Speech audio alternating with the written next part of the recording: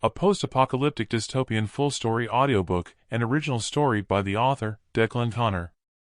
This is the first book of the Prepper's Son trilogy, but it can be listened to as a complete story with the title of Earth's Fury, Our Last Thanksgiving. Set at a time of severe seismic activity along the Cascadian Fault Line. Prologue. No mercy. The day before Thanksgiving. I'd often wondered why people committed suicide. After the morning I'd had at work, I was beginning to think I had the answer. Sitting at my desk in the cabin on my building site that backed onto the Balmona Creek on the outskirts of Santa Monica, frustration had brought me to the point of despair. Working my way through a list of my suppliers' overdue accounts, phoning them to plead for more supplies for the next house I needed to construct, I was ready to throw the demands in the trash can. Not having any luck, I had one last supplier left to try and dialed in their number. "Hi, Bell's Construction here. I'd like to place an order." "Just a moment." Drumming my fingers on the desk, it was like waiting for Christmas to arrive after they put me on hold. "Sorry, the computer says your account is on stop." He was telling me what I already knew.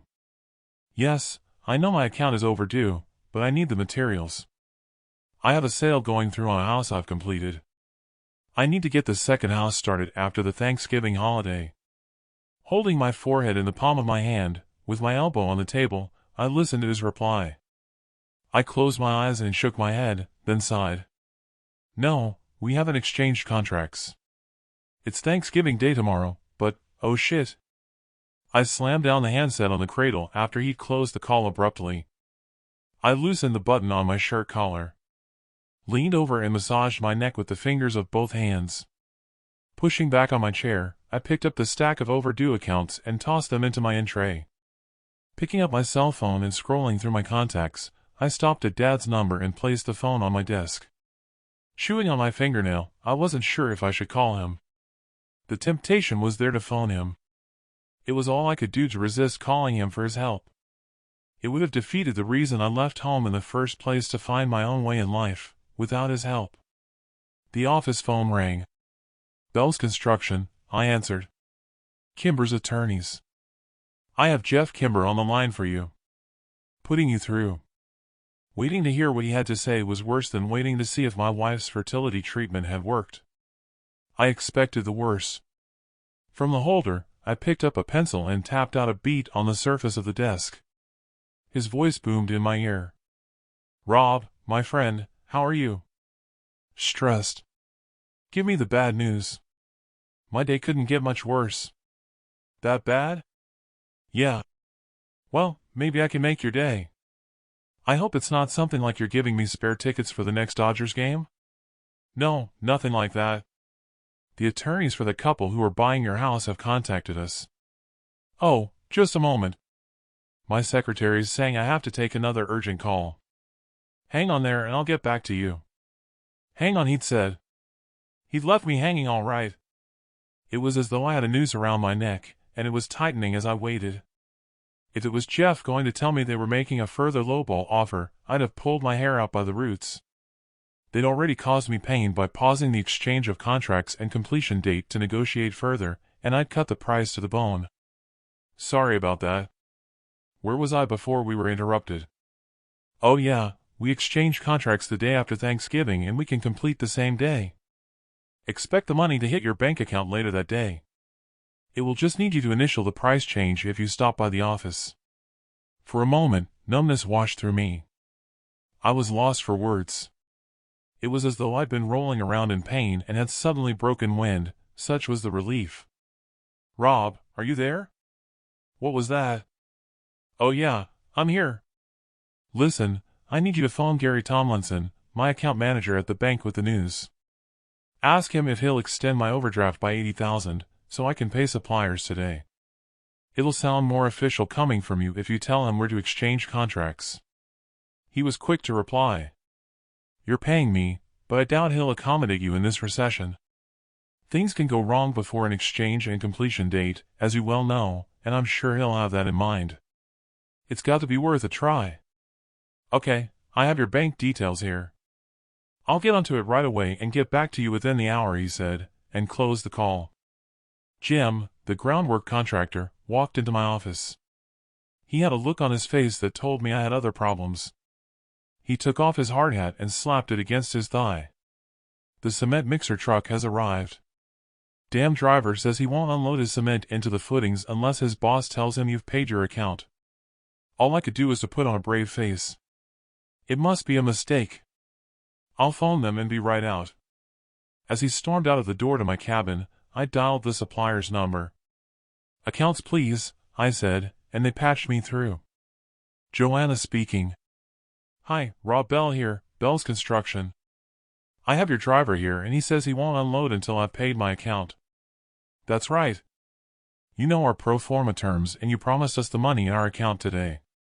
Yes, but that was before an exchange was put on hold for a house I've sold.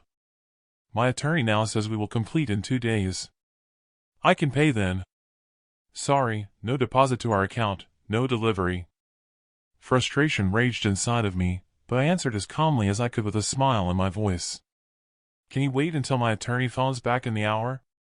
He's talking to my bank right now to clear funds and I could wire the money and have them send confirmation. He heard her sigh. I'll give you 10 minutes. We have other customers we can deliver to, and the cement can't lie idle forever. So that's it, you have 10 minutes. Okay, I said, and closed the call. Bastards. After pacing up and down in my cabin, continually glancing at the minute hand on the wall clock, every judder of the minute hand ratcheted up my stress levels. 1 minute to go and the phone rang. Darting over to my desk, I almost lost my footing. A slight tremor shook the cabin, and I knocked over my coffee mug, the contents spilling over blueprint plans. I snatched the handset to my ear, while picking up a cloth to soak up coffee. Rob, it's Jeff. Sorry. The bank won't play ball. You'll just have to wait for the money to hit your account. It's only for 2 days.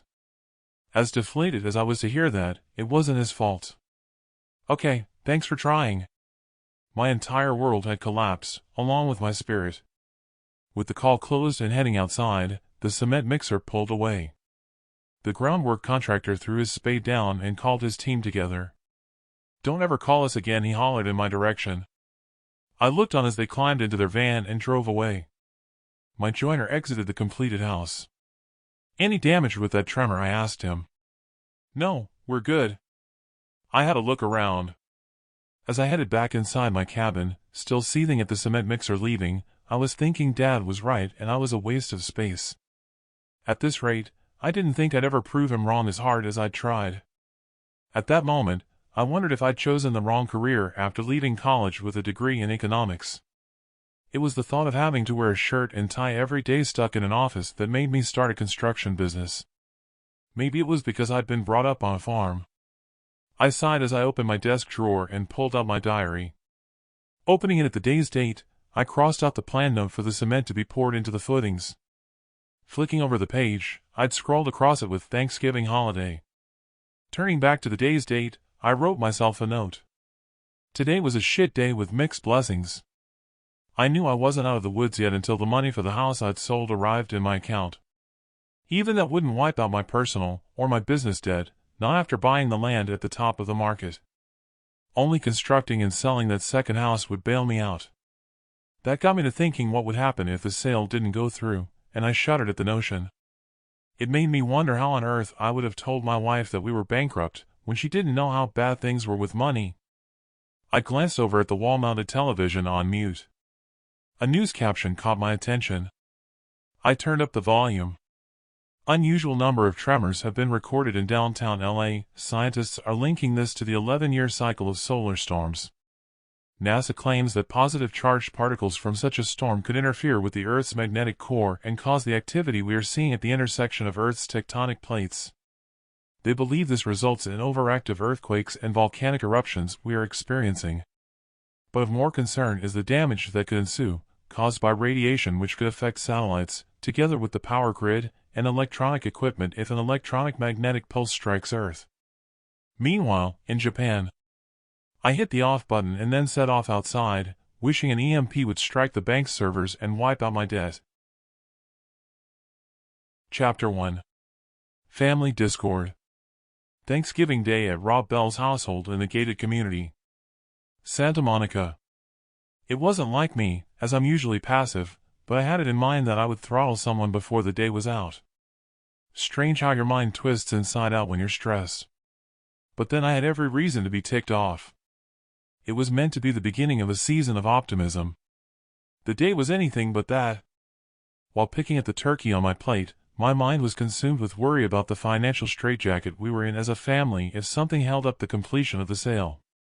Our gated community fees were overdue, and together with other mounting debts, an overworked thought process fried my brain. I glanced at the food machines around the dining table masquerading as family. Thanksgiving. There wasn't anything to be thankful for. At least, no one around the table seemed to be grateful for me supporting them all. I'd worked my butt off day in and day out on my construction site to pay for the spread they were stuffing in their crumb catchers. Saying that, it was the credit card company that had actually paid for everything.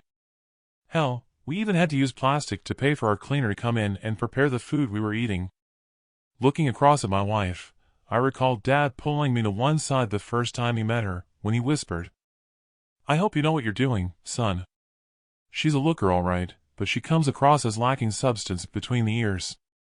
I was beginning to think he was right.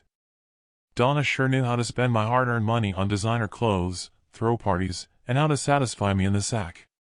That was about the sum of her side of the marriage bargain. Donna had inherited her culinary skills from her mom. She could scratch a sandwich together, use the microwave, and make coffee, but that was about the extent of her domesticity.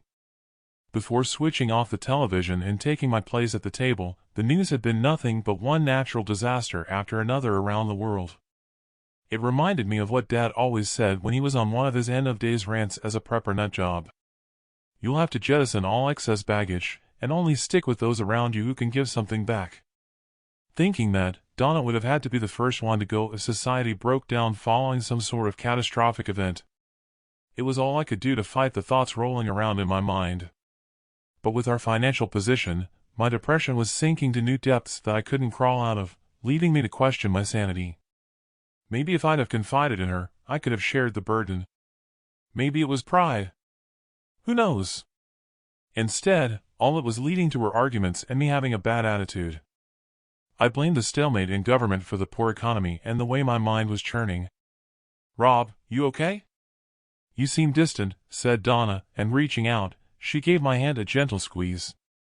"I'm fine," I said, raising a smile, though I wasn't okay.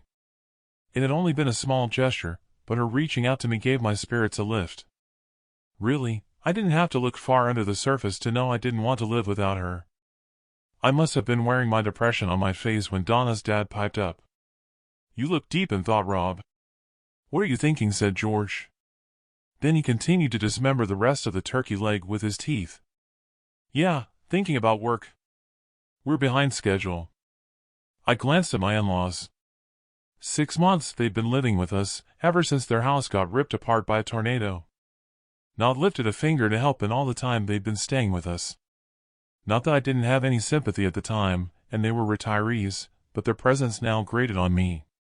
Even the cart full of toilet rolls we had to buy every other week annoyed me. They had sponging down to an art. They were soaking up the life's blood from me. A question boiled inside me when Joyce forked a roast potato into her mouth. "How's the insurance money coming along so you can have your home rebuilt?" I asked. Joyce choked on the roast potato, but not letting it escape, she managed to gulp it down, then took a sip of water.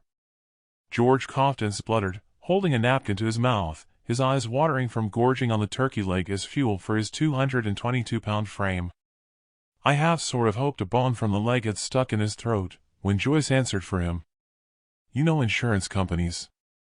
Dragging their heels in the loss adjusters department," said Joyce, forking another roast potato and then dumped it into her mouth, subject and lips closed, yet still having the appearance of a grin on her face. Donna poked my shoulder with her finger. "Talking about insurance claims, or more to the point, not claiming insurance," said Donna. "I could do with a new car since that idiot banged my fender and bumper. The garage hasn't made a good match with the paintwork. I told you we should have made a claim and taken it to the distributor for repairs." Stabbing at a pea on my plate, it took flight, landing somewhere in the room. I glared at Donna. "Idiot? Since when did they describe inanimate objects as idiots?" Last I heard, you were the idiot for not stopping and hitting that shopping cart. Well, some idiot left it there. That's right, said George. What? That the cart was the idiot, or Donna? Well, someone left it in the middle of the parking lot, and besides, you should have made a claim. Not much resale value in a mismatched paint job, said George, leaving me feeling outnumbered. Yeah, well, we don't have the budget for increased premiums or a new car. Money is tight. Donna laughed, then sent me a closed-lipped glare, wagging her fork at my face. Tight? It's you who's tight. Tighter than a duck's ass, she said. I don't know why you had to stop paying for fertility treatment. You could have found the money somehow. I had a good idea that subject would come out, and answered her. We're only 29, for Christ's sake. Plenty of time for having kids. Her saying that had been like a kick in the gut. She knew damn well there was a recession. I shook my head. Seems I was the only realist around the table. Calling me tight wouldn't alter the reality that we were financially screwed. I had to dig deep for a glib answer. Anyway, what's wrong with being tight? I'd rather land on the water and float than sink in a lake of debt with my ass wide open. The costs of starting a family doesn't just end after term. We need to start being frugal, that's all. My cards are maxed out until I can close a contract on one of the houses I have for sale. It would help if you were working. It's been 12 months since you closed the beauty salon. What's in the pipeline? Relief washed over me at having broached the subject of the financial position. Donna shrugged her shoulders. Oh, for God's sake, I saved you $400 on this cheap dress I'm wearing. It was my turn to choke on my food. I knew better than to have asked how her non-existent job applications were coming along. Now she was changing the subject. But the damn dress cost me $400. Yeah, but I got it in a sale. It should have been double that price. I rolled my eyes. Her logic defied a reply. That's my daughter. Frugal should have been her middle name. You tell him, Honeykins. I didn't bring you up to be anything other than careful spending money, said her mom. I stared at Joyce. She should have said, careful to spend other people's money. My hard-earned money, I thought. And then, maybe she could have added a hyphenated surname of freeloader into the mix, so I'd have known what I was up against when we first met. Can't say I could recall ever having split a restaurant bill. I should have read the clues if I hadn't been so smitten, never mind my best friend Tom trying to put me straight. I put his warnings down to his jealousy of her taking up my time that we could have continued to spend hell raising at sorority parties in college. Tom had found it hard to socialize without me as his wingman, especially considering his sheltered upbringing with ultra-religious parents over in Utah. Maybe that was why we were kindred spirits after my experience of Dad controlling my every move. I had to wonder if his lack of social skills was why he was still single. Sighing, I pushed my plate away. I stood, then moved away from the table. I need to go to work. Hope you all don't mind. Money doesn't grow on trees. I have a house to finish snagging ready for tomorrow. We don't mind, do we, Mom? No, if things are that bad with money, no problem at all. We'll miss your company, but needs must. Joyce was lying when she said they'd miss me. She delivered what she'd said with her prissy falsetto voice, followed by a smirk. She probably realized that my going meant it was more apple buttermilk pie and custard for them. George was too busy munching on a slice of pumpkin cheesecake to notice me leaving.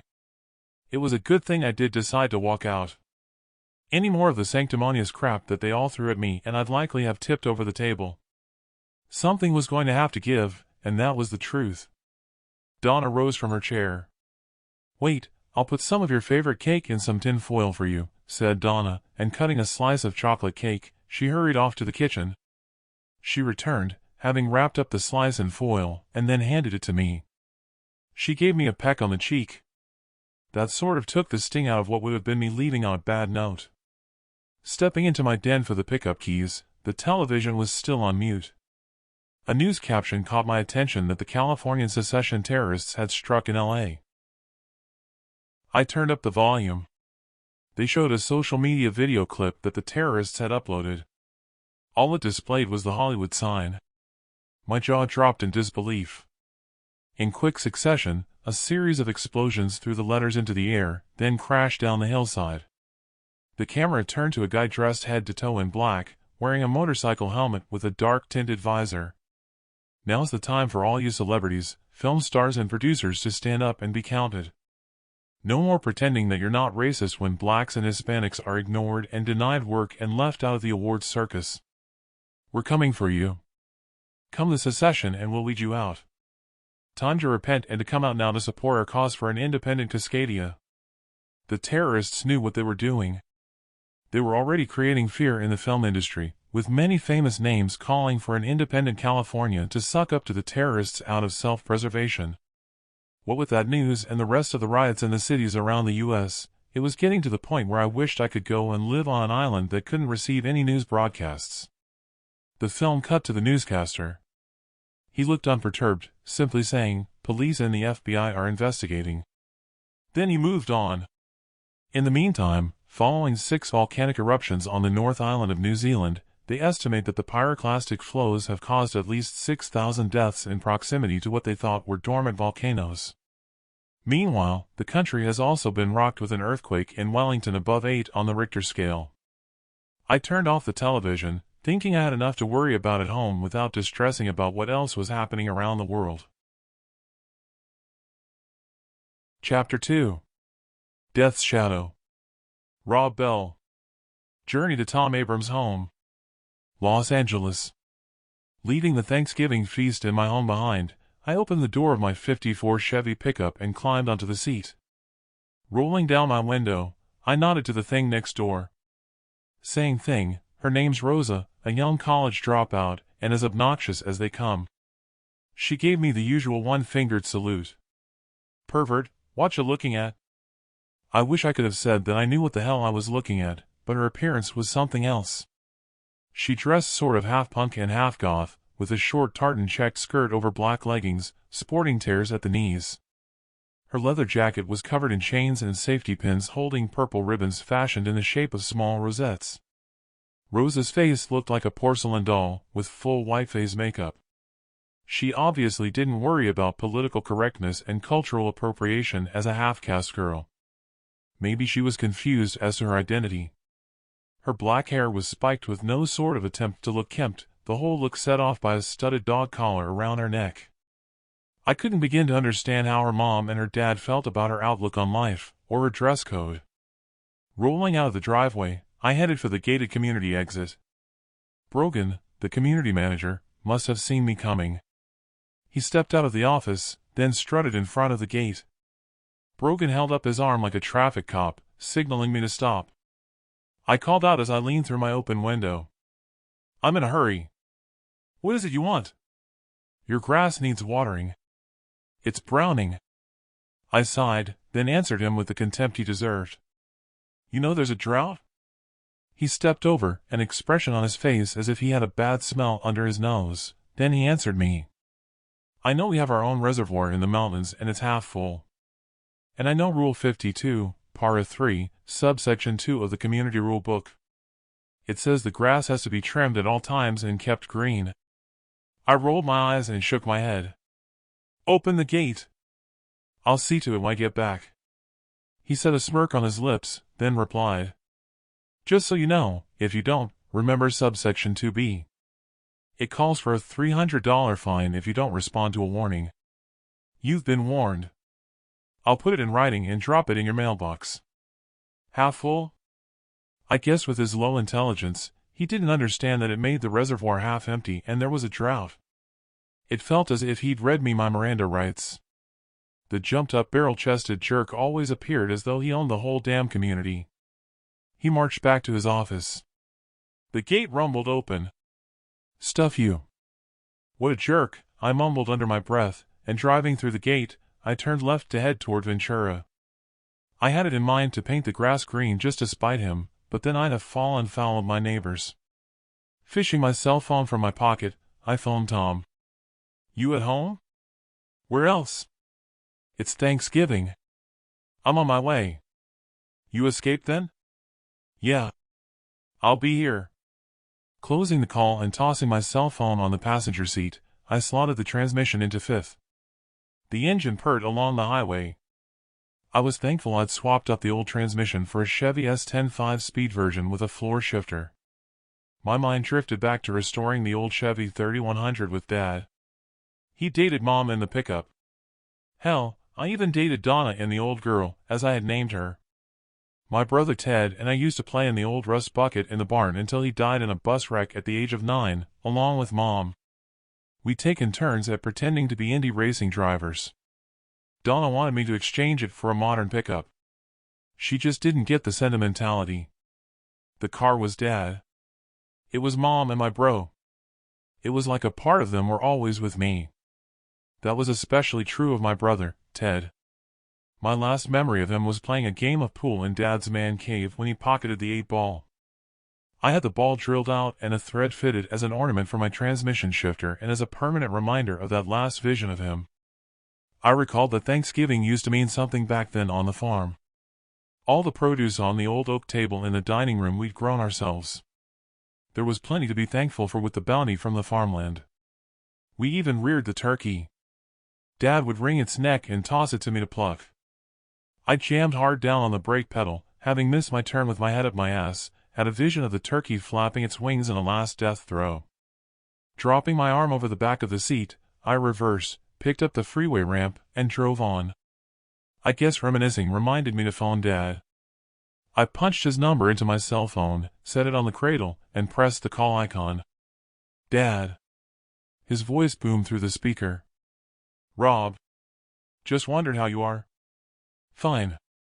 Listen, sorry I couldn't be with you for Thanksgiving. Are you sure you're okay? Since when did you last visit for Thanksgiving? Never as I recall. Anyway, that doesn't matter. Apart from the cancer, I'm good. What? Cancer.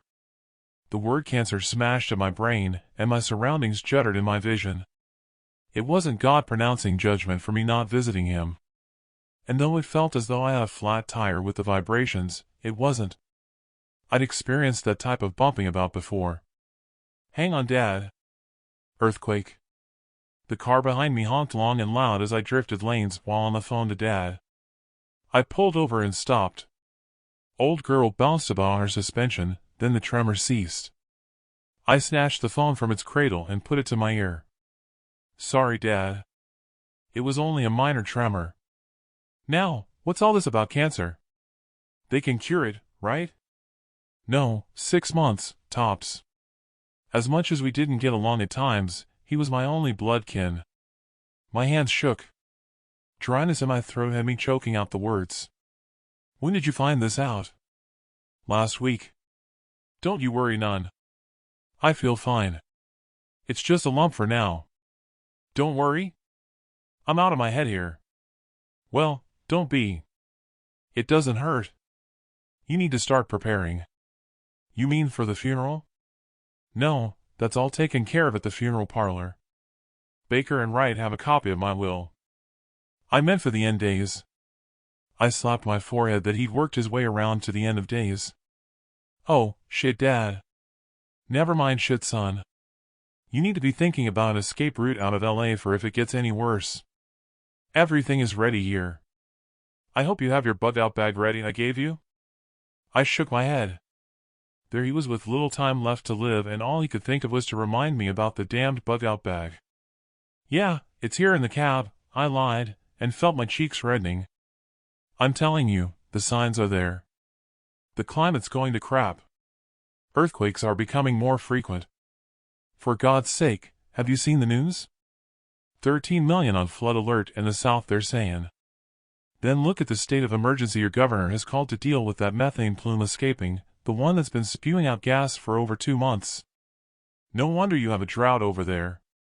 Methane is 10 times more damaging than CO2 as a greenhouse gas.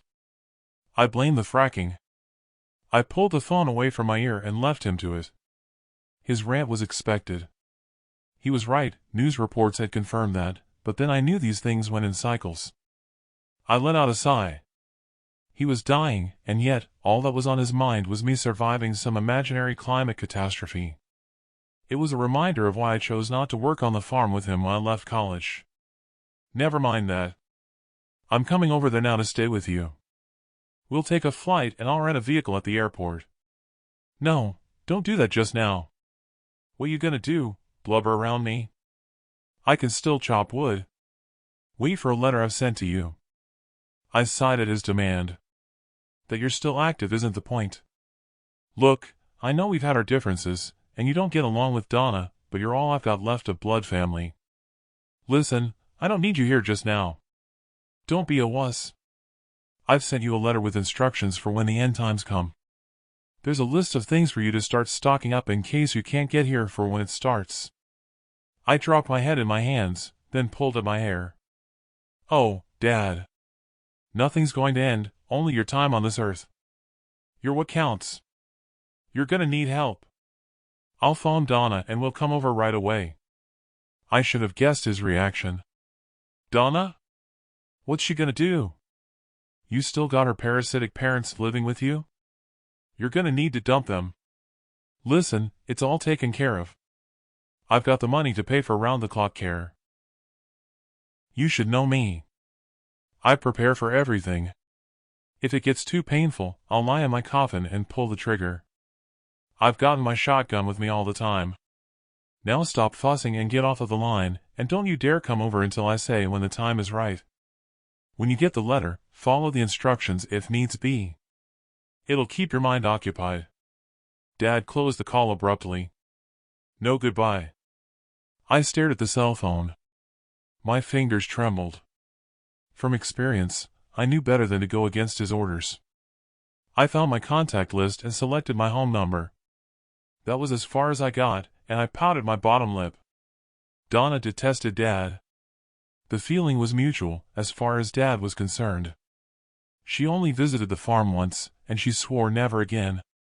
Joyce and George would want to visit, if only to make sure he signed over his estate to me. Stingy miser, they called him. Sure, there were times when I had needed help, but I knew better than to ask unless it was offered. His royalties from his oil wells would have made him mega rich if he hadn't plowed it all into converting the old lithium mine on his land into a bunker. There was that, but then I wanted to make my own way in life, just as he'd done.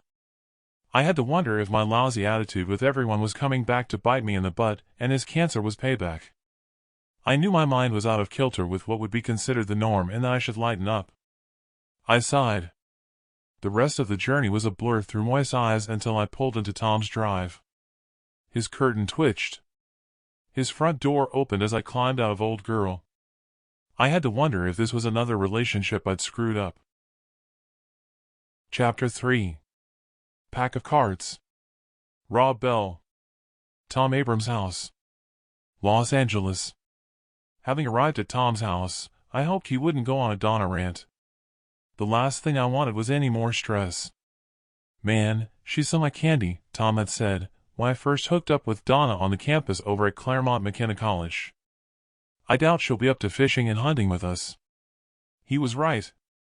With the Angeles Northern Forest close by to the north and perfect for hunting, it had made it my ideal choice to study there. First thing she did was to curtail the hunting and fishing jaunts. Then, with a flash of her eyelids and cleavage, she convinced me to give up to going to parties with him. How could my dick say no? I was younger then and smitten. Some would say I was naive and shallow, to the point of being geeky and raging with testosterone. The red mist of lust, maybe mistaken for love at the time, sure was a strange beast. Especially as I had to meet up with Tom as if I were some amateur spy on a damned mission. You took your time, said Tom. Yeah, I got delayed, I said, and followed him into his living area. Saying living area, his entire house was one big man cave. On the far wall hung a Pegasus oil sign. In the far corner, a neon Budweiser sign straddled the facade over his bar. The rest of the walls were littered with old oil company signs, most of them rusting and peppered with bullet holes. His stars and stripes took pride of place, pinned to the wall over his fireplace. Want a beer? Said Tom, standing over at the bar. Nah, I'm driving. I'll have a soda. You look like you've had your face slapped, he said. Yeah, I've had some bad news. Just heard Dad has cancer. They've given him 6 months. Tom grimaced. Oh, man, I'm sorry, he said, and passed me a soda can. Slumping into an armchair, I pulled the ring and took a sip. He's not feeling sorry. Business as usual for him. He seems sorrier that he won't be around for the end days, as he calls them. Tom huffed, setting a curled-lipped smile. So, he's still riding that end days horse. Yeah. Hey, that sounds like your old man. What'll you do with the farm? Sell it, I suppose. Not had time to think. Besides, as much as we don't get along, he ain't dead yet and I don't wish it on him. I'd keep it if I were you. Your dad has a point about the end days. Have you seen the news today? Yeah, early this morning, and I caught snippets just before I left to come here. Why? Man, there's shit going down everywhere. All European flights have had to be cancelled. There's a volcano spewing its guts in Iceland. Same in Mexico with a volcano down there. They've closed Puebla Airport. I rolled my eyes, then chugged at the soda. There's always something. Shit happens. It'll all pass, just like the pandemic did. Tom showed me his palms, then shrugged his shoulders. Have it your way, Mr. Know Every Darn Fucking Thing. Ignore the quakes around here these past couple of weeks, why don't you? I rolled my eyes. He sounded like Dad. Come on, what's new about that? We're on the San Andreas Fault, for Christ's sake. Tom reached out to the coffee table and passed me his laptop. Yeah, wise boy. Look at this, he said, and smirked. He was logged onto an earthquake tracking site on the Californian page. I glanced over the screen and ran my finger down the data. Earthquakes in California, United States. 62 today. 111 this past 7 days. 637 this past month. 6,082 this year. When did you start checking this out? I asked him. Today, after I saw a news report with some scientists saying the world's tectonic plates were overactive. NASA says they're predicting a 99% chance of a big one around here and over 5 on the scale. I shook my head, wishing we could change the subject. Scientists. What do they know with certainty? They're always way off base. Anyway, how do you know those figures aren't normal? Most of these aren't above magnitude 2 on the scale. They're just minor tremors. Tom scoffed over at me. Seems a lot to me. Anyway, what about the drought we're having? You can't call that normal. I'm telling you, man, the climate's changing for the worse. I shook my head at his negativity. Whatever, I've got more to worry about than the climate if the sale of the house I've built doesn't go through tomorrow. That bad? It's been that way all year. I could lose everything. Hopefully, the money will hit my account in the next few days, then I can breathe easy for a little while longer. Honestly, the suspense is painful, like waiting for bad wind to pass. Tom took a swig from his kin, then stroked his chin. I don't like saying this, but why put yourself through all the turmoil? 6 months and you could be running the farm and wallowing in your dad's oil royalties. If he didn't like saying it, he shouldn't have said so. I wasn't happy at his mercenary stance. What, with oil at $35 a barrel? He's had to put most of the pumps in mothballs, just like he did in the pandemic. Anyway, I doubt Donna would want to live at the farm over in Colorado. Tom rolled his eyes and leaned forward. Dump her then and find a cowgirl. All you say she does is to sit on her ass all day filing her nails or taking selfies to post on social media. What use is that? The venom in his words and tone of voice twisted me inside out. Whoa there, hold your damned horses. I might say that I'm not having a bad day, but we're fine as we are. Besides, if I fix the farm up, she might want to live there. Tom shook his head. You think? When was the last time she did a day's work? I'd been wondering when he'd get around to a full-on Donna rant. Stop right there, amigo.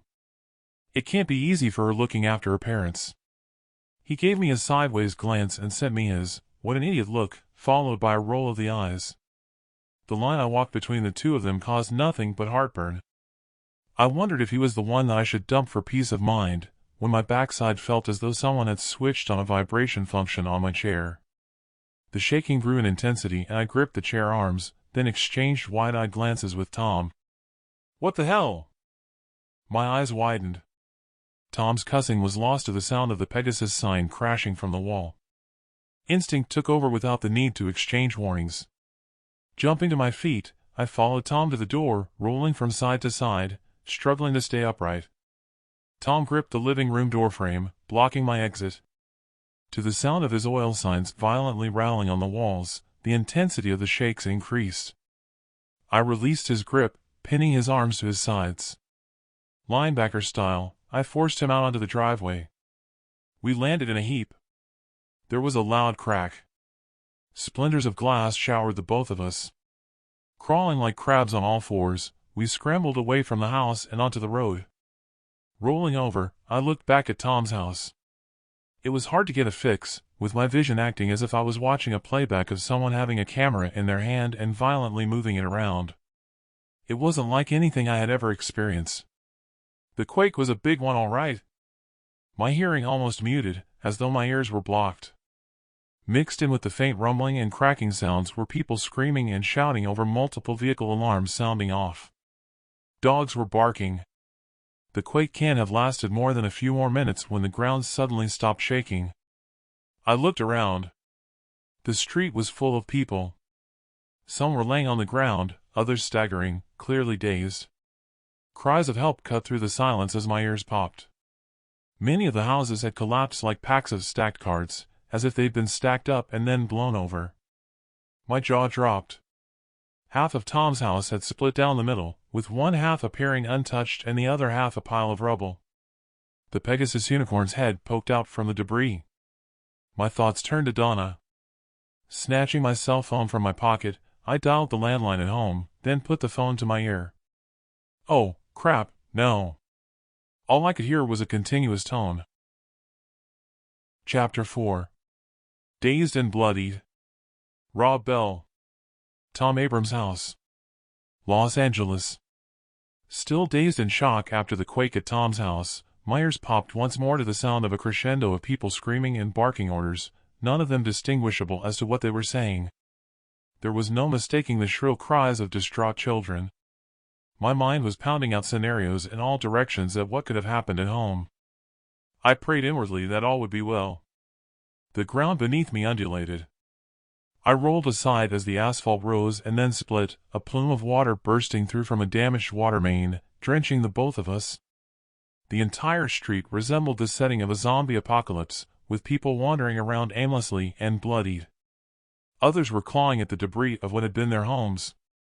One of those vacant, "How can this have happened to me?" stupors washed over Tom's face. Tom clambered to his feet, then staggered over to what was left of his home, and then he disappeared around the pile of rubble. I noticed the back of my hands and arms were peppered with shards of glass, blood dripping from my fingers. I picked up the largest shards and struggled to my feet. I froze to the spot with my legs leaden from the shock. Someone gripped my shoulder.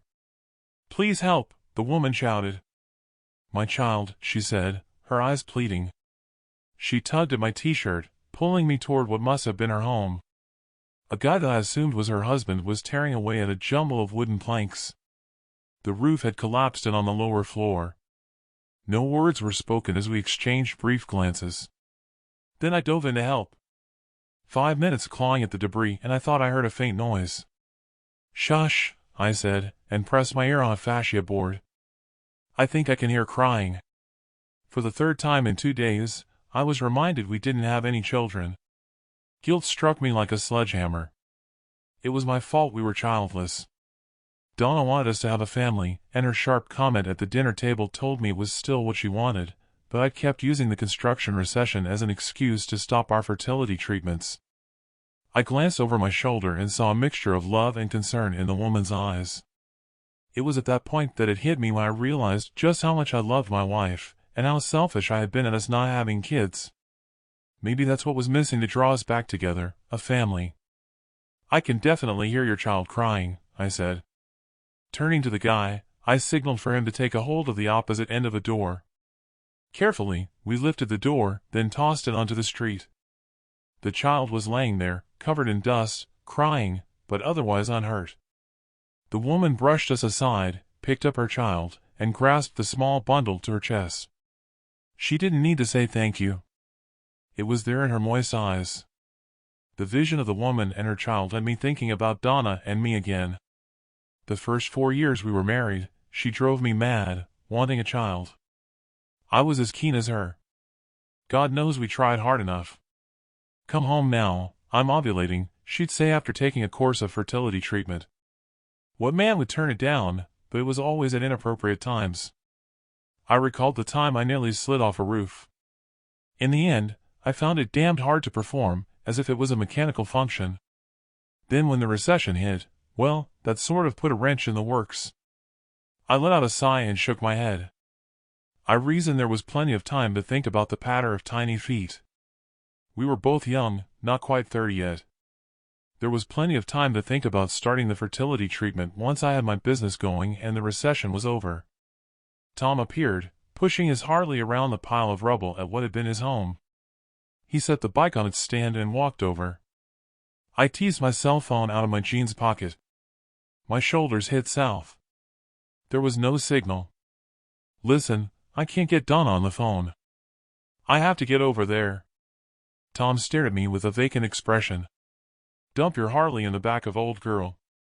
You can stay at mine." "What?" I took a hold of his shoulders and repeated my words. He glanced either way up and down his street. "Look, I understand. You go.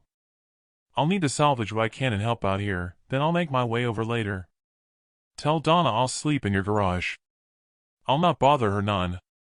Leave me to worry about Donna." I felt crap at not knowing how she would react, though I imagined I'd have to put my foot down. He was the nearest thing I had to a living brother. I hadn't hesitated to take in her parents. I reckoned I'd at least have them on my side. I climbed onto my seat, then drove down the street at a crawl, zigzagging past the poor souls who had lost their homes. I tried to blot out that some of them could have lost more than material things. A sudden loud explosion jolted me, and I instinctively ducked. The shock wave had my ears popping. Dust and flames bellowed into the sky to the side of me as a house disintegrated. A pole at the exit leaned to one side, the transformer spitting flames. Debris landed on the roof and hood of old girl. I pressed down hard on the pedal to get the hell away from there, assuming a fractured gas pipe must be responsible. The surrounding visions were soul-destroying. All the roads on the way to the freeway were framed with damaged properties. My shoulders sagged at the sight of traffic backed up to the freeway ramp, and I had to join the line.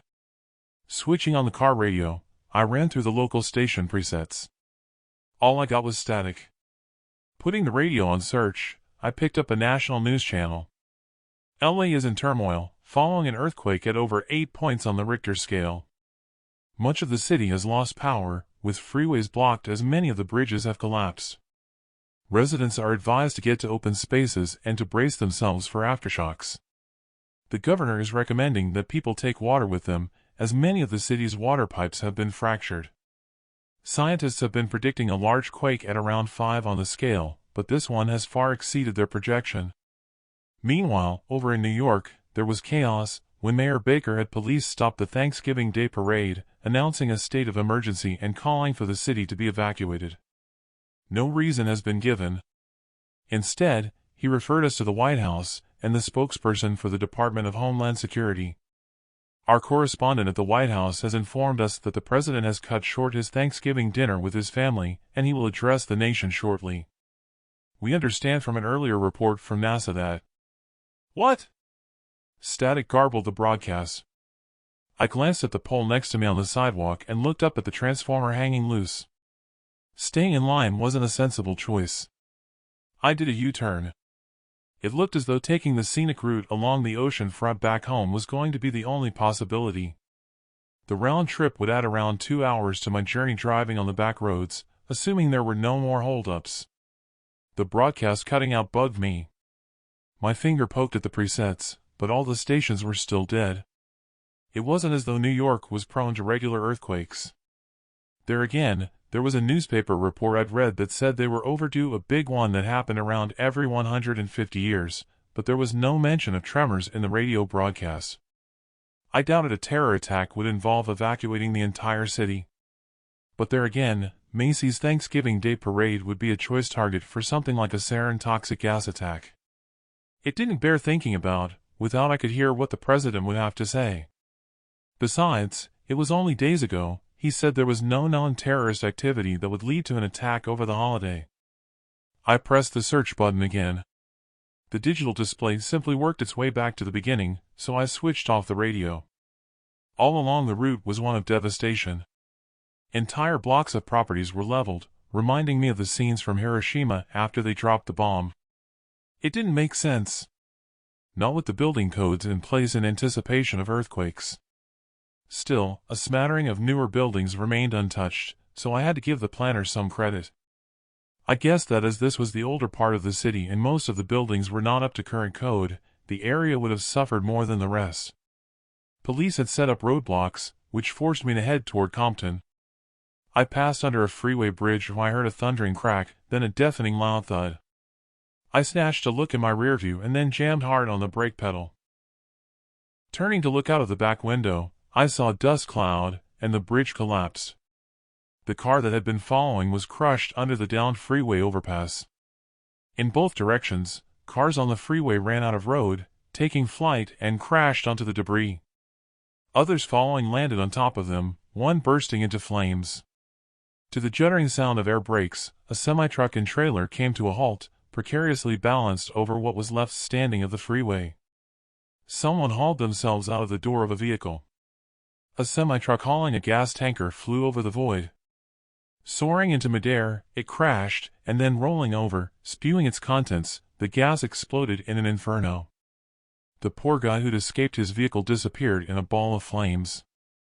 I held my head in my hands, not knowing how to react. Looking ahead in the distance, I could see a roadblock. Engaging the transmission and stepping on the gas, I sped toward the roadblock. A patrol officer waved me down, but I was stopping anyway. I rolled down my window to speak with him. The bridge back there on the overpass is down. Vehicles are on fire. It'll need emergency services, I said. Calm down, sir. I saw it happen. Already called it into dispatch. I'd turn around if I were you. Take a left and you'll avoid the bridge that's down. Why turn around? I need to get home? Riots and looting. We've had to pull out and leave them to it in Compton and move on to where we can help. Shortage of manpower. It doesn't help with it being Thanksgiving. That bad? Where's the epicenter? Huh. You mean epicenters.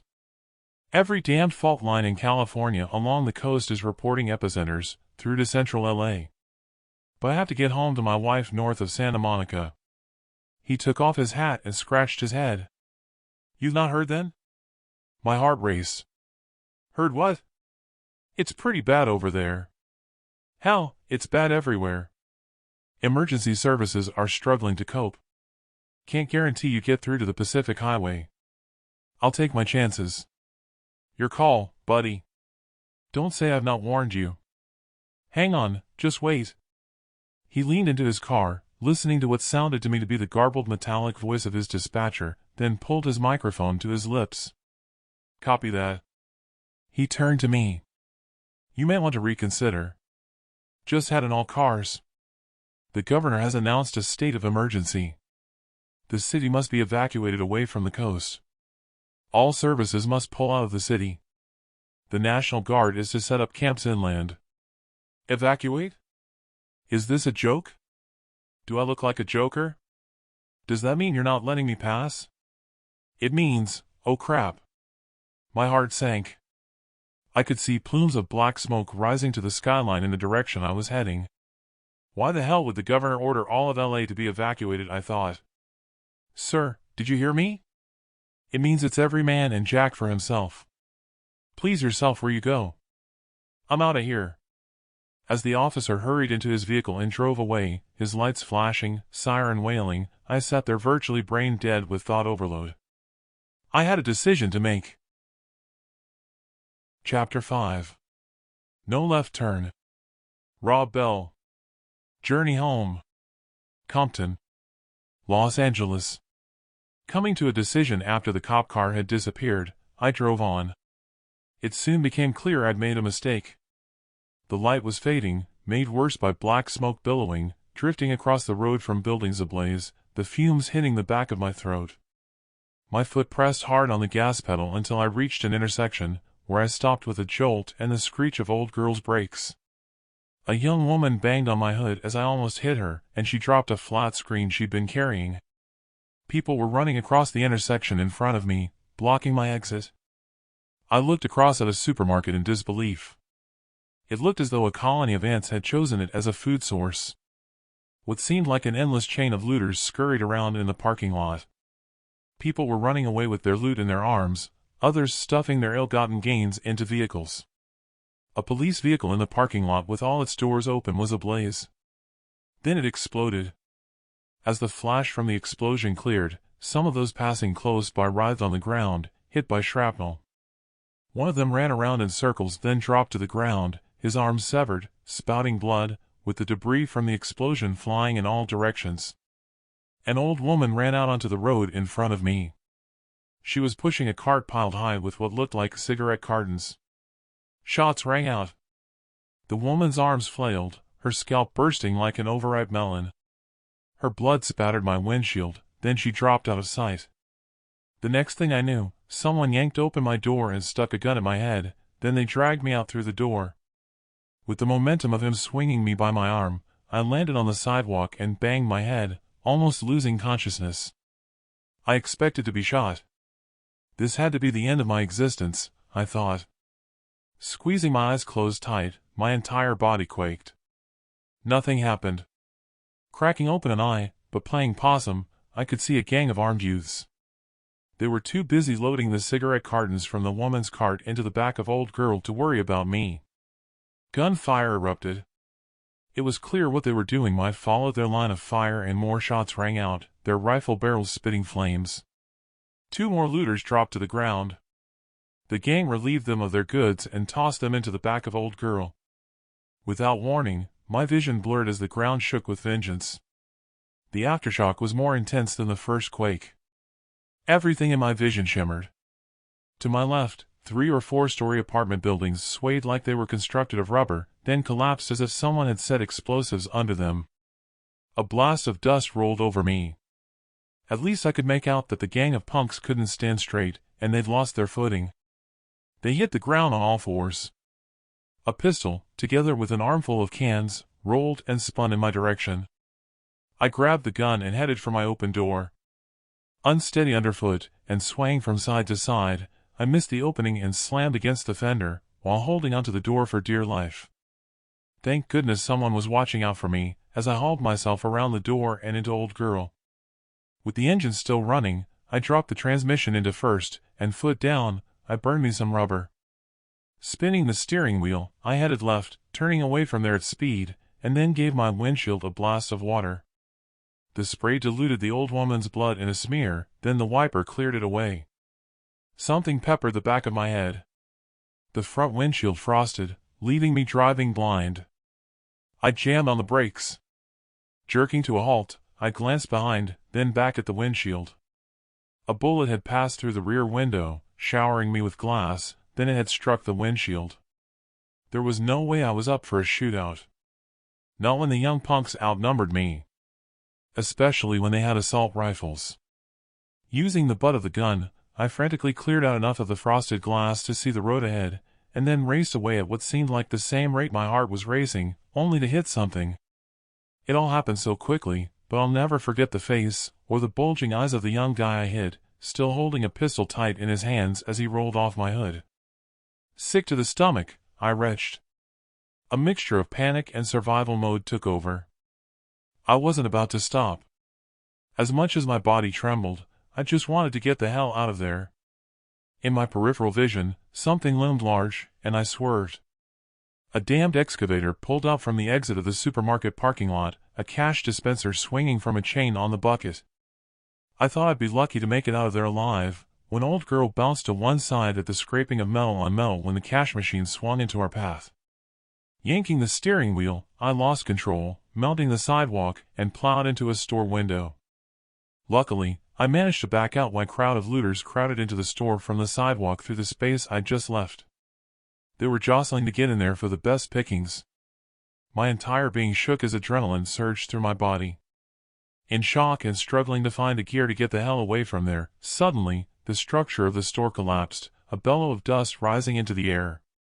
Not one of the looters had made it out. Finally, locating first, Old Girl chugged and bucked away from there until whatever was causing the motor to misfire cleared and then purred onward. This quake hadn't only lasted a few minutes, with my suspension indicating it was still rumbling, when I approached some large office blocks. I stopped, feeling uneasy at passing them as I could see them swaying. The first office tower block rolled over to one side, crashing into the adjacent office building, and set off a domino effect of demolished buildings along the block. I turned right in a detour to take me home. A sense of calmness washed over me as I hit the Pacific Highway. My mind, still in shock, had blotted out the journey to where I found myself, as if I had driven on autopilot. The devastation, with burning buildings all around, had now faded. I was all out of emotion. All that was on my mind was getting home to Donna. I had to stop and knock out the rest of the smashed glass from the windshield as it had started to break up, then I continued driving. The street lights were out, with the car's headlight beams zoning in on the way ahead. I picked up the sign for the LA International Airport. It put a smile on my face that I was nearing home. The steering suddenly felt heavy, then I heard rumbling. I slapped the steering wheel, pulled over, and stopped. That was the last thing I needed, a flat tire. Opening the door, then hauling myself out of the seat, I walked around Old Girl to get my circulation going. It felt strange that I couldn't see anything further than the length of the car's beams. Usually, you could see flashing plane lights in the sky, but I couldn't even get a fix on the airport. It must have had a power outage. There was a big gouge down the side of Old Girl where the cash machine had scraped along the side. The front bumper was missing, probably left behind in the store I'd crashed into. I felt like crying after all the work I'd put into the restoration. There again, it was nothing when compared to the lives that were lost in the quakes. It didn't take long to change the tire. I rummaged in the back of Old Girl to see what goodies they had robbed. That was when I noticed how lucky I had been. The tailgate looked like a Swiss cheese, splattered with bullet holes. Apart from cigarettes and lighters, there were boxes of diapers, tampons, a roll of garden water hose, and other useless things. There was nothing there that was worth a looter's life. Slipping my cell phone from my pocket, I huffed when I noticed that the battery had died. I'd not smoked for 10 years, but frustrated at not being able to phone home, the urge came over me to light up a cigarette. I took a pack from a carton, together with a lighter from a blister pack, then I settled down yoga style at the side of the road with my legs crossed. It troubled me I'd not seen much in the way of traffic. What little I had seen all seemed to be going inland. But then what the cop said explained that to some extent. 2 puffs in, and I choked, then flicked the butt into the road. I wondered if maybe Dad had been right, and these were the end of days. If they were, it was more fool me for not stocking up on provisions. My first thoughts had been to offload the contraband, but a second thought struck me. If the quakes had the effect of putting strains on the supply chain, maybe I could use the goods to barter for food. Car headlights traveling in the opposite direction caught my attention. If they were traveling from Santa Monica, I realized that they could have news. I stood in my car's headlight beams and waved. The car slowed, but it stopped at a respectful distance. "You broke down, buddy," a guy hollered. "No, just changed a tire." "I was wondering if you had news about the situation in Santa Monica?" "I wouldn't go there if I were you." "I tried, but the 2 bridges over the Ballona Creek are down, and the traffic is backed up at Bel Air." The guy wasn't waiting to get into a lengthy conversation. He didn't give me time to tell him to avoid Compton. I waved toward his car to flag him down as he sped past me, but he ignored me. What he had said explained why I had seen no traffic for a while. I felt sick to the stomach. My construction site backed onto the Ballona Creek. All I could do was to hope the house I'd finished wasn't damaged. Then it struck me. How would I get over the creek to get home? The gas gauge was just above the red line. There wasn't enough gas in the tank left to go looking for a bridge further along the creek for me to cross over and to get home. The future looked more uncertain with every passing second as I climbed back into Old Girl and continued my journey into an unknown future. I switched on the radio again and selected the national channel, hoping that eventually the signal would return. It was as if I was driving to a wake. For all I knew, Donna and the in-laws could be dead. Chapter 6. The Penitentiary, L.A. Diego Martinez. Isolation Wing. Penitentiary. Los Angeles. In the isolation wing at the penitentiary, Diego Martinez cursed at the thought that he had to pay one of the guards to continue running his cartel's business on the outside, and now he was getting greedy. $1 million greedy. Granger had planted coke in his cell to have him banged up in solitary to disrupt his business, then offered him a take-it-or-else proposition after escalating payments. He had no choice. It was either decide to pay Granger or lose control of the cartel he had built up since his dishonorable discharge from special forces south of the border. Without warning, his vision blurred for the second time that day, and his body shook. Even worse, the gravy from his Thanksgiving dinner on his foil plate had spilled and now soaked through the cracks in the tiles as food for the cockroaches. He stuffed a sliver of turkey breast that he had saved until last into his mouth, then rose unsteadily from his cot. He joined in the crescendo of fists and flat hands banging on the doors by kicking at the door.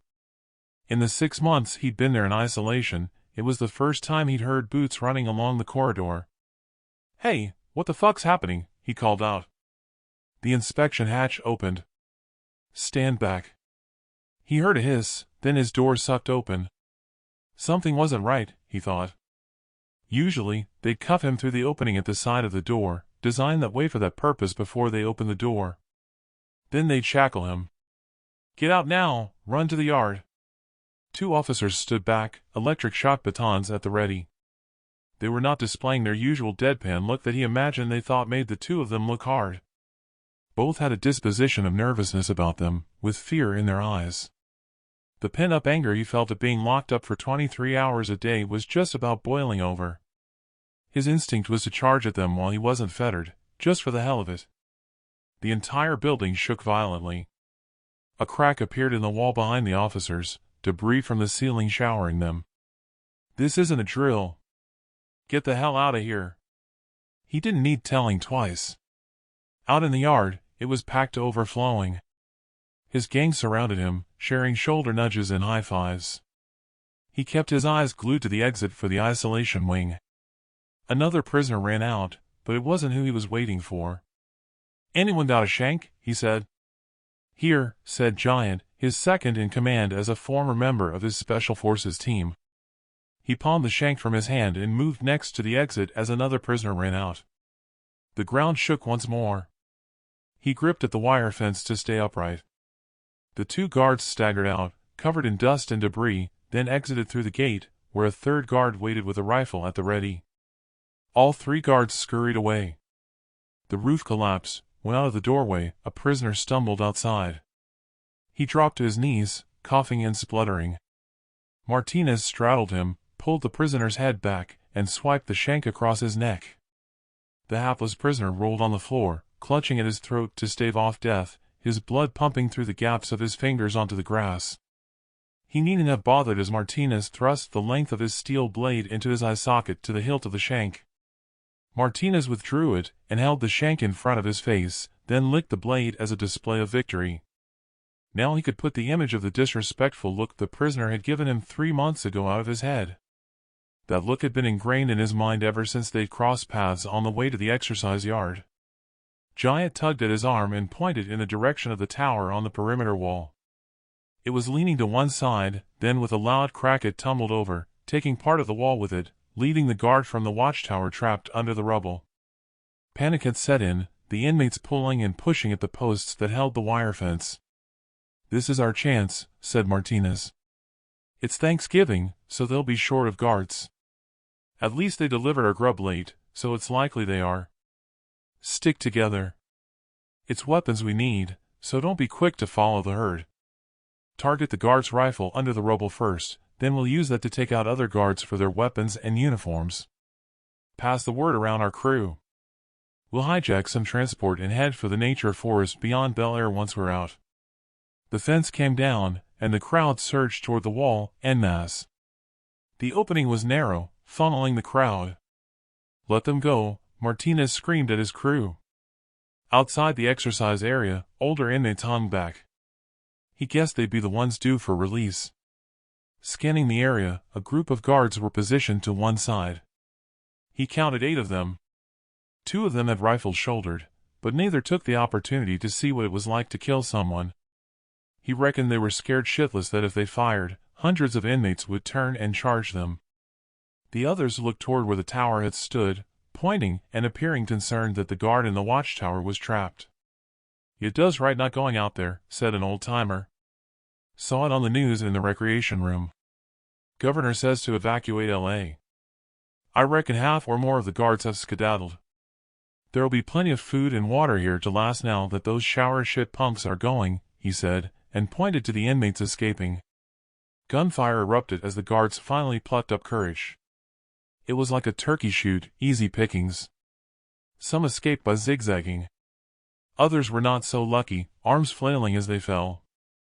The smart ones picked up bodies and carried them on their backs as cover. Martinez grabbed the old guy by the shoulders and threw him to the ground.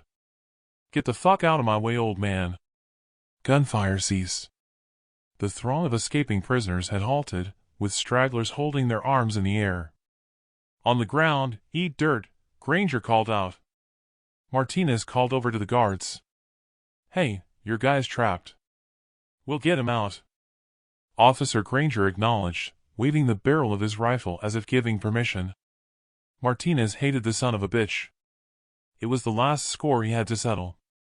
He walked with his close circle of the leaders of his crew to the down tower. Martinez watched them as they scratched at the rubble. Glancing along the wall either way, he could see that the other towers in his sight were abandoned. "Surround me so they can't see," he said. The guard was dead, his head mashed like a ripe fruit spewing out its flesh. The guards were more concerned about covering the inmates at the wall. He bent down, picked up his rifle, then made sure it was on auto and with a full magazine. "You two, pick up his body and take it over to the guards while the others stand in front of me. Set him down in front of them and then get back here." They did as he ordered. Martinez signaled to Giant and the rest of his crew to follow him to one side, away from the wall. His men set the body down and backed away. The guards rushed forward, taking their eyes off him and his crew to check the body. Martinez marched forward, spraying them with bullets, dropping them like flies. He didn't have to tell his gang to collect their weapons. They were on them like a flash and stripped them of their uniforms. The last dregs of the inmates scrambled to their feet and exited through the gap. Martinez strutted over to Granger, who was bleeding out, and he turned him over to see his face. "Your $1 million isn't going to do much good now, is it? Fucking scumbag." He grabbed his jaw and thrust the barrel inside his mouth. Granger's eyes widened. His fear was evident. Martinez pulled the trigger to an explosion of sound, and the round ripping through the soft tissue in his skull. Martinez tilted his head to one side, his vision dwelling on Granger's death mask. Pouting his bottom lip, he inspected his handiwork as part of Granger's brain spewed out of a gaping hole in his scalp. "We going now?" asked Giant. "No, let's do this right and take the armory." "Pass the word around," said Martinez, as he stepped away from Granger's corpse. He held up a bunch of keys he'd taken from Granger's belt. "This block is separate from the main body of inmates. We should get a clear run at it while the guards are busy in the other blocks." With the building evacuated, they didn't meet any resistance once inside. Stocked up with weapons, tear gas canisters, and ammunition, the gang headed back outside. The 80 or so of them strolled out in line through the break in the perimeter wall, with the ones changed into uniforms acting as if they were the escort. "What now, boss?" said Giant. "You deaf? I said we need to hijack a bunch of vehicles and head for the hills north of L.A. Once we have our bearings, we can head to Mexico. We'll shoot the drivers and passengers and take their clothes. Preferably after we've stripped them this time," he said, and poked his finger through the hole at the chest of Granger's tunic that he was now wearing. A satisfied grin developed as they headed through the gap in the wall. Giant had given him a quizzical look when he'd said they'd head for the mountains north of Santa Monica, but Martinez knew that he'd known better than to ask why. They all knew better than to question him. Now he could seek out the prosecutor who had led the team for his prosecution. He knew his location. Martinez had him traced to living at the summit, close to the nature park in the hills. The prosecutor had moved to there from New Mexico, where he was holed up in an attempt to keep out of his assassin's scope sights. He wanted that pleasure for himself. Martinez couldn't wait to exact revenge. Chapter 7. Blackout. Rob Bell. Journey home. Pacific Coast Highway. Los Angeles. Driving along the coast highway in Old Girl, the static coming from the speakers annoyed me. Selecting the AM band, I pressed search.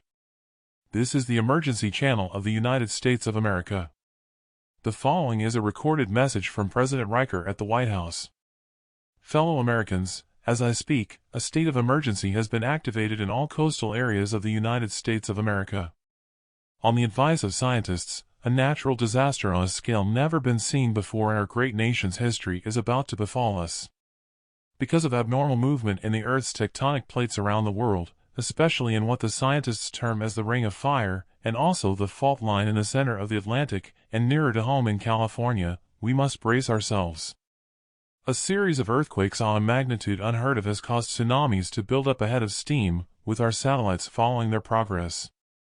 These tsunamis will be nothing like you may have seen on TV in the past. Scientists are predicting they will rise to around 1,000 feet when they arrive on our shoreline from the direction of both the Atlantic and the Pacific Ocean. The first tsunami is expected to arrive at our shores along the Pacific coastline around 2200 hours, Pacific Coast Time. A second tsunami is expected to arrive along the Atlantic coast at 2300 hours, Eastern Time. It won't be just the tsunamis that will cause devastation, but the pulses of waves following on behind that will power the tsunamis onward further inland. Please listen into radio broadcasts in your vehicles in the event of power failure and adhere strictly to the advice given. I can't stress enough the seriousness of what we are about to experience, so I implore you, if you live on the coast or in the vicinity of Yellowstone, leave at once. Those inland should be prepared for tremors and damage to buildings, as the earthquakes will have a ripple effect that will travel hundreds of miles inland. Unfortunately, California has already experienced devastating earthquakes and has now been declared a disaster zone along the San Andreas Fault. I can assure you we will survive this together. Steps have been taken to ensure continuity of all branches of government and pre-planned contingency efforts will be activated, with all the agencies providing camps, hospitals, and supplies of food. We will all be in this together, and I will be praying to God to protect us all. God bless America. Thank you. It was hard to believe, as though I was listening to some joke radio broadcast like Orson Welles' War of the Worlds, if I hadn't recognized the distinct voice of President Riker. The tsunami warning explained why the mayor had stopped the parade in New York and announced an evacuation. No wonder the coast road was empty and the airport was in darkness. My thoughts turned to Dad. I imagined he'd be in his bunker toasting the end days with water purified through his homemade filtration system, then dancing a jig, his cancer the last thing on his mind.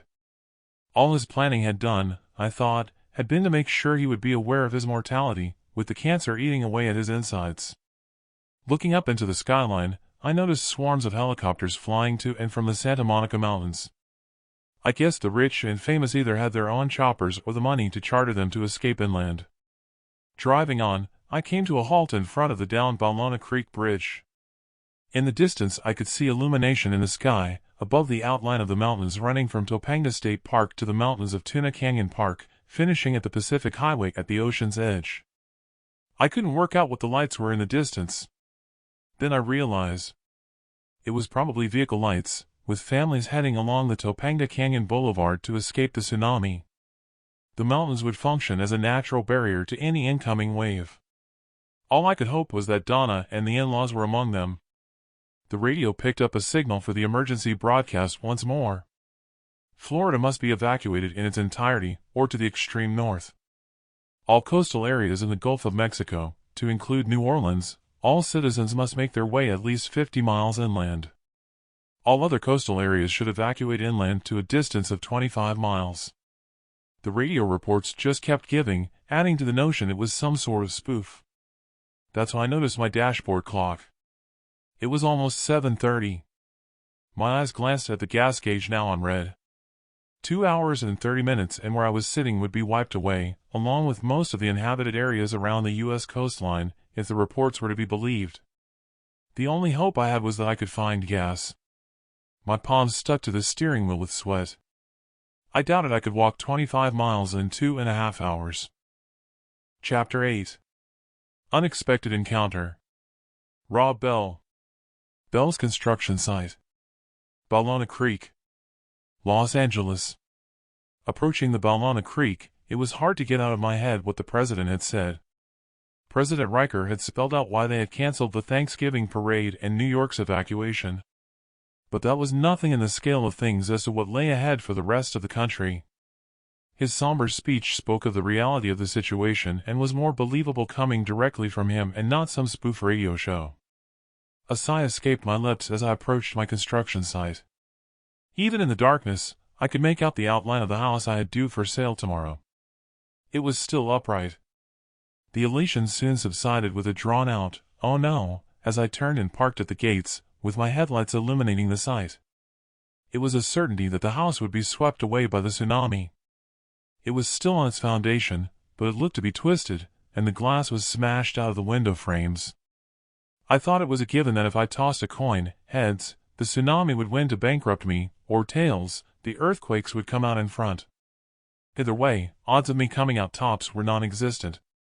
Shoulders drooping, the thought my life would soon be over, leaving me in financial ruin, drenched me in despair.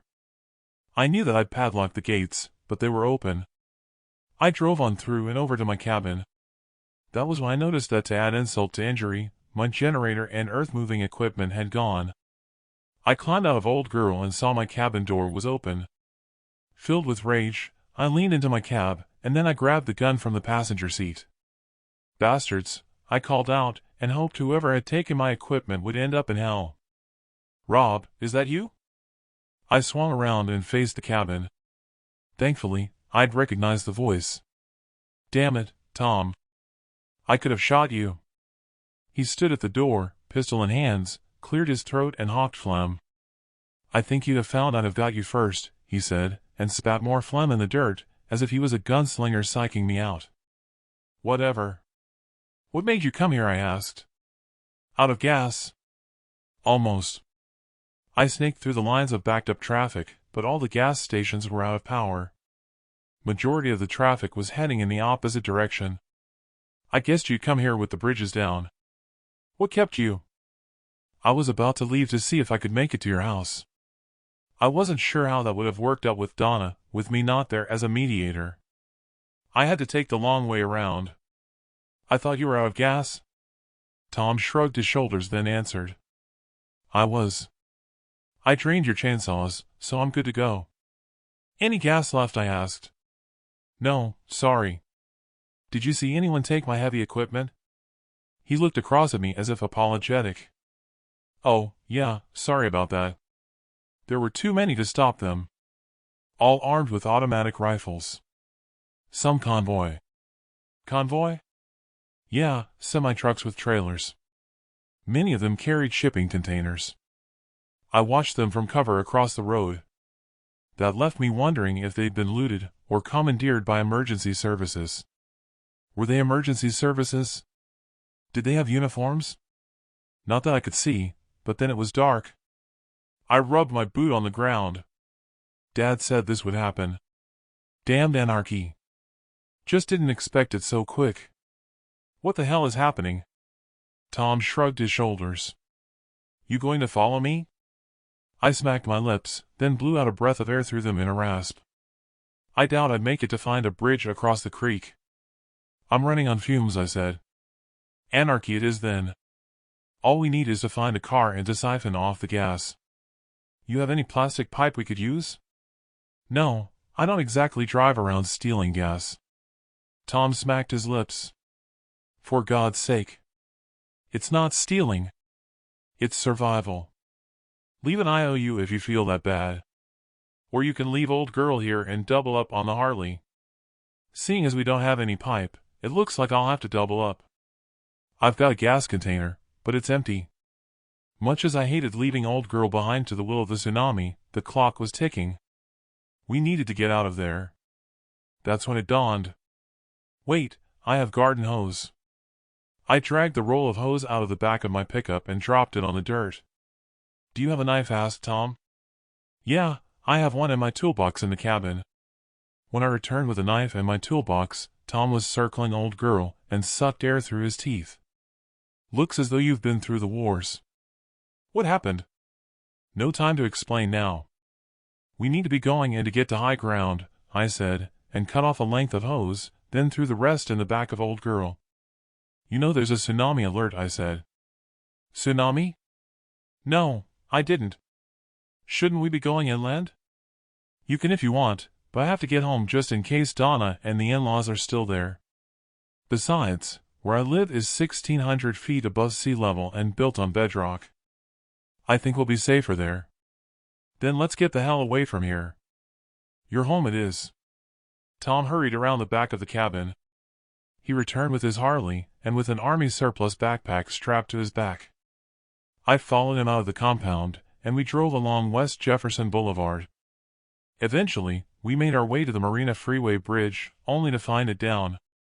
Further along, we picked up Sentinel Avenue, where thankfully the bridge was passable. Tom pulled over and stopped. I climbed out of my seat and strolled over to him. He pointed to a sign.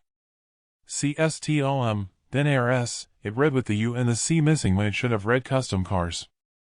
The letters probably shook loose when the quakes hit. They're bound to have a car in the garage. "Let's look inside," said Tom. I scurried back to Old Girl, picked up the hose and rummaged in my toolbox for a hammer and a tire iron. The padlocks to the shutters were soon busted with the hammer, and we were in. There was a muscle car up on the ramps, but the gas cap needed a key.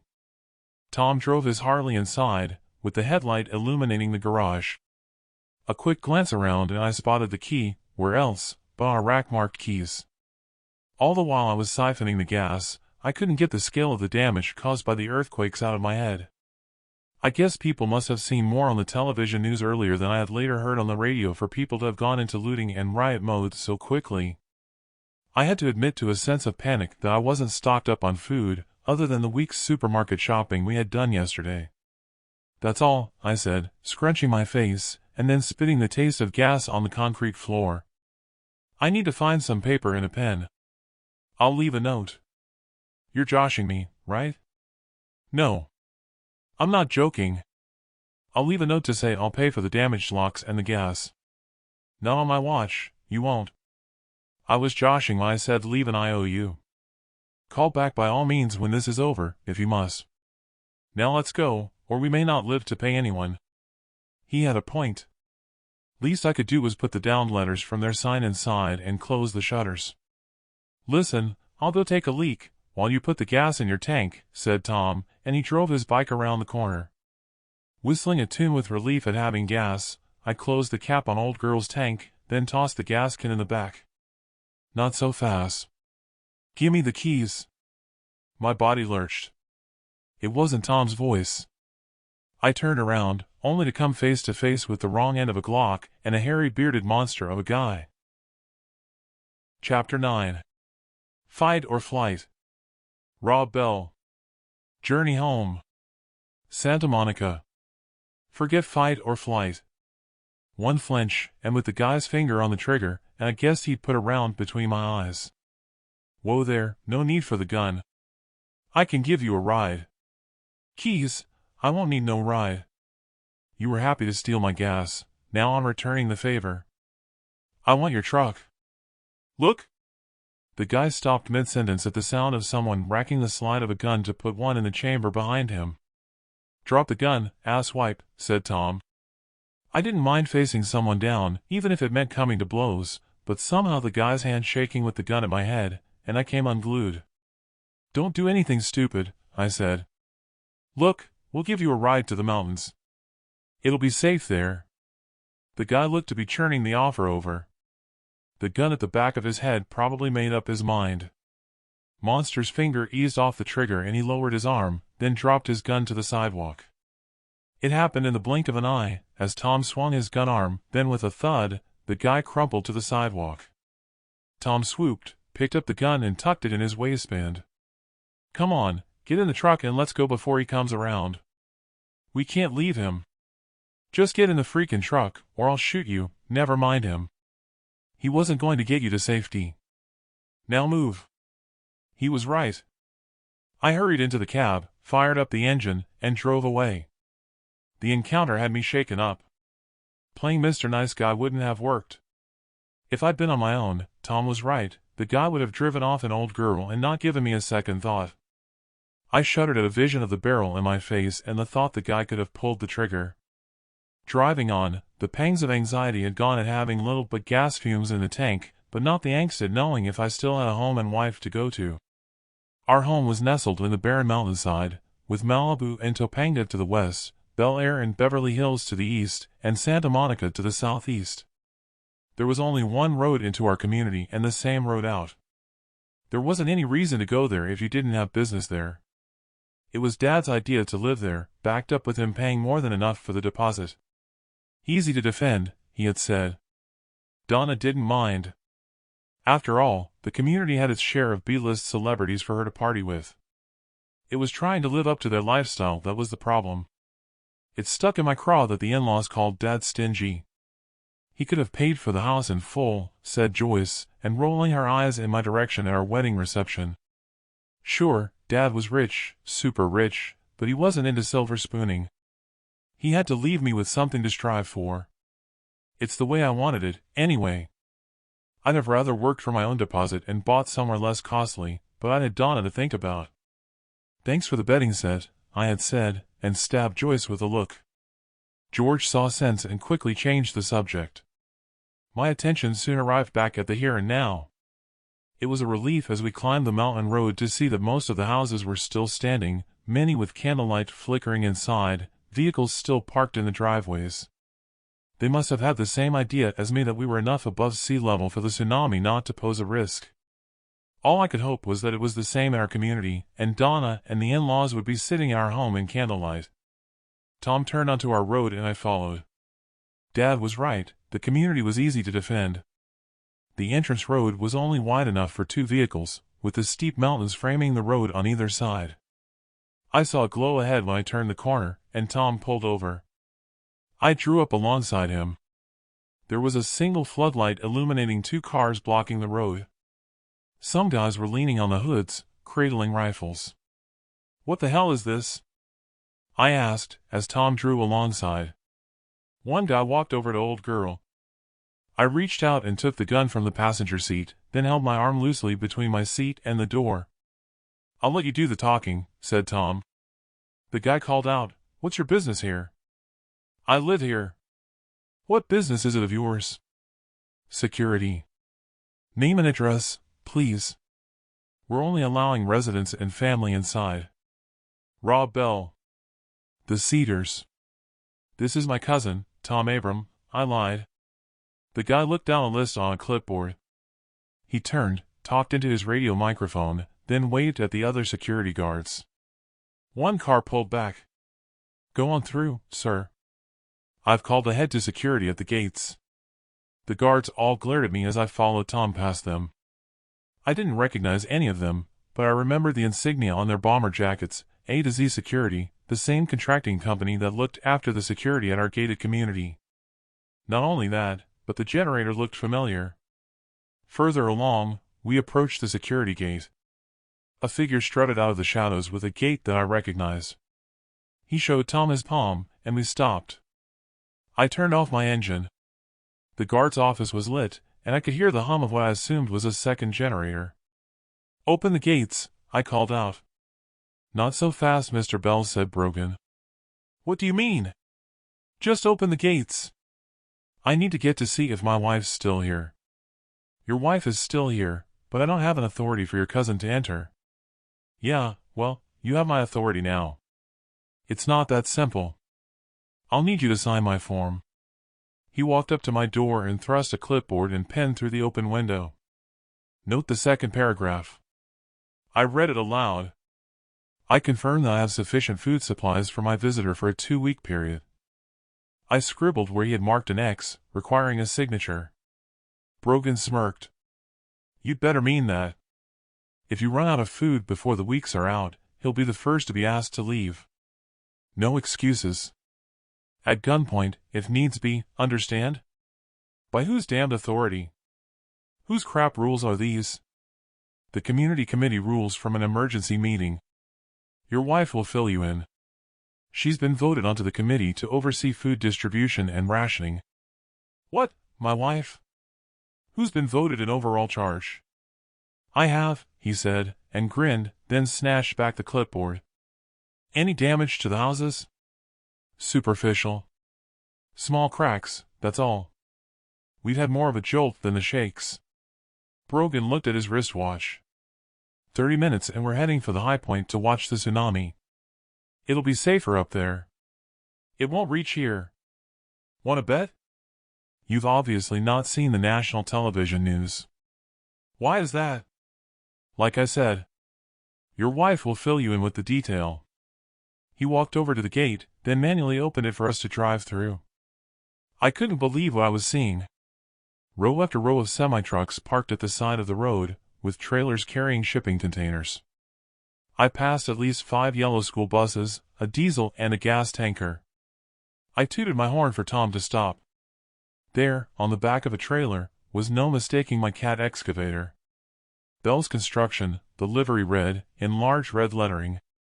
Next to that was a refrigerated box trailer, with the truck engine running. It read Dawson's Meats with large letters on its side and with the logo of a longhorn steer. A guard stepped out onto the road. Move on, you two, he said, and waved his rifle. That's my earth mover. I'm sure it is. You'll get it back once the emergency is over. At least you won't have lost it in the flood we're about to have. He had a point. I noticed his finger move from the guard to the trigger. Okay, we're going, I said, my fingers trembling on the steering wheel.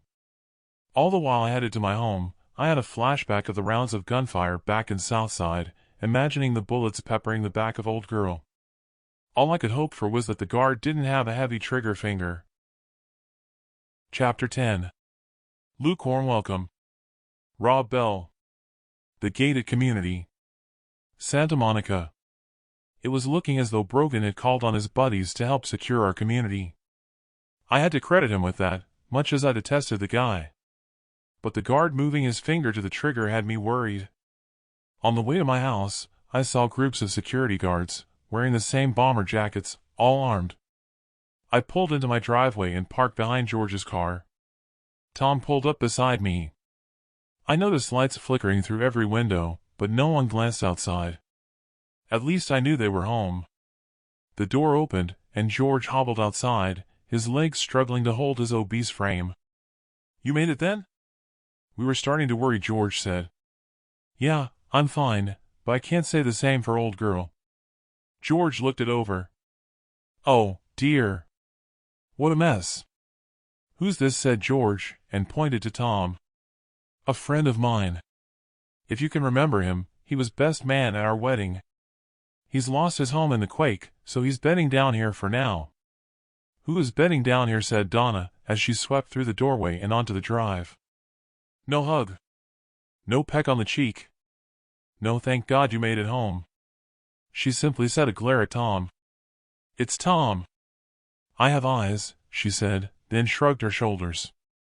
Donna turned and marched back into the house. Turning to George, I could feel the embarrassment rising in my cheeks. Have a word, will you? For God's sake, he's my best friend. It's no different from when you lost your home, remember? Hey, listen, said Tom, I have a small tent with me. I'll set it up around back.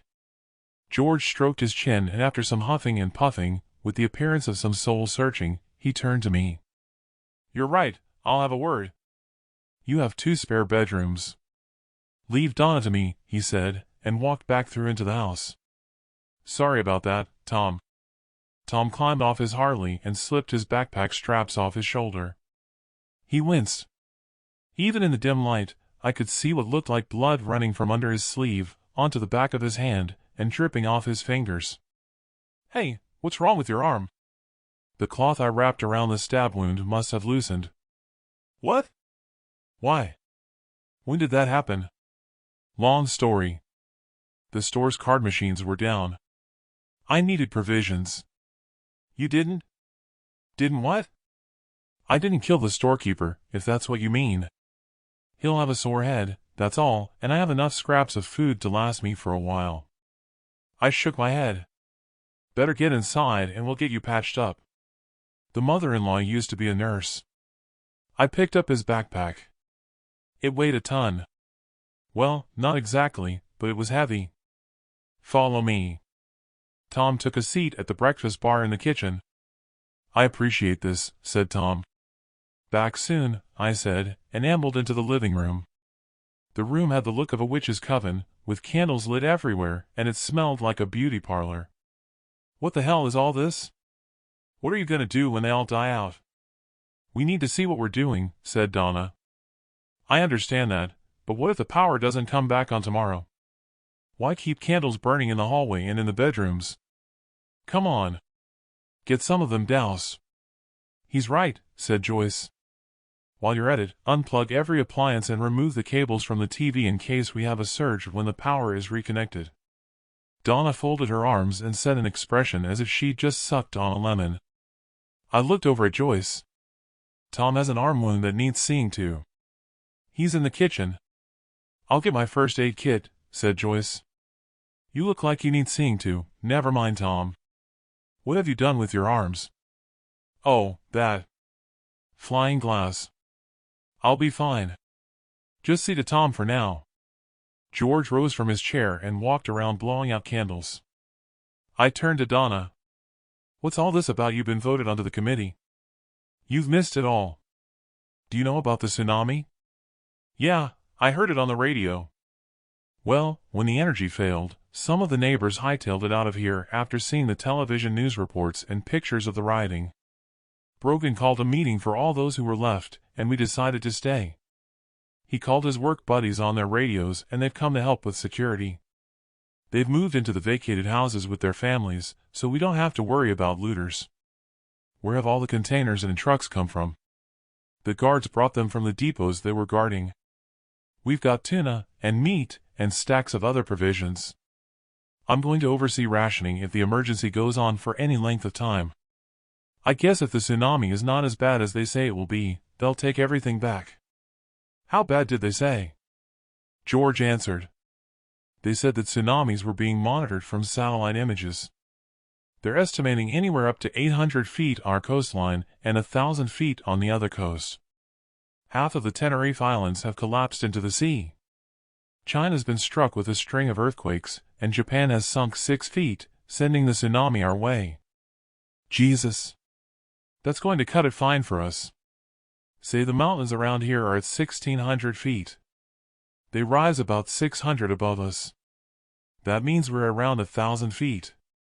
I hope their estimates are on the top side. Listen, I have some more unwelcome news. I can't see what can be worse than what's happening, said Donna. Well, there's no other way to put it. I stalled, the words sticking in my throat. Put what? Spit it out. We're bankrupt, and Dad is dying with cancer. What does that mean, bankrupt? Her eyes widened. Exactly that. The house I have for sale tomorrow is damaged with the quakes, and the tsunami will likely sweep away what's left. So that's it, no money. We can't live without money, said Donna, hands on hips and stamping a foot like some petulant child. Then she flopped back on the sofa. Wait, didn't you say your dad has cancer? Said George. Yeah. They've given him 6 months. Ah, well, that's okay then. You'll inherit his estate. Once you tell the bank, they'll hold off. A red mist descended, and I gritted my teeth. That's okay? My dad's dying and that's okay. I didn't get a sorry out of either of them, so I turned on my heels, then walked out of the room into the hallway. Over on the telephone stand, I saw a stack of letters and a large brown envelope. I flicked through the letters, recognizing they were overdue accounts from the logos on the envelopes, and placed them back on the stand. Turning over the brown envelope, I recognized Dad's handwriting right away. I tore it open, walked into the kitchen, and on over to a candle. The first sheet of paper was a map.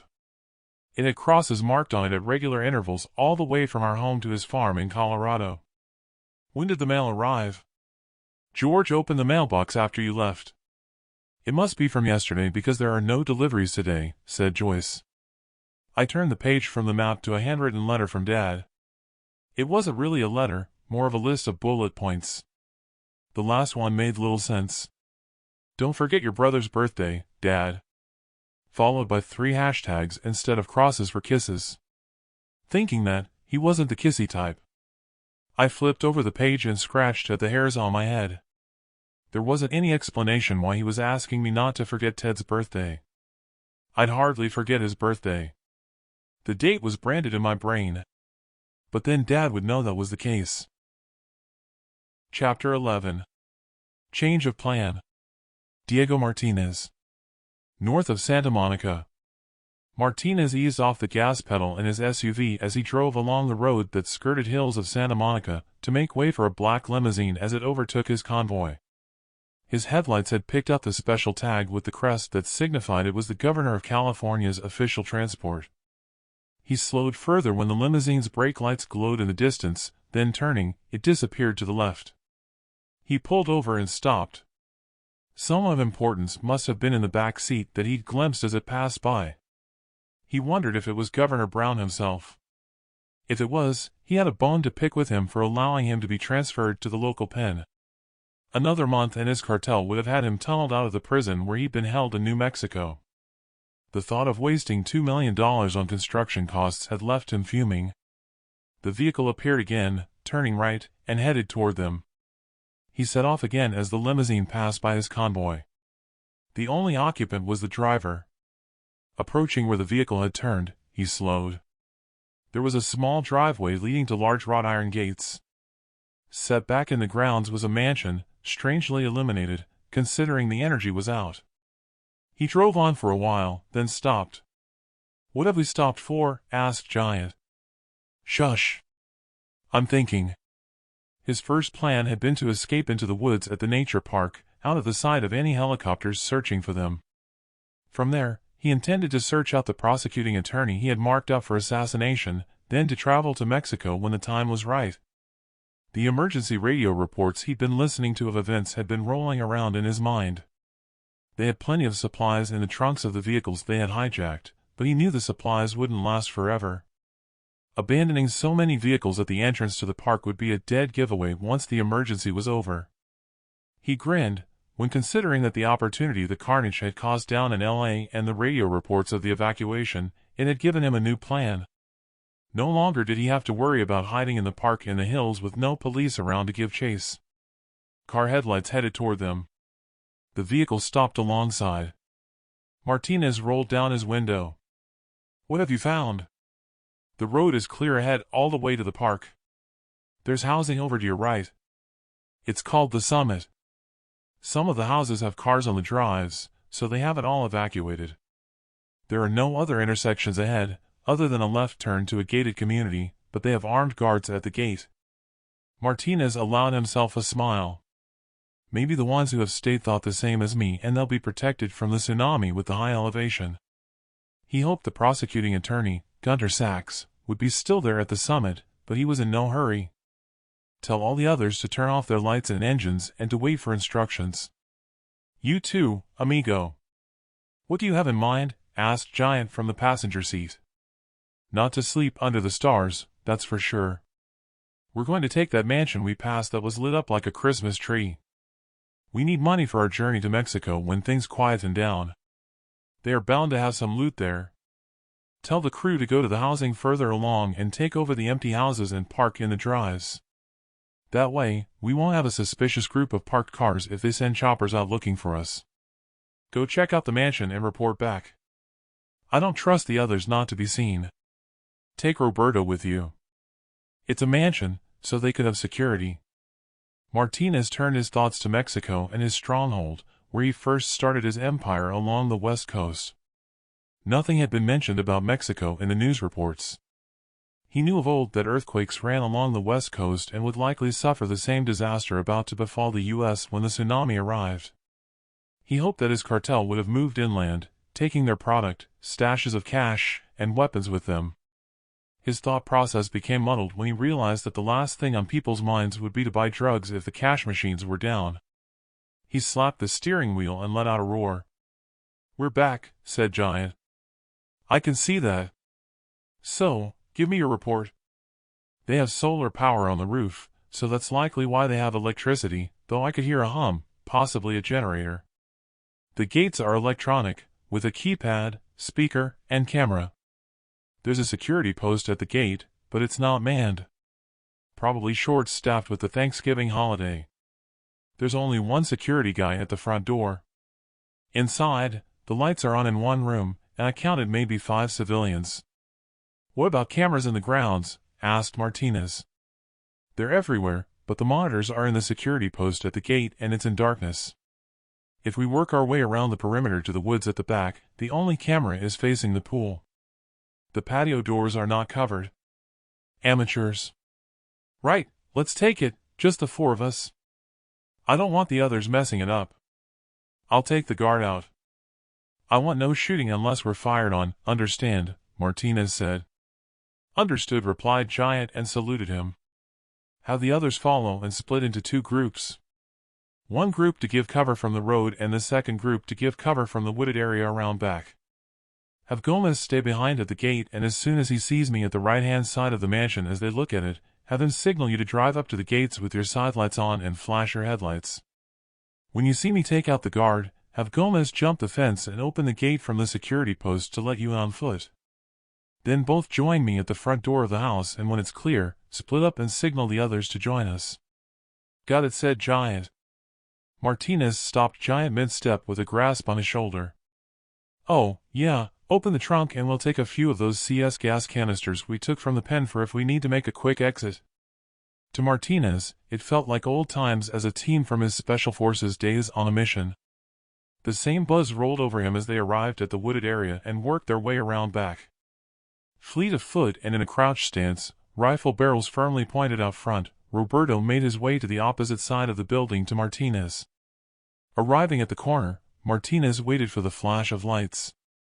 He heard the security guard step forward and down some steps as the lights flashed. He stowed his rifle and was on him before he knew what was happening.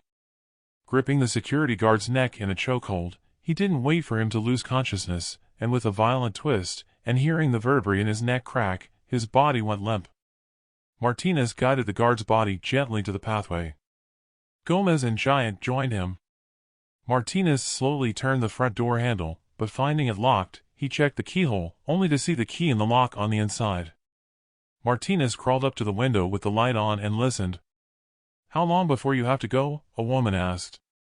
"Transport will be here in 30 minutes, a mature male voice replied, as the curtains closed. Martinez worked his way back to the door and whispered to Giant. "We have a problem. They're expecting transport.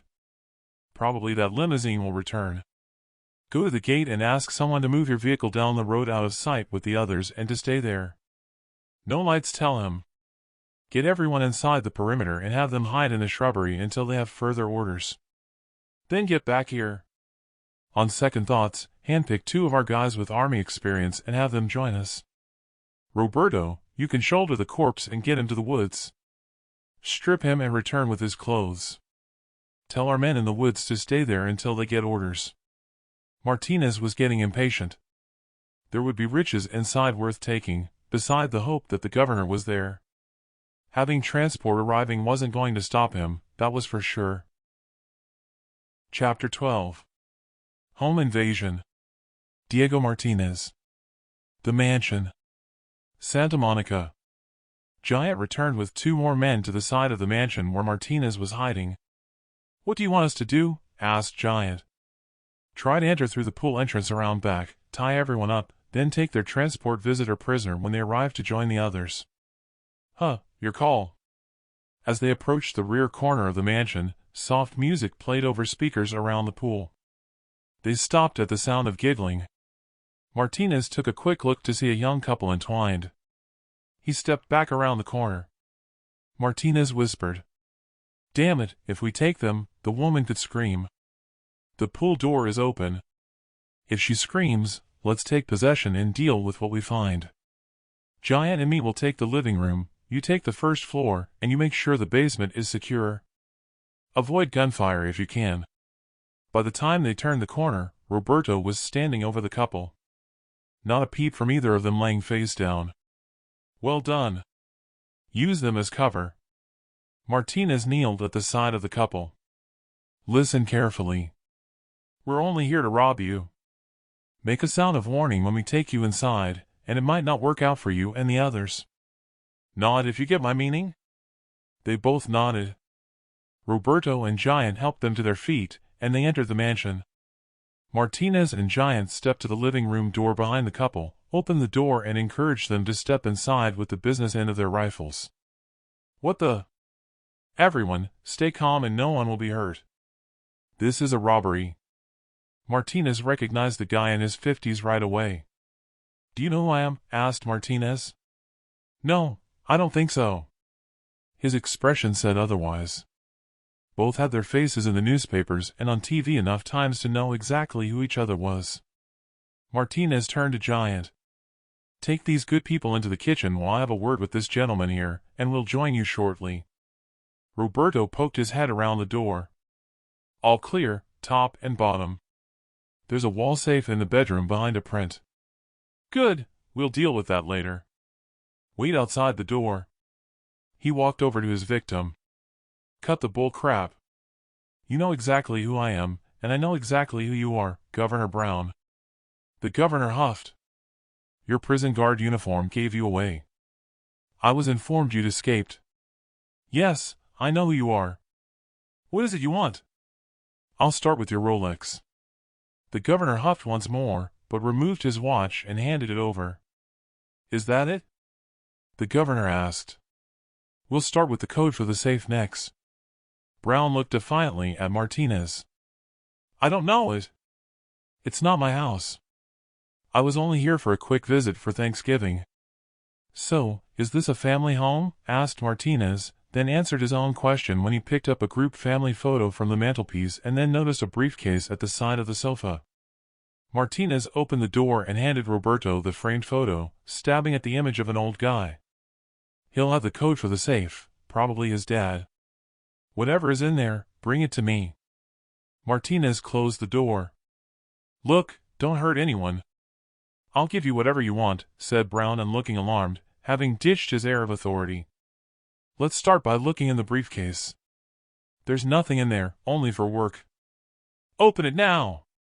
The governor picked it up and entered the code, then placed it on the sofa. All that was in there was the governor's seal, letterheads, and a fountain pen. Roberto returned and dropped a large box on the coffee table and a thick stack of $100 bills. The box is full of gold coins. What shall I do now? Asked Roberto. I'll change into the security guard's clothes. Find something to tie him up so I can join you to rummage for more loot. There has to be more. So how is this going to end? Asked the governor. Martinez sent him a smile. Seeing as how you've all cooperated, we'll tie you all up, take what we can and go. Roberto returned and secured the governor's hands and feet and sat him on the sofa. Martinez signaled for Roberto to step outside and join him, closing the door. After you've stripped them of their rings and chains, tell the family in the kitchen we're taking them to the woods, where they will be told to stay for 30 minutes while we escape. Have our guys there finish them off, but don't shoot them. Roberto parted his jacket to reveal a knife, and he nodded. Tell the family the governor will join them shortly. We can bury them later. There's bound to be a spade in a garden shed. Where are the security guard's clothes? In a pile around back. Bring them here for me before you go. Martinez looked at his Rolex. He was cutting it fine. Roberto returned and handed him the security guard's clothes, and he changed out of Granger's uniform. He returned to the living room. Listen, there's one last thing for you to do, and then we'll go. Anything. Just don't hurt anyone. I promise, I won't. The young girl is making coffee for everyone, it's all civilized. Where's there a computer? In Dad's office opposite. Why? You'll see, he said, and untied the rope on his legs. After you. He beckoned the governor with the sway of his rifle and picked up the briefcase.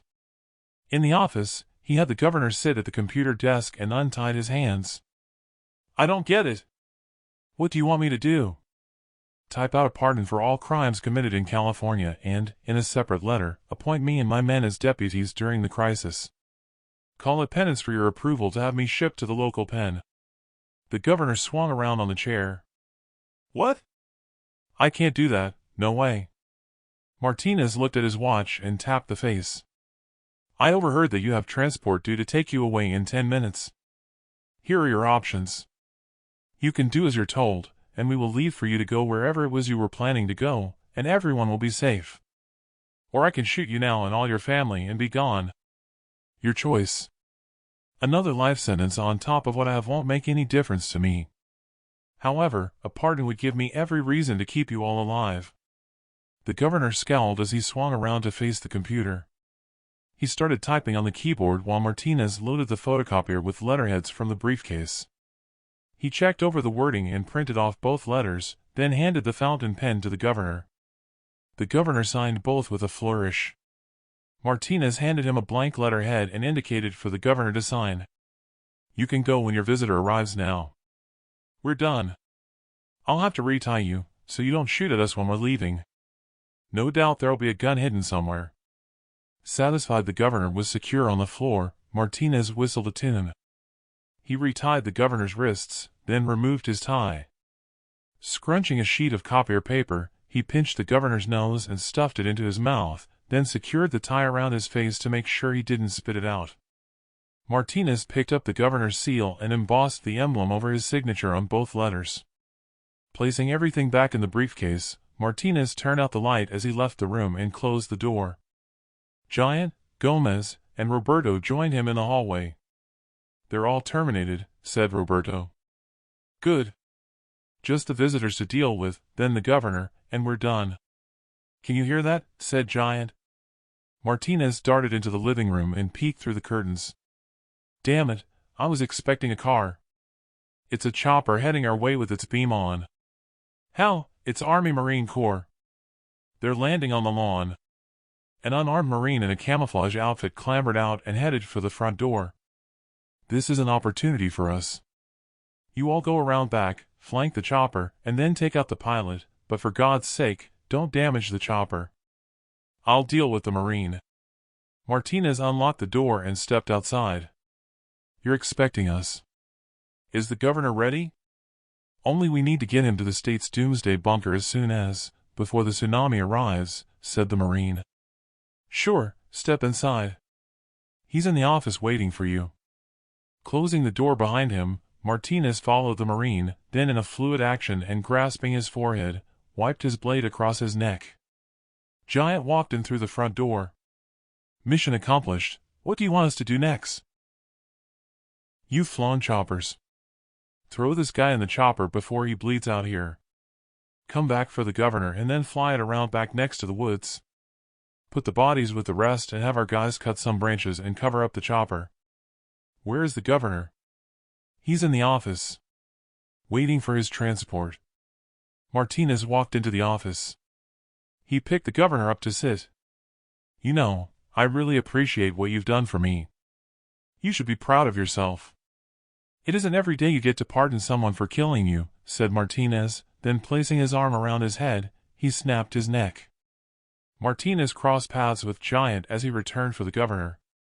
Arriving at the chopper, it was still idling with its rotors turning. He climbed inside, a reminder of old times. He turned off the transponder. Giant arrived and tossed the governor's body in the back. "Red mist to Jupiter." "Do you have the package?" Martinez heard blurted out over the speaker. Martinez picked up the mic. "Package on board." "Oh, hell, mayday, mayday. Ditching, going down over central LA." He cut the mic and turned off the radio, then set a grin. His thoughts turned to Gunter Sachs living over at the summit nearby the gated community his scout had mentioned. He just hoped he hadn't run off inland. Chapter 13. Insincere Apology. Rob Bell. The gated community. In the kitchen, still seething at George disrespecting Dad, I felt a tap on my shoulder. "Sorry about your dad," said George, "and the damage to your house. Don't you worry about money. Construction workers are likely to be in demand after all this." It was time to suck it up, especially as we were likely to be holed up together for some time. No problem, and yeah, you're right about work. Listen, I'm going out to my pickup to see if there's anything on the radio. We can talk later. Sorry didn't cut it. I needed to be on my own to think, and to read the rest of Dad's letter. I wandered out to Old Girl and climbed onto my seat, then switched on the radio. Dogs were barking. Some of them howled as if distressed. It had been the same at Tom's home when I had arrived.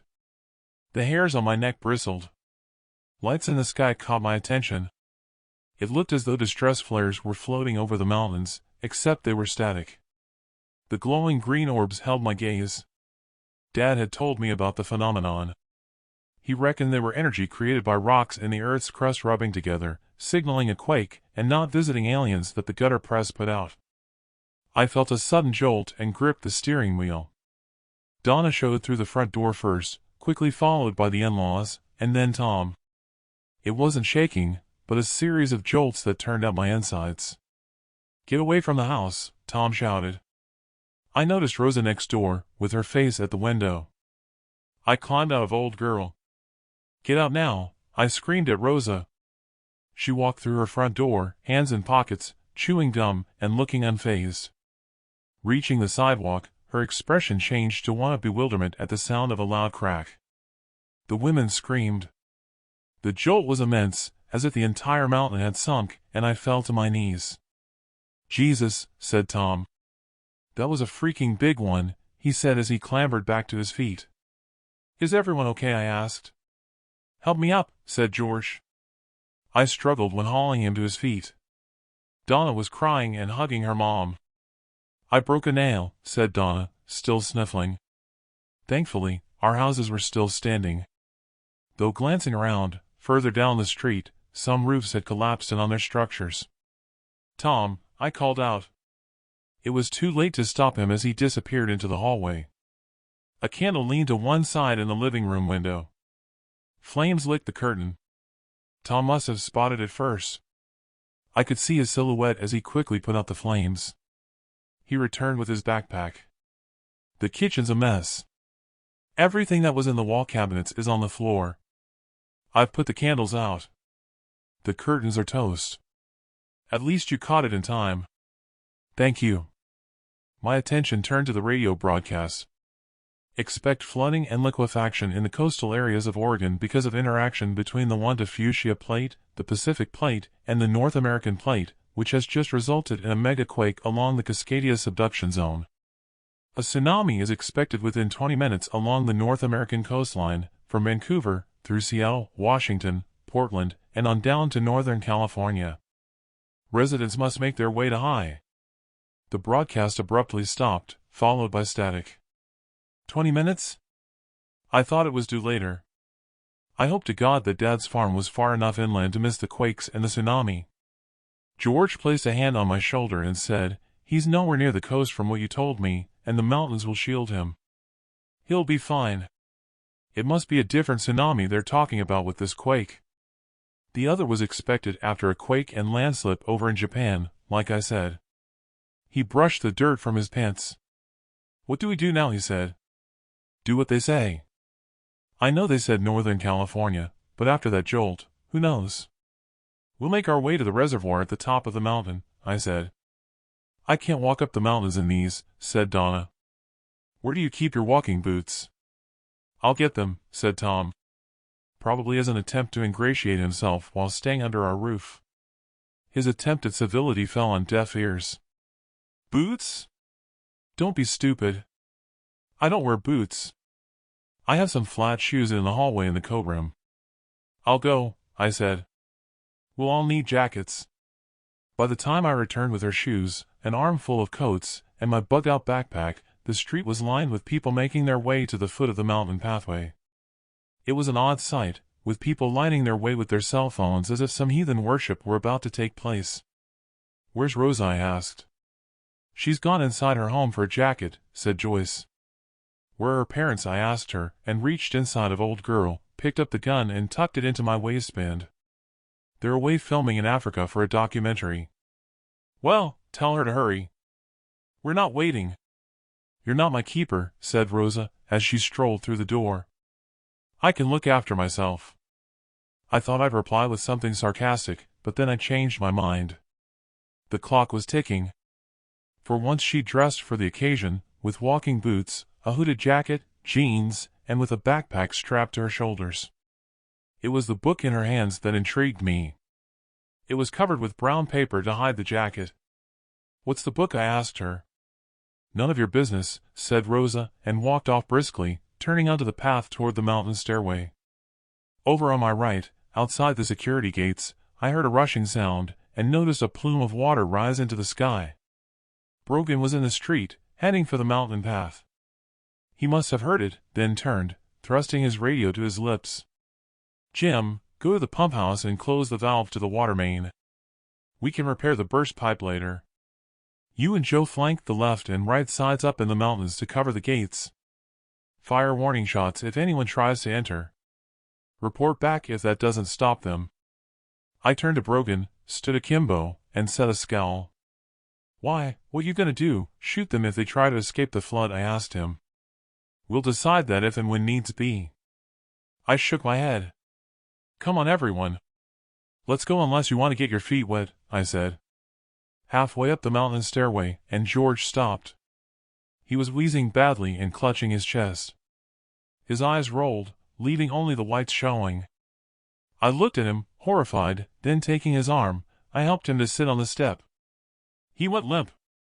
I held him, trying to prevent him from keeling over, sure he was dying. "Please.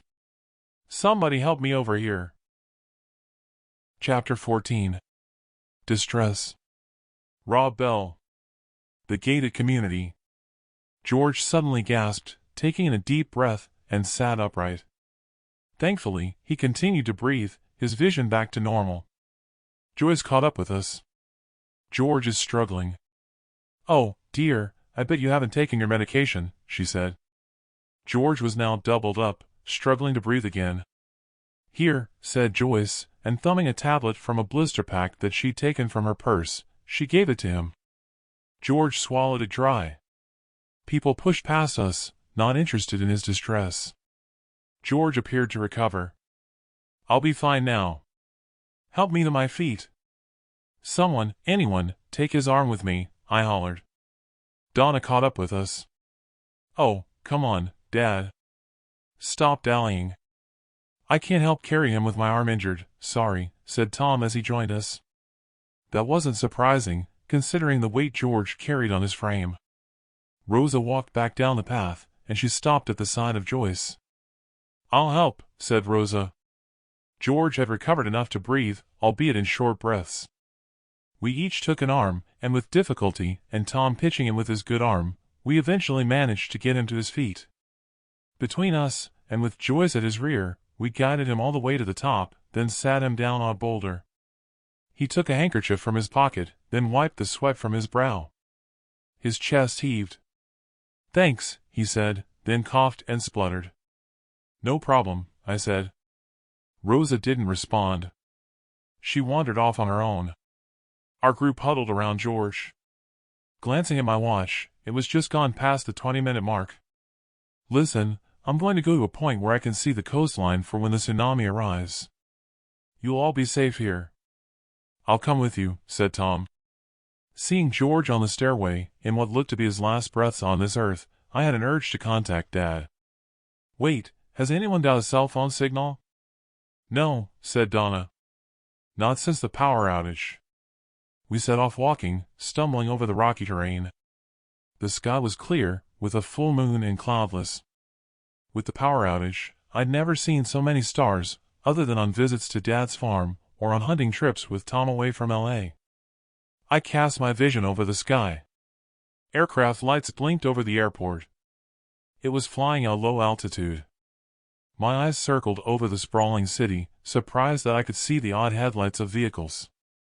They either hadn't heard, or they thought the tsunami wouldn't reach that far.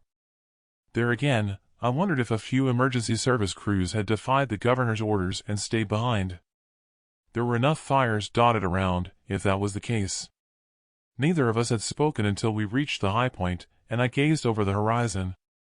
We both slipped our backpacks from our shoulders. That aircraft must be in trouble. It's circled the airport twice, said Tom. Maybe it doesn't have enough in the tanks to get to an airport inland? Maybe. What he said reminded me of the panic I experienced at running low on gas earlier, and I shuddered. At least my tires had been firmly on the ground. I couldn't begin to imagine the terror that the passengers would feel if they knew they were low on gas. My nose twitched. Usually, the air was crisp on the mountain, with the faint smell of the salty ocean, but it had been replaced with an odor of peeled boiled eggs. Can you smell it? I asked Tom. Sulfur. It's like that in Hawaii near the lava flows. Hawaii? Don't fancy their chances with the tsunamis. You could be right. I rummaged in my bug-out bag and took out my binoculars, then scanned the horizon. It all looked normal. There wasn't much to see in the moonlight. Then suddenly, the dark line separating the sea from the sky on the horizon rose, topped with a white line.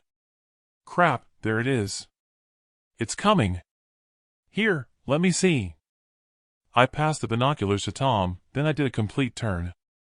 There must have been over 400 people scattered around in the reservoir's vicinity from our community, with many more on the surrounding mountains from other districts. It's hard to tell how high it is. It just looks like a white line coming our way, and not so fast at that, said Tom. I ducked when I heard 2 rounds of gunfire, together with muzzle flashes a distance away over to our left. Brogan was 5 yards away with his cronies.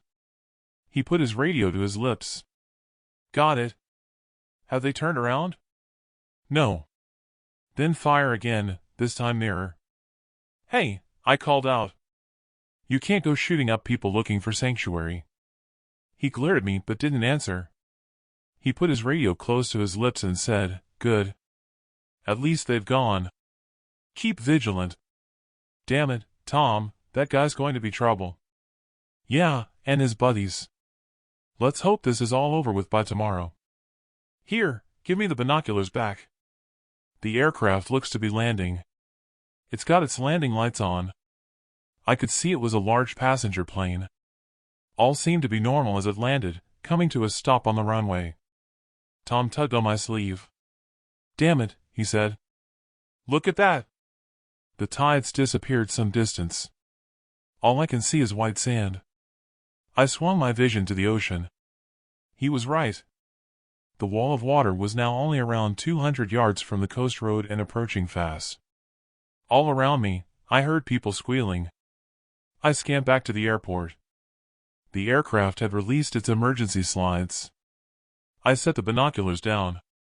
The thunder of the wave hitting the mountains was intense. It hit with such force that I flinched and heard women screaming. The energy of it hitting the slope of the mountain drove it into an upward spiral, the spray cascading down on us like torrential rain. Holy crap, I said, and picked up the binoculars, training them at the airport. I looked on, my jaw dropping. It was like watching a toy airport, and someone swishing a bucket of water over it from the side.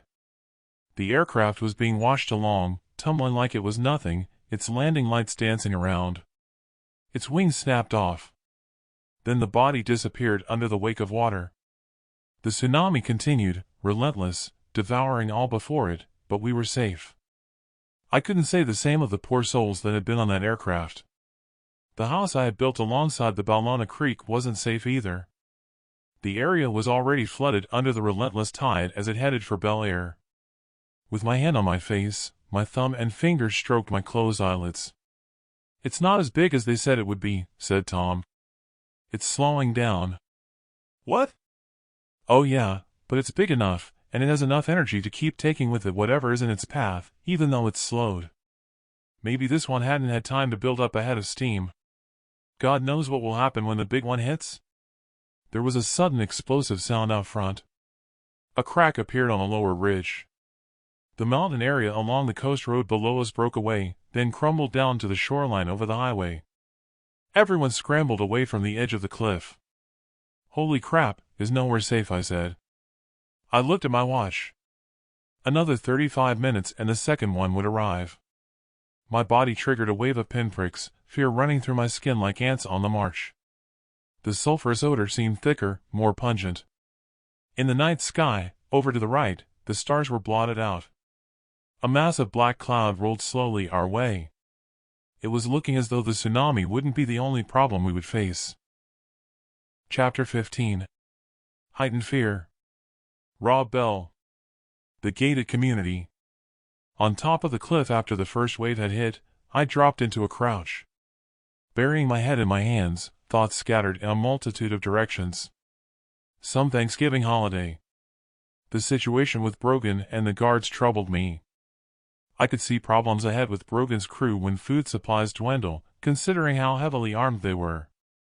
Heading to Dad's farm in Colorado would be the practical way out, but I had Donna and her parents to consider.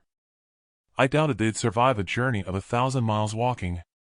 It was hard to get my head around the scale of all that had happened, and what was likely to come.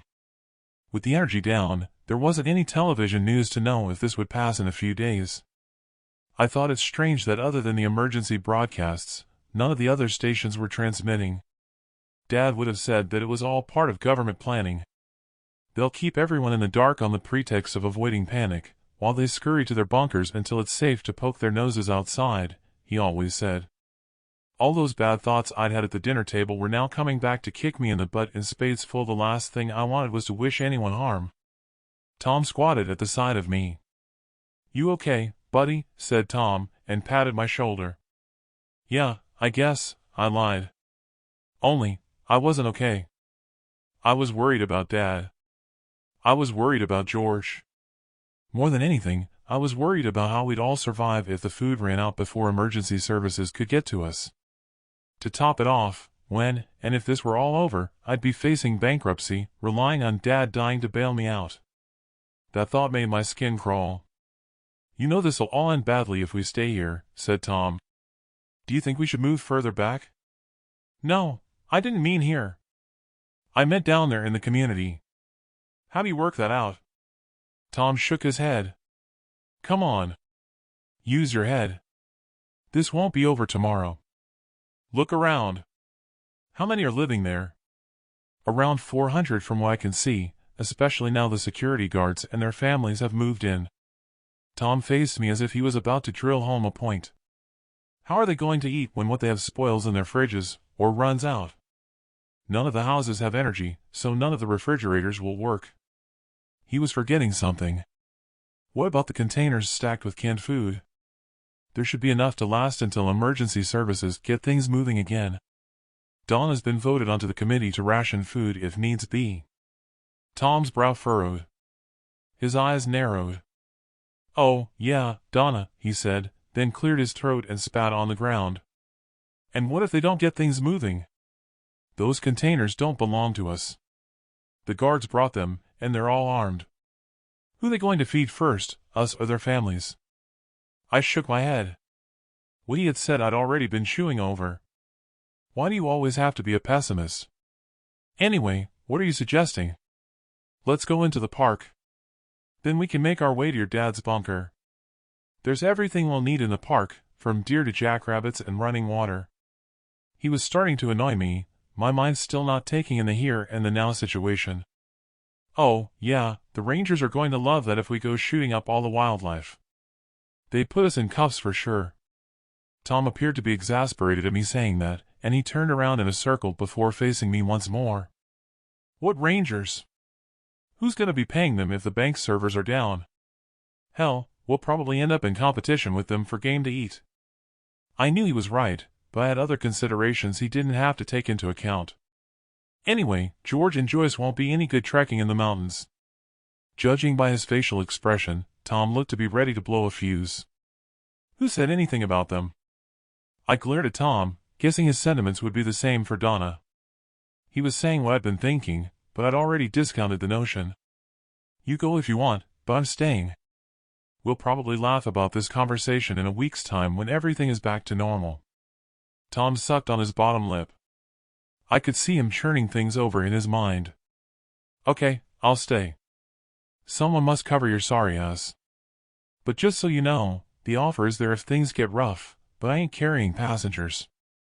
Glancing out over the ocean, I didn't need the binoculars to see the approaching tsunami.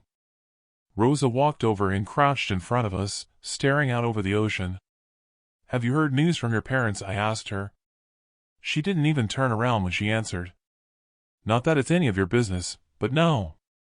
Despite staying true to type, I detected a quaver in her voice. Is it Africa where they're staying? No, Nepal. She looked as though she needed some positive vibes, judging by her moist eyes. They should be safe there. Don't worry. She threw me a look of disdain. Safe? She rose to her feet and stomped off in the reservoir's direction. The black mascara had run down the white makeup on her cheeks, giving her the appearance of a creature from a horror film. I rose to my feet, caught up with her, and grabbed her arm. Hey, why the tears? Get your hands off of me. Is it something I've said? She dropped to her knees. You jerk. Nepal was the first to be hit with a quake this morning. There wasn't time to offer comfort, nor did I think it would be welcome.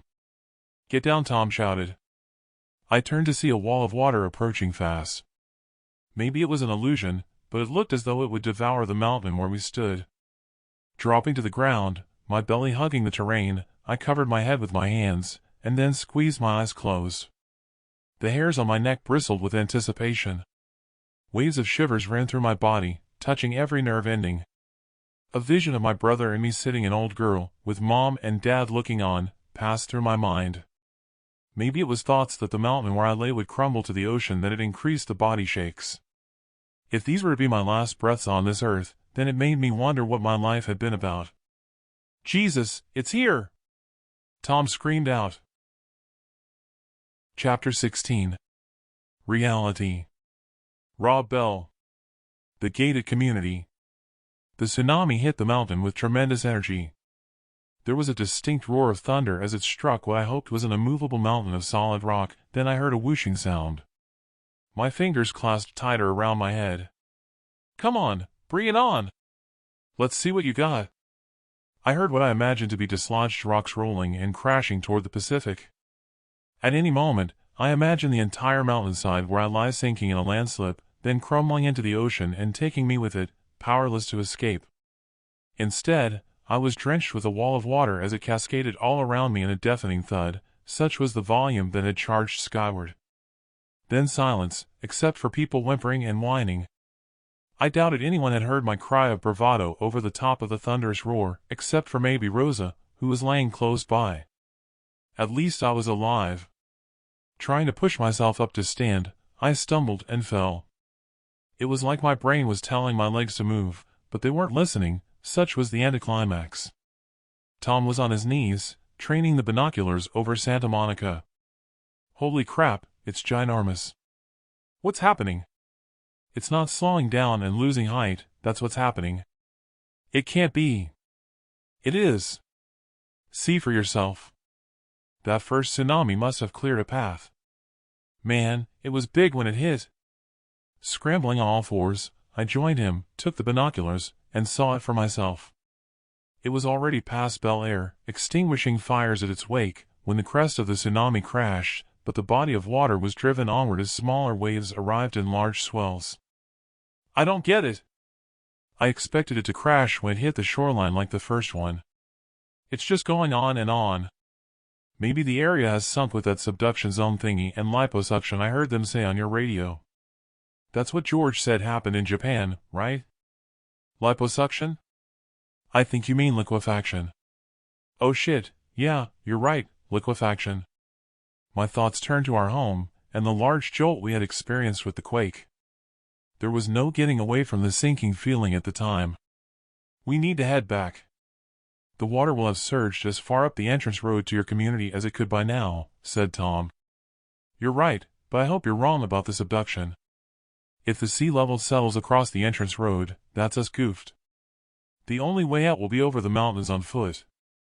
This time, I pushed myself upright and rose to my feet. I saw some power boats on trailers in a few of the drives. We'll be okay, said Tom. Taking a last look with the binoculars, I gasped, then passed them to Tom. Damn, look. It's a ship. There's an oil tanker on its side heading toward Hollywood. Holy crap, so it is. Let's hope the damn thing was empty, said Tom. I set off walking and stopped next to Brogan. Any news from your spotters? Have we got homes to go to? Yeah, but it's taken up the houses further down the road up to a mile or so away. Tell your wife we have a meeting at 8 in the morning at the community center. I sort of grunted a yes at him and hurried over to Tom. We're safe according to Brogan. Yeah, I heard him. It's no consolation though. The factory where I work will be underwater, and I've lost my home, so God knows what will come next. Still, we won't be needing money for a while. He was right about the uncertainty. He was right about the money. Not needing any money would be a godsend, because I didn't have any. I was more concerned about how long it would take to get things moving after the water receded. It was clear this wouldn't be over tomorrow, maybe not even in a month. It had hardly begun. The biggest problem would be feeding everyone. Our stove was electric, so I couldn't help but wonder how we would feed as a family, never mind the community. Worse, most of the food we had was in the freezer. The majority was pre-packed stuff that we normally cooked in the microwave. The more I thought about the situation, the more I realized we would be better off at Dad's farm. He was off the grid as far as energy was concerned, so we wouldn't have to worry about candles. There were plenty of oil lamps as a backup for when the wind dropped, and a wood-burning stove. His bunker would be well stocked with long-life food and water. It was the getting there that would be the problem. It was around 1,000 miles on the speedometer from our house to his farm. Taking a flight wasn't an option. It usually took me around 15 to 16 hours driving, without heavy traffic, and heading along the Pacific Coast Highway, then cutting across inland. But the highway was blocked. Thinking about the map that Dad had marked out, the crosses were spaced out at anywhere from 20 to 25-mile distances in between. Dad would expect Donna and me to be the only ones traveling, so the hidden supply dumps at the crosses wouldn't feed us all. Tom and I could possibly manage that journey alone, the supply dumps acting as motivation to cover the distance, but Donna would cuss all the way there and end up slowing us down with blisters. As for Joyce and George, at their pace, it would take 6 months at least. Dad would be gone by then. I knew that it would take me around 6 or more hours hiking to cover around 25 miles from my hunting jaunts, longer if we had to take to the mountains. That would be as much as any average guy's muscles like me would last without rest in a 24-hour period, or I'd end up stiff and suffer cramp attacks. I shuddered at an image of those who could run a marathon. Exercise wasn't exactly my thing. The Bible passage of 40 days and 40 nights sprung to mind. I shivered at thoughts I could be tempted to go it alone. A lot could go wrong in 40 days, with the journey marked off the road on Dad's map. All I could hope was that they'd clear an airport soon and we could all go together, because I wasn't about to leave them. Like it or not, they were my responsibility. A crescendo of screams cut through the air. I snatched my vision toward the utter panic breaking out. Beyond the sea of cell phones and dancing flashlight beams lighting the way, people hurried to the stairway. Close to the edge of the mountain to the right of us at a distance, the light from some flashlights and cell phones disappeared. I froze to the spot. Part of the cliff had broken away. People now ran to the stairway, like a herd stampeding. Caught in a funnel at the narrow entrance to the stairway, they were fighting to get off the mountain. People pushed and shoved, some falling to the ground to be trampled on. I thanked God Donna and the in-laws had stayed at the opposite side of the reservoir and they'd avoided the melee. Brogan fired shots in the air to hold them back at the stairway, joined by his guards, trying to restore an orderly evacuation. At a best guess, around 10 people had perished, with the waves now crashing against the mountain wall since the subduction dropped the Pacific Coast Highway below sea level. Tom grabbed me by the arm. Run. We were the last ones to leave the edge of the cliff. Rosa ran with us. A crack appeared in front of us, growing wider. We all leaped over the fissure, not looking back.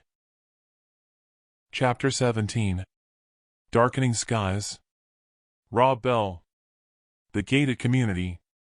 Soaring through the air over the fissure, I landed with a thud, face down in the dirt. The ground below me sank. Tom grabbed my hands and dragged me toward him, then helped me to stand and ushered me onward. Rosa was already up and running as we stumbled along behind her. When I turned, where I had landed slipped away into the crevice. Run, I shouted, fear washing through me at the thought that any minute we'd disappear into another landslip. At the back of the herd, we slowed to a trot as we neared the opposite side of the reservoir. It was such a relief to find Donna and the in-laws sitting on the wall, shielded by the body of water from the throng of people. In the aftermath of the landslide, at the top of the mountain stairway, Brogan and his guards had regained control, with people swarming down to the community. "Will you be okay?" I asked George. "Fine, I got my second wind." "Good, take it slow. Only I'll hurry ahead and check to see if that jolt has caused any structural damage." Rosa stayed with them, doubled over, head in hands. Joyce put her hand on Rosa's shoulder. We made it to the back of the line until we reached the top of the stairway. Arriving alongside Brogan, he was talking with two of his guards. "Nothing we can do. No one is floating. They must have all drowned," one of them said. I exchanged glances with Tom. If we hadn't run and leaped over that fissure, we would probably have joined them. Brogan nodded me through, and I scampered on down the path with Tom in my slipstream. I dropped my backpack on the drive to our house, took out a flashlight and loaded it with batteries. "We were lucky up there," I said. "We were, but I don't want to talk about what happened." I was of the same mind, more interested in any damage the house had suffered. "Your call." "Wait here. I'll check out that it's safe inside." The front door wouldn't open. Grabbing and twisting the handle, I shoulder-charged it to get inside. "I'll need to find my bench plane later." The frame has twisted slightly. The house was a mess from the jolt, mostly with ornaments smashed on the floor. The kitchen was exactly as Tom had described it, with everything strewn around. There was a long crack on the wall and the tiles had split, but it was nothing that would have the ceiling falling. At least there were no telltale cracks on the walls in the hallway. Climbing the stairway, I walked along the upper hallway, then I checked the bedrooms. Some prints were hanging lopsided, with a few on the floor and with the glass smashed. I checked over the ceiling in the hallway. There was a damp patch under where the water tank was positioned, but it wasn't dripping. In the restroom, I opened the faucet to fill up the bathtub, then sauntered into George and Joyce's bedroom. The ceiling had cracked and flaked over their dresser, covering the surface with dust. A drawer was open. Shining my flashlight inside, George's ties were covered in dust, so I pulled them out and gave them a shake. That's when I saw an envelope from their insurers, judging by the logo. I couldn't help myself and teased out the letter. "Please find enclosed confirmation of a payment to your bank account in the sum of $435,000, in full and final settlement of..." I couldn't read any more. It was dated 4 weeks ago. I slipped the letter back into the envelope, then dropped his ties over the top, and closed the door as I exited. "Everything okay?" Tom called out. I heard his boots climbing the stairway and saw his flashlight beam dancing on the steps. I was too embarrassed to tell him what I'd found and stepped out into the hallway. "It's all good." "Is that running water?" said Tom. "What?" "Oh, hell, yeah. I forgot." I closed the faucet on the bathtub just in time before the water overflowed. "We've got a leak." "I'll pull the ladder down. Can you go to the garage and turn off the water mains next to the boiler?" "My toolbox is in the foot space on the passenger side of Old Girl." "Will do." I took the hook from the wall to open the trapdoor to the loft, hooked it, and the ladder dropped on its hinges. Then I guided it with the hook to the floor of the hallway and waited for Tom. "What do you need?" he said, when he arrived and set down my toolbox. "Don't know yet." "I'll take a look." All I could see in the way of damage was water dripping from the joint at the bottom of the tank. Past the 2 adjustable wrenches and a rag. I tightened the joint and wiped it with the rag. Staring at the joint, my mind was consumed at finding the letter. "Have you done it yet?" "Yeah, sorry. It's stopped leaking. If you get your backpack, your bedroom is on the left at the end of the hallway." I couldn't recall stowing the ladder. My mind fixated on George and Joyce lying, wondering when and if they were ever going to tell me they'd received their payout. I felt foolish to think I'd taken them into consideration at deciding not to set off to Dad's farm. "What's wrong?" said Tom. "Oh, nothing," I said, then followed him into his bedroom. He unstrapped his backpack and took out his stars and stripes, draping it over the bed. I shook my head, wondering if a few stars would be missing from the flag by the morning, guessing Hawaii would be the worst affected. Come on, smile. At least we have a roof over our heads, said Tom. Yeah, I guess. The rest of the family arrived. I could hear their voices outside. If Joyce and George's voices at the table this morning grated on me, hearing them now made me feel sick inside. It was hard to know which would be worse, confronting them, or admitting I'd stooped so low as to looking through their private things. One thing was for sure, I was at boiling point. I need some air, I said. Me too, let's go. Donna greeted me at the door. Is it safe? Only it's sort of snowing. What do you mean, sort of? As soon as I looked through the doorway, I could see what she meant. Get inside, but dust yourself off first.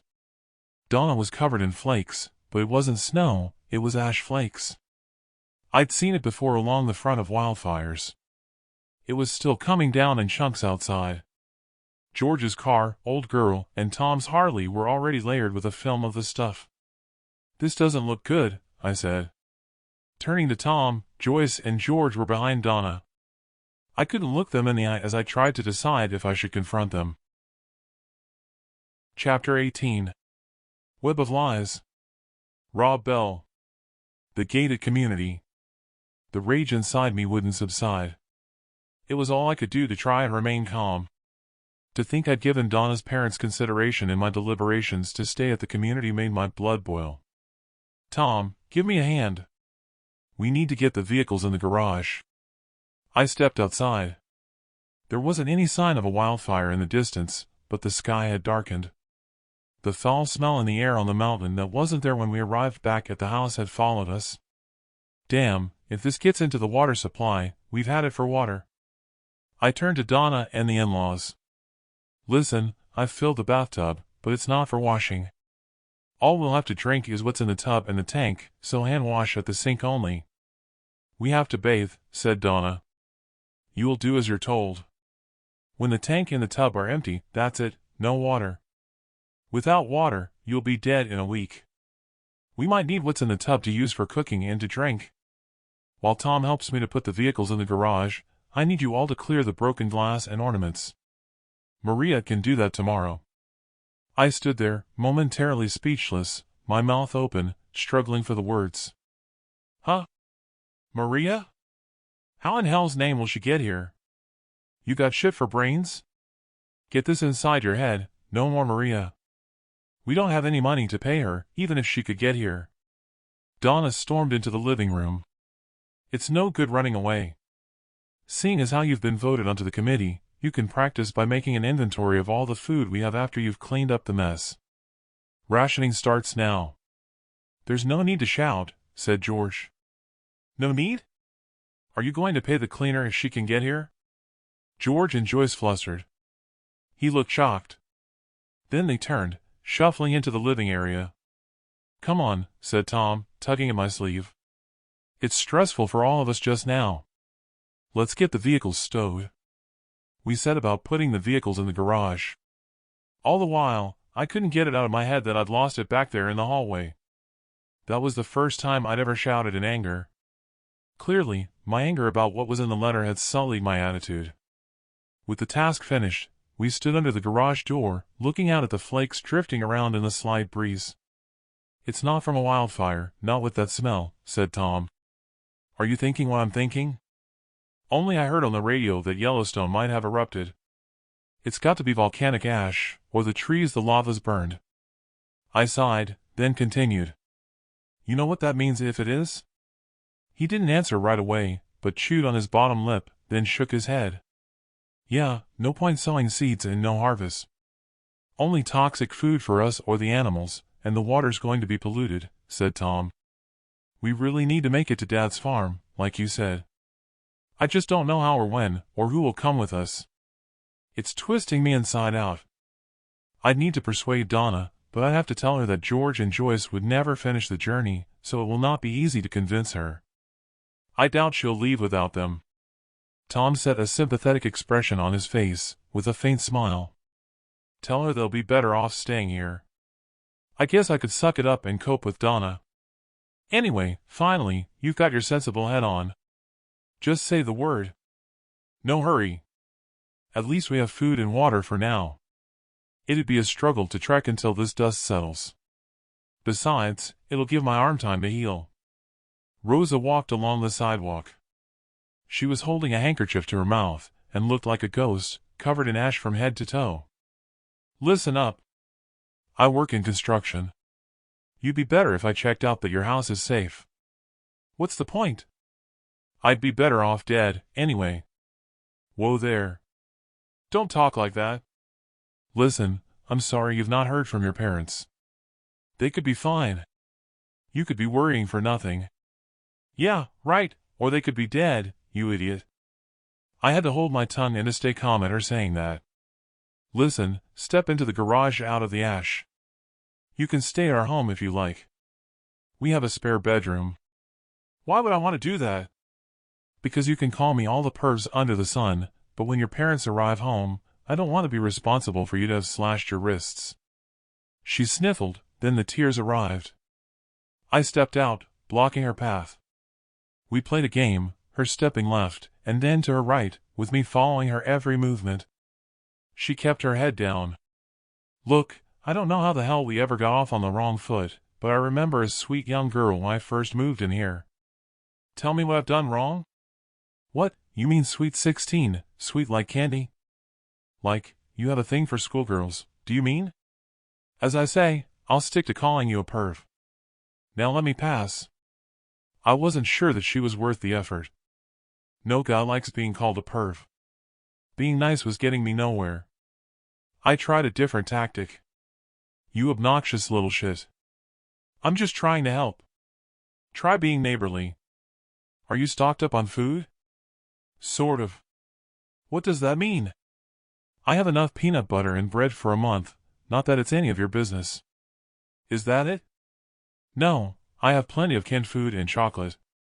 See, it's not that hard to have an adult conversation, is it now? If we'd have known you were on your own, we'd have asked you around for Thanksgiving. Her bravado let slip. Floods of tears arrived. I put my arm around her and guided her to the garage. Rosa wiped her sleeve across her eyes, smudging her mascara some more. She took a cell phone from her pocket and turned her back to me. You got a signal? I asked her. No. It had one up on the mountain. I lost it when the dark clouds arrived. You're lucky. None of our phones had signals. I can't contact my dad either over in Colorado. Yeah, well, mine's a satellite phone. Did you try phoning your parents? What do you think? Of course. Not been able to contact them all day. Look, at least give me your keys so I can check out your house. Tom here will talk to you. She turned to face me, still with her head bowed, but fumbled in her pocket, then handed me her keys. Maybe we'd made a connection when I'd said I couldn't contact my dad. You never did say what was in the book? Don't push your luck, she said, still sniffling, but raising her head, I detected a smile under the mask. She dusted off the brown paper jacket of her book and stuffed it under her clothing. The book was obviously important to her. There was something about her. Something I couldn't put my finger on. I was guessing it was more than not being able to contact her parents. I had to think it could be something to do with that book. Chapter 19. Taking Stock. Rob Bell. The Gated Community. All I found in Rosa's house while inspecting was a few cracks on the walls in her hallway. The damage was nothing that would have the house crumbling around her head. Her mentioning Sweet 16, I guessed she'd be around that age when we moved in as neighbors. That would make her around 21 or 2. I thought it funny that she still had pop star posters of punk bands adorning her bedroom walls. But what intrigued me was the spaces where it looked as though she had ripped 2 of the posters away. The wastebasket revealed what she had taken down. At the top was a screwed-up poster of a punk band, with the singer to the fore and a handwritten note in felt tip. The guy to the fore looked to be on the old side to be of interest to someone as young as her. I could drink your blood off of a silver spoon, it read, and signed with an indistinguishable signature. That aside, her grinding out what seemed to be a begrudging thank you for looking out for her, told me that there was some hope of civil communication in the future. Heading back home, I gave Rosa the thumbs up and stepped inside my house. With the groveling out of the way for losing my cool, and Donna and the in-laws tucked in for the night, all in the household was peaceful. Sitting at the kitchen table after making repairs to close the front door, I glanced over at Tom at the breakfast bar. He was studying the list of provisions that Donna and her parents had compiled. He looked over at me. "What are you working out?" he asked. "How long we can survive with the water in the tanks for 5 people, I said. "Blow your candle out and share mine at the table," said Tom. It wasn't that we would have a problem with water pressure, not with the gravity feed from the reservoir in the mountains nearby, but the pipe would need repairing. It didn't take an idiot to work out that the ash flakes in the clouds would turn to sludge in the reservoir and block the filters. Not that the filtration system would be fully operational anyway without power. There'd be clean water left in the pipes, but it would be a gamble not turning off the main supply in our house if everyone had the same idea. I punched in the numbers on the calculator. "Well, what do you reckon?" said Tom. 42 days of clean drinking water at $1 gallon per day each. That's if we turn off the water at the mains. "How's that made up?" he asked. 2 50-gallon tanks in the attic. Say, 60 in the bathtub, and 50 in the hot water tank. He stroked the stubble on his chin. "That should be enough," he said, and tapped his nose. "You think?" I said, not sure of my calculations. "Well, yeah. You won't be far off." I could only hope I'd calculated it correctly. "Only, if emergency services can't get to us before it runs out, we're goofed," I said. "There's no way in and out by road, remember? We've got to take water for cooking out of that figure and for washing pots. We can use water from the chlorinated pool, or a bowl of water that we use to wash dishes to fill a bucket to flush the toilets. Until the sewage backs up, then God only knows what we'll do. I guess we'd have to build a latrine away from the house, or risk disease." "What, dig a latrine for 400 people? Jesus, never thought of that," I said, then rolled my eyes. "So, if your calculations are right, that'll make it around 30 days with the drinking water." "Then what?" said Tom. 3 to 5 days at most without water.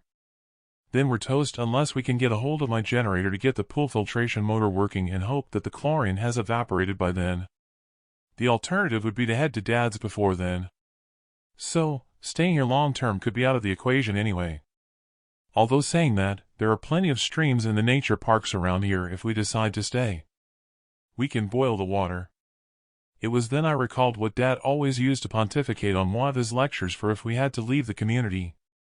There'll be armed people looking for water, and whatever else they can scavenge while your back is turned. Even walking boots would be worth killing for. Personal safety will be a priority to consider before provisions. I shuddered at recalling him saying that and turned to Tom. "What have we got in the food department?" I asked. Tom rolled his finger down the provisions list. 4, maybe 5 days. We'll need to gather wood and fashion a stove to cook some of it, and to boil water for coffee. My head had been spinning at thinking about not wasting food. With no energy, the food in the freezer would have to be used quickly. It was looking as though it would be feast to famine. I have a large barbecue in the backyard and a little gas. Wait, I noticed Rosa has an old wood-burning stove in the living area, and a small stack of logs out back. If we ask her nicely, I'm sure she wouldn't mind us using it for cooking, I said. You reckon? I'd give Joyce the job of asking her if I were you. Rosa's likely to tell us to take a run and a jump. What a jerk she is. I'd have slapped her if she'd have called me a perv. Oh, I don't know, somewhere behind the mask will be a human being, I hope, I said, and we both laughed. But, yeah, I'll ask Joyce to have a word. I doubt she'd badmouth an old lady. The sound of footsteps outside and a knock on the door stopped our conversation.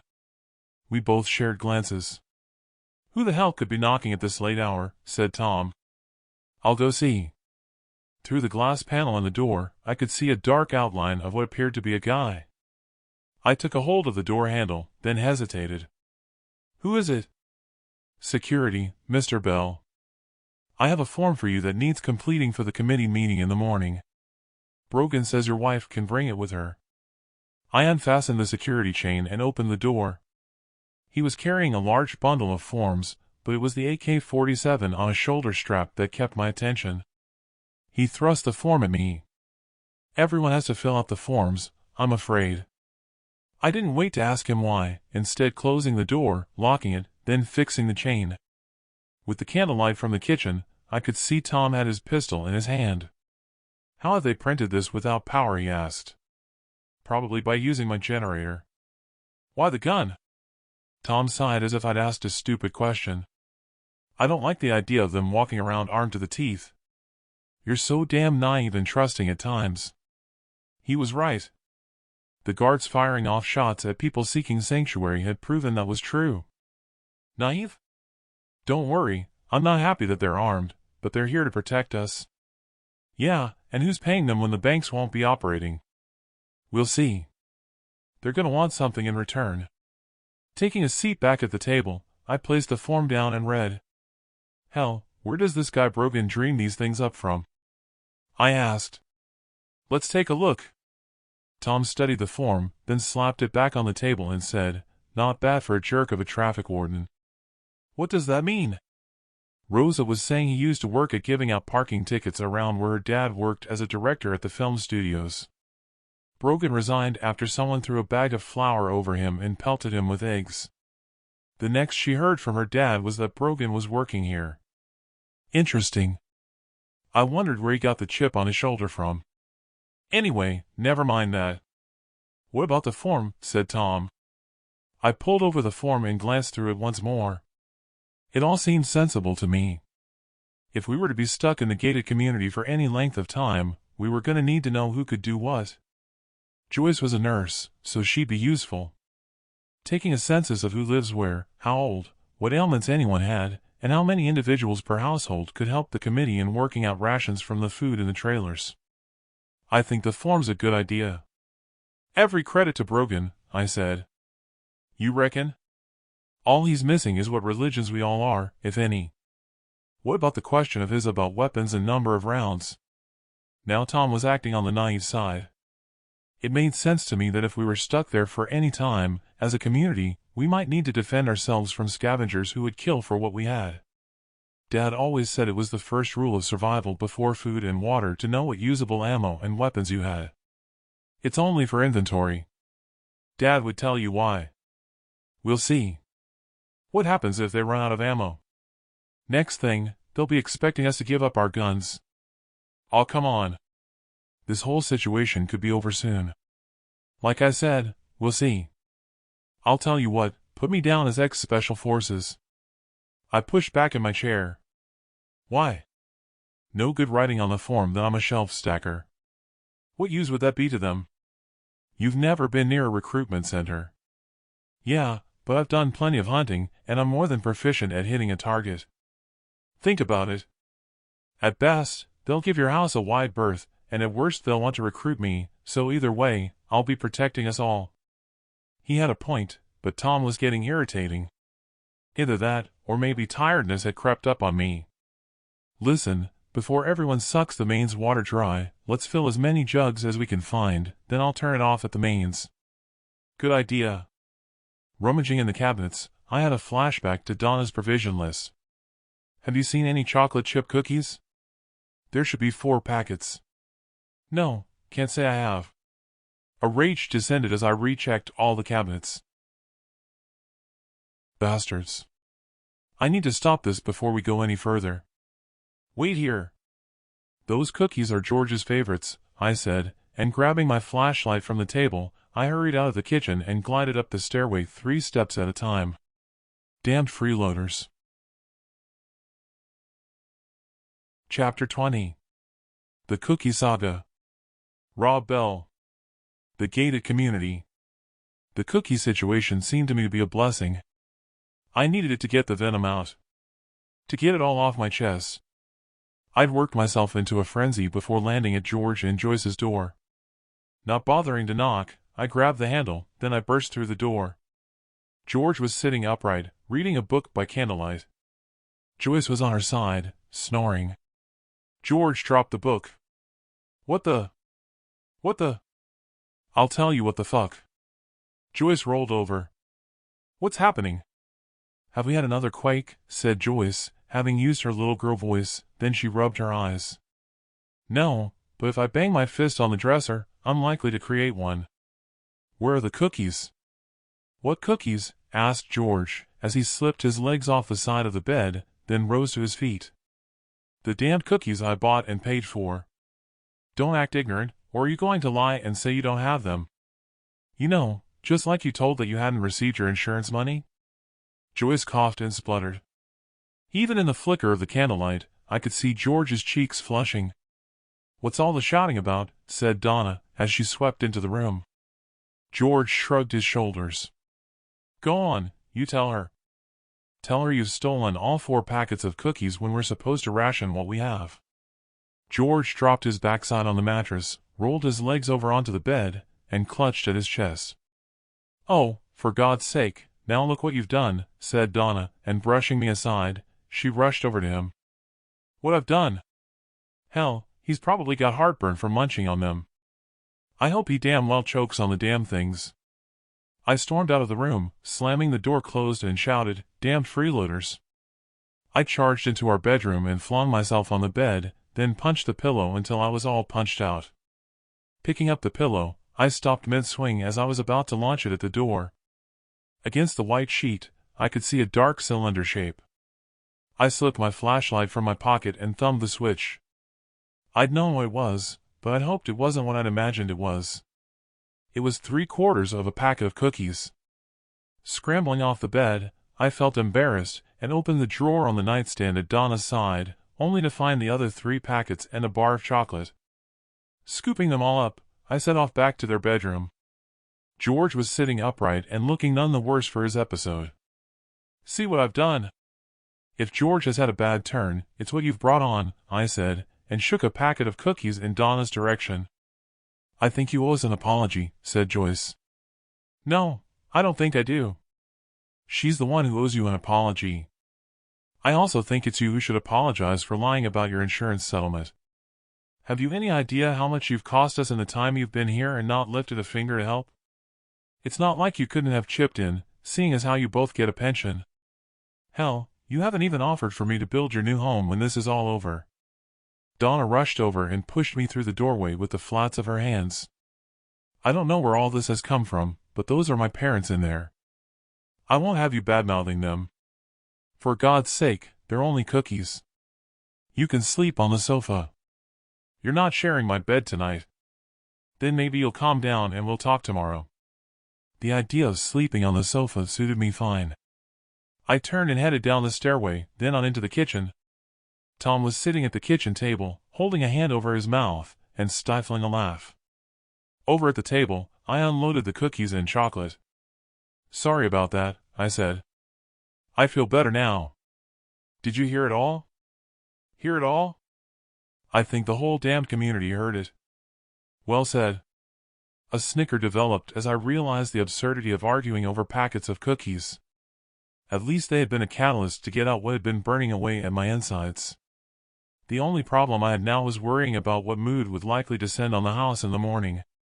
One thing was sure, I wouldn't be eating humble pie. But then that was the point of me blowing off steam. In 4 days, we wouldn't be eating anything, only at the behest of Brogan and his cronies. Chapter 21. LA is gone. Rob Bell. The gated community.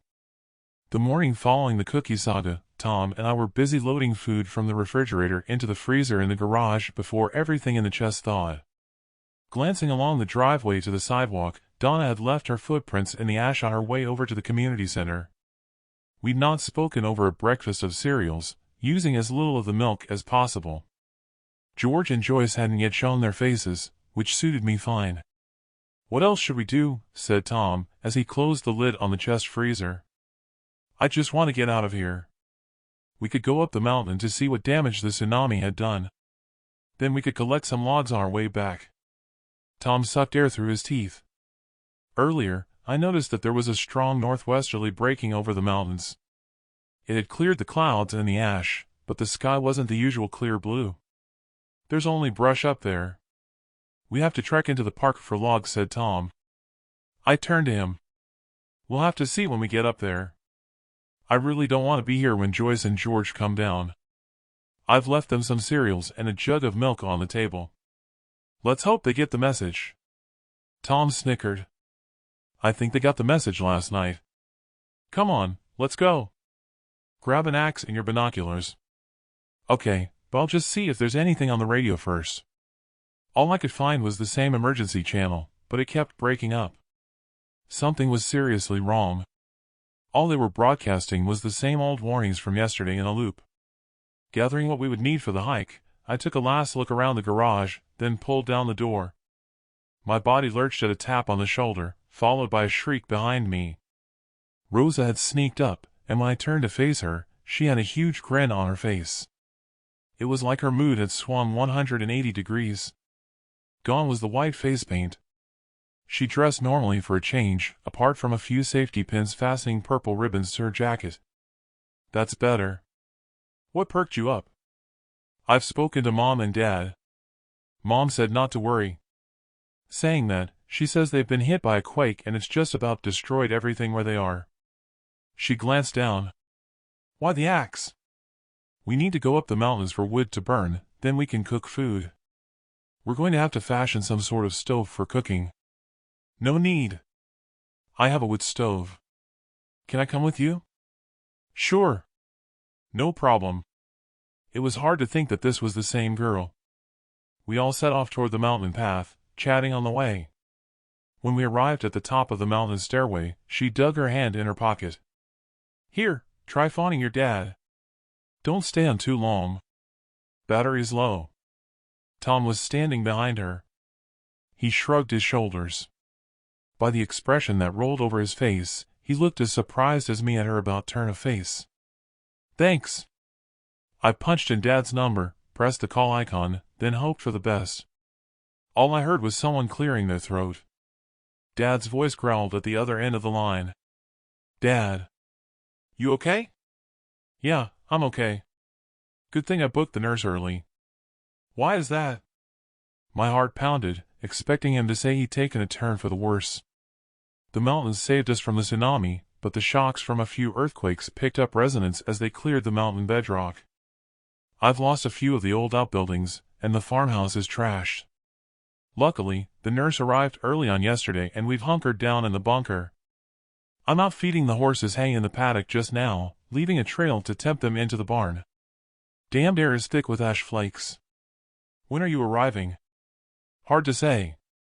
Maybe we won't have to travel just now until things are more normal. Airports are out of service, and the coastal road will be blocked. We'll have to wait for them to get things going again. Wait? What's there to wait for? Follow the damned map I sent.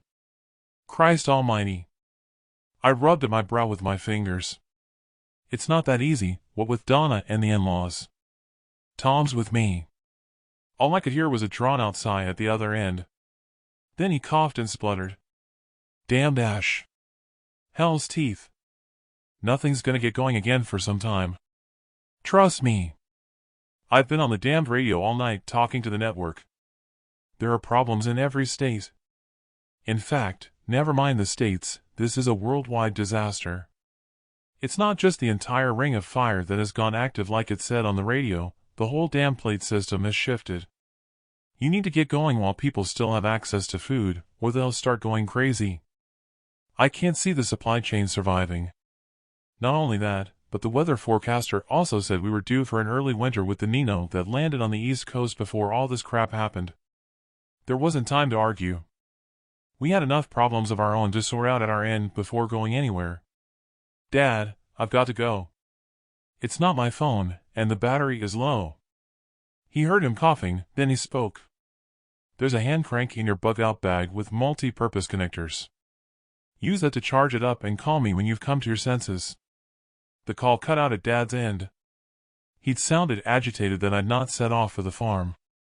I handed the phone back to Rosa. Thanks. I have a hand crank charger I'll let you use. He's okay. Let's go. What did your dad have to say? Asked Tom. He's annoyed we haven't set off to his bunker at the farm. You never mention your family over in Utah. Don't you want to check in with them? You know my feelings on that subject. The day I left for college was a blessing. I promised I'd never darken their doorstep again with all that religious crap they forced down my throat growing up. Yeah, I know. Just thought I'd ask.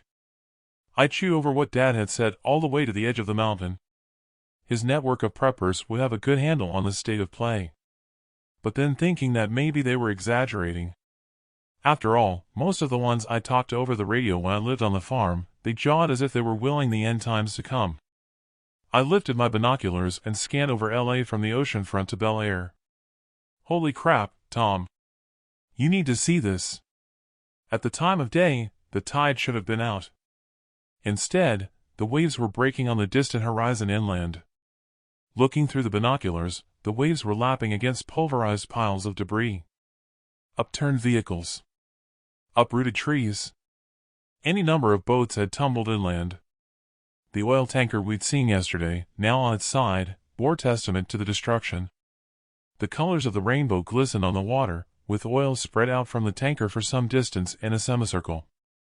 What the tsunami hadn't destroyed, the earthquakes had left their mark on as far as the eye could see. Scanning back to the airport, the air traffic control tower had surprisingly stood firm, but it was lopsided. At a guess, I reckon the water had reduced its height by 30 feet or so. I doubted climate change had brought the rising sea level about. It was looking more like the fault line had been struck with a catastrophic failure, lowering the sea level of the terrain. Tom took the binoculars from me. He scanned in silence, then handed them back. I can't see LA coming back from this. Have you seen the choppers circling the people on the mountains? Said Tom. No, let's see. Looking along the mountain ranges over to our left, many had ignored the warning to head inland. There must have been tens of thousands taking refuge, maybe hundreds of thousands, as I couldn't see the far side. What looked like army choppers were buzzing overhead, but they weren't landing. Looking out on where LA should have been, there was just an expanse of water with tower blocks that had survived poking through the water as far as the eye could see. It was gone as far as a viable city was concerned. They're not airlifting groups, only winching one or two, I said, and passed the binoculars over to Tom. Probably too dangerous to land, or they'd get mobbed. I'll bet they're lifting the sick and injured. Let's take a look, said Rosa. I shared glances with Tom. Tears had stained her makeup. She looked out over the devastation, then dropped to her knees and threw up. Tom reached out to lift her to her feet. Get off of me. She straightened up. Pushed the binoculars into my chest. Marched off in the stairway's direction. I was about to shout out to her. Tom grabbed my shoulder. Leave her. She's back in one of her moods again. Something's eating at her. Are you not surprised? I said. Guess not after seeing that lot. But I think it's something else on her mind. Glancing over my shoulder, I could see a chopper look to be heading our way. Should we wave? What for? Said Tom. If it's like the rest, it's hardly likely to land and whisk us away. Well, whatever it's doing, it's heading straight for us. Tom masked his eyes with his hand. Probably just reconnoitering. Let's head back. There are a few branches we can collect for a fire. Nothing we can do here, said Tom. At the top of the stairway, the sound of the rotor blades thundered, the engine chugging. It's hovering over our community. If I didn't know any different, I'd say it's looking to land, I said. Looking at the insignia on the chopper as we descended, it belonged to the Marine Corps. Some sort of troop carrier. The chopper circled, then appeared to leave. Instead, it hovered outside the exit gate. Come on, let's see what's happening, I said. We quickened our pace, arriving just in time to see it land. Marines jumped out at the side, kneeling, and taking up defensive positions around the chopper, rifles shouldered. A guy with enough ribbons to show he had some serious combat experiences climbed out of the chopper. He carried a briefcase. A Marine followed him over to the 4 guards outside the gate. They had a brief conversation. Our guards opened the trunk to one car blocking the road. The guards all stowed their weapons and closed it again. One of our guards peeled away, pushed open the gate, then trotted through. What's happening? Said Tom to the guard as he passed by. They want to speak to Brogan, seeing as how he's in charge. He'd not closed the gate. Tom shrugged his shoulders and said, After you. I guess curiosity had got through to the both of us. We marched on through the gates and over to the brass with the briefcase. His Marine guard stepped in front of him, shouldered his rifle, pointed it right at me. "Stand down." "That's far enough." He didn't need to tell me twice. Saying that, he not said I couldn't ask questions. Chapter 22. Martial law declared. Raw Bell. The gated community. The Marine captain in charge of the mission looked me up and down, then stared into space. He had one of those, "I'm invisible," and an empty-headed military look about him that indicated it was all about the mission and not to get distracted. I parted my jacket. "I'm not armed, if that's what's running through your mind," I lied, with my pistol tucked into my belt at my back. "Just want to know what's happening. How come they don't seem to be plucking people in groups from the mountains?" He ignored my question, maintaining his statuesque stance, and continuing to stare into space. "Hey, I don't want to know anything that's top secret. Just give me an idea what we can expect." He rotated his neck, chewed on his lip. "You've not had the pamphlet dropped then?" "No, what's that about?" "Martial law. The entire country has been put under martial law. Each state is under military command of the federal government or their own National Guard, with FEMA administering emergency services. Saying that, the majority of states have introduced their own martial law, so we're letting them run with that." "Did President Riker order martial law here, or Governor Brown?" "No, House Speaker Shoemaker did that when he thought he was next in line to the presidency and got the backing of Congress. Then our new president arrived." My jaw gaped. "New president?" "President Riker is dead. Most likely volcanic ash clouds choked the engines on Marine One on the way to his bunker. Governor Brown will probably impose his own martial law here once the chaos is over, but he's missing just now." "So, has Vice President Latham taken over?" "He has now. Couldn't be located at first when he was thought to be on vacation in Hawaii, but luckily, his flight took off before the islands were destroyed." I felt sick to the stomach that Hawaii had been destroyed, and that President Riker was dead. The new president was a right-wing nut job, as much as the Speaker of the House was a far-left socialist. I imagined Speaker Shoemaker would be ticked off with Latham being commander-in-chief during martial law. I guessed that he'd only rallied his party to vote in favor to have had it passed because he thought he would be commander-in-chief. Questions rolled round in my mind. What about food distribution? It's all on the pamphlet. Like I said, FEMA is taking care of that. My eyes rolled. But I've just said that we don't have the pamphlet. Listen, they're working day and night to set up food distribution. We're also setting up extra camps inland. FEMA's emergency plan calls for priority to be given to children, the aged, and the sick. We don't have the infrastructure set up yet for the numbers involved. You're best staying here for now." "Sorry to sound ignorant, but who the hell is FEMA?" asked Tom. "Federal Emergency Management Agency. They're part of Homeland Security, specifically to plan for events such as these nationally." "Oh, yeah, how stupid of me, I remember.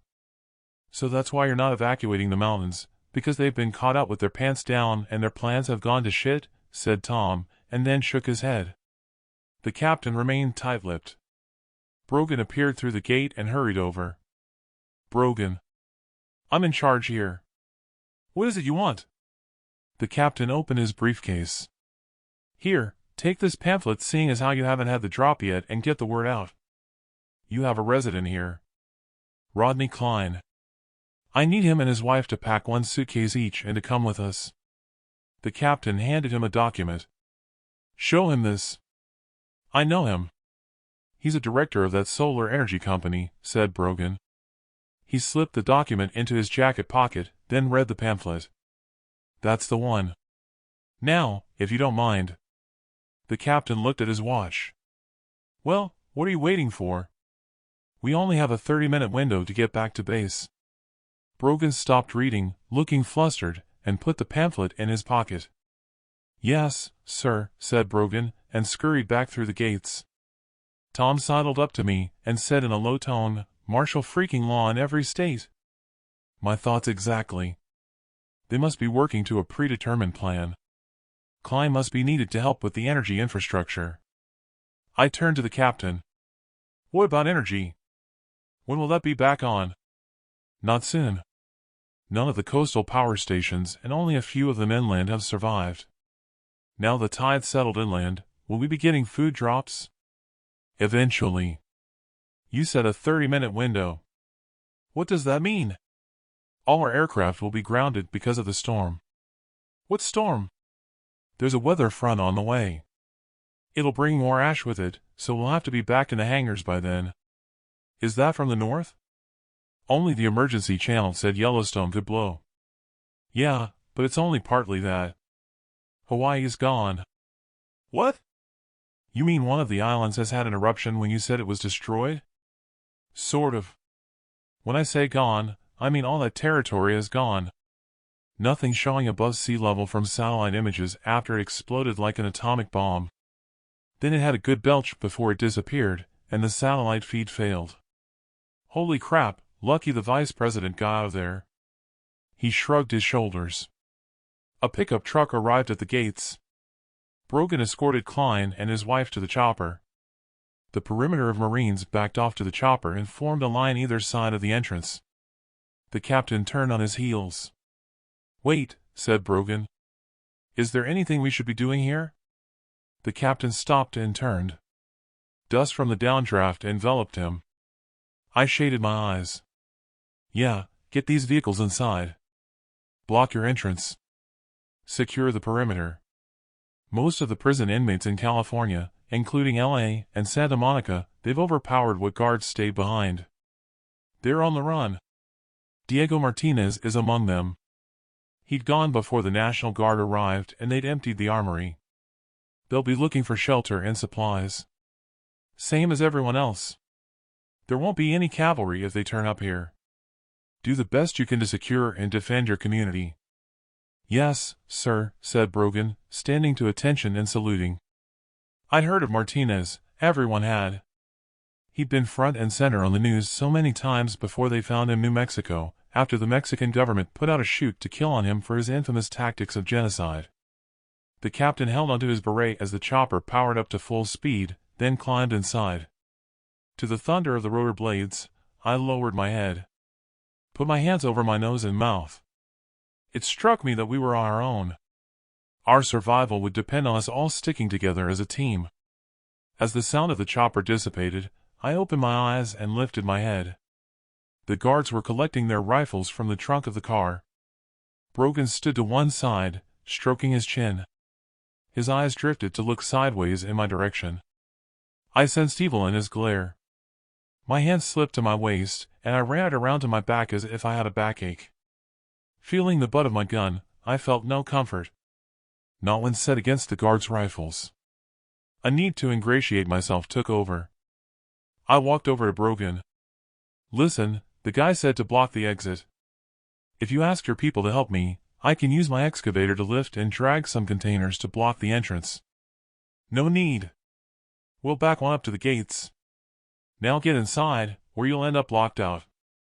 My offer to help hadn't worked. The tension between us was obvious. Has the meeting finished? Yeah. Your wife will give you your orders when you get back home. He walked away, barking instructions at his men. Orders? I'm telling you, man. These guys are going to be big trouble, said Tom. We turned our heads at a squeaking sound coming from beyond the bend in the road. The guards shouldered their rifles. A woman appeared, pushing a child in a wheelchair. I recognized them right away. Don't come any further, Brogan shouted. I turned to Tom and said, back me up, will you? It's my cleaner and her son. Maria put her hands in the air. She edged in front of her son. Please, don't shoot, she said, clearly distressed. Don't do nothing stupid, said Tom in a whisper. It's not me you need to worry about. It's Brogan. Watch my back. I know you're packing. I walked toward Maria. Hey, how did you get here? There was a look of terror in her eyes.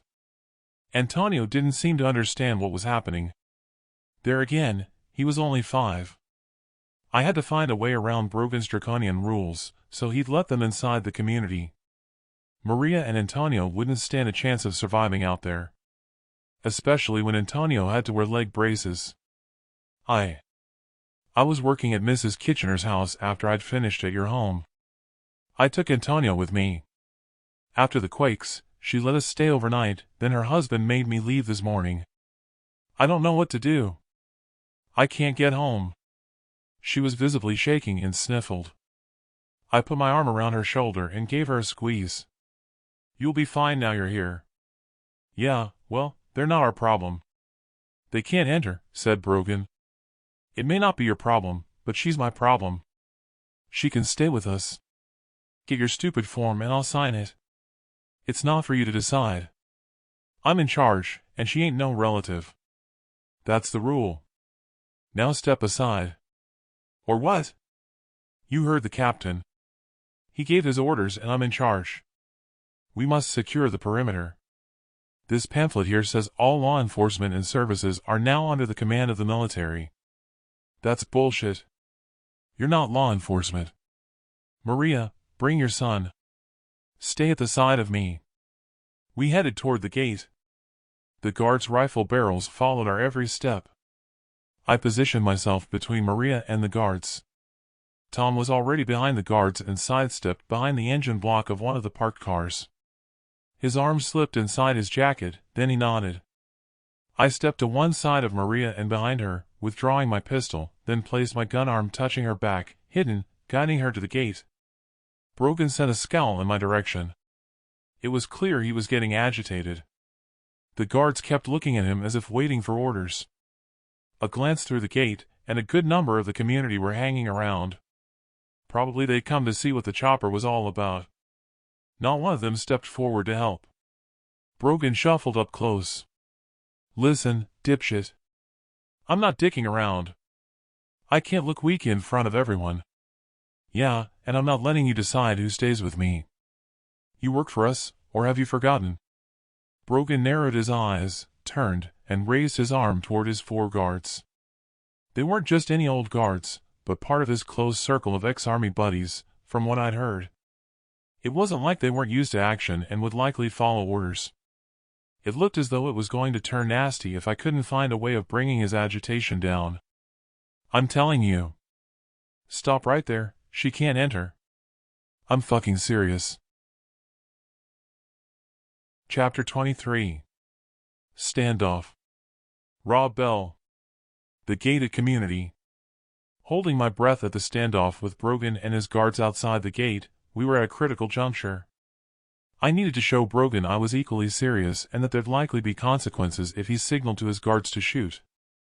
He was vulnerable without a weapon. I gave him a quick flash of my firearm for him to know I was armed and ready. By placing my firearm behind Maria's back again, it gave him a chance to back down.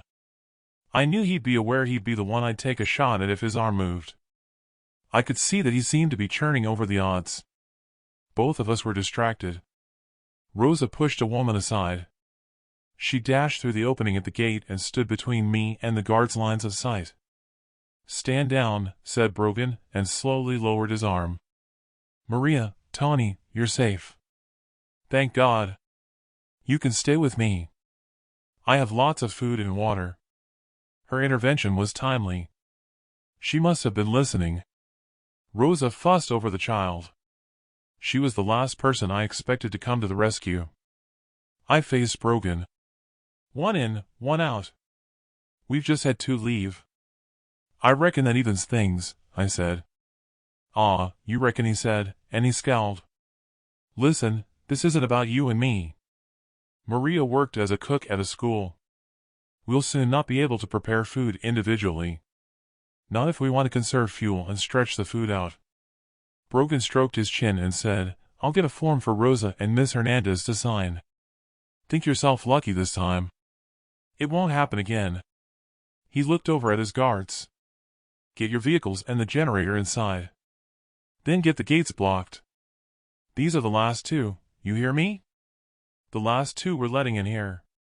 I slipped my pistol back into my waistband. As soon as we were through the gate and into the dispersing crowd, Tom joined us. Thanks, Rosa, you're a star, I said. Someone had to do something. The crowd were mumbling and complaining that it was more mouths to feed. Maria walked over to me and gave me a hug, then broke away. Obrigada, Mr. Bell. Don't mention it, thank Rosa.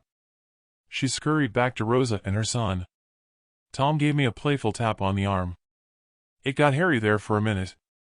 I hoped you'd have been prepared to shoot, because they looked prepared to carry out orders, said Tom. Don't remind me. Scared the crap out of me, it did.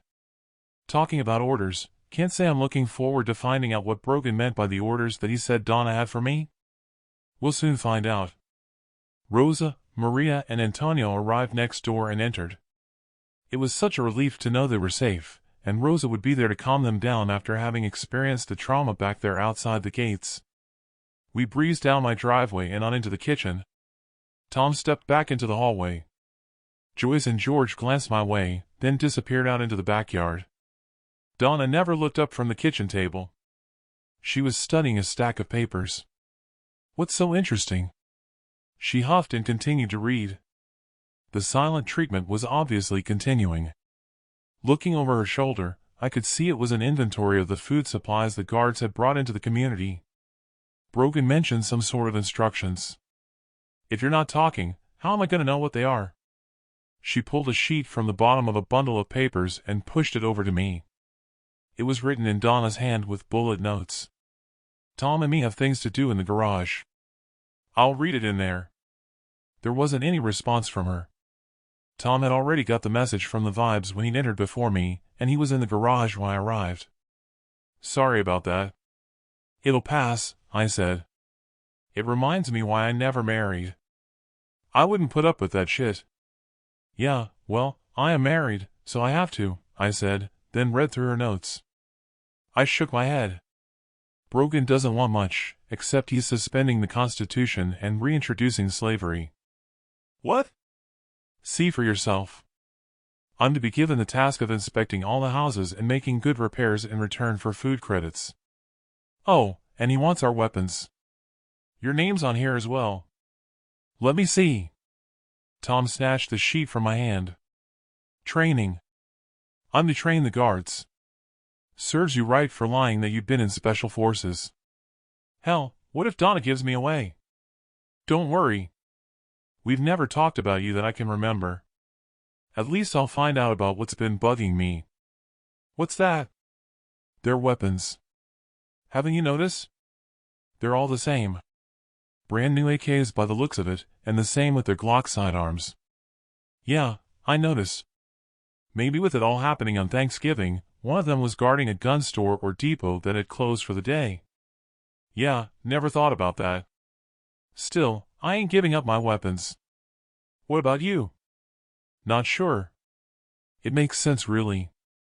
Not all residents will have them. Storing them all at the community center for access when they have to go out on patrol is a good idea. Remember what the captain said about the escaped convicts?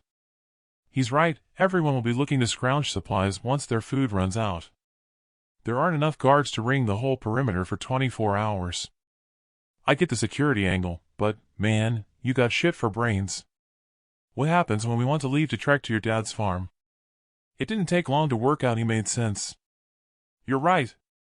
What weapons have you got? Not counting hunting knives, I have a long bow, 3 hunting rifles all the same caliber and scoped. Stacks of ammo. This gun here and 4 in the safe. Does Donna know what you have? Not really. She's never been down in the basement where I keep the safe. I mean, she's seen me take my rifle when I've gone hunting, but that's about it. Saying that, I've not been hunting these past 2 years. Problem solved then. I have my hunting rifle stripped down in my rucksack and these 2 guns. Give me one of your rifles and I'll hand in a gun and a rifle. You can hand in the same. Just don't hand in all the ammo. Maybe a box for each. Then, when we're ready to leave, we'll still be armed. The whole situation was striking home. Brogan was clever, and not the idiot I'd initially taken him for. It all sounded reasonable, the way he was organizing things. Apart from it set the Second Amendment on fire by collecting all our weapons. I guessed our altercation outside the gates when he saw I had a gun could also have worked into his reasoning. Collecting everyone's drugs and setting up a clinic at the community center, with Joyce in charge, seemed like a reasonable idea. Same with the weapons. But at the same time, he He was consolidating control for him and his buddies. The notion everyone had to work to gain credits for food vouchers rang alarm bells. There wasn't any mention of how that would work for the elderly, the disabled, or the children. I turned to Tom and said, "Okay, I'll do that." Hallelujah. You've got your thinking head on again. It says here, there's to be a meeting first thing, and for the weapons and drugs to be handed in. 1 person per household to attend. Yeah, I saw that. I guess that'll be me. At least I'll be able to air our views if there's any disagreement. And you think Brogan will listen after that fiasco outside the gates? He's gonna turn this community into Animal Farm if we let him. We'll see. The light suddenly faded. We both rushed over to the open garage door and looked outside. To cracks of lightning and the roll of thunder, the heavens opened in a deluge of rain. "Damn it," the captain said, "a storm front." "That's all we need," I said. Then it hit, and I don't mean the storm. It sounded as though 2 giant tankers had collided in a sideswipe, their metal plates grinding against each other as they slowly moved in their opposite directions. We both exchanged worried looks. Then, the biggest jolt I'd ever experienced hit us. It threw us both outside the garage. We landed on the concrete with a thump and with such force, I was sure my innards had rearranged themselves. Looking over my shoulder, my house lurched. Fascia boards splintered. Glass windows imploded. I screamed out for all I was worth. "Donna!" Chapter 24. Rescue Party. Rob Bell. The gated community. It was now obvious what the grinding sound had been prior to the jolt. Fearing that the damage caused to my house by the subduction may have trapped Donna, or worse. Panicking, I scrambled to my feet and headed toward my home. Tom tried to pull me back as I charged to my front door. I ripped his grip from my shoulder and ran inside. The curtains were flapping with the window blown out. My boots crunched on broken glass in the kitchen. A row of wall cabinets was down, provisions scattered around the room once more. I heard whimpering. She was under the table, her legs sticking out and trapped under the cabinets. Lifting them out of the way, she screamed, then scrambled out from under the table. She had a long gash on her leg. Snaking my arm under her shoulders, I lifted her bodily and carried her outside. The rain had stopped, but it was blowing a gale. "Where are George and Joyce?" asked Tom. "I don't know." He shook his head. To his credit, but after some hesitation, Tom rushed inside to look for them. Rosa and Maria attended to Donna's injury, trying to calm her down as I headed back to the front door. George hobbled through first, followed by Joyce and then Tom. "They're lucky.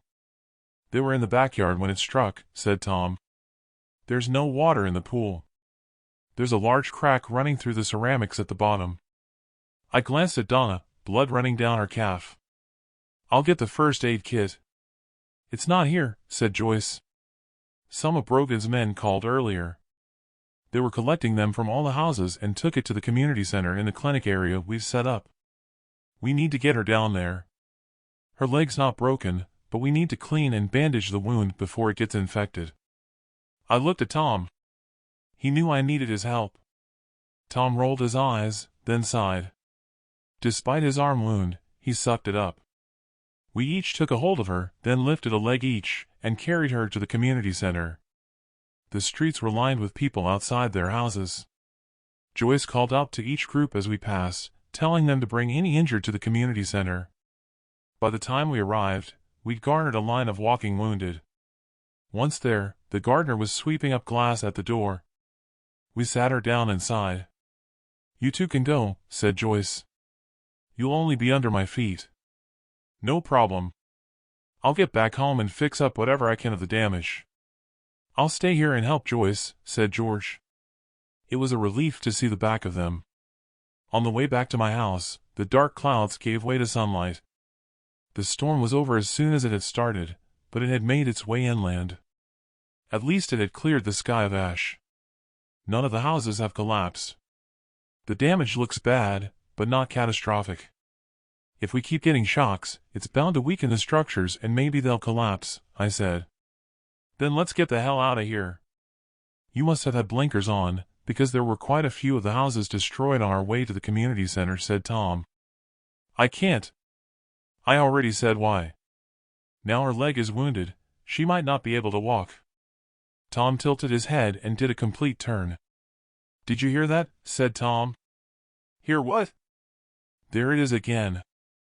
I can hear what sounds like gunfire. The first time I heard nothing with the wind swirling around. The second time I heard the sound, there was no question it was gunfire. It sounds distant. I can't get a fix on it, I said. There it goes again, he said, and pointed away from the coast. What's in that direction? Asked Tom. It's called the Summit.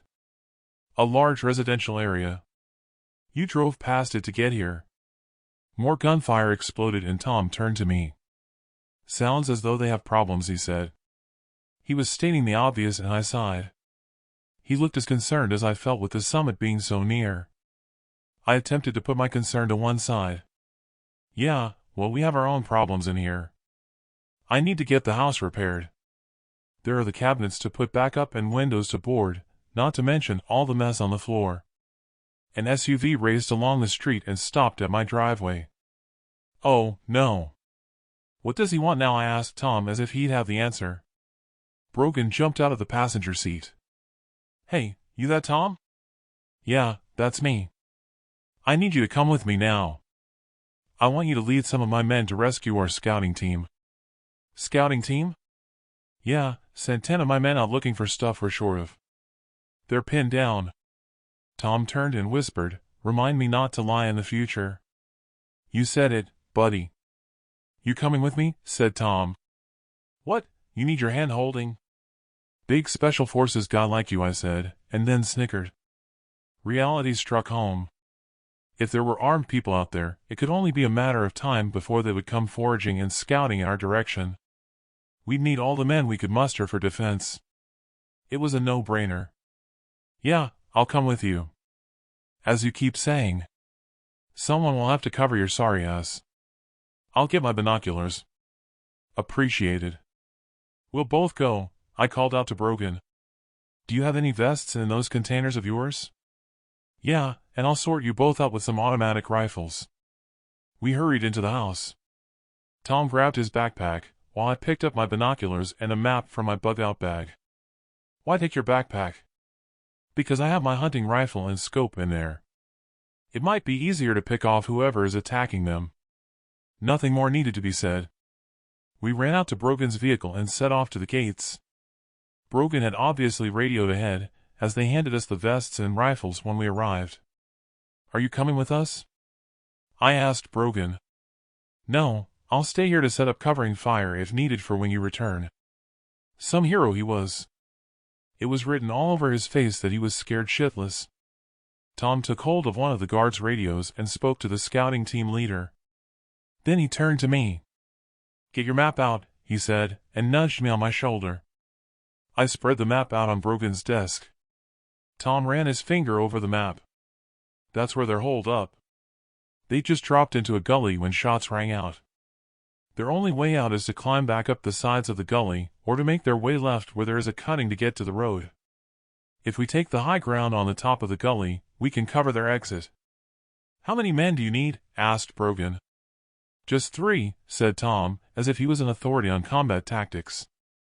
Do you have a semi-truck with an empty container, or at least a vehicle with room for 15 of us? Yes, said one guard. The one that's backed up to block the gates has been emptied. Tom tapped a finger on the map. Good. I'll need it there on the bend so no one can see it along the road. It'll need to be facing back to here, and with the container door open, engine fired up and ready to go. I can have men posted on the top of the cliff to give cover, said Brogan. Yeah, I was just going to say that, so great minds think alike, said Tom, probably lying again. Tom exchanged glances with me. Well, come on, let's get moving. Vests on, lock and load, and let's do this. I was used to the thrill of hunting, but this was the first time it involved hunting down people. Regret rolled around in my head at having volunteered. But then I knew Tom would have wanted to back me up if the situation was reversed. Dad had always told me it was something I would have to prepare mentally for if the end times came. All the same, Dad drilling into me that it would be us, or them, was little consolation for the fear that gripped a hold of me. I turned to Brogan. "You'll owe us when we get back. I'll need my generator when we return, so I can make repairs to my house. It's standing there doing nothing as far as I can see." Brogan acted like he didn't hear me. "Well, the generator?" Okay, you've got it. Keep your shirt on." The truck pulled away from the gates and the 5 of us slipped through. Looking ahead, and thinking of what we had to do, it was like staring into the abyss as if I'd entered an emotion-free zone. That's not to say I didn't fear what danger to life and limb lay ahead. Chapter 25. Man Down. Rob Bell. The summit. The 5 of us lay on the top of the gully behind the cover of bushes. Tom and I were together, with 2 of the others flanking us 10 yards on either side. The 5th was to our rear, covering our back. This wasn't like hunting. The thought of maybe having to kill someone brought bile to my throat, and I swallowed hard. It wasn't hard to spot the ones opposite, firing now and again our guards below. Our guards were hidden behind boulders. Even so, I lifted my binoculars to get a better look. "What can you see?" asked Tom in a whisper and put his AK to one side. He dug in his rucksack, pulled out his hunting rifle, assembled it, and attached the scope. "There are at least 10 that I can see," I said, keeping my voice in a low tone. "No, make that 11. Damn it, 5 of them look like police. 2 of them are wearing jeans and t-shirts, but get this, 4 of them are in prison overalls. What's betting there are all the escaped convicts that army guy mentioned." "I'm guessing they've stolen their guards' uniforms," said Tom. "I hope you're right. I don't care to be shooting at cops." The shrubbery on the hill opposite was lower than our position. It gave us the advantage of the high ground. "What do we do now?" "You're the pretend special forces guy. You tell me." Tom ignored the quip and scanned the area with his scope. "I might take 2 out before they hit cover," said Tom. "Okay, that leaves 9. "Then what?" "They'll likely go to ground if we rake the area with gunfire. Then they'll have our position marked." Tom rolled over. "Shit, one of our guards is wounded in the leg and he's in the open. Dipshits haven't even tried to retrieve him to tie a tourniquet to stop the bleeding. Probably using him as bait to flush them into the open." "Radio them," I said. "Yeah, and what if that gives away our position when they reply? Wind's heading in that direction. The sound could carry." "As long as the smell doesn't carry, we should be all right, because you honk," I said. "Come on, be serious. They're not critters that we're stalking with heightened senses of smell. Now cut the crap. Any other suggestions?" "Diversion," I said, grasping at straws. "You mean draw them away? Make us the target? How stupid's that?" "Not if we do it right. Draw them to our right, then radio the guards below with the cover of gunshots. They can retrieve the injured guy, then have them work their way left. There's a cutting on the hill 200 yards along the gully. Once they're safe, we can all scramble back to the truck and trailer. Job done." Tom looked to be pondering over what I'd said. "What if they don't fall for it and leave some behind to keep cover over the dip in the gully?" "You wait here and take out any stragglers," I said. "Got it. Let's fall back and discuss it with the others." It all sounded matter of fact, but we'd been talking about taking lives, and not shooting deer for game to eat. But then, thinking about it, those guys had already proven they were prepared to shoot to kill. The guard bleeding out below had proven that. We all gathered behind a thicket in a circle. Tom took charge, drawing the positions with a stick in the dirt, and relayed my plan as if he'd thought of it first. He had a lie to keep up, so I didn't mind. The only thing he added was to await radio instructions once the guards below had reached the cutting. Then we could withdraw. I took 2 guards with me to our right. "You guys got your spare mags ready?" I asked them. "Yeah, we're ready." "If you're ready, go now, and good luck," said Tom. "As soon as I hear your gunfire, I'll unload on them and see if I can't cut the odds down." Tom scrambled back to his position above our guards, still leaving 1 guard to watch our rear. I nodded to the others, and we scampered along the hillside to take position. With my line of sight trained along the barrel to the enemy, I squeezed the trigger. One guy wearing orange dropped in a hail of gunfire. The only consolation I took was that there was no saying if it was my bullets that ripped through his chest, but it was likely. The rest disappeared behind cover and our guards below grabbed the injured guy, then made a run for it along the base of the gully. Every now and then the hostiles would break cover and return fire, edging their positions away from our guards as planned. I turned to the guard next to me. I don't like this. Few of them are returning fire. They could be flanking us. Pass the word to your buddy. Tell him to keep his eyes right. Something didn't feel right. I glanced at my wristwatch. Even carrying someone injured 10 minutes was enough time to make it the 200 yards to the cutting. I drew the radio to my lips. Tom, what's going on? I think their battery is dead. They're out of sight. We should lay down more rounds, then exit right away. Got it. Bullets ripped through the foliage above me from our right. I'd been right to consider our flank, but it had been breached. The guard to my far right rose to his feet, spraying the area along the ridge. His arms flailed, then he hit the dirt. David, the other guard, snaked over to him, dragging him behind a boulder. Shit, man. He's dead. More rounds pinged off the boulder where he was hiding. I'll cover you. Get back here, but grab his rifle and spare mags, I said. Move back 10 yards into cover, then lay down fire for me. We'll do that all the way back to the truck, I said as he scraped past me on his belly. We did that for 4 or 5 maneuvers, rounds whistling over our heads, and then we ran out of cover. There was nothing left but to make a run for it along the hill to the cutting. I lay down more fire, rose to my feet, then froze. A tank of a guy ran toward me, carrying the rifle but close to his hip. My rifle jammed. He drew the butt to his shoulder and lined me up down the sight. His head suddenly exploded at the sound of a high-caliber round. Go, go, go! Screamed Tom.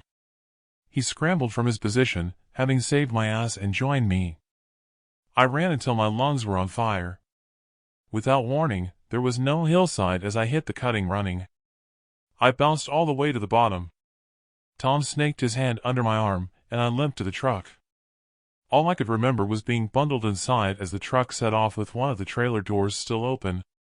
With the momentum of the truck lurching through the gears, the door swung to a close, to the sound of rounds peppering the doors high up. Some of the guys screamed out. The bullets hitting the trailer solved the lighting problem, with spears of light shining through the holes. Tom was busy fastening a tourniquet around the injured guard's leg. We now had more injured, but luckily the door had taken the energy from the bullets. What were you out looking for in the summit? I asked the guard opposite. Gas bottles. We'd filled up a trailer when we were ambushed. I didn't know there was a gas depot on the summit estate. There isn't. We took them at gunpoint from some of the houses. Had to shoot at some of them that fought back. I looked over at Tom. He must have heard what they said. We exchanged glances. It was clear to me what was on both of our minds. We're one short. Any idea what happened to him? Asked Tom. Yeah, he took a bullet. Dave over there said he was dead. There was no way we could cart the body back. Tom scrubbed his hand across the hair growth on his chin. Well, it's to be expected. That's 1 down, 5 injured, and no doubt a whole heap of shit to come. I'm telling you, man. We're screwed if we stay. I knew he was right. But there and then, I couldn't see any way out, without leaving Donna and the in-laws behind. But at the forefront of my mind was that our brief skirmish might not be the end of hostilities. Chapter 26. Criminal Intent. Diego Martinez. The governor's family residence. Luxuriating on the top of silk bed covers, a Cuban cigar in one hand, while he chugged away at a bottle of champagne in the other hand, Martinez heard a rap on the door. Come in. Roberto entered. All the guys have arrived from the summit. Just found out from the stragglers, they ambushed some guys dressed as security guards who they found scavenging for supplies in our zone. They've been looting gas bottles from the houses they use for barbecues. Anyway, we don't have to worry about fuel for gas stoves. We've now got a trailer full of them. A rescue party arrived and rescued the security guards. How many are dead? 5 dead. Them or us? Our guys. Good, fewer mouths to feed. There were security guards from the gated community further along the road. We have one of them prisoner they left for dead. Martinez sat bolt upright. Prisoner? We don't take prisoners. Slit his throat. Roberto lowered his vision. I'll do as you order, but he could have information. He's on his last legs. The people over at the gated community are going to be trouble when we both need the same food supplies. Maybe you should talk to him. Martinez flung the bed covers off of him, swinging his legs over the side of the bed. Jesus. Do I have to do everything myself? Did our guys round up some women to party with? Yeah, they're down at the poolside. One of the women is a nurse. She's taking care of the prisoner. Martinez stubbed out his cigar on the nightstand. I'll take a shower and be down shortly. Roberto turned, about to leave, then turned back again. Incidentally, the gated community isn't our only competition. Mason's black contingent from the pen arrived before us, but so far, they've said that they'll keep to their side of the territory. They don't have our numbers, so we could take them out. Martinez didn't answer right away, while still compartmentalizing the information. No, best if we leave Mason's crew for now and deal with them later. What about Gunner Sachs? Yeah, they have him on watch 24/7 like you asked. He ain't going nowhere. Good, I'll deal with him in good time. Martinez rose from the bed and stepped into the shower room. As the water cascaded over him, washing away the grime of the past 24 hours, he was deep in thought. He knew the situation could only be temporary, and he'd need a plan. Turning the faucet, he stepped out of the shower and dried himself, then shaved. Suitably doused in aftershave and deodorized, he stepped over to the walk-in wardrobe, picked out some designer clothes, and dressed. He looked in the mirror, smiling at his image. The foul odor of the pen and his time incarcerated there were well and truly purged. He felt like his old self and headed to the pool. He noted that they gathered around 30 women, whimpering in a corner near the pool, huddled together, and he coursed an eye over them. Is this the best you could do? What the hell are you doing picking a fat ugly one? He grabbed a hold of her and threw her to the ground away from the others. Looking them over again, his eyes settled on a brunette, one who he thought the most attractive. He pulled out his pistol from his waistband and separating her from the others he put the barrel to her head. Best you all stop sniveling. This is your life now. I own you. If you don't do as we say, this is what you can expect. Do as you were told and enjoy, or this is what will happen. The girl with the pistol to her head closed her eyes, then flinched violently at the explosion of a round fired, her cheek burning with a searing pain from the discharge. Women screamed. The brunette who had the pistol to her head opened her eyes. An expression of apparent disbelief washed over her face that she was still alive. The one he'd pulled out and disrespected was bleeding out through an entry wound in her neck. The brunette's legs buckled as her eyes rolled upward in tandem with her limp body dropping in a faint.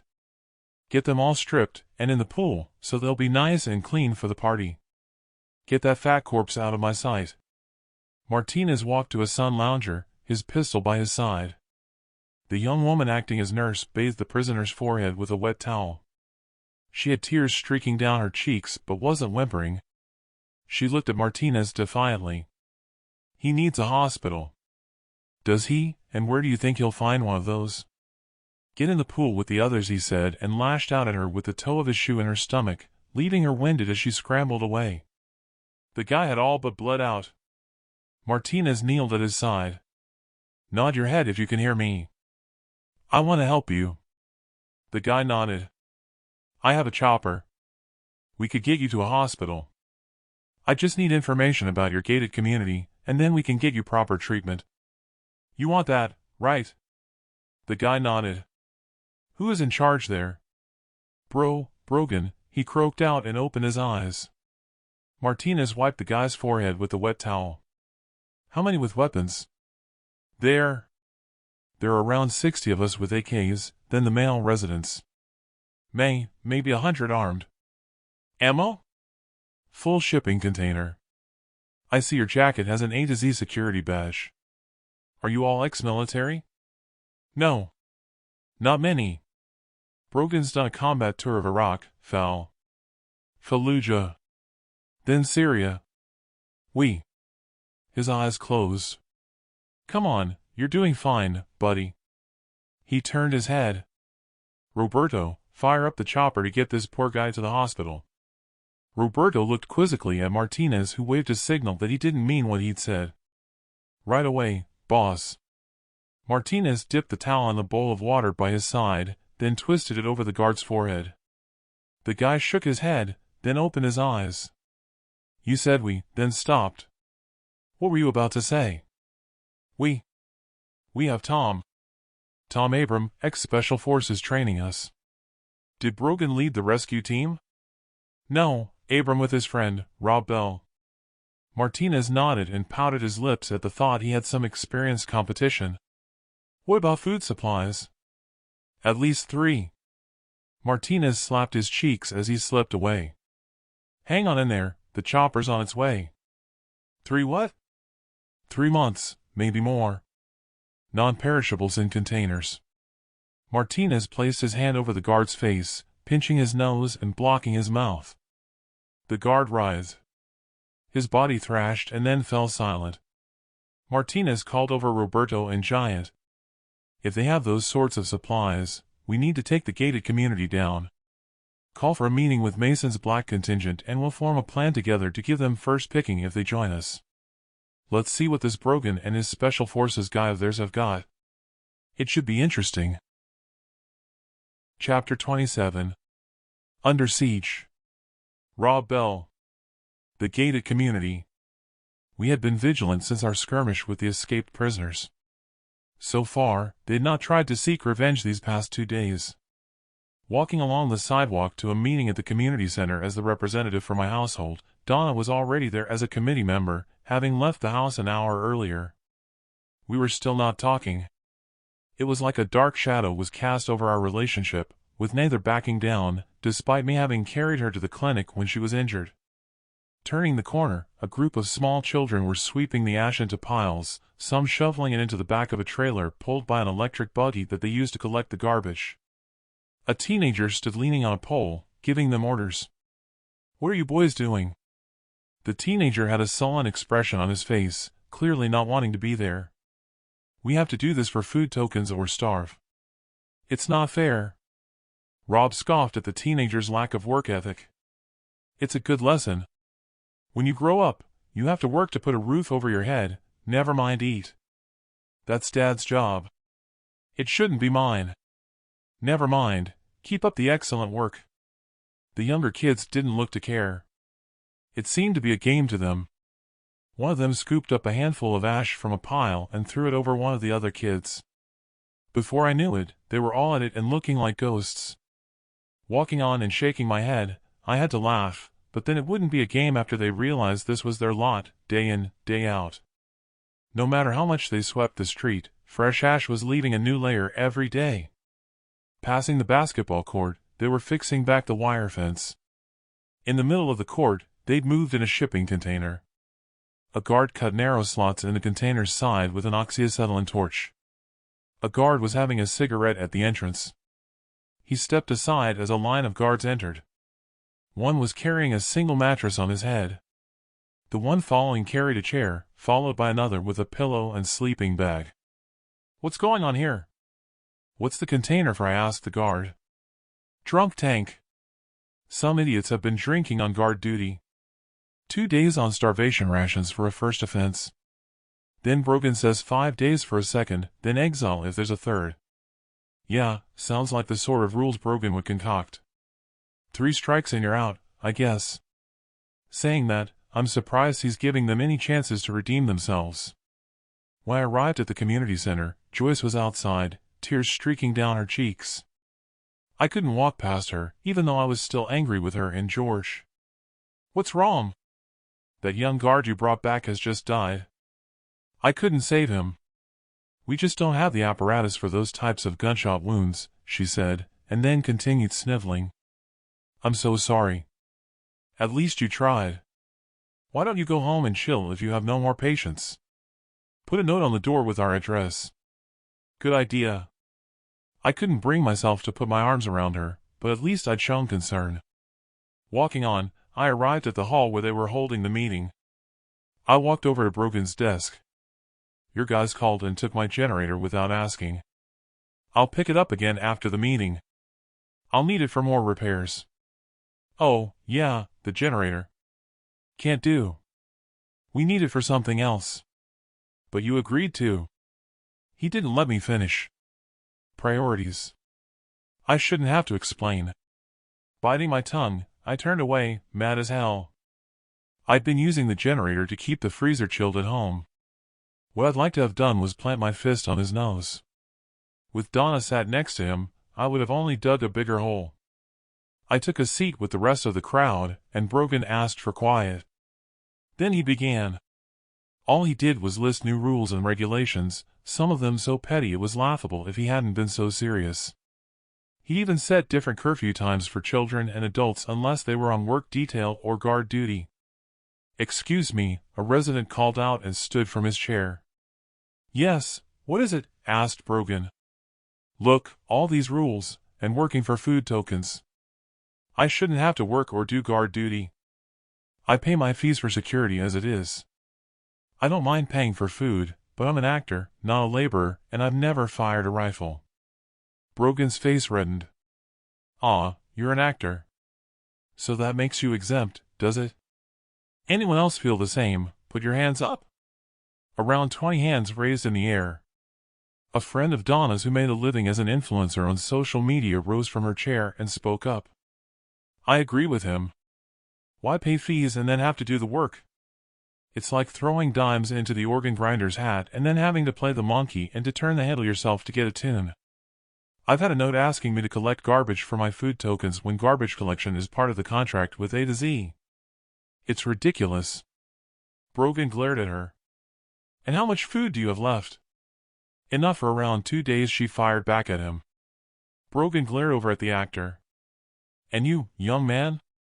The actor. "Same, 2 days." "And cash money?" "No, I have credit cards." "And you, young lady?" "Credit cards." "Good, so then you'll both be leaving us in 2 days, will you?" "Don't be stupid, we own our houses," the actor said. "Oh, you're welcome to stay, but don't expect us to feed you. That goes for everyone with their hands up? You all know where the gate is. As for paying, I don't care what your business is or your status. I can't see anyone having access to an income, never mind cash for the foreseeable future, including me. The banks are all submerged. Anyone with a lofty attitude, I suggest you leave it at the door. For Christ's sake, we've already lost 2 of my men on your behalf." Meeting closed. He pushed a sheet of paper forward with a pen. "By all means, those who don't want to work, step up to the desk and write your name on here," he said, and stabbed at the sheet of paper with his finger. "Then I can cross you off our ration list." Any hands that remained aloft gradually withdrew. A few flushed cheeks around the room were on display. With that, he stood and stormed outside. Donna picked up a pile of papers in front of her and made her way outside, not making eye contact with her friend, the influencer, or me. There was lots of grumbling, but no one walked up to the desk to scribe their names as everyone filed out. Staying seated, I pondered a while. Tom had been right so far about how things would turn out, with Brogan consolidating his power over everyone. I could understand Brogan's reasoning, but not his delivery, which presented him as an obnoxious toad of a man. I didn't even get a chance to ask about those who couldn't work like George and how the food token system would work for the sick and the elderly, never mind the younger children. Teenagers, I could understand them working for tokens, but not young children. I hadn't believed the teenager in charge of the young boys. I thought maybe he was just getting them to do the work he had been allocated and the young ones had seen it as a game. Now, I wasn't so sure after witnessing Brogan's behavior at the meeting. Still annoyed at him going back on his promise to let me have my generator, I set off back home. Rounding the corner, I wondered just what the hell was happening. 2 guards were carrying out our chest freezer from the garage and loaded it on the back of the truck. Trotting the rest of the way, 2 guards were leaving my house with the few items of canned and packet food we had left. "What do you think you're doing? Who said you can take my food in freezer?" The guards who had loaded the chest freezer pointed their rifles at me. Step away.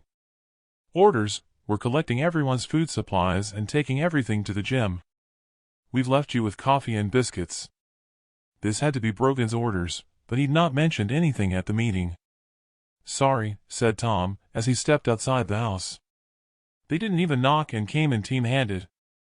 Held me at gunpoint while they searched the house and collected everything they needed. Dumbstruck, and turning to face the guard nearest, I lost all reasoning that I was facing the barrel of his automatic rifle and let fly top note. You can't just barge into my home. Even police would need a search warrant. Have you forgotten we have constitutional rights? The guard fortunately stayed calm, though the others surrounded me. Maybe you've forgotten there is martial law. Brogan says that gives us the power of entry during an emergency. Oh, he does he? Well, I'll have something to say about that when I see him. I raised my arms in surrender to the situation and they stepped back. Are Donna and the in-laws here? I asked Tom. They're in the living room. Marching into the living room, the three wise monkeys were sitting there, not looking the least upset at having our sanctuary invaded. Are you going to talk to me? Why didn't Brogan say what was happening at the meeting? Calm down. Arthur didn't get a chance when those fools descended and he lost his cool. They're building a kitchen in the gymnasium. That's why he couldn't let you have the generator. They'll need energy for the equipment to cook meals and so the food doesn't go off. Maria is going to be the cook. Why didn't they knock? Oh, so you think everyone would be honest and hand over all their food? I don't think so. I felt stupid that it all sounded so reasonable and I headed to the kitchen. Tom was sitting at the table. He had his serious face on him. I've boiled some water on the barbecue and made coffee. Want some? He asked. Yeah. Tom poured a mug of coffee for me. Out of habit, I opened the refrigerator door for the milk, then sighed that it was empty. We wouldn't be the only ones with empty fridges. Millions would be in the same position, and I shrugged at the thought. Listen, I don't like to tell you this, but when I returned from guard duty, I overheard Donna and your in-laws talking. Don't tell me they were bitching about the chocolate chip cookies, I said and laughed. Tom remained stony-faced. I wish it were that. It's nothing to laugh at. I heard Donna say that she wants a divorce when things return to normal. Joyce said she'd be better waiting until after your pa had died and his estate had been signed over to get a better settlement. George agreed with Joyce. The smile wiped from my face. It was as though someone had punched me in the gut. I pushed back against the kitchen wall, not knowing how to respond. I say you should dump them now. We could go right now and make our way to your dad's farm. You can see what's happening here. My mind exploded with angst, and I raised my voice. Wait. I get it, it's the same as your lie about having special forces experience. Is this some scheme you've cooked up to get us to leave them behind here at home? I don't believe you without she tells me to my face. Don't be stupid. You can't see what's in front of your face, the way she sucks up to Brogan. Sorry, Arthur. What are you saying? You know what I'm saying. Don't act so fucking naive. Right, that's it. Get the fuck out of my house, now. It's a pleasure. I'll ask Rosa if I can sleep on her couch tonight, then tomorrow I'll sneak out of the community, and you won't have to set eyes on me again. You fucking idiot. Tom stormed out and upstairs to his bedroom. Last I saw, he charged out of the front door, stuffing his stars and stripes into his backpack, then slammed the door. Seems I no longer had to choose between them. The decision had been taken out of my hands. I set off out of the kitchen, needing to be alone to think. In the basement, I took my rifle from the safe, collected my binoculars, and headed to the reservoir. I didn't want to talk to Donna with the in-laws butting in. We had things to discuss in private. Passing the guard at the perimeter on the mountain, he was one of them who had been with us on our rescue mission. I stepped over to him. Anything happening? I asked him. Nah, boring really. A bullet pinged off the boulder next to me. All hell broke loose with rounds fired from out front, and I dropped to the ground, then scrambled behind the boulder. Not so boring now, is it, Jim? I said, and dragging the strap from my shoulder, I fired off a round toward the gunfire. There wasn't much incoming, but our perimeter guards let off a violent volley of shots from their automatics. Then, as suddenly as it had started, it went quiet. Nothing had happened on the cliff top over on the left-hand side of the community when it all erupted. Then, just like it happened at our position, all went quiet on the left flank. "Do you think this is the lull before the storm?" asked Jim. "Your guess is as good as mine." Chapter 28. Testing Defenses. Rob Bell. The gated community.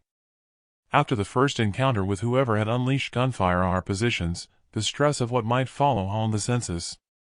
Talk about butt squeak time.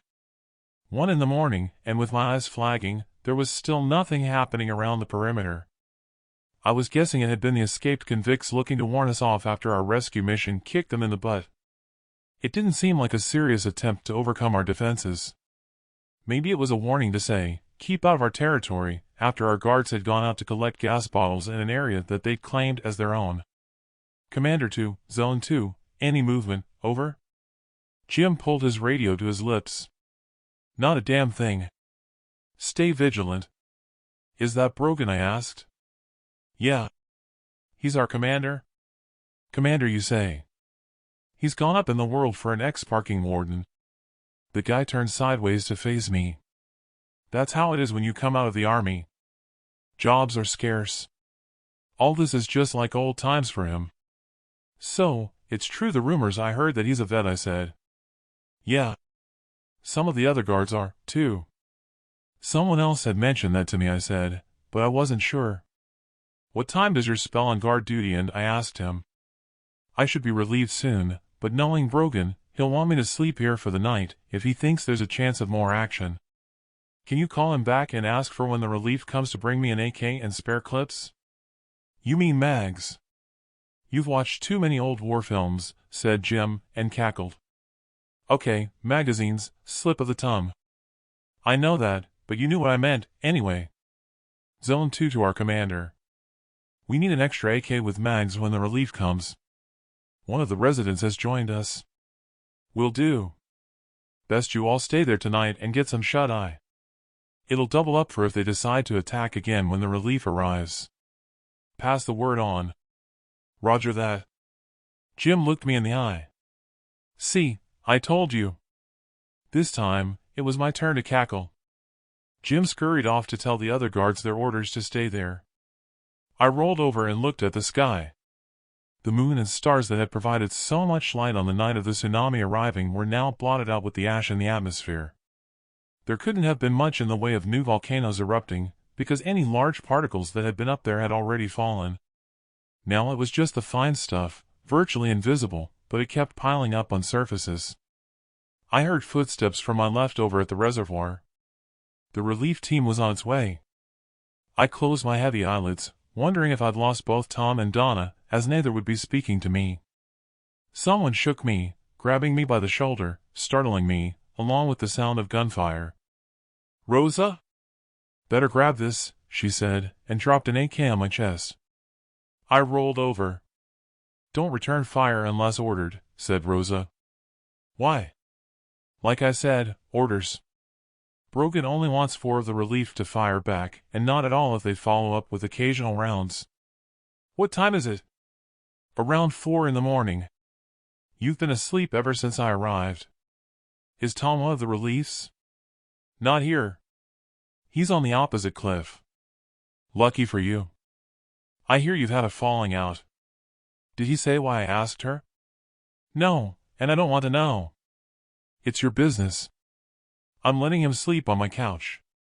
The exchange of gunfire had stopped at both our position and over on the other cliff. "God knows why they chose 4 in the morning for a gunfight," I said. "It's obvious. They're likely the criminals you fought, right?" "Maybe." "Well, if they are, that's the best time for a home invasion when everyone is in a deep sleep. You can rob a house at that time of night and it's unlikely anyone will hear you. They're not stupid, I know that much. If you notice, there's a muzzle flash and then they move before firing again so you can't pin their position down." "Where do you get that from?"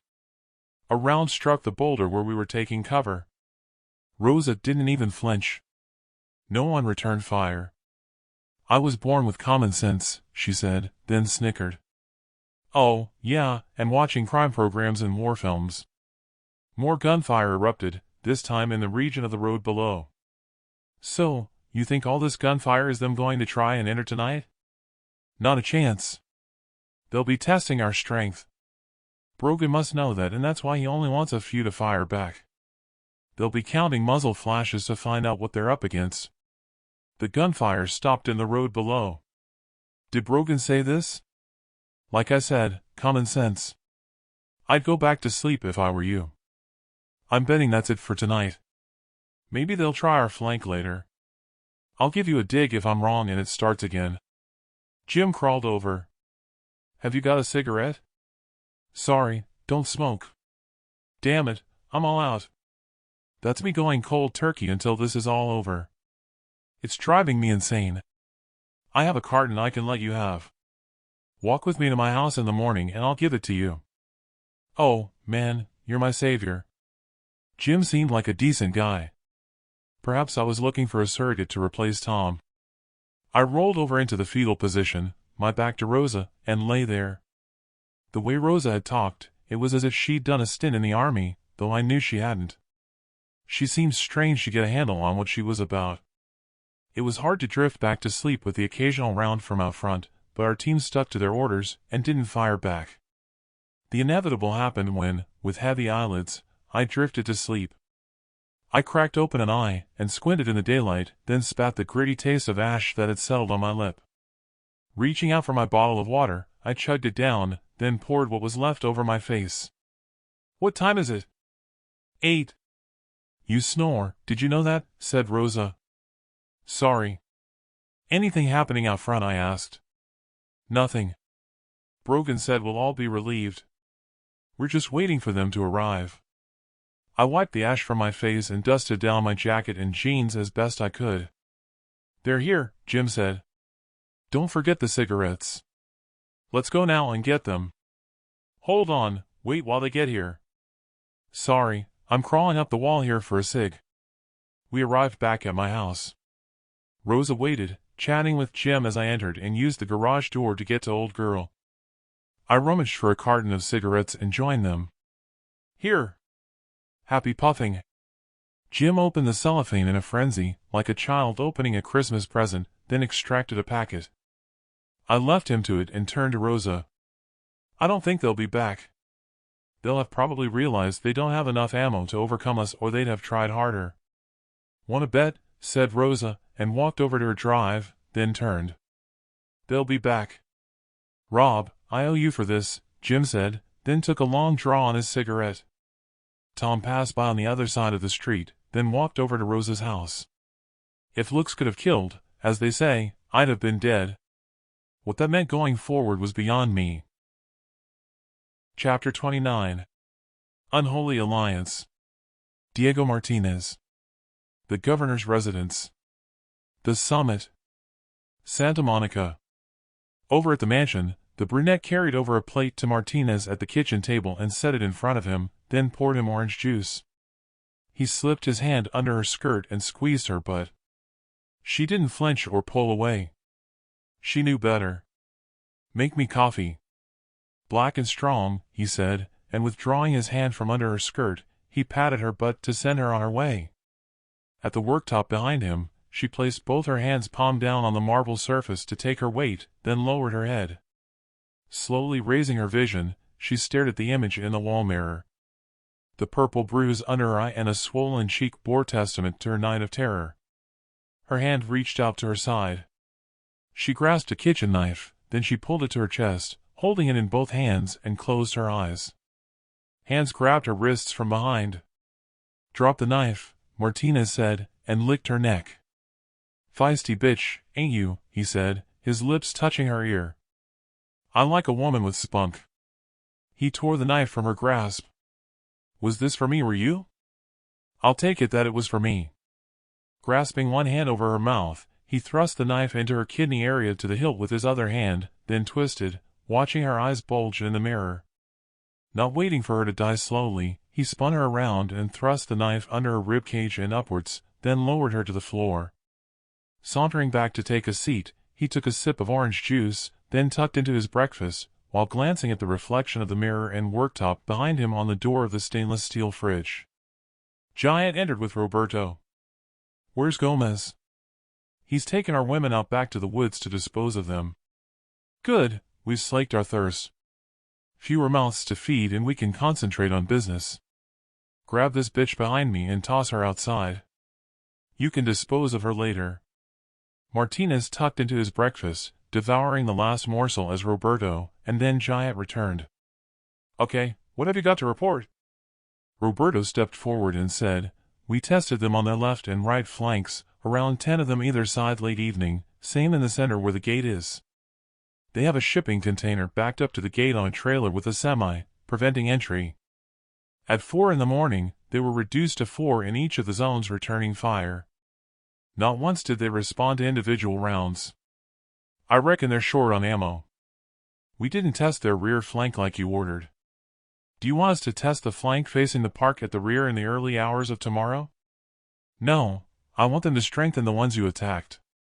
Martinez rapped his knife and fork on the table, beating out rhythm, then stopped. "Cute bastards, they were probably bluffing us. You're forgetting who they have in charge, not to mention their special forces operative. The guard said they had a container full of ammo." "Maybe the guard was bullshitting," said Giant. "Maybe. What's our situation with ammo?" "Not good. Not enough to last if we try to take the gated community, and the guard wasn't lying about the number of weapons they have. Especially if our attack stalls," said Roberto. Martinez reached out for the governor's briefcase and retrieved the letter he'd typed out earlier. He forged the governor's signature, and embossing over it with the seal, he then passed it to Roberto. "Here, photocopy this in the office and bring me those binoculars you found." "Why do you need a copy?" asked Roberto. "I can't carry it around with me, or the original could end up in tatters." "Hang on, why do you always have to question me? Just give me a fucking copy." He turned to Giant. "Any news from our scouts?" "Yeah, it's not good. Basically, we're an island here. Any landfall would have to be reached by boat." "No chance of swimming to land," said Giant. "Good thing we have the chopper, not to mention plenty of boats parked up in drives. We'll need to hunker down here a while longer, then work our way to my ranch in New Mexico." "Have you set the meeting up with Don Mason and his black contingent?" "Yeah, but they refuse to meet here. They don't trust us." Martinez sucked air through his teeth. "Are you surprised after the battles we've had in the pen?" "Where's the meeting?" "Over on the summit on the border of our zone anytime this morning." "Good. I'd planned to go over there anyway today." Roberto returned with the letter and copy. "You stay here, Roberto. I'll take Giant to a meeting over on the summit. You look like you could get some sleep." Martinez grabbed the briefcase and headed out with Giant to their SUV, then sped to the summit.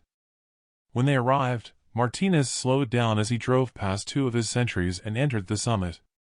"What the hell is happening here?" "I can see civilians through some of the windows. They're harmless. We've done house-to-house removing weapons." "Harmless? They can eat, can't they?" "Which house belongs to Gunter Sachs?" "It's over there. We have it guarded front and rear, like you asked." Martinez climbed out of his SUV and stepped over to his men guarding the house. "Open the door," he said. "It's locked." "We heard them piling furniture behind the door." "Then smash the fucking window, climb inside and move it."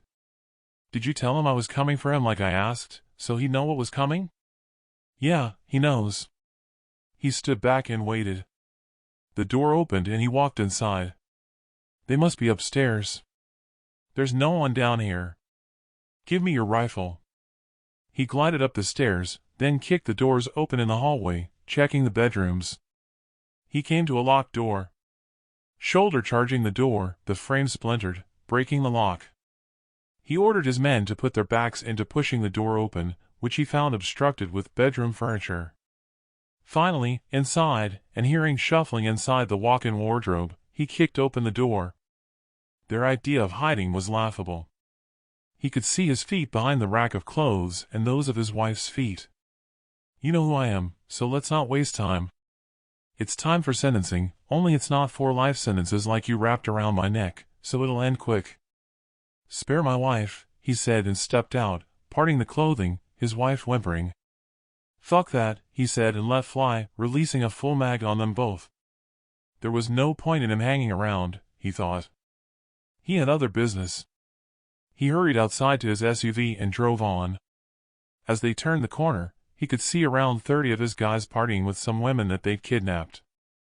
They were outside a house, swilling wine from bottles. His cheeks rouged, the knuckles of his hands turning white with the blood draining as he gripped the steering wheel. Dipshits, he said as he jammed down hard on the brake pedal, flung the door open and scrambled from his seat. Party is over. Get the women inside and assemble. Take any knives from the kitchen they can use against us and bring them here. Garcia, I need a word. Garcia stepped forward. The guy was short, but his frame was like a tank with all the pumping iron he'd done. Martinez wasn't sure where his alliances were with his body covered in MS-13 tattoos, but he knew he was the man to do what he had in mind. Take some of your guys inside and get rid of those women. No shooting. They're a distraction and they'll eat through supplies. Garcia grunted and signaling to his 6 gang buddies. They headed inside, grabbing knives from the guy returning from the house. Martinez had them lined up and paced up and down in front of them, his head inspecting the sidewalk to a crescendo of screams. The sound of the terrified women went on longer than he expected, his patience wearing thin. Giant, see what the fuck they're playing in there. He needn't have bothered, as all went quiet. The door opened. Garcia walked out fastening his zipper, holding a meat cleaver dripping with blood. Fall in with the others. Martinez looked up and down the line. Listen and listen good. Get a hold of the rest and split into teams of 4. I want every civilian terminated, no exceptions and not with firearms. Understood. There wasn't a head that didn't nod. I want rings, jewelry, money, weapons, and whatever else of value they have and to bring the loot to the mansion. Gather all their food supplies in one place and I want someone in charge of doling out rations. When the place is clean, collect all boats and make ready to bring them to the mansion when instructed, together with the valuables. And for the stupid among you, no holding anything back. The line disintegrated as they scurried away. Fucking dipshits. Right, let's get this meeting over with. They arrived at an open area of land and stopped alongside 2 sentries.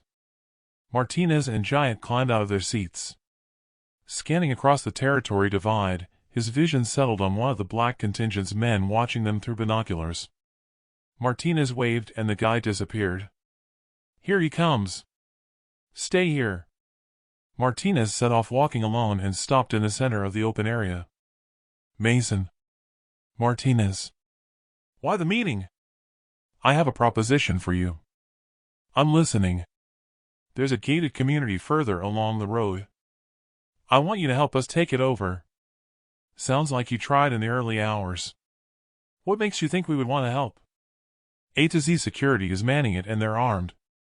We don't have the numbers, but we took a prisoner. We got him to talk. They have 3 months' supply of food in containers we could take. But get this, they also have an armored car that was due to do the rounds filling cash machines at the banks, together with 2 boxes of gold ingots they were taking to a jewelry manufacturer before the disaster. They'd hidden it in a shipping container backed up to the front entrance.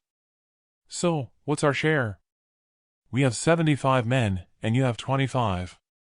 I think that should help with working out the split. The guard reckoned 3 million in cash and 1 million in gold. Mason's eyes sparkled. Then he set a deadpan face and looked to be chewing it over. How do you think it would work? We'll cover the left and right on top of the cliffs and the rear flank. You walk in through the front gate. Oh yeah, and what makes you think they'll let us walk right in, said Mason. Martinez balanced his briefcase on his knee, opened it and took out the original and photocopy of the letter he'd typed. I have an idea how you could use this copy to gain entrance. How the hell did you manage this? That's my name on there. Mason shook his head. I don't know, man. I'd have to think about this. Martinez put the letter back in the briefcase and snapped the fasteners. No hurry. Let me have your decision when you're ready. About to walk away, he turned back. Look, I know we've had our differences in the pen, but this is the outside world. After everything that's happened, my distribution is going to be messed up north of the border. I'm going to need someone to trust who can prove they have what it takes and get supplies going again. With that, he turned and strutted back to his SUV. Did he agree to join forces? Asked Giant. No, but he will. Give him time. Chapter 30. Mending Fences. Rob Bell. The Gated Community. After returning home from a night on guard duty on the mountain, the night had been uneventful, with all the excitement of the attack on the perimeter faded. I hoped to talk to Donna. While patching up repairs to a neighbor's house, I'd worked out in my head what I wanted to say to clear the air, one way or another. Heads, we would be back to normal in our marriage, or tails, I would leave with Tom.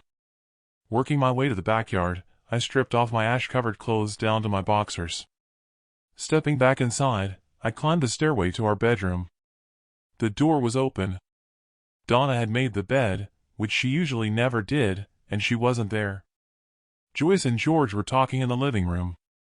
In her bedroom, it felt like I was a thief with no right to be there. I grabbed a change of clothes and a towel, then returned to the backyard. Picking up a bucket filled with rainwater, I shivered as I doused myself, then wiped myself down with a towel. In the kitchen, I stripped off the boxers, then dressed, and feeling hungry, I picked up my food token in the kitchen and walked to the canteen. The young boys sweeping the street didn't act so playfully as I passed them, a guard close by watching over them, with no sign of the teenager.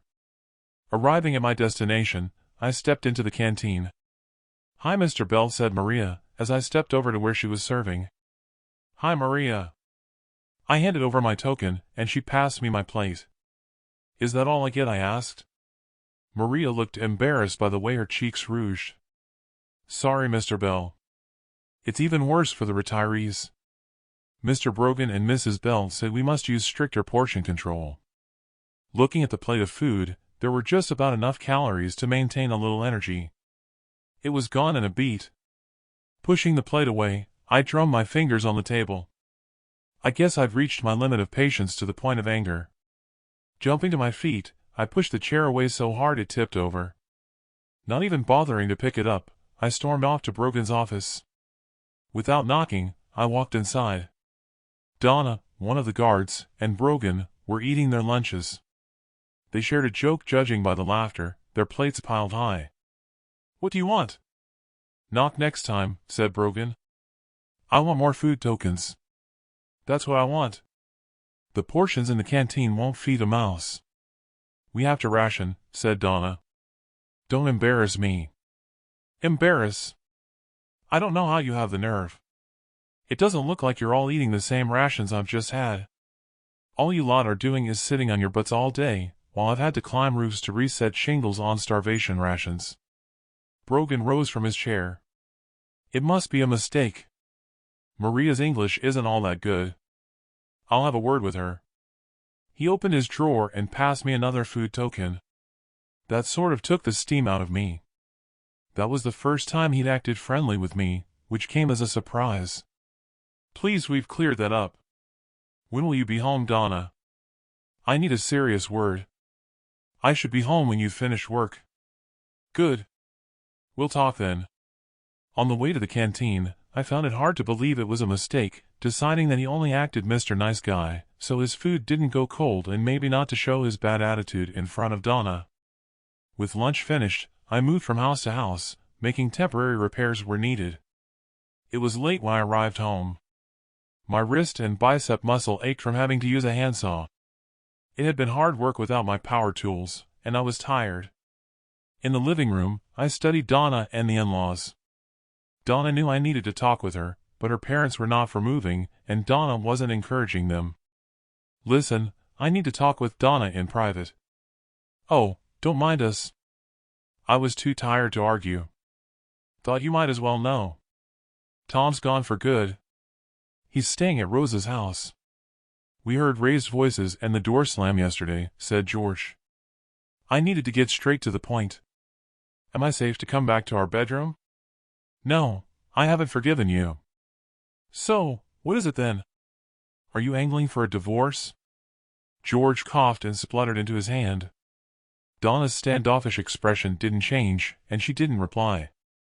Nothing of the kind, said George. Joyce and George exchanged furtive glances. I didn't ask you, I asked Donna. Donna ignored me. Look, Joyce and me have had plenty of tiffs. It'll pass. Forget it. Don't say I didn't try. I walked out of the room and into the kitchen, my head in turmoil. Donna came into the kitchen. Say you're sorry and you can sleep in our bed.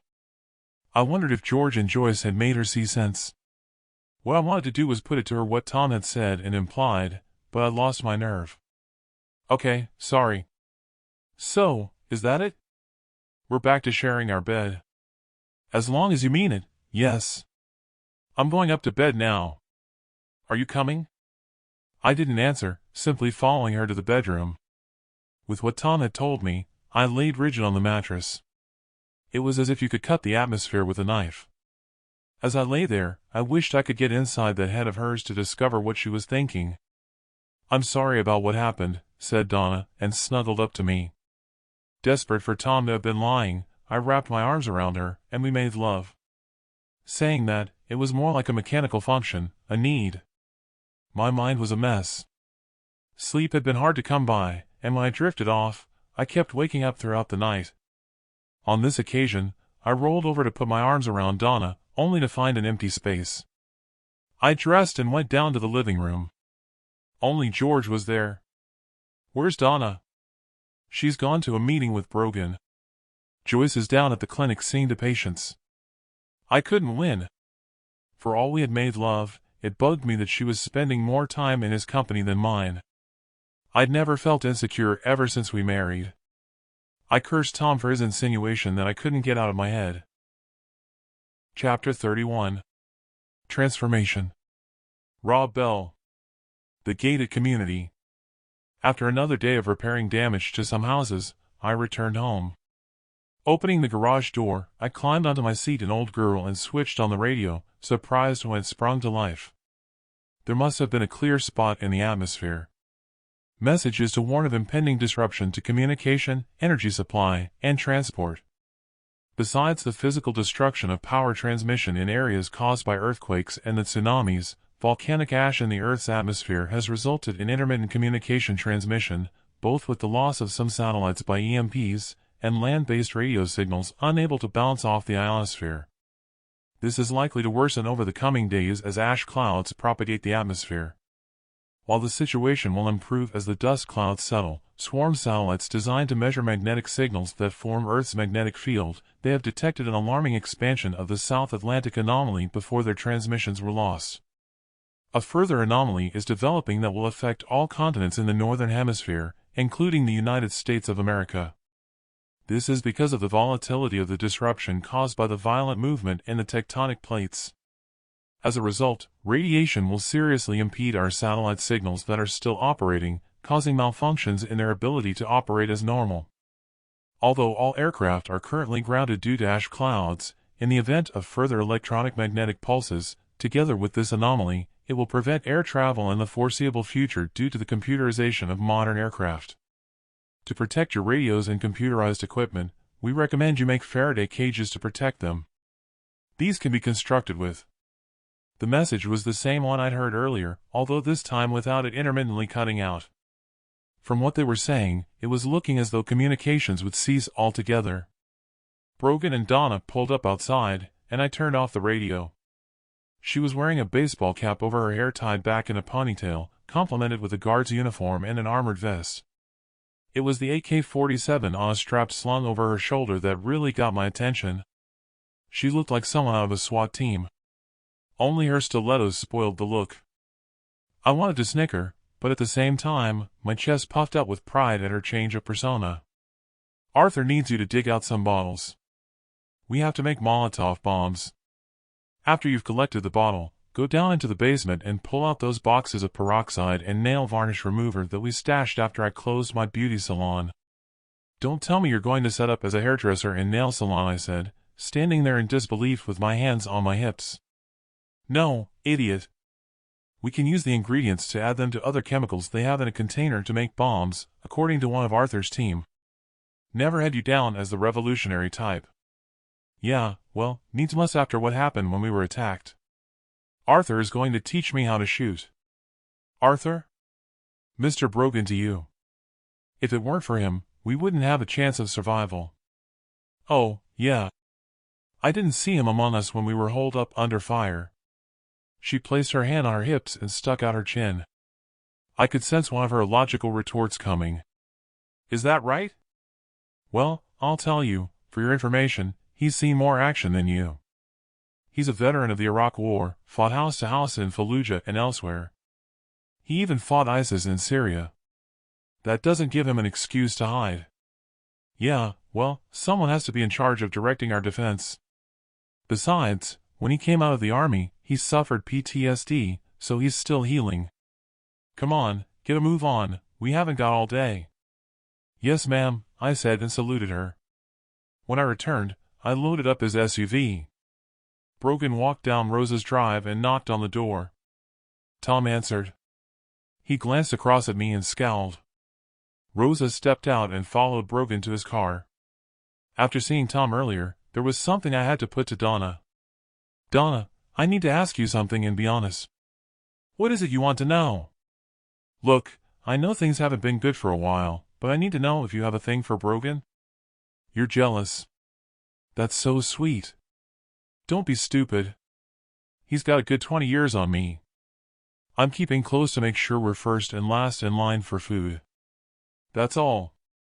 She leaned forward, hugged me, and then pecked me on the cheek. Brogan arrived at his vehicle with Rosa. You might want to see if one of your guards has a spare pair of boots for her, I said. Already organized, replied Brogan. Where are you all going? I asked Donna. Arthur is going to train the women on how to shoot and defend a position while you get stuck into repairs at the houses. I'm to be the women's commander. I scratched my head as they climbed inside and then drove off. I didn't know her anymore. This wasn't the Donna I knew. Chapter 32. Arrested. Rob Bell.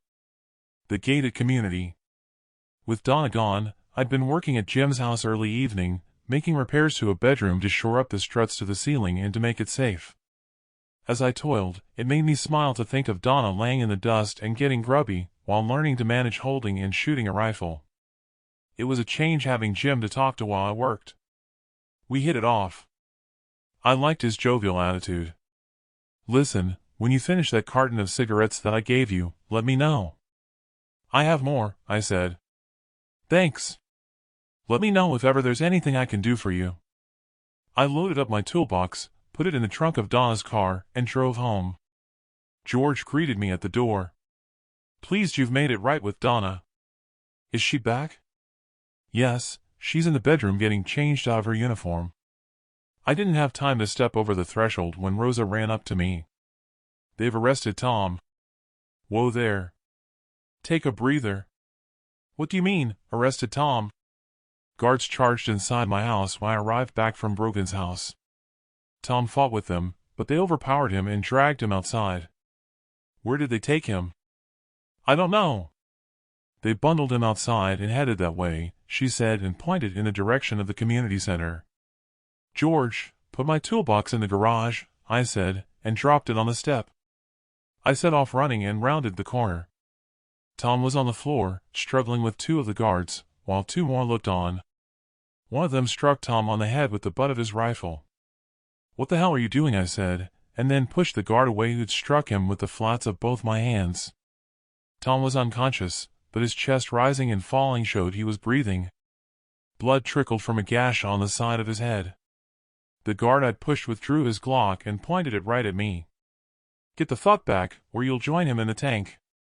I stepped back as they snaked their arms under Tom's arms and lifted him to his feet, then led him away, his foothold stumbling along the sidewalk.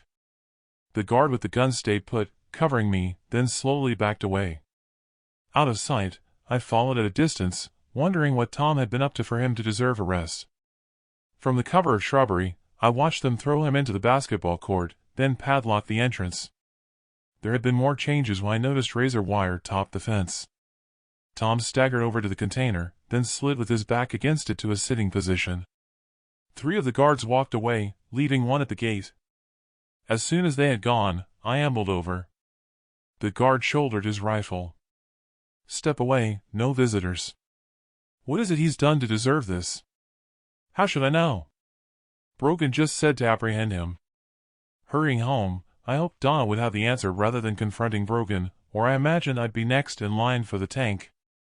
I arrived home, still wondering what was so serious that Tom had done to have Brogan arrest him and to have him thrown in the tank. The 3 wise monkeys were in the living room. Surely one of them would know something, I thought. "Do any of you know why Tom has been arrested?" I put it out there, but my vision made direct contact with Donna as I had spoken. George and Joyce shrugged and said nothing. I didn't detect any surprise in their facial expressions. "Donna, are you listening?" "Oh, what now?" "Why the drama?" "So, he's been arrested. What is he to you?" "I thought you'd fallen out with him." "Did Brogan say anything while you were at training?" "Yeah, he said I'd learned how to hit a target fast." Her answers were driving me to despair. "Is Brogan at his house now?" "Oh, I don't know. He left an hour before all of us, and Rosa showed us how to dismantle our weapons." We all walked home. "He must have said something." "Did you not hear anything?" "Oh, for goodness sake, ask Arthur if it troubles you that much." "Right, I will," I said and stormed out of the room, with elevated anxiety levels. Chapter 33. Deception. Rob Bell. The gated community. Asking Brogan why he had arrested Tom in the mood I was in, and I would have likely ended up in the tank with him. Working my way over to where they held Tom, and I could see a guard at the entrance and 2 guards walking the perimeter. It wasn't worth the risk of trying to get close enough to talk to him. They obviously didn't want him to have contact with any of the residents. That was when I thought of Jim. He owed me a favor.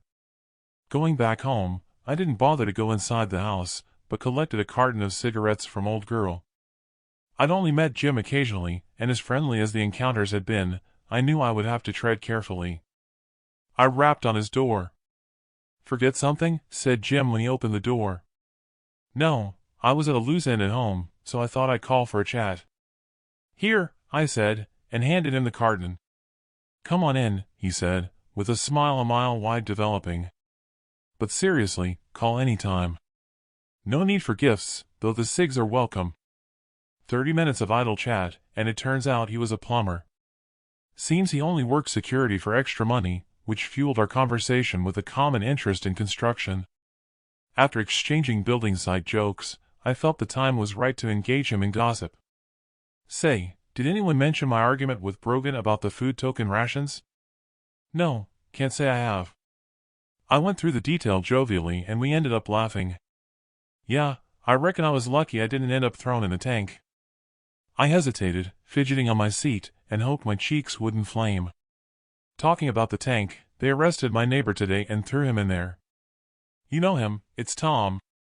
He led our rescue party. God knows what he's been up to. It must be serious." It wasn't exactly a question, but he took the bait. "Yeah, Brogan questioned him about his time in the army. Caught him out lying. When they arrested him, they emptied his backpack and found a rifle and a gun, not to mention provisions he should have handed in.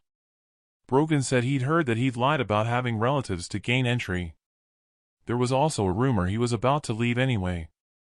Pity really, he did a good job leading our rescue team." "Yeah, that's what I thought. I tried to talk to him, but the guards won't let me near. I can't see what harm they can have done." I looked at my watch. "Oh, my. Look at the time. Donna will wonder where I am. Thanks for the company." "Anytime." As we arrived at the door, Jim tapped me on the shoulder. "Listen, I'm on guard duty at the tank after midnight.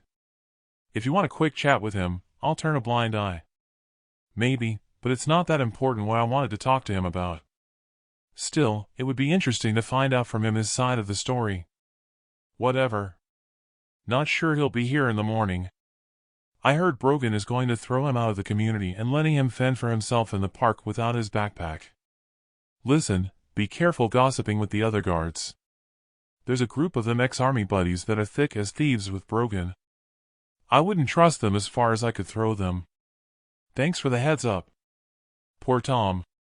I'd at least like to thank him for saving my life when my gun jammed.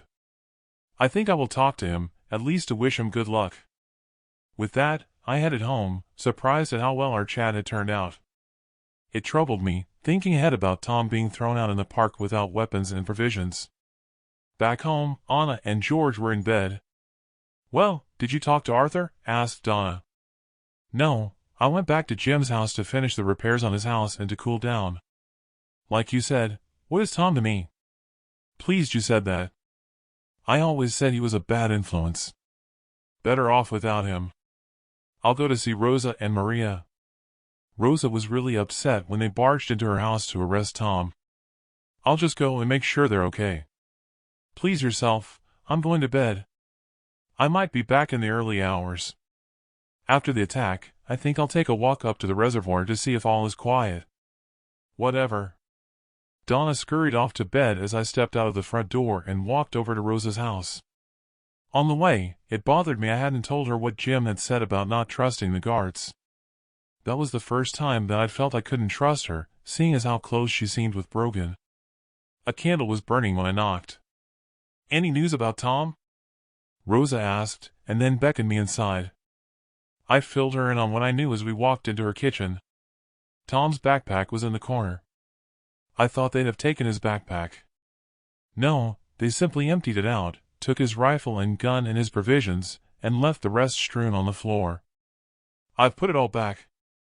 Pity they called when they did. He confided in me he was leaving tonight. I shudder to think they'll send him into the park without the means to defend himself, or to hunt, although he has a fishing line and hooks, and some wire to make traps in his backpack if they let him take it." "Did they leave him with a knife?" "No, why?" "What are you thinking?" "I'm thinking I'll take his backpack and save it for him for when he returns after this is all over." Rosa leaned back in her chair and studied me, then shook her head. "Don't make me out to be stupid. I can see it in your face. What are you planning?" I hadn't realized my expression could have been that transparent. Anyway, I couldn't see the harm in telling her, seeing as how she had shown genuine concern for Tom. Tom was a good judge of character and he'd confided in her. I'm thinking I could go on guard duty with his backpack and slip into the park. They left us with coffee and biscuits, so I could put some in there with a knife and hide it for him to collect. I have a rifle he could have. Have you not handed it in? Obviously not. I've not handed anything in to them yet. I have chocolate, a jar of peanut butter, and some Ritz crackers he could have, she said. I had to laugh. "So, I guess you don't trust them either?" "Don't tell me you do," she said and smirked. "We'll all have to leave here eventually. I've only stayed because of Maria and her son." I could empathize with her situation, which mirrored my own in relation to Donna and the in-laws. Her saying that reminded me of my own turmoil in trying to work out when to leave, since I'd discounted taking the in-laws with us as not practical.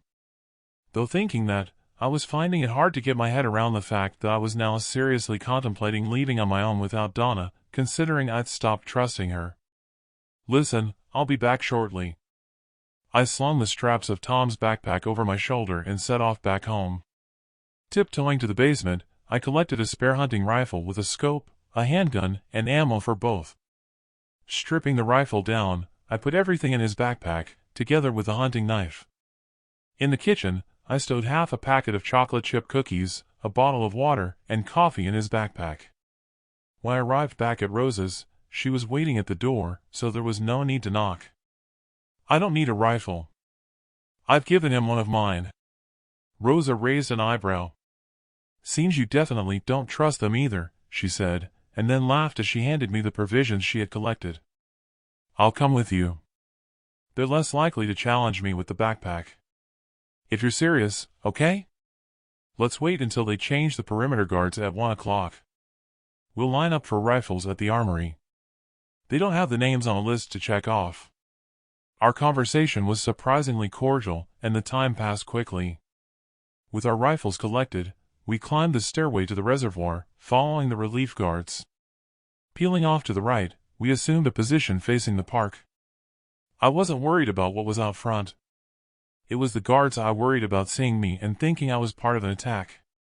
Seeing the guards to our left talking with the relief arriving, I turned to Rosa. "I'm going now while they're talking. Walk over to the guards and tell them I thought I heard something out front, and I've gone to investigate." Seizing the opportunity, I dashed out into the woods. My heart raced, hoping the ruse would work and I wouldn't end up with a bullet in the back of my head. Chapter 34. Salvation. Rob Bell. The gated community. 200 yards into the nature park and I came across some undergrowth next to a tree. My heart pumped and my breaths were short, though I'd not exerted myself. Dropping to my knees to take a breather, my fingers trembled. Laying down my rifle and removing the straps of Tom's backpack from my shoulder, I shoved it under a shrub, then scooped up fallen leaves to cover it until satisfied it couldn't be seen. Taking my hunting knife from my belt, I rose to my feet and cut a cross in the tree's bark. It was then I became aware of my surroundings and picked up my rifle, turning in a circle and straining to see around me in the darkness. The sound of insects and critters calling out unnerved me. It was as if they were calling out warnings of my presence. I shuddered to think of Tom surviving out there on his own. Every tree could have hidden someone waiting to attack. Throwing caution to the wind, I headed back, with every step on the fallen leaves betraying my movement. Clambering around the boulders at our position, I hit the ground, taking deep breaths to compose myself. "You took your time. I thought maybe you decided not to come back," said Rosa. "No chance. No way I'd want to stay there out on my own. Listen, I need to talk to Tom, but I've not thought it through. I can't just walk away from guard duty. Pretend to be sick. I'll tell the other guards my report it was a false alarm and I'll tell them it was just a deer you heard. What about you? Don't worry about me. I'll be fine." Strapping my rifle over my shoulder, I headed for the stairway. Arriving in the vicinity of the basketball court, only Jim was on duty, with no one walking the perimeter. It wasn't surprising really, seeing as how they had doubled up on guards on the mountain after the attack.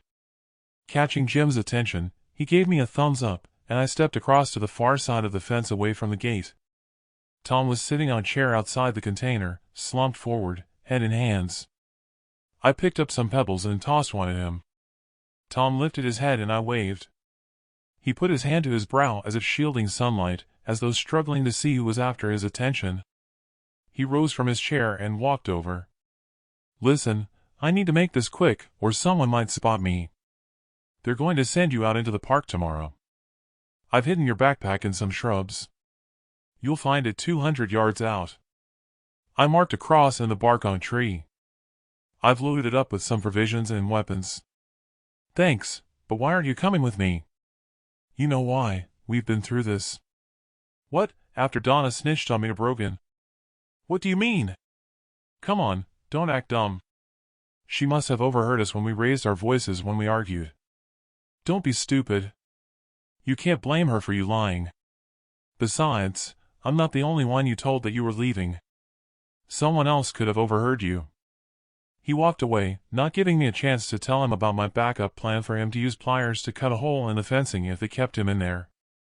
I retrieved the pliers from my pocket and slipped them through the mesh. If nothing else and I was found out for helping him and arrested, I could use them to cut the wire and to escape. If they were to find the pliers, maybe they would think the guard had left it behind when they removed and then refitted the mesh to install the container. Nothing was said to raise alarm bells at the armory when I handed him my rifle and told them I was sick. Back home, all was quiet as I slipped between the sheets. Laying there on the bed, I found sleep hard come by. I kept rolling over in my mind what Tom had said. Eventually, I must have drifted off and awoke to Donna getting dressed. I kept my eyes closed, not wanting to talk, still trying to get my head around what Tom had said. There was no doubt there was no love lost between Tom and Donna. I tried to reason that George and Joyce must have heard our argument, and he had told Rosa of his intentions. With that in mind, it could have been any one of them who told Brogan. There again, who's to say anyone talked? As Jim had told me, it could simply have been Brogan realizing Tom was lying from his experience in the army, making certain he was a sham by questioning him. Hearing the front door open and close, I climbed out of bed and dressed. Down in the kitchen, George appeared. His face reddened when I noticed him carrying 4 empty cans of tuna. "I didn't know you'd be still here." "I heard the door close," said George, and turning sideways as if to hide them, he dropped the cans in the trash can. "That was Donna. I'm waiting for Joyce. We're to go to the community center." George hurried to the hallway, and I heard him going back up the stairway. There I was, starving, even with the extra rations, and it was looking like Donna had found a way of slipping them extra food, but nothing in my direction. There again, I wondered if it was payment for them snitching what they had overheard of our argument to Brogan. Whatever, I went outside to stretch my legs. Maria was pushing her son in his wheelchair down the drive. A group of retirees walked by in the direction of the community center. "You're starting work early. Is Rosa back?" "She's in bed. I don't start work for another 2 hours. We must get to the community center. They're busing out the children and retirees to camps inland with an army escort." "Have the army arrived?" "I don't know until we get to the community center." Her eyes welled up. "What's wrong?" "I can't go with him. Only children and old people first. We're to follow later." "I'll walk with you." As we walked along the street, I looked over my shoulder to see Joyce and George set off in our direction. When we passed the basketball court, the gate was open with no sign of Tom. I hoped he'd find his backpack as we entered the hall of the community center. Donna was sitting with Brogan at a table as the hall started to fill up. With the hall full, Brogan addressed the gathering. "Thank you all for coming. You'll be pleased to know we've heard from the army, and they're to provide an escort for you all to go to inland camps. We'll be busing you to the shoreline under guard, where they are waiting to transport you by boat inland. I'm sorry that parents can't go with the children, but you will follow them shortly. I know it's difficult, but considering the attack we had, they'll be safer in the custody of the army, with plenty of food supplies and medical treatment. They've asked that anyone with jewelry, including rings, to leave them behind for safekeeping to not have them stolen in the camp. You can all retrieve your valuables when you return. We have envelopes here and pens to write your name on them, and you're to put your items inside." I thanked God that we were being rescued to deliver us from Brogan and his petty rules. Maria kneeled in front of her son, who was holding a crayon drawing he'd done of him and his mom in stick form, and with a heart for the son. She gave him a big hug, then started to cry. The emotion in the room got to me and I stepped outside. Walking on by the putting green, now used as a makeshift cemetery that people avoided talking about, I let out a sigh.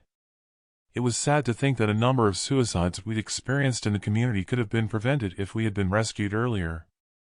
I shrugged my shoulders and walked on, thinking about being rescued. It would be just me and Donna now, with no Tom to come between us, and no parents in the background so we could rekindle our love for each other. The big bonus was that we would soon not be depending on Brogan once we had been shipped out, so we could start to build trust again. If it weren't for the disaster, I would have done a hop, skip, and a jump. As I walked back to my house, the initial elation soon subsided. The thought struck me that as free as we would be, things would have to change. This new situation would either make or break us. Chapter 35. Enemy Contact. Rob Bell. The gated community. Clambering over the roof of a house near to the gatehouse to repair the shingles, the gate opened and the semi with the container drew forward. Then I saw the buses set off out of the community. It was such a relief knowing they were driving to safety. Looking out over the rows of semis and containers, I knew that the one at the gate was empty. Over at the basketball court, the container they were using as the tank was also empty. I'd seen them open a container early on, and that one was almost empty. No wonder all Donna had done these past days was to moan about how fast the supplies were dwindling. It was such a relief to know the army had stepped in to rescue us all. It also explained why the rations had been set so low. If Donna would have explained, maybe I wouldn't have been so quick to explode at Brogan. I'd been resetting the shingles for maybe half an hour when I heard gunshots in the distance. It was over in minutes, but it had me worried. I hoped to God it wasn't the buses being ambushed. I couldn't continue working and set my gaze on the entrance road to our community. Maybe 25 minutes later, and with my fingernails chewed down to the quick, the first bus appeared around the corner, with the semi pulling forward and the gate opening. I counted the buses in, relieved that they were all accounted for and none of the windows having telltale bullet holes. The gate closed and the semi-truck with the container backed into position against the gates.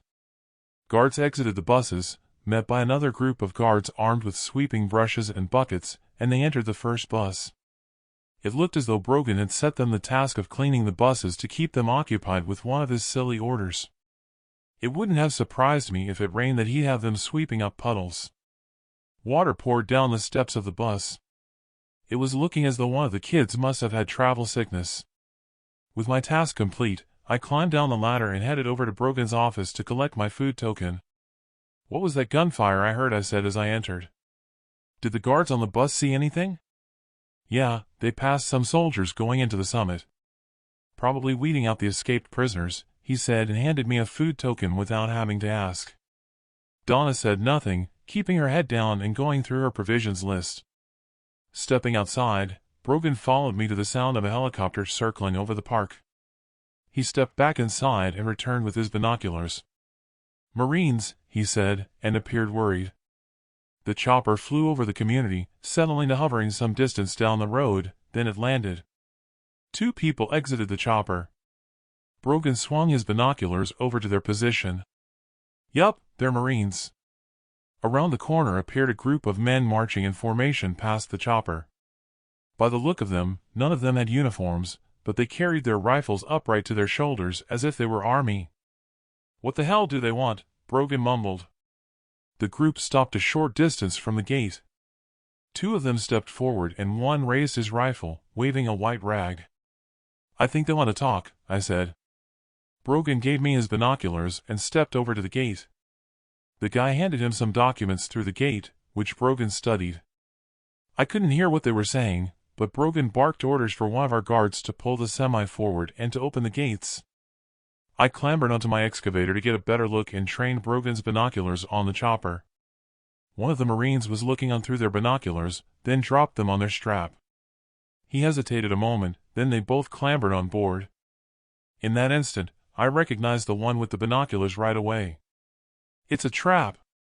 It was too late to stop the semi from pulling forward and the gate opening. The body of men charged forward as the 2 entered, guns blazing, taking out 4 of our guards, and then pulling the driver out from the semi. Brogan had been unarmed and was lucky to retreat to his office. I jumped into my cab and raised the bucket just in time as bullets rebounded, pinging on the metal. The semi was maneuvering in a circle to head out through the gates. Crunching the excavator into gear, I charged forward, sideswiping the container as the semi turned. I maneuvered my bucket under the side of the trailer, and pulling the lever, I raised the excavator arm. The trailer flipped over and the intruder driving the semi jumped out. Gunfire was ripping all around me. Brogan felled the driver with a well-aimed single shot, then turned his attention to the others, spraying them with bullets on auto. We'd been joined by more of our guards and our attackers retreated. The chopper took off and headed away from us. Gunfire from the mountains on either side let rip, catching those retreating in crossfire until the last man fell. The gunfire stopped. It hadn't been our men from their positions on the mountain tops doing all the shooting. "Jesus, that was close," said Brogan, then shouted orders to have another semi and container backed up to the gate. "How did you know it was a trap?" "The Marines at the chopper." I recognized one of them when I zoomed in on him. More concerned about my wife, I brushed past him to find Donna under the desk, whimpering. "You can come out now." "It's all over," I said. "Who was it you saw?" said Brogan as he entered. "Diego Martinez, or El Fantasma, as they call him south of the border. Here he's known as the Ghost. His face has been splashed all over the television. He's the guy who runs a cartel in Mexico, and he was imprisoned in L.A. There was a program about his life on TV the day before Thanksgiving that I watched. He must be leading the escaped convicts." "Yeah, well, he ain't doing a good job of leading them, is he? They must have been the ones doing the shooting over on the summit that you heard." I guessed he was right, and turned to face him. He can't have many men left after that effort. "God knows why he'd shoot his own men," I said. "He's obviously a psychopath. I doubt they'll trouble us now. They know how strong we are." "How come you let them?" I asked. One of them was carrying a letter from the governor appointing them as deputies. It had the governor's seal over his signature.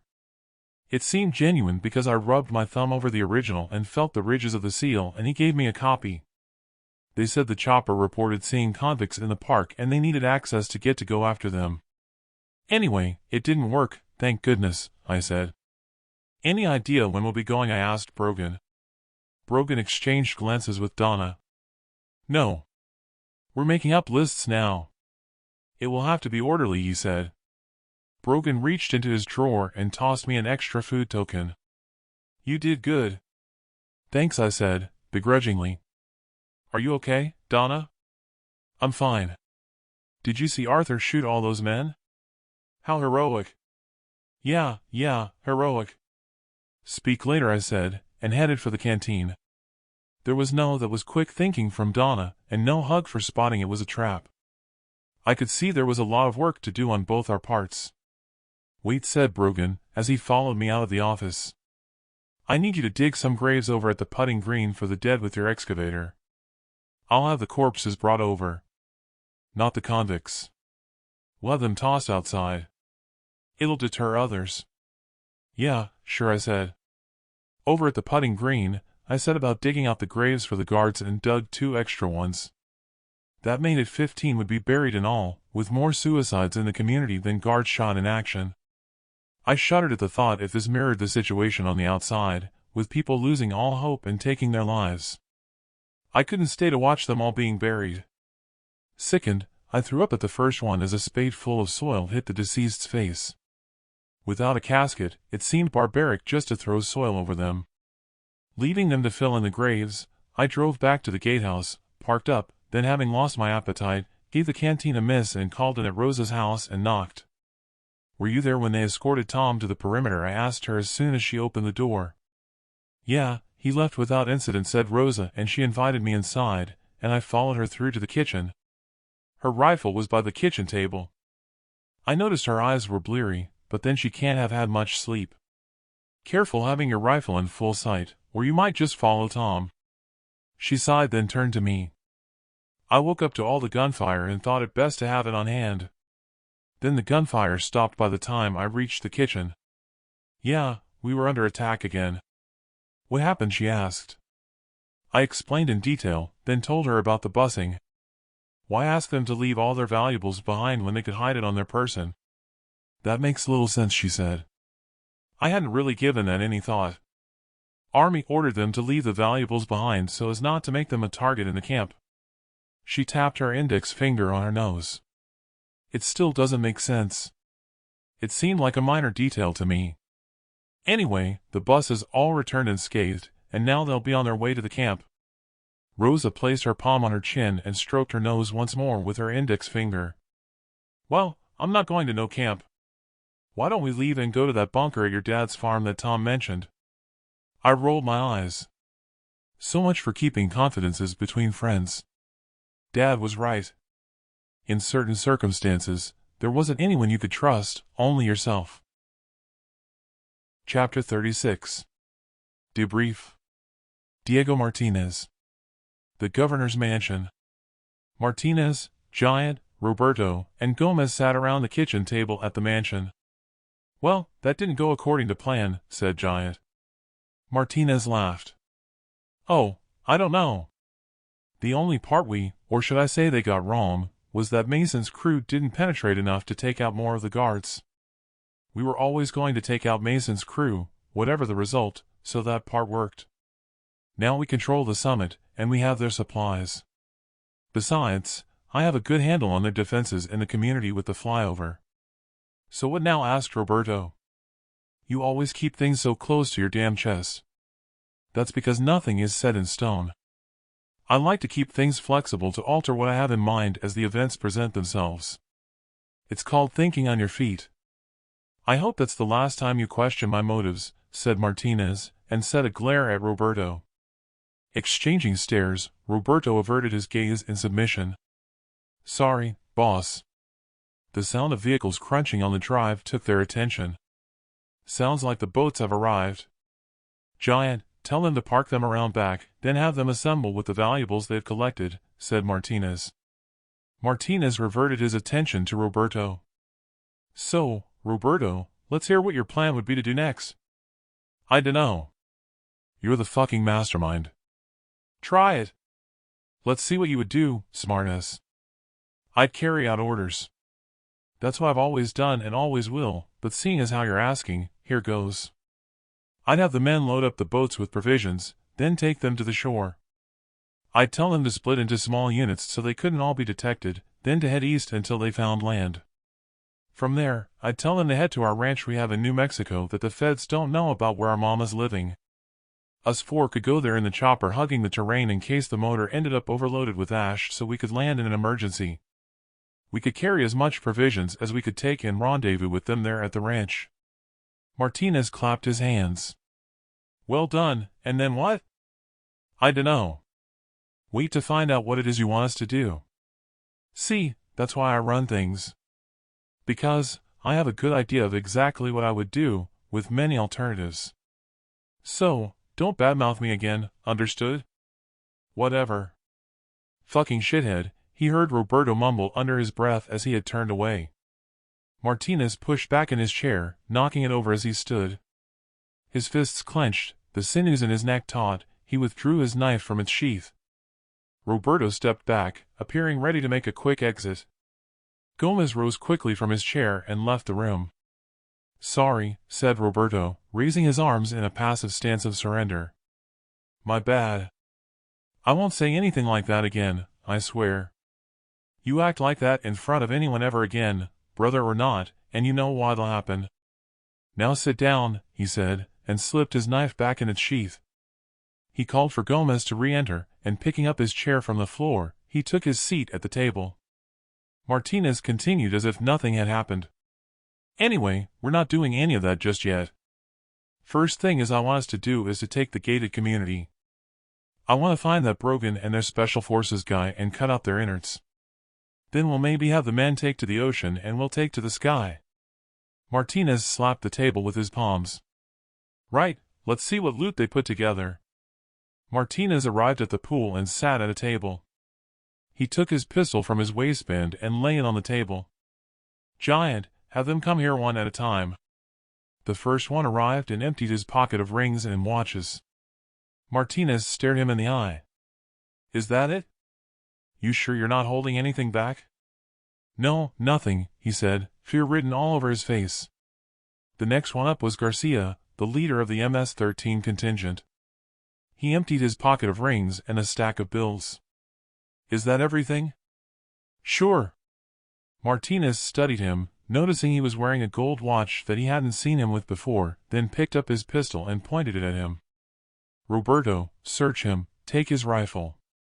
Roberto patted him down, then lifted his shirt to reveal a money belt. Oh, shit, yeah, I forgot. Too much wine. Martinez squeezed the trigger, a dark spot appearing between the guy's eyes where the bullet penetrated, and he collapsed. Roberto relieved him of the money belt and the watch, then emptied the contents of gold coins and bills on the table. Martinez stood, lifted the belt in one hand and waved his pistol in the other. I'm being generous, giving you another chance. Anyone else thinking of holding back, think again. Martinez took a seat again, smirking that he had killed two birds with one stone. He doubted anyone would hold back anything, and he hadn't trusted the MS-13 guy's loyalty, knowing he'd deal with the rest of the MS-13 gang later. It was a win-win in his mind. With all the valuables stored, Martinez addressed all those assembled. Later in the week, we are going to take the gated community, and here is how we will do it, depending on which way the wind is blowing when I get out of bed, so listen good. Chapter 37. A Dark Place. Rob Bell. The gated community. It was like breathing fresh air when I arrived home after my visit to Rosa's house. At the same time, as much as it was a relief to have our home to myself, and not to have Joyce and George there, I'd never felt so alone. That was especially true with no Tom sniping remarks at Donna, and vice versa. It was late, and Donna still hadn't arrived home. But then I guess they'd be busy making lists for the next transport to the camps. All the same, my mind was troubled. Yes, she told me not to be so stupid when I confronted her about Brogan and to ask if she was angling for a divorce, but I was reminded of what Dad used to say with one of his pearls of wisdom. Go with your first thoughts. If you think it is so, it likely is so. Intuition always comes before facts, and 9 times out of 10, you're proven right. The more I thought about it, the more I seemed to sink further into a dark depression. All I seemed to do was to be making excuses for the way things were between us. The candle flickering had a hypnotizing effect, and I must have dropped off to sleep on the sofa. Next thing I knew it was daylight, and the candle had burned away. The door opening and closing must have awoken me. I rushed out into the hallway just as Donna was climbing the stairway, carrying her shoes.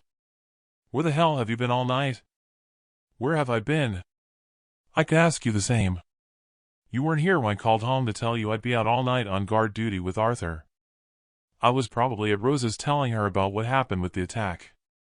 You could have left a note. I'm sick of you spending time with Brogan. It's like you're joined at the hip. Ah, so you were at Rosa's house. Bit young for you, isn't she? Said Donna, ignoring what I'd said. Now you're being stupid. Well, from what I hear, you spent a good amount of time on guard duty with her the other evening. I can't be doing with this. I'm tired and I'm going to bed.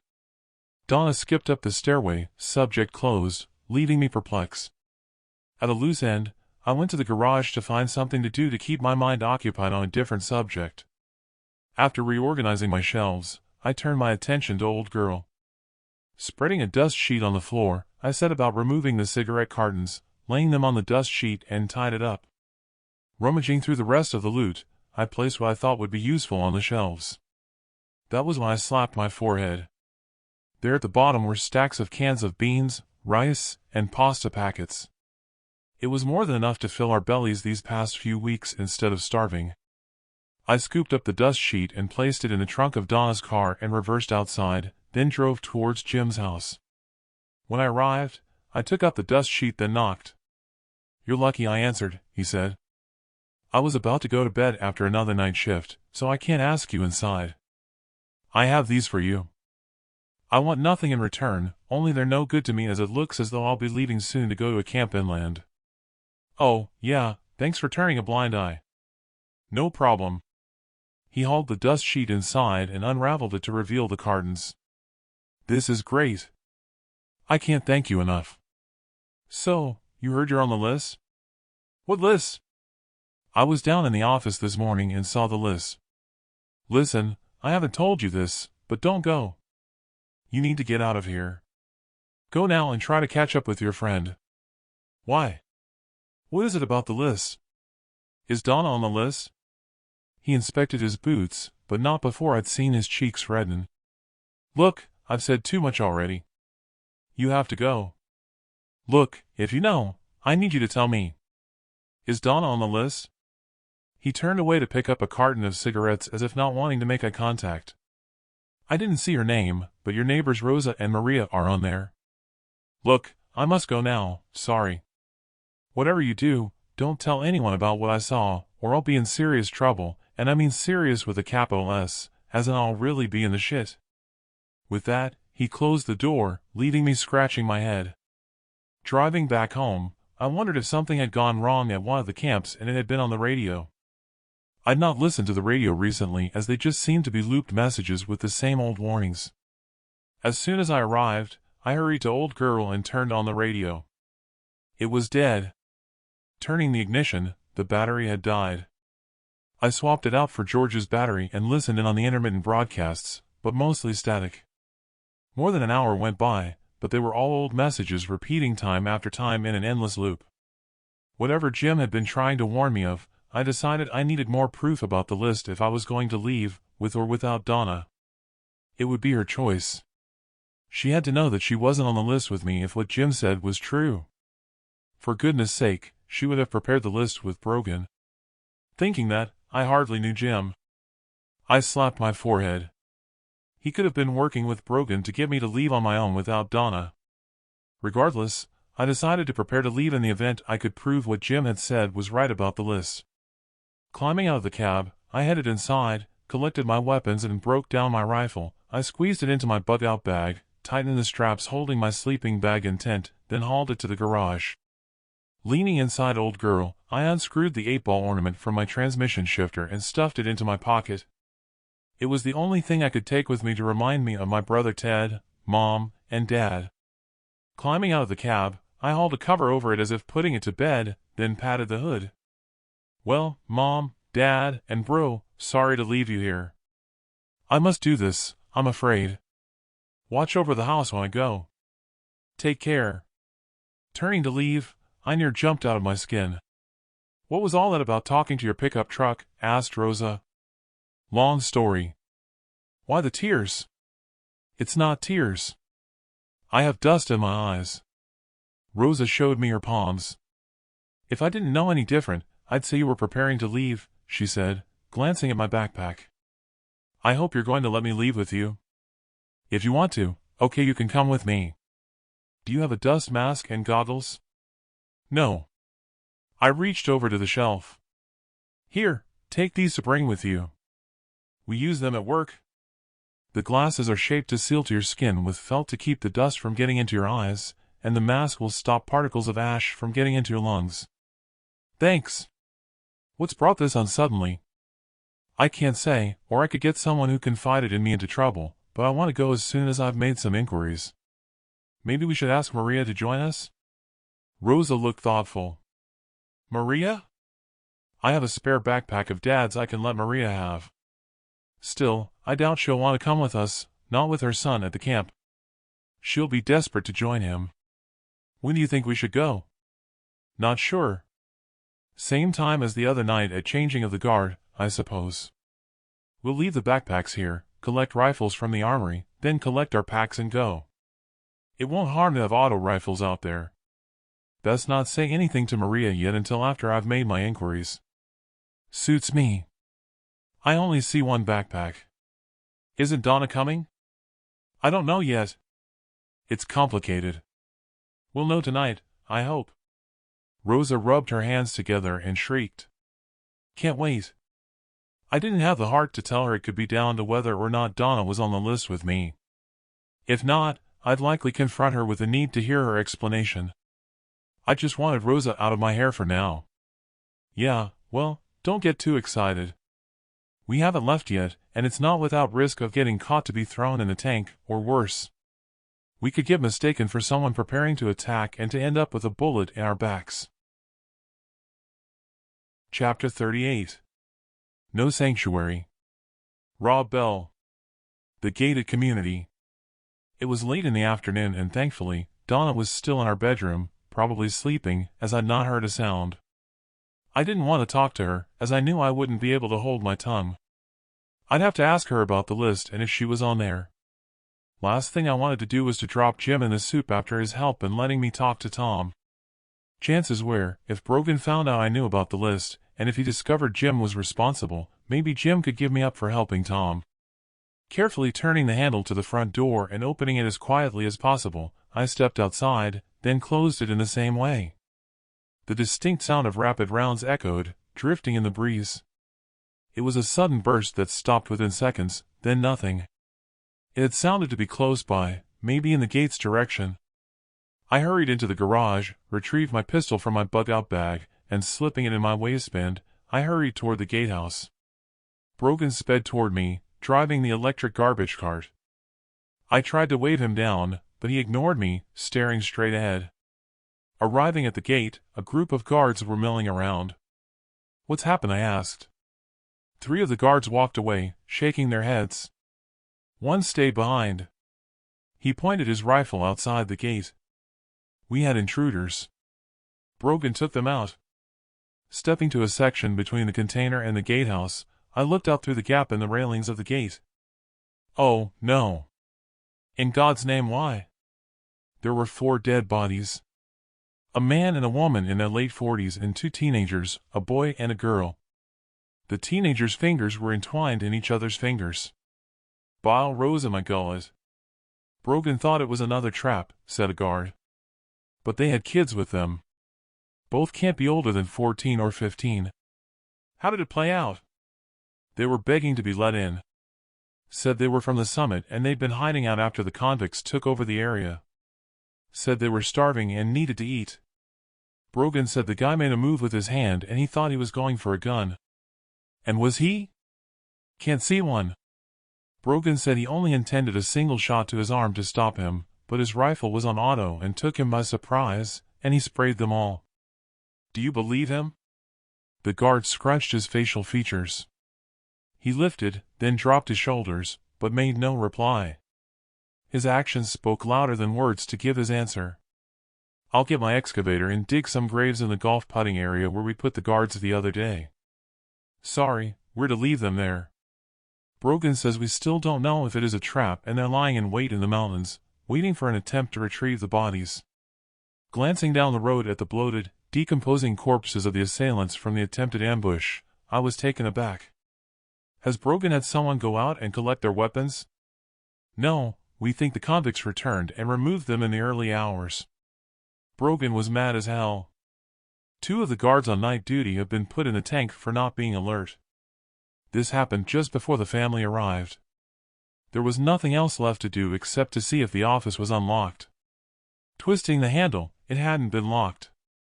Brogan must have forgotten when he left in a bad mood after killing the family and then dealing with the guards who had not been vigilant. There was a buff folder on the desk where Donna sat. I teased it open. It was a list of names written in her hand. Running my finger down the list, as Jim had said, I was on there and so were Maria and Rosa, but Donna's name was conspicuous by its absence. A red mist descended, wondering when she was going to tell me. Still stewing at Donna not being on the list with me, a rage inside grew in intensity all the way to my home. Now I'd seen it for myself. I was determined to confront Donna. Rounding the corner, I stopped. The electric garbage cart Brogan had been driving was parked outside on the drive to my house. Stepping up to the door, I took a deep breath, then entered. Donna had changed into her guard uniform, and Brogan was sitting alongside of her on the sofa. The words were in my head what I wanted to say, but they just wouldn't come out in front of Brogan, or it would have been verbal garbage. I need a private word with Donna. I'll wait outside, said Brogan, and he shuffled away. Be quick, I don't have all night, said Donna. We were just about to leave for a meeting of the committee at Arthur's house. Is that to discuss the list you've prepared for the next army escort to the camps? How did you know about that? I happened to go to the office to look for my work schedule and there wasn't anyone there. I thought it might have been inside that buff folder on your desk. Her cheeks flamed. And? My name is on there for the next convoy, but yours isn't. Why is that? That's why we're having a meeting. Nothing is decided yet, but Arthur says he wants me to stay to the end to continue supervising rations. And what do you think? You should be grateful for me trying to get you to a safe place. Other than that, I don't think anything. It's not for me to decide. The committee will decide. Donna pushed past me and headed for the door, then turned. Incidentally, it's not an easy task. There are over 300 left to plan for the convoy schedules, not to mention working out the rations now some have gone, and how it will affect rationing as more leave. The meeting will probably go on until the early hours, so I won't be back. I'll sleep on his sofa, so I don't disturb you. She was so full of herself and her newfound importance, I couldn't bring myself to ask if she would leave with me to go to the bunker, fearing I knew the answer now we were to be rescued. Not only that, but I also didn't think I could trust her anymore. Leaving me speechless, she walked out of the door. I watched her climb onto her seat at the side of him and they drove off. I didn't know her anymore. I couldn't prove anything, but as Dad said, go with your instincts. Part of me wished I had believed Tom. It was looking more and more that he had her pegged. Blowing the candle out, I sat in the darkness, ruminating, wondering how in hell we'd arrived at where we were in our marriage, retracing every step to see if I could have done things differently. I'd gone over every damn second of my marriage until I was exhausted. My train of thoughts turned to what Jim had said. It was still bugging me. Then I realized after seeing her in her uniform. When she stayed out all night and said she'd been on guard duty with Brogan, Donna hadn't been wearing her uniform. Still making excuses for her, I wondered if I was being paranoid and maybe they'd been on duty at the gatehouse. With no news on the radio earlier to say why I shouldn't get on the bus, I took a walk to clear my head. Slipping my flashlight from my pocket, I checked the time on my wristwatch. My thoughts scrambled, and I was still unsure whether I was doing the right thing by leaving to go to Dad's bunker, now that I knew Donna hadn't been on the list. I wondered if I should call it off. I kept dwelling on Donna, saying she was taking care of me by making sure I got to safety. Outside, I took in a deep breath of air, then choked and coughed with an intake of dust. Not having any destination in mind, I set off walking. My subconscious must have driven me to where the buses were lined up on the road, seeing as how I couldn't get Jim's warning out of my mind. I walked around them, checking the bodywork, but saw nothing untoward, until I came to the bus that I had watched them cleaning out. Running my fingers down the bodywork and I felt damage. It wouldn't have been possible to see it when I was on the roof. There on the black letter S of the livery was a dent. Pulling my flashlight from my pocket, then flicking the switch, I could see there was a hole exactly like the bullet holes in Tom's oil signs. I pressed the button to the right-hand side of the door to the bus. Luckily, there was still pressure in the system, and it sucked open. Climbing the step, unease washed over me I would be seen. Shining the beam around where the bullet entered, there wasn't any sign of it striking the other side. The bullet must have struck something. Kneeling on the aisle, I shone the beam under the seats. On the right, I noticed something. Reaching under the chair, I retrieved whatever it was that had been discarded. It was a woman's purse. Not any woman's purse. I recognized it right away. The zipper was open. The credit card and blister pack of George's pills confirmed I was right. It was Joyce's purse. I rummaged around again under the seat in front and pulled out a lipstick applicator and a small piece of notepaper, together with a partially scrunched up larger piece of paper. I stuffed everything in the purse, then put it in my jacket pocket. Shining the flashlight around, I noticed something stuck under the framework of the chair. When I teased it out, it was a spent cartridge, and I stuffed it in my pocket. When I inspected the seats in that vicinity, the backs and seats had dark stains, and one ominously had a hole the size of a bullet entering in the center of the stain where I found the scrunched paper. Stepping out of the bus, I heard footsteps and froze, coming face to face with a guard. "What were you doing in there?" a guard asked. Nostalgia. It's been a long time since I've been in one of those. Yeah, well, move on. It's after curfew. Whatever had happened in there, it wasn't looking good. Something had been written on the note in lipstick and I couldn't wait to get home to see what it read. Chapter 39. Despair. Rob Bell. The gated community. After my finds on the bus, what I had found had decided for me. I would go that night. I headed straight to Rosa's house. Rosa answered the door and I entered. "What's wrong with you?" asked Rosa. "You look pale as a ghost." "You'd better look at what I found." "Where's Maria?" "In her bedroom." "Good." We stepped into the kitchen, and I placed the purse and the cartridge on the table, together with my pistol to one side, which had been digging into me at my waistband.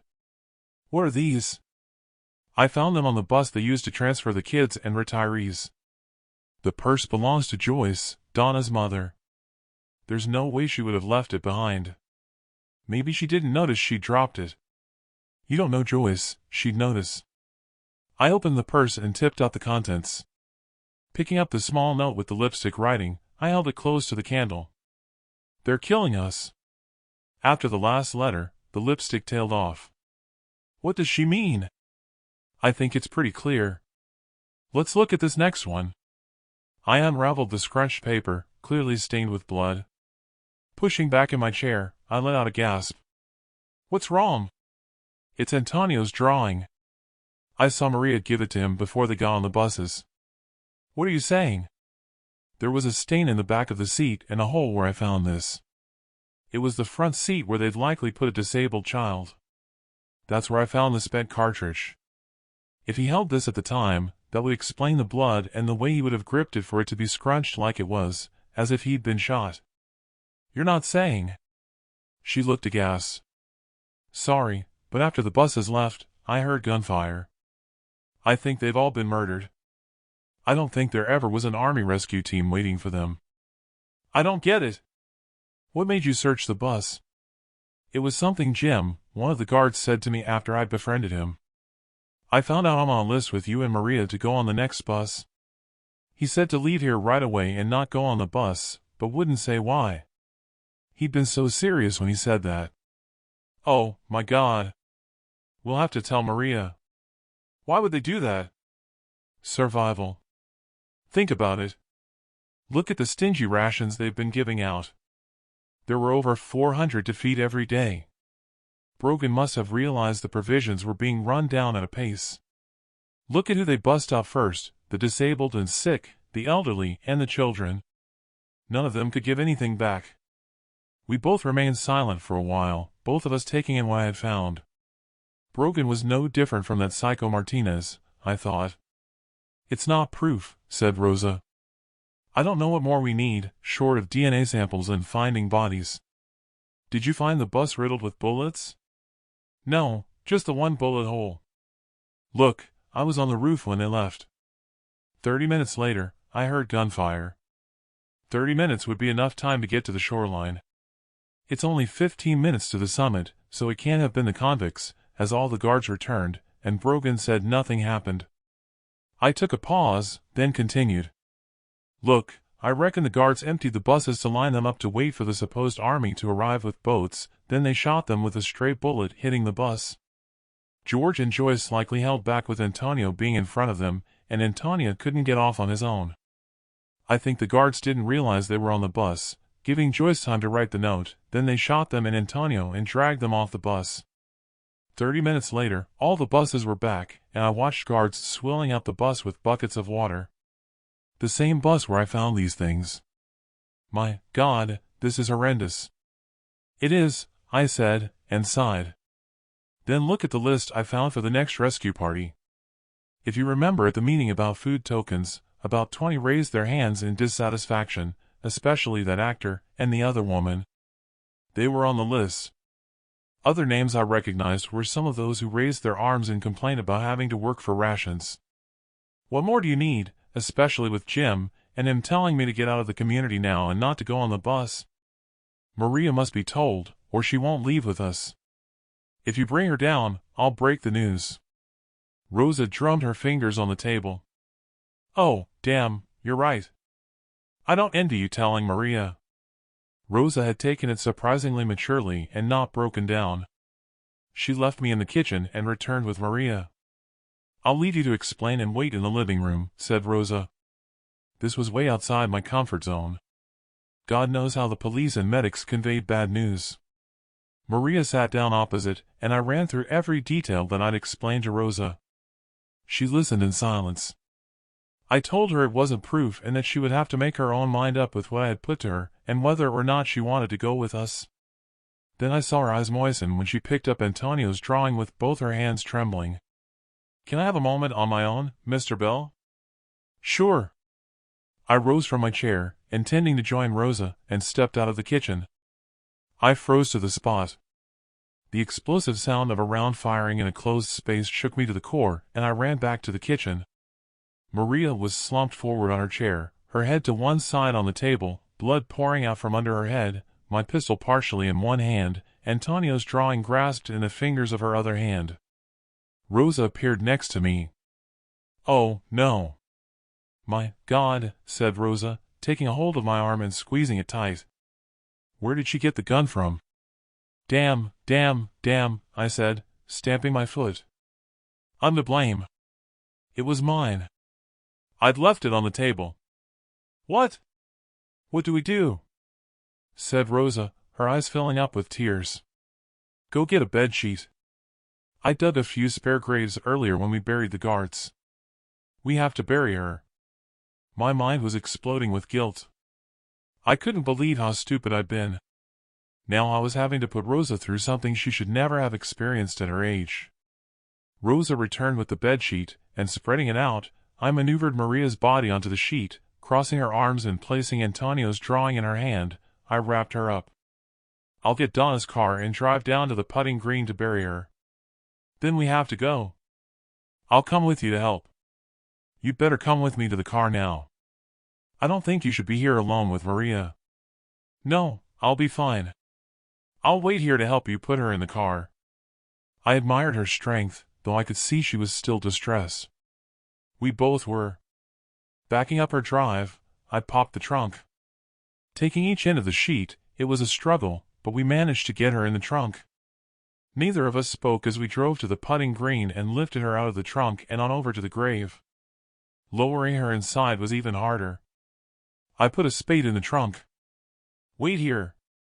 The burial wasn't as traumatic an experience as the one where I had vomited when I shoveled the soil with the bedsheet covering her. We should say a few words, said Rosa. I don't know what to say, except I'm sorry, Maria. I can only hope that you're with Antonio now. I shook my head. If only I could have had more words for her. Rosa had held up well, but now started to cry. I put my arm around her, and she buried her head on my shoulder until the tears subsided, then she broke away. We have to go, I said. Numbness followed me all the way to the armory to collect our rifles, where we talked them into giving us spare mags. It wasn't just that Maria had used my gun. I was struck with guilt that I could have been wrong about my scenario. With our backpacks collected, we walked in the direction of the mountain stairway. Wait here, I said, and removed the backpack straps from my shoulders, then handed Rosa my rifle. Having gone over events, I'd convinced myself I was right with how I'd decided things had played out on the buses. Where are you going? We only have 15 minutes to relieve the other guards. There's something I need to do before we go. I'll be back. Chapter 40. The Confrontation. Rob Bell. The gated community. With Rosa waiting for me, I arrived at Brogan's doorstep and pounded on the door.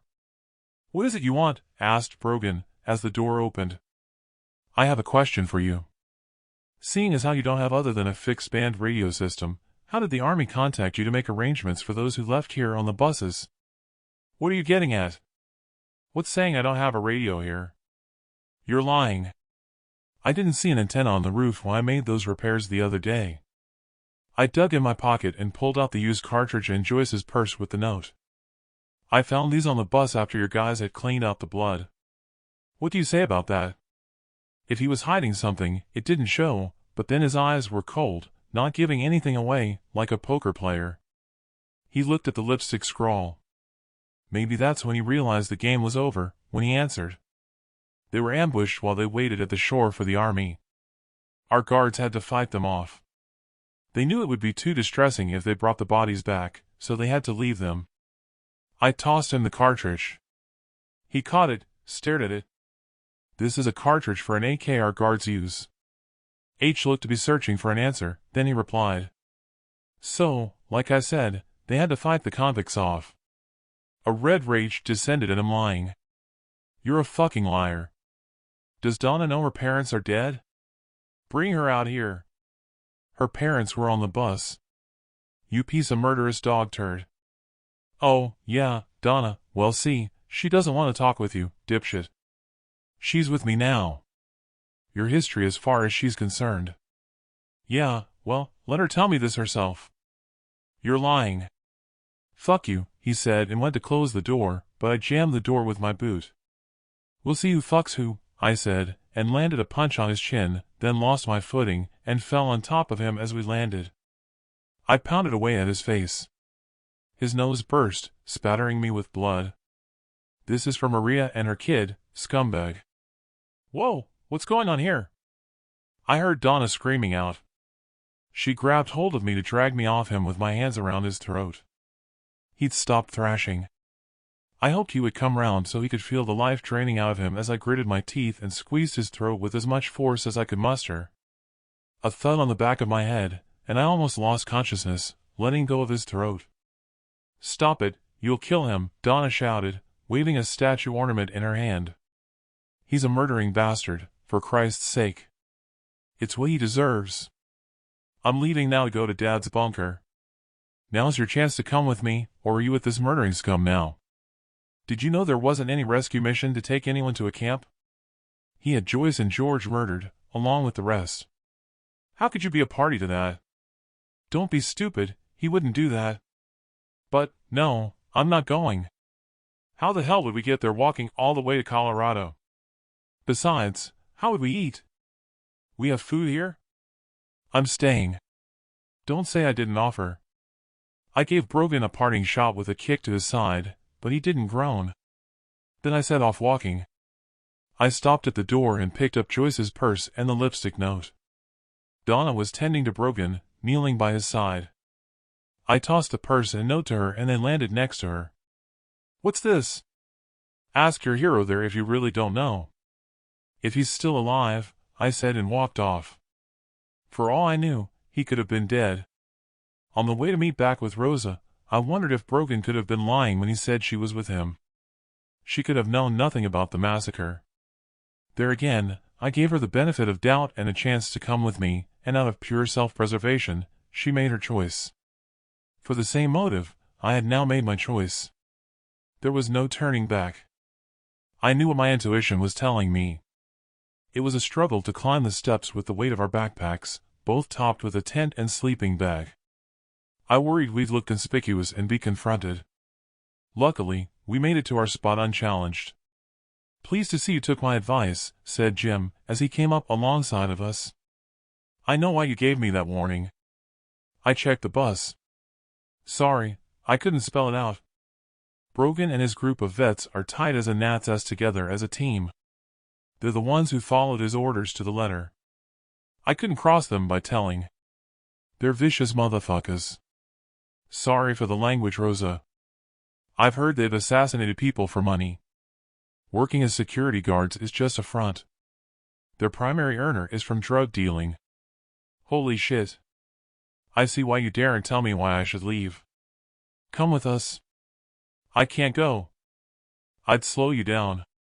Unfortunately, I have a serious medical condition. My insulin is back at the house. Sorry to hear that. Just about to say something else, and I was interrupted when we turned to the sound of a helicopter. Streaks of smoke fell from the chopper and landed among the perimeter guards on the opposite side of the mountain to our position. The smoke drifting towards our line in the breeze reminded me of the tsunami approaching. The chopper veered over to the opposite mountain top and peppered our positions with the same smoke canisters. I sniffed the air. Rosa, quickly. Tear gas. Put on your goggles and the mask I gave you and cover the mask with your scarf.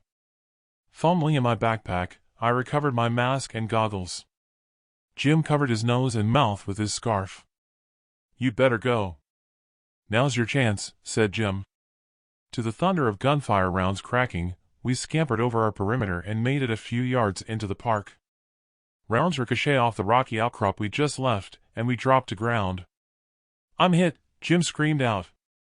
I noticed the outline of figures as they ran toward our position from inside the community, their barrels spitting flames on auto in our direction. Rosa lifted her rifle and rose to one knee, took aim, and in quick succession took out two bodies. It was then I saw him. There was no mistaking Brogan's gait. I mustn't have killed him. Raising my rifle, Rosa pushed it down. Hurry, we need to go, she said, probably not realizing she'd stopped me taking out Brogan. Drifting smoke enveloped Brogan. From his muzzle flashes, I could tell Jim was unloading in Brogan's direction. Go, go, go, said Rosa. We ran for all we were worth. There was just one obstacle to overcome as we arrived at a steep slope before the dense woods would provide cover. Out of breath, I looked over my shoulder. Keep your eyes out front. They could be out there waiting to flank the positions, said Rosa. We climbed the arduous slope, the energy sapped from the calves of my legs. When we reached the top, we both collapsed. The two of us pulled the masks from our faces, gasping for air. From our commanding view, I could see flames from barrels spitting out bullets in both directions on the left and right positions. They tossed Molotov cocktails at the gatehouse, setting it ablaze. The gunfire from the barrels of our attackers spat flames and worked their way through our defenses, with spasmodic return fire from the guards backing away from the attackers. I imagined most of our guards would be blinded with the gas. A sudden loud explosion ripped through the air along the entire left and right perimeters of both mountains, sending flashes and smoke skyward. It was looking as though Donna's peroxide and whatever else they had mixed with it had been put to good use. As the smoke cleared, the effort had been mistimed, and the attackers swarmed onward through the entire community. It was like watching a lava flow, devouring all before it in a scene of utter destruction. The helicopter appeared, lighting up the perimeter on the top of the stairway, gunfire spraying all that came into view in its beam. They didn't stand a chance, blinded by the CS canister smoke, and the downdraft from the rotors whipping up the ash dust. More Molotov bombs were thrown in the position we had left behind. I was sure I could make out some of our guards running for the woods. One of them was ablaze. Then he rolled on the ground. We'd better go before we have company. Nothing we can do. Let's go in case that chopper makes us a target, I said. We scrambled down the slope and then walked at a trot as far as we could until we dropped. Both of us laughed with nerves that we found ourselves still alive. I wasn't expecting that, said Rosa. Me neither. I thought I'd killed Brogan back at his house, never mind the attack. It was like a war zone. I only hope Jim got a kill shot on Brogan, and that Jim has somehow survived. If Jim didn't take out Brogan, I hope the attacker shot him. Either way, it would be what he deserves. No sooner were the words out there, my thoughts turned to Donna. I shook my head to dispel thoughts of what could have happened to her. She had made her choice, and I'd made mine. Thank goodness they didn't attack from the park. Come on, let's put some distance between us and them. We'll trek all night if we can manage it. Safer that way. Rosa curled a smile on her lips. The bunker, here we come, said Rosa. Chapter 41. Aftermath. Diego Martinez. The gated community. The chopper landed in the putting green area of the gated community. Giant and Martinez stepped out and onto the grass to the occasional round of gunfire as his men mopped up with house-to-house searches in the community. Working his way to the basketball court, his men were ushering surviving guards through the entrance, encouraging them with the butts of their rifles. Have they found Brogan yet, or that Special Forces guy? No one is admitting they are Brogan or that they've seen him, but they are saying the other guy had been exiled, ejected into the park, said Roberto. Jesus, do I have to do everything myself? Close the gate and bring those 5 here, he said, pointing to the last dregs of community guards being ushered into the pen. Martinez drew his pistol. He had the guards brought to him one at a time, asking questions, then dispatching each one with a bullet to the head when they couldn't answer. The last one limped over, leaving a trail of blood.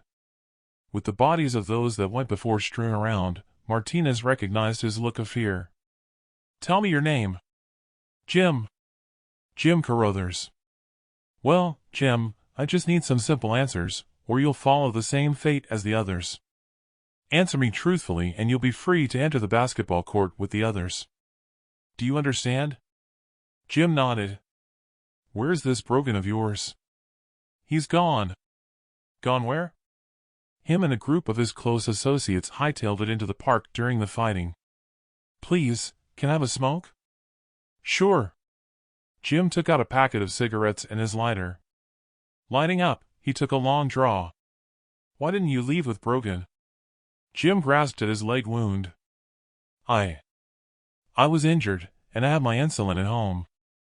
I'll have one of my men collect your insulin once we're done. Did Brogan say where he was going? Yeah, I overheard him saying to stick close, and they'd head to Colorado to one of the residents' bunkers. The resident had gone earlier just as the fighting broke out. Rob is his name, a friend of Tom Abram. What about this Tom guy? Is he the one who led the rescue party for your guards? Yeah, him and his friend, Rob. Tom had already been thrown out of the community. How would I recognize Brogan? He has a scar on his neck, running from his ear. Great, give your address to one of my men at the gate and we'll get your insulin. Thanks, you can go now. Jim limped toward the entrance to the basketball court, taking a draw on his cigarette. Martinez raised his gun arm and squeezed the trigger. The round hit Jim in the back of his head, and he dropped to the ground, the cigarette still held in his fingers, burning. See how thoughtful I am, Roberto. He didn't even see it coming for being truthful. Have the men take out all the guards, no exceptions.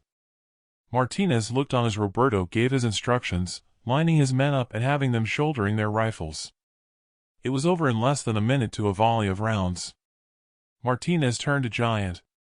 This Brogan sounds like my kind of guy, a worthy opponent, after we found those bodies of the old couples and children down at the shoreline.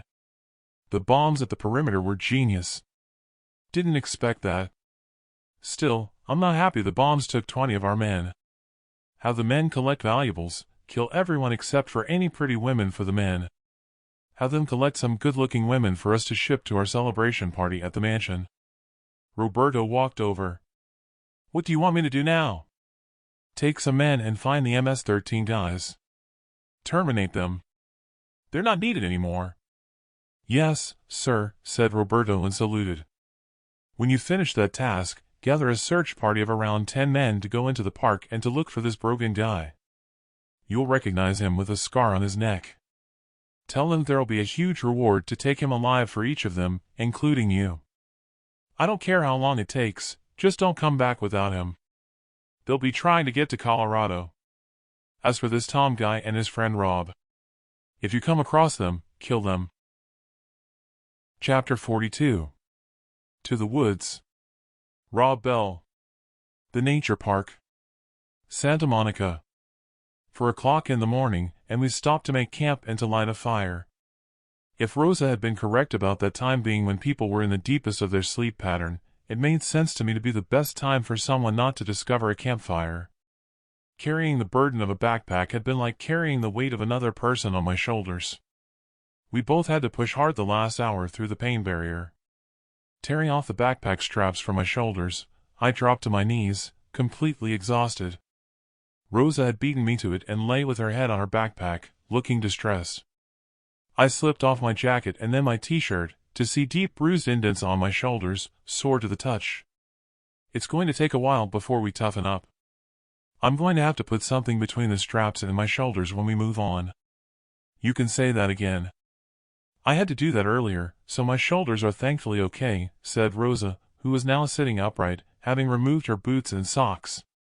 She complained of blisters on her toes. Whatever, we'll have to work through the pain barrier after we've had a sleep. Putting my t-shirt back on proved extremely painful. I began to think I'd underestimated how long it would take to get to the bunker. I failed to see how we could cover 20 to 25 miles a day with the weight of the backpacks and the condition we were in right there and then. We shouldn't light a fire, said Rosa. If you really saw guards escaping into the park, they might see us and try to take our provisions. I think you're right. We'll be warm enough with our sleeping bags and our tents. Besides, I'm not happy with the progress we've made and leaving embers might give away we've been here. I retrieved Dad's map from my backpack, together with a GPS locator, and switched on my flashlight. The GPS isn't working. The ash clouds must be shielding the satellite signal. Yeah, it's the same on my satellite phone. It hasn't worked since the day you phoned your dad. I took out my compass from the pack, but the needle was acting strangely, fluctuating between north and south rapidly. Damn, that's not working either. Could be something to do with the anomaly they said on the radio that was affecting the Earth's magnetic field. I wish I had an EMP detector. I'm surprised Dad didn't put one in the pack. He has one in the bunker next to his radio equipment. Best thing they ever invented. All the preppers have them. At least my backpack is lined to act like a Faraday cage, said Rosa. Yeah, mine too, so our electronic stuff is safe. Not sure how we'll navigate.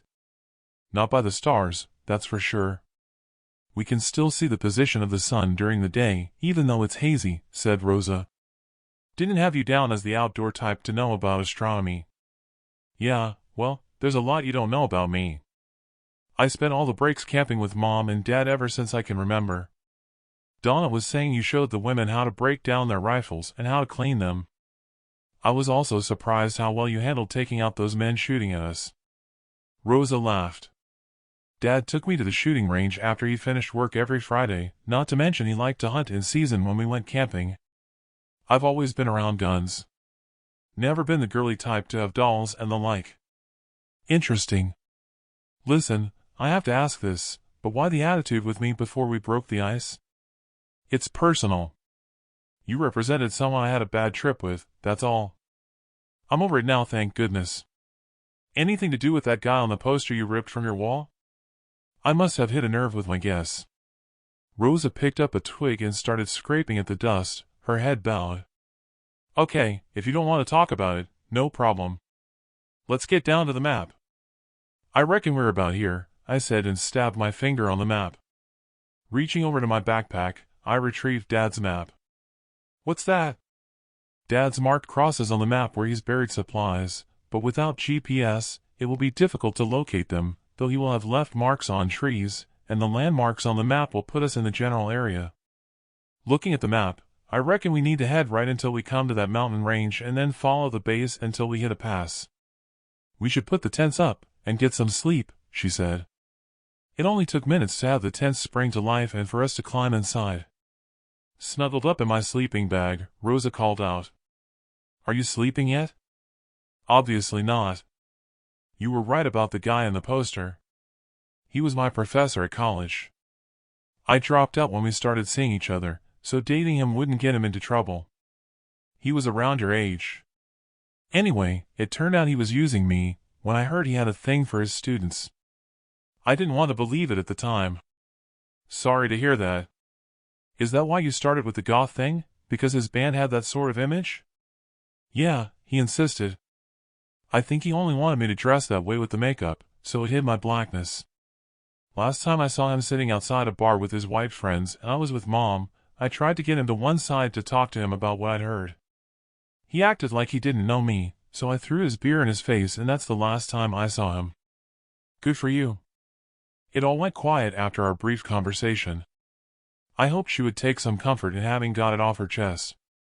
Eyes heavy and with every muscle in my body aching, I thankfully drifted off to sleep. I awoke and lay there, but with my eyes closed. My nose detected the distinct odor of smoke. Unzipping the tent, I clambered out and sniffed the air. It wasn't quite daylight, and we'd only had around 2 hours sleep. Retrieving my rifle, I stalked toward the area where I thought was the source of the smoke. Sure enough, through a clearing in the trees, I could see a glow and smoke spiraling above the tree line. Hurrying back to our camp, I awoke Rosa. We need to move on. We have company close by. I've seen their campfire. Did you see any of the guards? No, but if it's those guards that we saw escaping, we don't want to encounter them, or they'll likely want our supplies. With everything packed in a hurry, we set off trekking, following the well-worn track trodden by visitors to the park. As dawn broke, I felt exposed. We need to get off the beaten path, but be careful not to leave any tracks. That won't be easy with all the ash that's settled, she said. I looked behind me at our boot prints in the film of ash covering the pathway and shuddered. The only areas free of ash were under the dense foliage of the trees on either side of us. We can't just step off the pathway here. If anyone follows our tracks, they'll only need to look left or right for further tracks in the foliage on the ground. Any suggestions? I asked her. I know where we are. There's a small stream ahead. We could veer off left as a decoy, then turn right following the stream. Best I can think of. Voices drifted in the wind, and I craned my neck. Did you hear that? I asked. Yeah, let's get going. We veered left off the track, and then, picking up the stream, we backtracked, turning right. We had only changed direction for about 50 yards, when the voices seemed to be close by and accompanied by the sound of boots kicking up foliage. Taking a hold of Rosa's shoulder, I steered her out of the stream and behind a rocky area where we crouched as the voices grew louder. With my fingers trembling and my heart pounding, I dared to peek out as the voices diminished in volume. I caught a glimpse of the backs of figures heading away, dressed the same as our community guards. Crap. They must be following our tracks. When they don't see any coming out of the stream, they'll turn back. Chapter 43. Exhausted. Rob Bell. The nature park. With little sleep and my body still not recovered from the day before, I had to push way beyond the pain in my calves and shoulders to keep moving. The motivation of having seen the community guards following our tracks helped me to plow on. Rosa looked less concerned and a lot less fatigued than I was feeling. I couldn't help but wonder if Brogan was among the guards, following with Donna.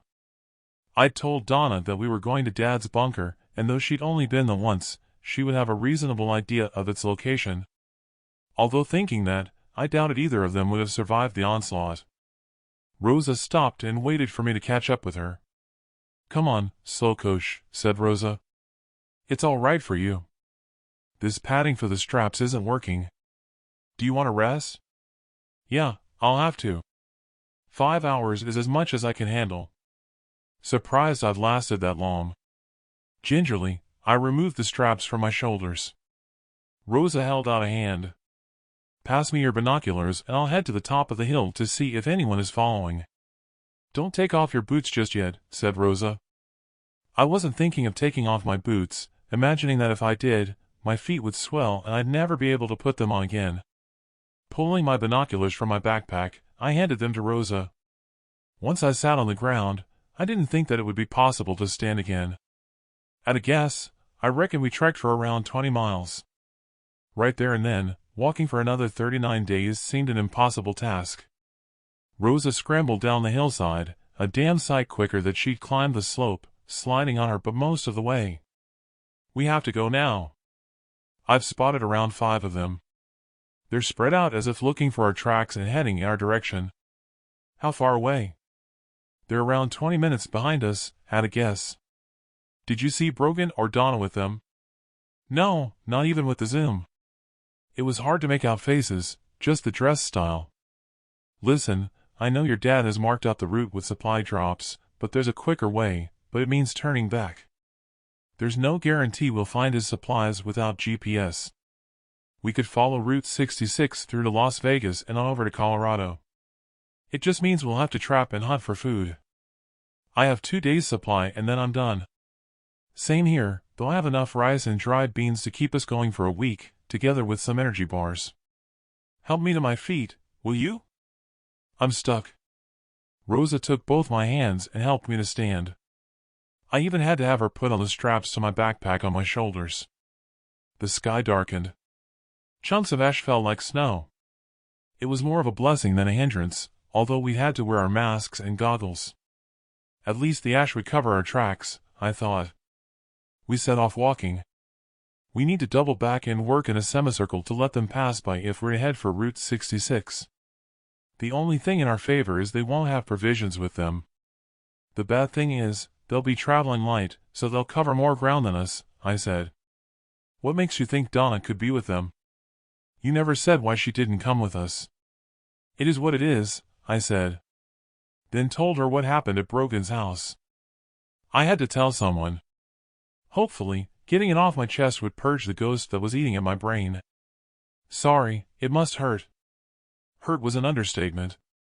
The pain was immense. I was furious after telling Rosa what happened back there at Brogan's house. It had stirred up my anger. All those years married, and she'd betrayed me by cheating with that lowlife. "Sorry, but it's still raw." "Like I said, I'm so sorry for you to have to go through that," she said. Rosa must have sensed how talking about it was still hurting and she powered on in front. Having pushed on for an hour, I'd reached my limit. Breathing into my mask, with the heat that generated, it felt as though my face was on fire. I tore the mask off and fell to my knees. Exhausted, I cursed inwardly that I was out of condition after not going hunting for the last 2 years. "Rosa, I can't walk another inch." Rosa stopped and turned, then helped me off with my backpack, then removed her own. She was lucky that she still had that energy of the invincibility of youth on her side. Teasing out my map, I looked around the terrain. "I think this is where we are." Rosa looked at the map and turned in a circle. "Looking at the topography, I'd say you're right. We need to go left to pick up the highway. There's a wooden bridge further along over a deep trench. We could rest under there out of sight." "Sounds good, as long as the bank isn't too steep for us to climb back out," I said. "We'll see." Rosa walked over to the undergrowth and snapped off a branch. "What's that for?" "I'm guessing you've not watched old cowboy films," she said, and returning, brushed the tracks in the ash to hide her footprints. "I'll climb the hillside and have another look around." Taking my binoculars with her, she climbed the hillside. She'd been up there around 5 minutes when I heard a series of gunshots. Rosa came back down the hillside, brushing her tracks as she returned. "What did you see?" "There was a family around a campfire. Shots rang out and around 10 men appeared, one of them in an army camouflage outfit. They shot them all, then ransacked their tents. I got a better look this time. The others were in ordinary jeans and jackets and had the appearance of Hispanics. I immediately thought back to the helicopter and the two men dressed as Marines who exited. That's all we need. It sounds like some of the escaped convicts who attacked the community. They'll be robbing the family's supplies after they killed them. Just what they're doing out here.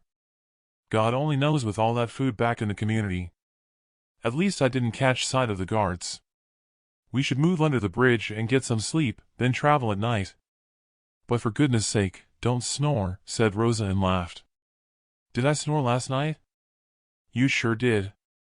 I had to laugh with her as I rose to my feet and carried my backpack held to my chest. Settled under the bridge, it was a relief to be out of the drifting ash. Rosa took my binoculars and said she'd be back after clearing our tracks. Can't say how long she was out there as I fell asleep right away. When I awoke, Rosa was sitting next to me, spooning peanut butter onto Ritz crackers. Want some? No thanks, I'll eat one of my energy bars. Did you see anything while you were out there? Yeah, I watched the group who murdered the family hide the bodies in the undergrowth, then they sat around the campfire eating whatever the family had been cooking. Glancing at my wristwatch, it was early evening. You've had a good sleep, and I didn't hear you snore. How do you feel? Asked Rosa. Better thanks, another few hours and I'll be good to go. Have you slept? I asked. On and off, but I'll be fine. Shush. I can hear voices. Slowly, I retrieved my rifle. Footsteps stopped at the bridge. Then I heard them talking. Do you think they'll have crossed here? A male voice asked. There was nothing Hispanic about the accent. Can't say. I lost the tracks a while back. This damned ash doesn't help. We should go back and tell Brogan we've lost their tracks. Not yet. Let's see if we can pick up some more tracks further on. Footsteps continued over the bridge. Rosa reached for a rifle and drew it to her, placing her fingers on the trigger. I now knew Brogan was out there. He was looking for me, no doubt for revenge. Chapter 44. Shadowed. Rob Bell. The nature park. Laying under the bridge, my senses heightened. Every sound of critters moving around and calling out had raised my stress levels. It was late evening when footsteps finally returned over the bridge, and I heard them talking. We need to head back to camp and get some shut-eye. Brogan will have to decide which way to go tomorrow, a male voice said. Maybe one of the other scouts will have picked up their trail. A cramp took me by surprise. I did all I could not to scream, dropping the rifle to massage my calf. Did you hear that? Someone said. Hear what? I'm sure I heard something from the gully. Nah, you're hearing things. A flashlight lit up the gully, the beam reflecting in a critter's eyes. The critter turned, walked slowly along the gully, then scrambled up the side. See, I told you I heard something. It was a deer. Why didn't you shoot the damn thing? We haven't eaten in ages. Come on, let's follow its tracks. We waited until we could no longer hear their footsteps as they jogged away. There was a sudden single shot. It was looking as though they'd won their evening meal. Jesus, that was damn lucky, said Rosa. Tell me about it. At least we now know Brogan escaped, I said, still rubbing my calf. It sounds like they'll be sleeping tonight, so we can really put some distance between us. Wait here and I'll see if there is any movement over at the camp. Left alone with my thoughts, I regretted falling out with Tom. I wished he were with us. I couldn't believe Brogan had survived, of all people. My mind became consumed with events playing back, from that first earthquake back at Tom's house to how everything had played out in the community.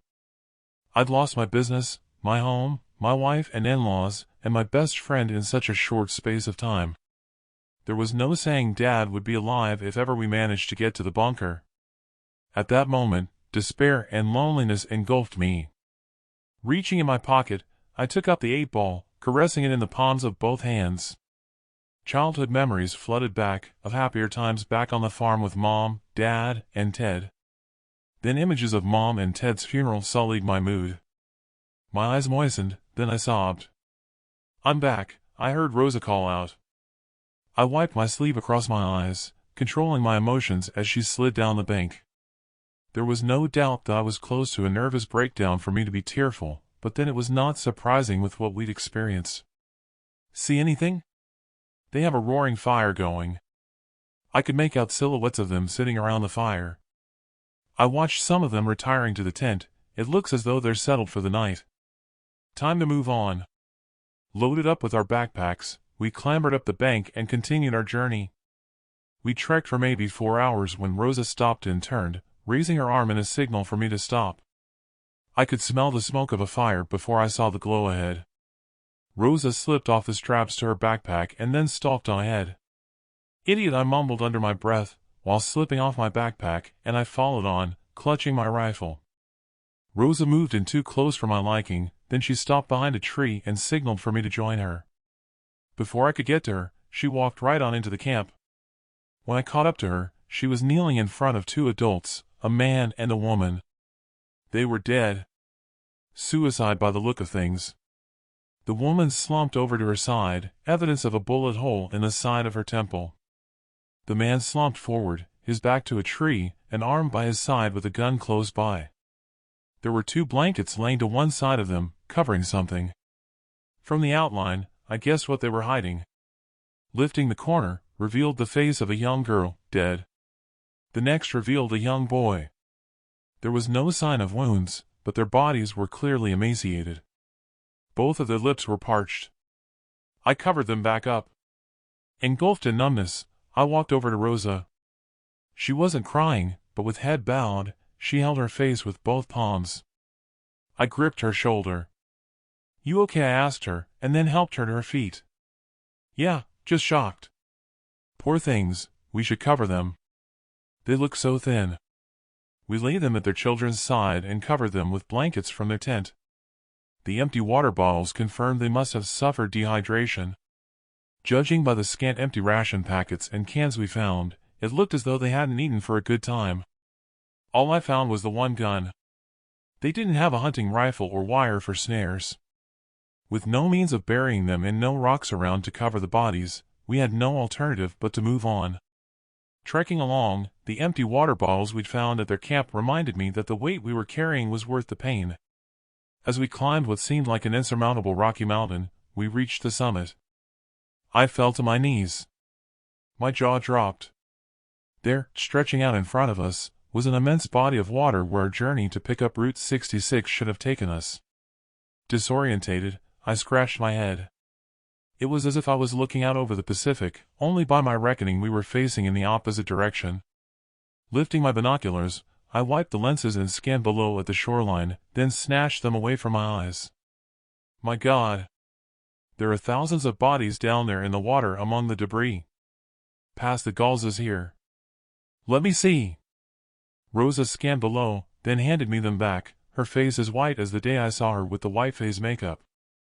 Scanning over the area again, there were several boats upside down, with only their hulls showing, but with a few small motorboats still floating upright. "What do we do now?" I asked as if speaking aloud to myself. "That's the direction we need to be heading," said Rosa. The despair in her voice was evident. I pulled the binoculars to my eyes. "I see mountain tops on the horizon. If we could get one of the boats down there, we could make it across to dry land and pick up Route 66. "That's a gamble," said Rosa. "I can't see any other option. Looking left and right, I'd say where we are is now an island. Stay here and we'd just be going around in circles until eventually we'd likely bump into Brogan or the escaped prisoners." "No good thinking it through then," said Rosa, and she rose to her feet. "Let's get down there. If we can get a boat, it's better than walking." It was hard going walking down the rocky mountainside. One false step, and we'd have been toast.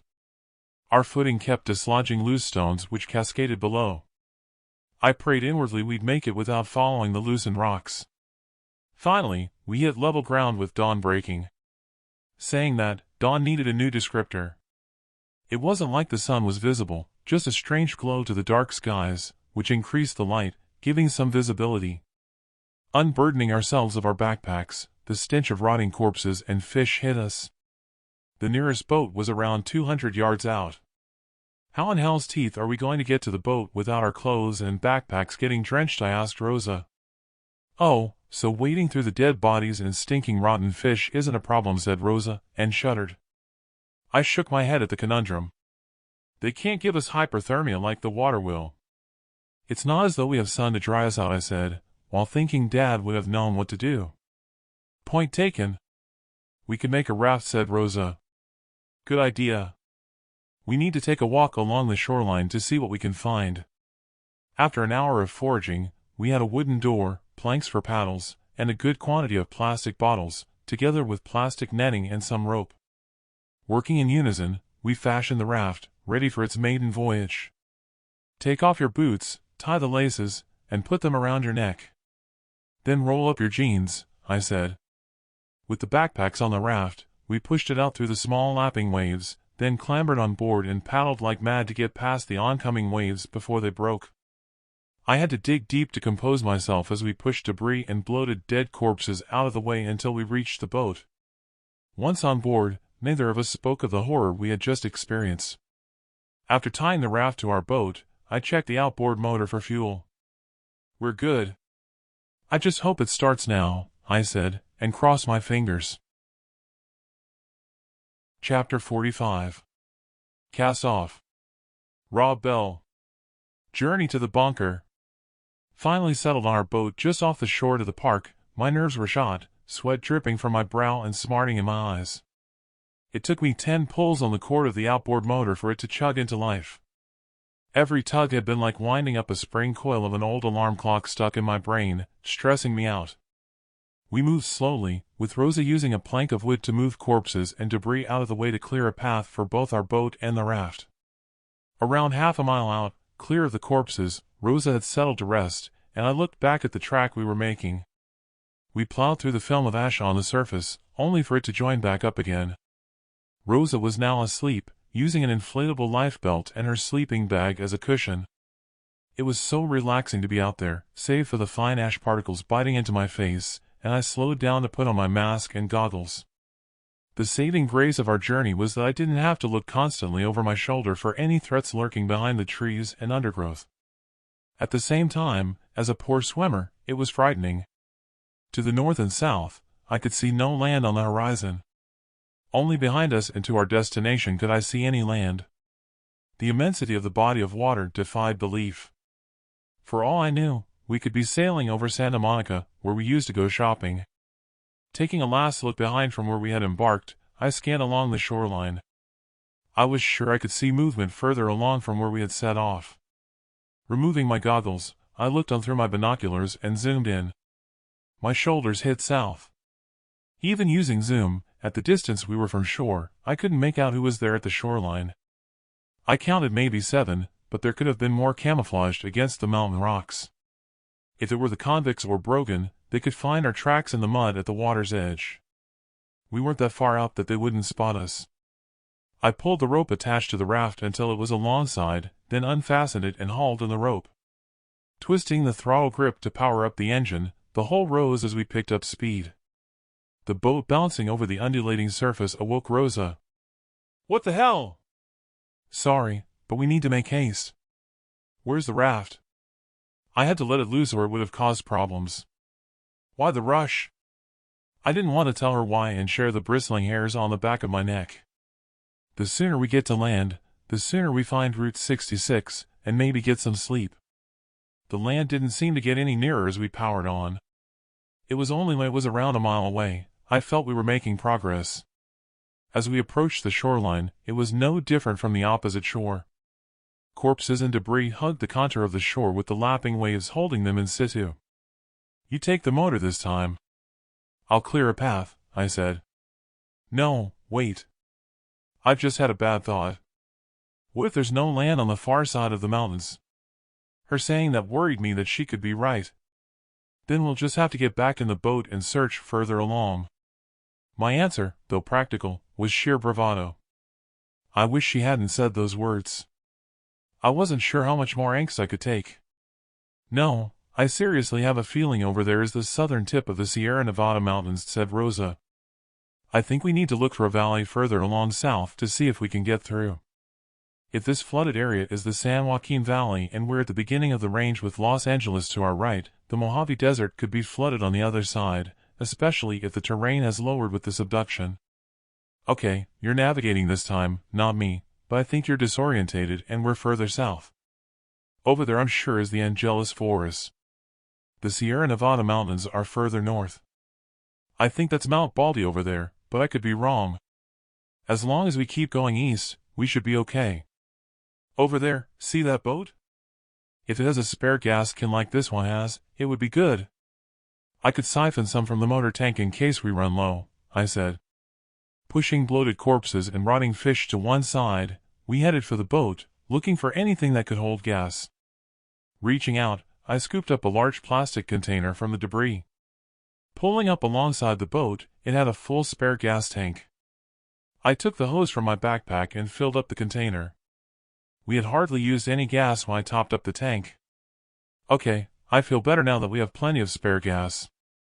I looked over the water through my binoculars. There was no sign of any boats out there following. Surrounded by corpses, I couldn't be sure if they had been swept along in the tsunami, or if the poor souls had been taking refuge in the mountains when the subduction struck.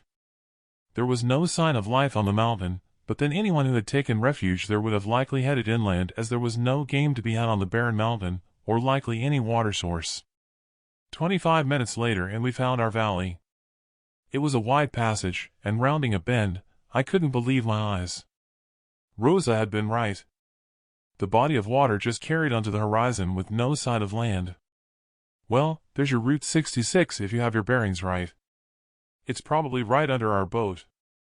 Las Vegas must be that way, I said, and pointed ahead. If you don't go too fast, we can take turns sleeping. Say 2 hours at a time. Sure, no problem, she said. Snuggling up inside my sleeping bag, I drifted to sleep when I felt tugging at my shoulder. Wake up, Rosa called out, alarm in her tone of voice. Unzipping the sleeping bag, I sat bolt upright so fast I felt dizzy and disorientated. I tapped my watch face, confused as to the time and why the motor was idling. How long have I been out? A good 8 hours. I thought I'd let you snore it out. You need to see this. What is it that you can see? I said and followed her line of vision. Look there. That's Las Vegas. There before us, protruding from the water, were the tops of hotels, most noticeably the Stratosphere Tower, the viewing area visible with the antennas still pointing skyward. Boats were buzzing about, pulling people from the water. In the distance, mountain tops were barely visible above the horizon. Looking through my binoculars, these were not corpses they were retrieving, though there were many in the water.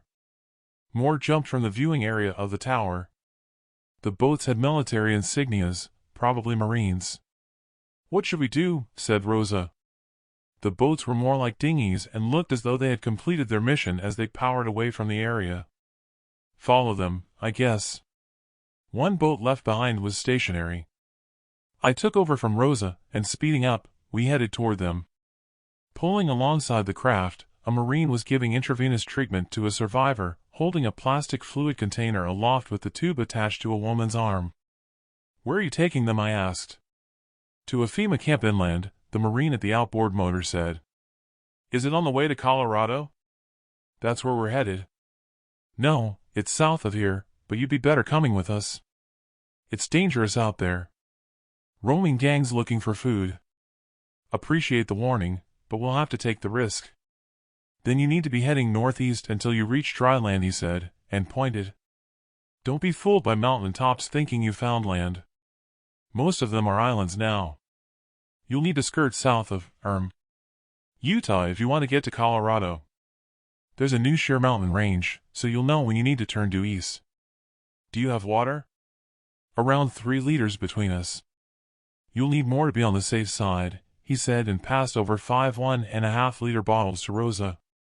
Good luck. The sun's position was barely visible, save for a hazy glow in the dark sky, but it gave a good idea of our position to navigate by. At best estimates, I reckoned around 700 miles to our destination. We'd made good time on the water. I turned to Rosa as we continued our journey. You know, this boat ride's been a blessing. My shoulders and calf muscles have recovered. With the distance we've covered already, we should make it to the bunker sooner than I'd calculated if we don't hit any obstacles ahead. I hope so too. But really it's those gangs he mentioned that worry me, said Rosa. Chapter 46. Cast Adrift. Rob Bell. Journey to the bunker. Rosa had been asleep in the boat for 4 hours when the engine spluttered, then cut out. That was all we needed. Checking the gas, it had run dry. After topping it up and pulling the cord numerous times to me cussing out loud, I sat down, exhausted. Rosa awoke, stretching her arms. Why have we stopped? I didn't check the gas while I was powering on and it ran dry. I've just filled the tank. Now I can't start the damn thing. Maybe it just needs time for the gas to work its way through. I'm starving. We should eat, then try again. Rosa rummaged in her bag, taking out her book with the brown paper covering and put it to one side. She took out a can of beans and pulled the ring to open. We can share this, she said, and spooned a mouthful. Are you going to tell me what that book is about? Still chomping on the mouthful of beans, she picked up her book and placed it back in her backpack. Rosa gulped down the beans and smiled. It's just a book. What else is there to know? She said, and then laughed. I showed her my palms. It was damned annoying that she wouldn't tell me what the title of the book was. There again, it could have been a journal, but I'd not seen her write anything. She handed me the can, and I devoured the rest of the beans. We can't survive on what we have left, I said. Yeah, we need some serious protein. There isn't much in half a can of beans. I could murder for a steak. How long have I slept? Around 4 hours. I'll give the cord another yank to see if it'll start. The outboard still wouldn't turn over. Not even a rumble. I removed the top, but I didn't have a clue what I was looking for. The spark plugs are probably flooded. Try cleaning them, said Rosa. And just how do I take them out without tools? Anyway, since when did you become an expert? You'd be surprised at my talents. I've done enough boating from down at the marina with friends. Rosa checked the compartments on the side of the hull. Here we are, she said, and handed me a tool set. Rosa was right. The 2 spark plugs were oiled up. I cleaned them as best I could, then put them back and replaced the top. See if you have the magic touch, I said, and moved to one side. Looking around, it was unnerving. There was still no sign of land. Rosa took hold of the accelerator twist grip. You did set the choke, I presume, said Rosa. What choke? Never mind, she said, and made some adjustment to the mechanism. Damn thing started first pull, leaving heat rising in my cheeks. As she pulled away, the light was fading. The hazy light of the hidden sun was behind us and dipping to the horizon. That was when I imagined I could see something floating ahead in our path. As we drew nearer, I could see the outline of a small boat similar to our own. Large birds circled overhead. There wasn't any sign of life. I can see a boat drifting. It might hold supplies. Steer slowly towards it. I picked up my rifle as we drew alongside. Birds rose from within the boat, fighting among themselves for whatever it was they had scavenged. Taking out my flashlight, I shone it into the boat. A bird was burying its beak into the stomach of a fly-infested corpse. Jesus, get the hell away from here, I said, and pinched my nose at the stench. What is it? Asked Rosa. There's a dead corpse in there crawling with maggots. It stinks to high hell, just go. No, wait. There could be scraps of food and we don't have any left. Rosa put on her face mask. For good measure, she wrapped her scarf around her face. I put on my face mask, then reached out to pull the boat closer. A large bird still feeding off the corpse squawked with alarm, flapping its wings. Nice birdie, she said, and Rosa stepped over, unsteady on her feet. With the swell of the water, she stumbled, the bird taking flight as she fell headfirst, landing on top of the corpse, body fluid squelching. Rosa screamed, scrambling to her feet. I expected her to return to our boat. I was shocked when she turned to me. Pass me the flashlight, she said. I guessed her gut was rumbling as much as mine with starvation as she searched around, then kneeled at the corpse. She appeared to be picking at it. After another rummage around, she passed me the flashlight, stepping back over with a handful of maggots and a fishing rod. Damn it, there's no food, only these maggots. Well, I'm not eating them as hungry as I am, I said, and pushed us off from the boat. They're protein. We might have to if we can't catch any fish with them. Putting the rod down, she picked up an empty water bottle and funneled in the maggots with her hand. She took off her scarf and mask, put the rod down, then picking up a rag, she dipped it in the water and wiped down her jacket and jeans. As horrifying as it was at what I'd witnessed, I couldn't help but laugh. You won't be laughing if I catch some fish in the morning, she said and grinned.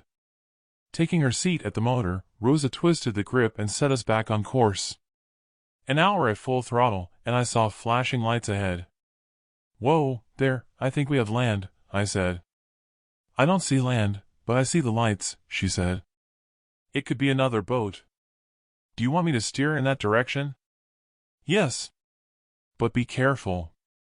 Idle within shouting distance if it's a boat and keep your AK to hand. It was quite nervy as we approached. They had fishing lines out, and the lights were oil lamps, which explained the flickering. Ahoy there, I shouted as though I was some seafarer, and felt stupid. Hi, what are you doing out here? Keep your distance, he said and picked up a rifle, aiming at us. We're trying to find land. We're heading for Colorado. If you keep your heading, you'll find land south of Utah. We're from further south. Just about to haul in and head for home. Listen, we're starving. If you've caught any, could you spare a fish, anything? Yeah, we've caught plenty, but ain't no clue what they are. I'm more used to lake fishing. These are all sea fish. At least it's food, I hope. On deck were 3 young children, the man, and a woman. I could take a look for you, Rosa called out. I've done my share of pier fishing. He lowered his rifle. Come on over, he said, but don't make any stupid moves. What do you think? Said Rosa. They have their kids with them, so it could be okay. Just stay alert. We pulled up alongside. I held my AK resting on my lap and covered it with my sleeping bag. The guy held up a fish next to one of the lamps. You're safe with that. It's a barred sand base. When you fillet it, just make sure you cut out the red meat. Thanks. Say, we have more than we need that will keep fresh. Do you have a water container? There was one filled with rags. I tipped them out and reached over the side and filled it with water. Rosa steered alongside and he handed over 2 4-pounders. How long before we reach land? With that outboard at full throttle, I'd say 4 hours for where you need to be. We'll be back on dry land in 2 hours due southeast. Thanks, really appreciated, I said, and we pulled away. I guess a few people will have boats out here. It'll be a godsend for them fishing as a food source, said Rosa. I nodded. I didn't have the heart to tell her it wouldn't be without its dangers. I'd seen a good number of shark fins earlier floating by and taking an interest in our boat. 2 hours into our journey and Rosa slowed to an idle. What's wrong? I said and lifted my head from its resting place. I'm worried. We're surrounded by islands. They must be mountain tops. I'm concerned we'll hit rocks and damage the hull. I know the motor tilts, because I've seen my friend do it, so we can avoid the prop getting damaged, but it's still a worry. Okay, cut the outboard motor, and tilt it like you said, then we'll use the paddles to get to the nearest island. I'll go up front and keep a lookout for rocks with my flashlight. That way, we might avoid damaging anything. If we see any whitewater that indicates rocks, we can avoid it. Then we can rest up overnight and set off in daylight. I think you're right. I don't care to navigate those islands in the pitch black of night. We landed on the shore of the island without a problem and tied the rope to the boat around a boulder. I wasn't about to leave the boat out of sight and set my backpack down nearby. There's enough undergrowth for fuel. We'll light a fire and cook those fish. I'll use some of the water to make rice. When we've eaten, one of us, or both of us, should sleep on the boat. It's secure, but the last thing we want is for it to drift away, I said. I didn't need the ferro rod from my backpack to light a fire. Courtesy of the looters, I had a 5-pack of lighters in my pocket. Rosa filleted the fish, while I collected brush and started a fire. With the fish in the skillet and the rice boiling, it all seemed quite civilized. Eating our meal, it had perked the both of us up. It was a welcome change to exchange pleasant banter with Rosa sitting at the campfire, which was now embers. Laughing and joking, I almost forgot the trials we had endured since the disaster when an explosive noise cut through the air. "Douse the fire!" I shouted and threw what was left of my coffee over the embers. From behind one of the other islands around 500 yards away, a large boat appeared, traveling at some speed in our direction. Talk about squeaky butt time and not knowing if they'd be friends or foes. Chapter 47. Dry Land. Rob Bell. Journey to the bunker. My backside tightened when the power boat headed right for our position on the island, then thankfully it turned. The wake bounced our boat, lifting it, then stranding it partly on the shoreline. I counted maybe 9 or 10 silhouettes of passengers. It was a beast of a boat, with 3 outboard motors. "That was on the hairy side," I said.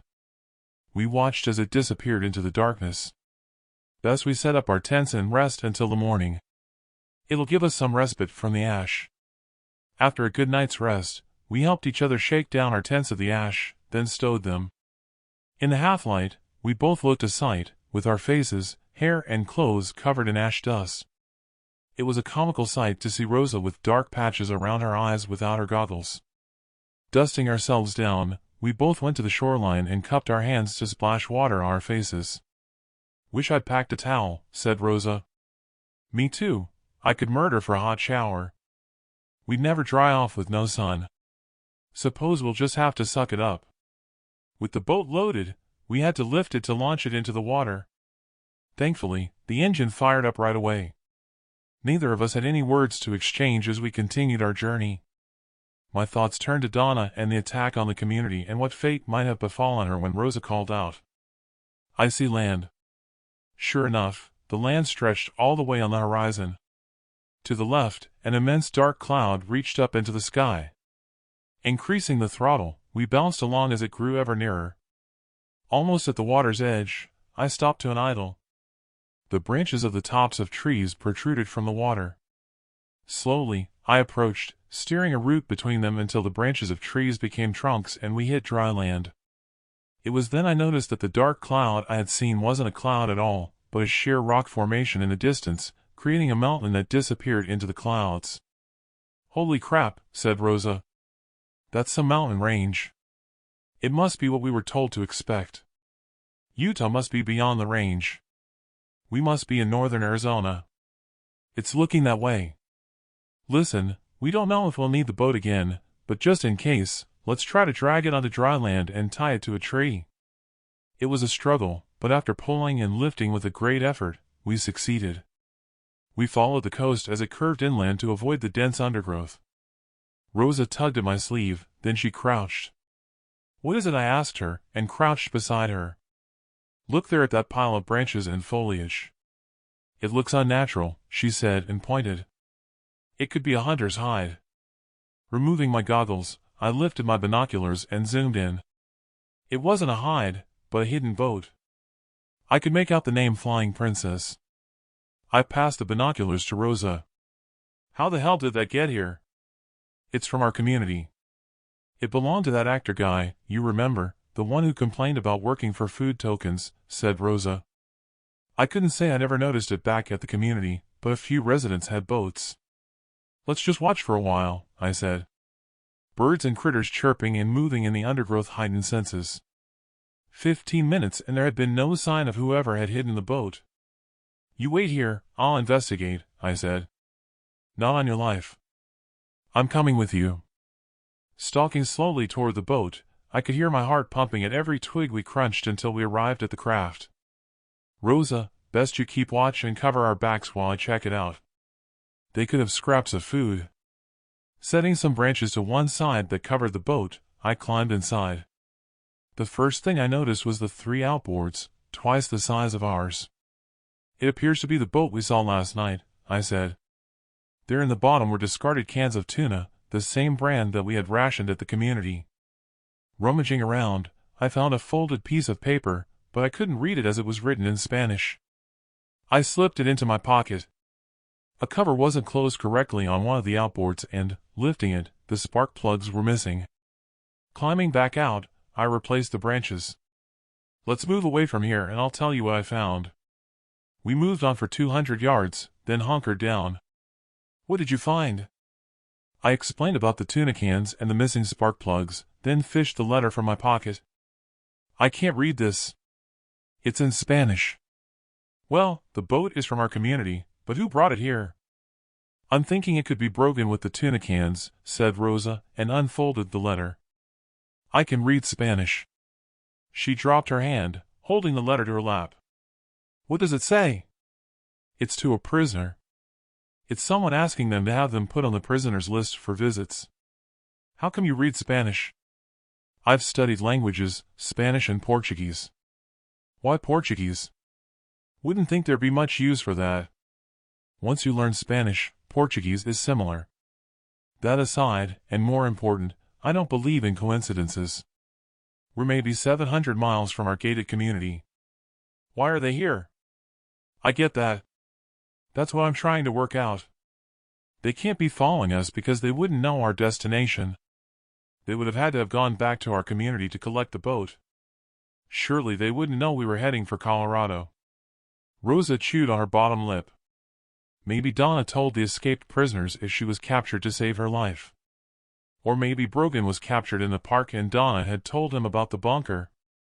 The bunker would be a good target for the supplies it holds and a place to hide out from the cops, she said. Maybe.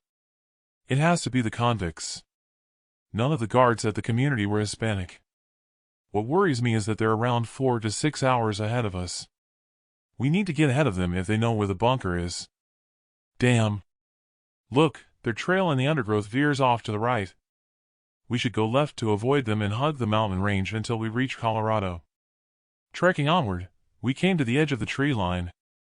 I put out my arm to stop Rosa. There in the distance was a line of cars and semis backed up on a road. None of them were moving, but then it was no surprise as the highway stopped at an abrupt end at the cliff face of the mountain range. Several vehicles were precariously balanced on ridges high in the mountains. I'm not sure how far the floods have encroached into Arizona, but that could be Route 89, I said. I scanned along the line of vehicles through the binoculars, but saw no sign of life, save for large birds circling. Some of the trunks and vehicle doors were open as if they had been abandoned. Across the road, a sea of wind turbines that once stood tall and proud, they littered the ground, with a few at precarious angles. I can't see signs of life, but we need to cross the highway if we're to get to Colorado. I suggest we have our rifles at the ready. There wasn't any cover as we closed in on the highway. All the traffic but a few of them had been traveling in the same direction toward the mountain. It must have been horrifying, as the mountain had risen before their eyes. The vehicles had been there some time, judging by the gray film of ash dust masking whatever color they may have been.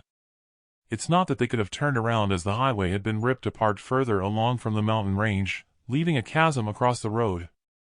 We came across the first body, laying on the ground, having the appearance of an ashen gray statue. An open suitcase lay beside him, clothes strewn around on the floor, similarly ashen. More appeared as we approached the cars, as if they'd been turned to stone where they lay. At one vehicle, there were 2 bodies. One was leaning against a car, a pistol near his hand as if he'd committed suicide, his female partner laying beside him, dead.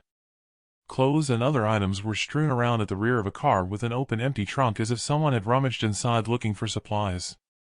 Other bodies were strewn around, men, women, boys, girls, even some dogs, as if they'd been shot as they fled.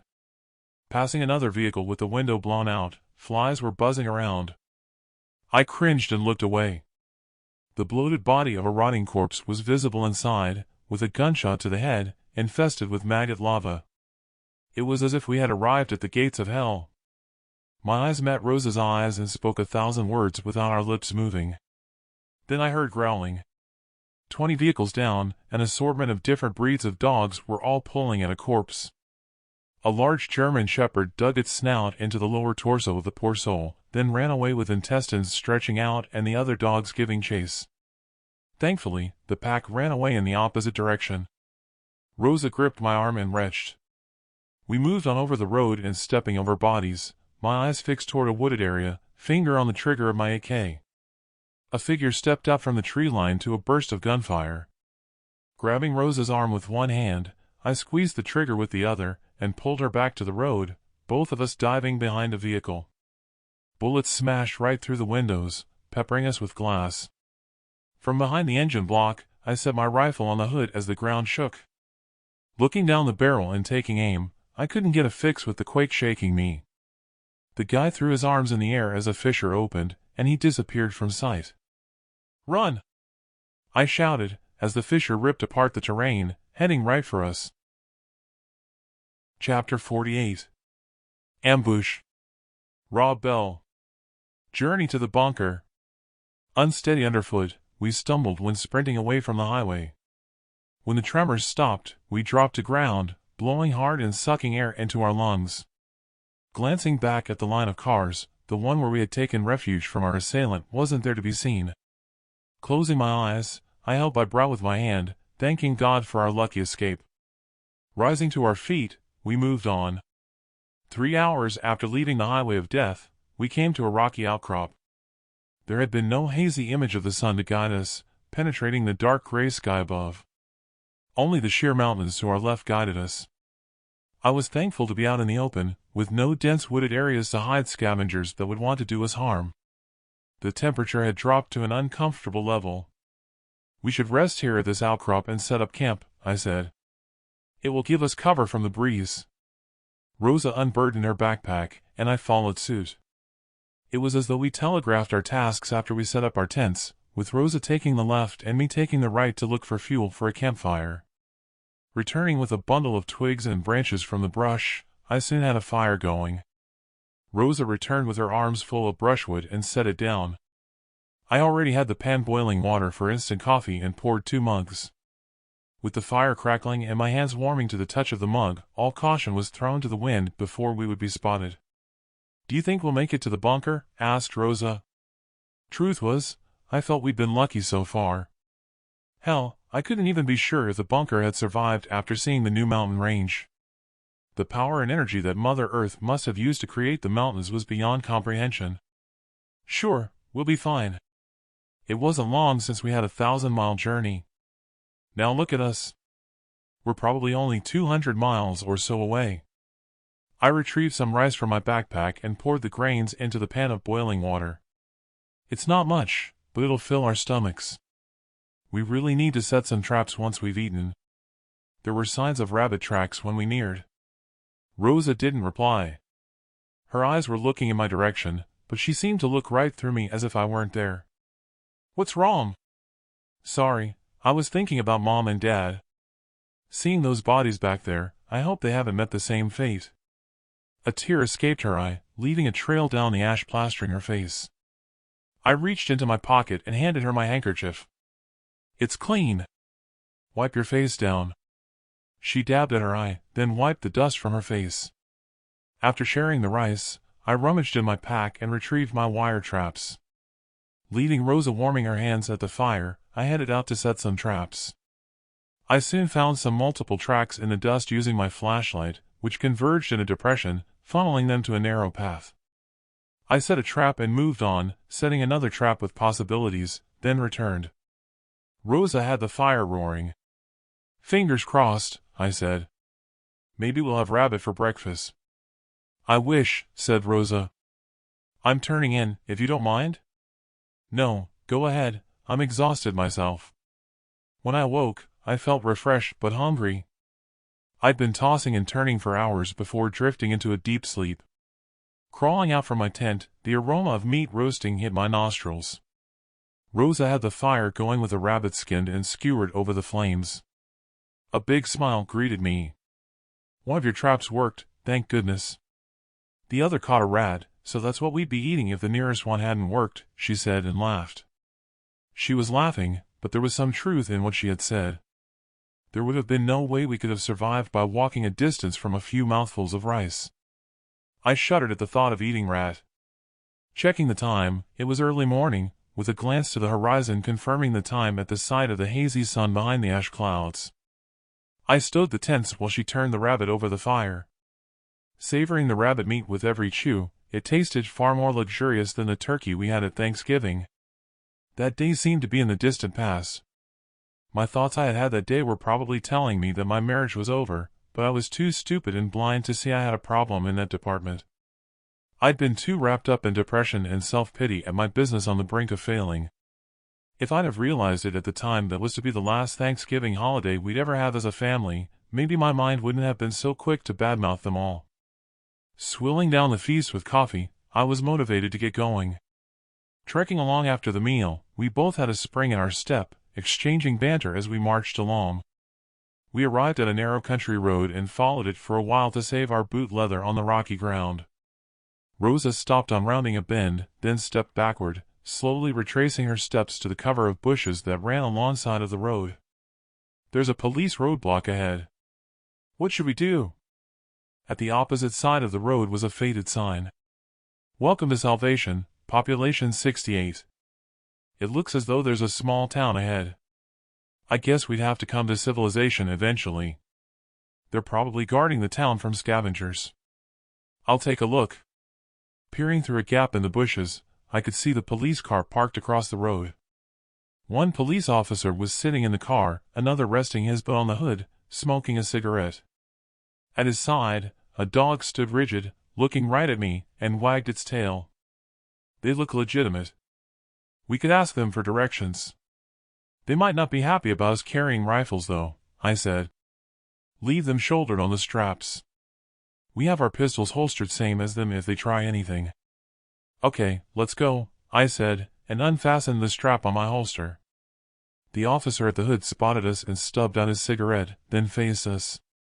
"Just keep smiling and talking to me to show we're relaxed," I said. "Rhubarb, rhubarb, rhubarb," said Rosa, then laughed, bringing a smile to my face as we approached the officer. At least we were giving the impression we were not a threat. "Hi there. What brings you around here?" "We're headed for Colorado." "Nice dog you have there." "Yeah, he could smell you a mile off. He's trained to find dead bodies." "That's smart." "Yeah, he needs at least one a week to chew on." I exchanged puzzled glances with Rosa.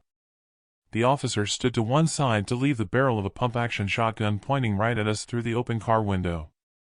"Listen, we're only passing through." "We're not a threat," I said, and stepped in front of Rosa as he approached. "You're right, you're not a threat. One move and I'll be able to see right through you if you spook my partner here. No sudden moves. Hit the ground, arms out, fella. You too, lady." We both dropped to our knees and lay down as instructed. The officer removed our backpack and rifles, then patted us down, removing our guns and knives. "Listen, we're not criminals. I didn't ask you to speak. Arms behind your back, then when we know who you are, we'll let you move on." "Where's your ID?" "Mine is in my backpack," I said. "Mine too." I'd never felt so helpless as the cop cuffed me with plastic restraints, but at least I'd kept my hands clasped with my wrists apart, leaving the bondage comfortable. He moved onto Rosa, using metal cuffs. Picking up my backpack, he tipped it out on the road and scratched about at the contents. Then he moved onto Rosa's backpack. He picked up my rifle scope and drew it to his eye. "Nice scope," he said, and opened the back door to the patrol car and tossed it on the seat. My stripped-down hunting rifle followed it onto the seat with my ammunition, then our AKs and guns. He didn't even bother to pick up my driver's license, which was in full view. "Where are you hiding your money?" That was when it dawned on me for certain we were being robbed. I saw the officer in the vehicle climb out of his seat and called for the dog to jump inside. He gave it a kick to send the dog on its way before closing the door. The driver slung his shotgun over his shoulder and strutted toward us. "Nice piece of ass," he said, as they both raised Rosa to her feet and checked her pockets. The officer with the shotgun slipped his hand inside her jacket and felt at her breasts, while the other restrained her. Rosa gave him a swift knee at his crotch, and he doubled over, then recovering, he hit her on the temple with the butt of his shotgun, sending her crashing to the ground. All the while, I tried to stretch the plastic cuffs to get at the bastards. "Bitch. Leave her alone, fucking scumbags," I called out, while trying to get to my feet. A boot smashed into my face, and I fell, almost losing consciousness at the searing pain. I couldn't see a way out of our predicament, fearing it would only get worse, and I'd walked us right into the situation. Chapter 49. Rescue. Rob Bell. Journey to the bunker. With Rosa unconscious, the officer put down his shotgun and pulled off her boots, then unfastening her zipper, he dragged off her jeans. I twisted around on the ground and kicked out in his direction but missed. One last effort and one of my hands slipped out of my cuffs. I dove at the guy with his pants down, taking us both to ground. The other guy was on me, dug his boots so hard into my stomach it winded me. The blow took the breath from my lungs, unable to suck in some more. A second boot landed squarely in my crotch, leaving me incapacitated. I watched in horror as the officer ripped off her panties. Rosa came around and thrashed out, kicking at him. "Hold her down," he called out, and unzipped his pants, dropping them, then kicking them off over his shoes. Finding the pain, I struggled to my feet, just about to charge at them as he was about to go down on her, when his head exploded, taking his skull from his shoulders. A red mist of blood and brain matter splattered the patrol car. The other officer who had kicked the dog let go of Rosa, then drew his Glock and crouched, aiming the business end right at me. "Who the fuck do you have out there?" he said. The dog leaped through the open car window at the front, charging at him, and grabbing his gun arm in his jaws. It continued to bite and pull at his arm. He released his gun, and it slid under the car. The guy reached out with his other hand to get to the shotgun. I stepped over, kicking at the weapon, and it span away out of his reach. I ran to help Rosa to her feet so we could get the hell to safety. He grabbed the dog by its collar with his free arm and swung it around as it continued to bite him. Mid-swing, his body froze as a projectile smashed through his chest and out the other side, the bullet piercing the fender of the patrol car. He fell to his knees, then collapsed to the ground, blood and entrails oozing from the large wound.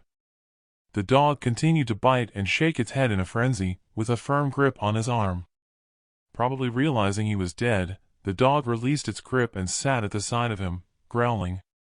It was some payback for kicking the dog up the backside. I didn't have a clue what was happening, except someone had rescued us from certain death. It was what they wanted for doing so that worried me. "Rosa, are you okay?" "I'll live," she said, blood dripping down a nasty gash on her forehead.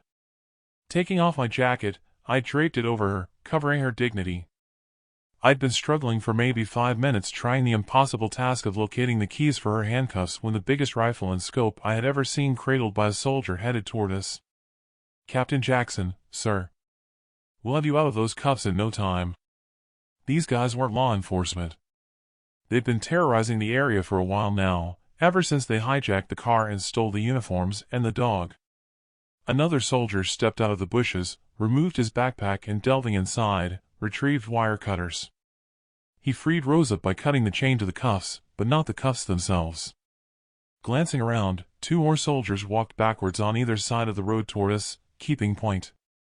I stood with my back to Rosa, attempting to shield her from the line of sight of the soldiers. Rosa slipped on her jeans and pulled up her zipper. The soldier with the rifle placed it down on the ground, and with his medic pack at hand, he cleaned Rosa's wound, then dressed it with gauze and tape. In shock, I'd only just noticed the 4 of them were African Americans. "Thanks for rescuing us," I said. "No problem, sir.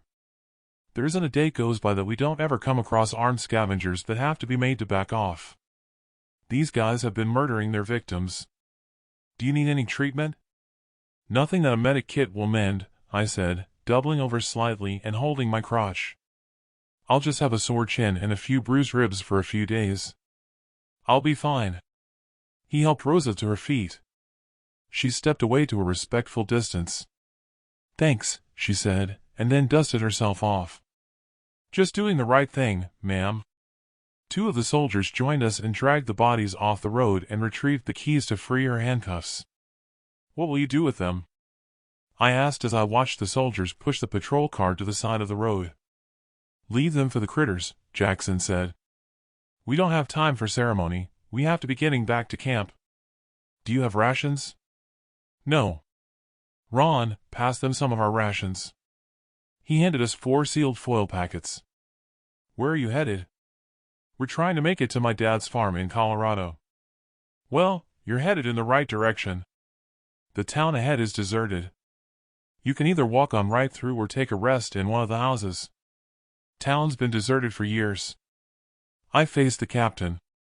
"I know they've introduced martial law, but I didn't think the army could be deployed to keep order on home soil other than for logistics," I said. "Things have changed. Last we heard, if it's true, the Posse Comitatus Act was annulled the same time as they introduced martial law, but just what the situation is now, God only knows. I'm no expert on the ways of government and the Constitution. I only know right from wrong." "Where are you based?" "We don't have a base as such. Army's been disbanded from here on to the south and told to live off the land, so now we're effectively acting as mercenaries. They couldn't feed us with the disaster or make payroll.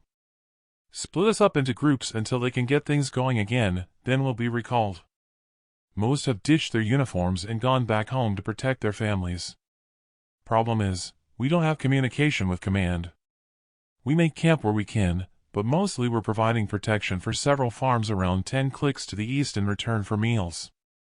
Now and then, like today, we patrol the perimeter. I guess you could say we're private citizens now wearing borrowed uniforms. At least that's what I'll say at any court-martial," he said and laughed. "Lucky for us, I guess." I set about refilling my backpack and retrieved our weapons from the patrol car. Rosa exchanged words with Captain Jackson. I overheard her asking if they had radio equipment. He told her his call sign and gave her a note with his frequency. "What call sign will you use?" asked Jackson. "Queen Rosa," she said. Then she did the oddest thing. Opening her jacket, she unpinned a purple ribbon fashioned as a rosette and pinned it to his uniform. "If it were up to me, I'd promote you to commander for rescuing me. Anyway, I've awarded you the Order of the Purple Ribbon. Hell, as far as I'm concerned, you were my commander." "Why, thank you, ma'am," he said and saluted.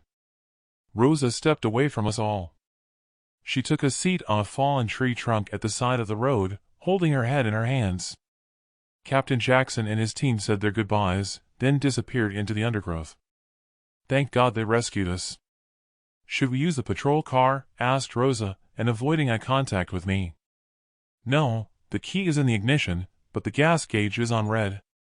Besides, looking at that hole in the fender, I imagine the rounds smashed the engine block. We'll walk to town and rest like he said. My ribs are hurting like hell." "Yeah, my head is hurting too."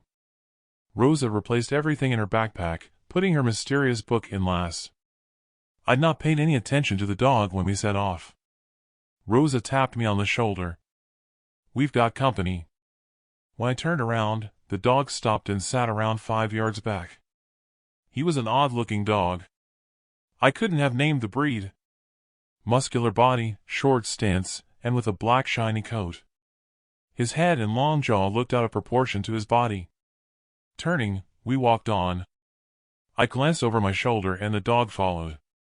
It was like that all the way into town. Every time we stopped, the dog stopped and sat at a respectful distance. "I guess we're not going to shake him off," I said. The town wasn't what I expected. It was like a pioneer town of old with a few remaining buildings set back lining the road that appeared beyond habitation, with either smashed or no glass in any of the window frames. Entering one of the buildings, we set down our backpacks and rifles. The dog stood at the entrance door, his tongue hanging loose and panting. "I think he needs water," said Rosa. I took out a water bottle and cut it with a knife, then set it down. The dog gulped it down, then wandered off outside. "I hope it's gone to find a new owner." "It would be difficult to feed the dog," I said. Over the next few hours, several RVs and cars drove by in either direction, but thankfully, none stopped. At least we were getting nearer to civilization, though I thought that could be fraught with danger after what we had just experienced. I shuddered at the thought of how lawlessness in the cities could have escalated since the disaster after what I'd encountered in Compton. "Can you hear that?" said Rosa. I strained to listen, then heard voices singing. "Bringing in the sheaves, bringing in the sheaves. We shall come rejoicing, bringing in the sheaves." I'd heard of the words of the hymn they sang. We stood back in the shadows, looking out of the window. It was a strange sight as a procession approached. Chapter 50. Strange Encounter. Rob Bell. Journey to the bunker. A convoy headed down the road toward us through Salvation.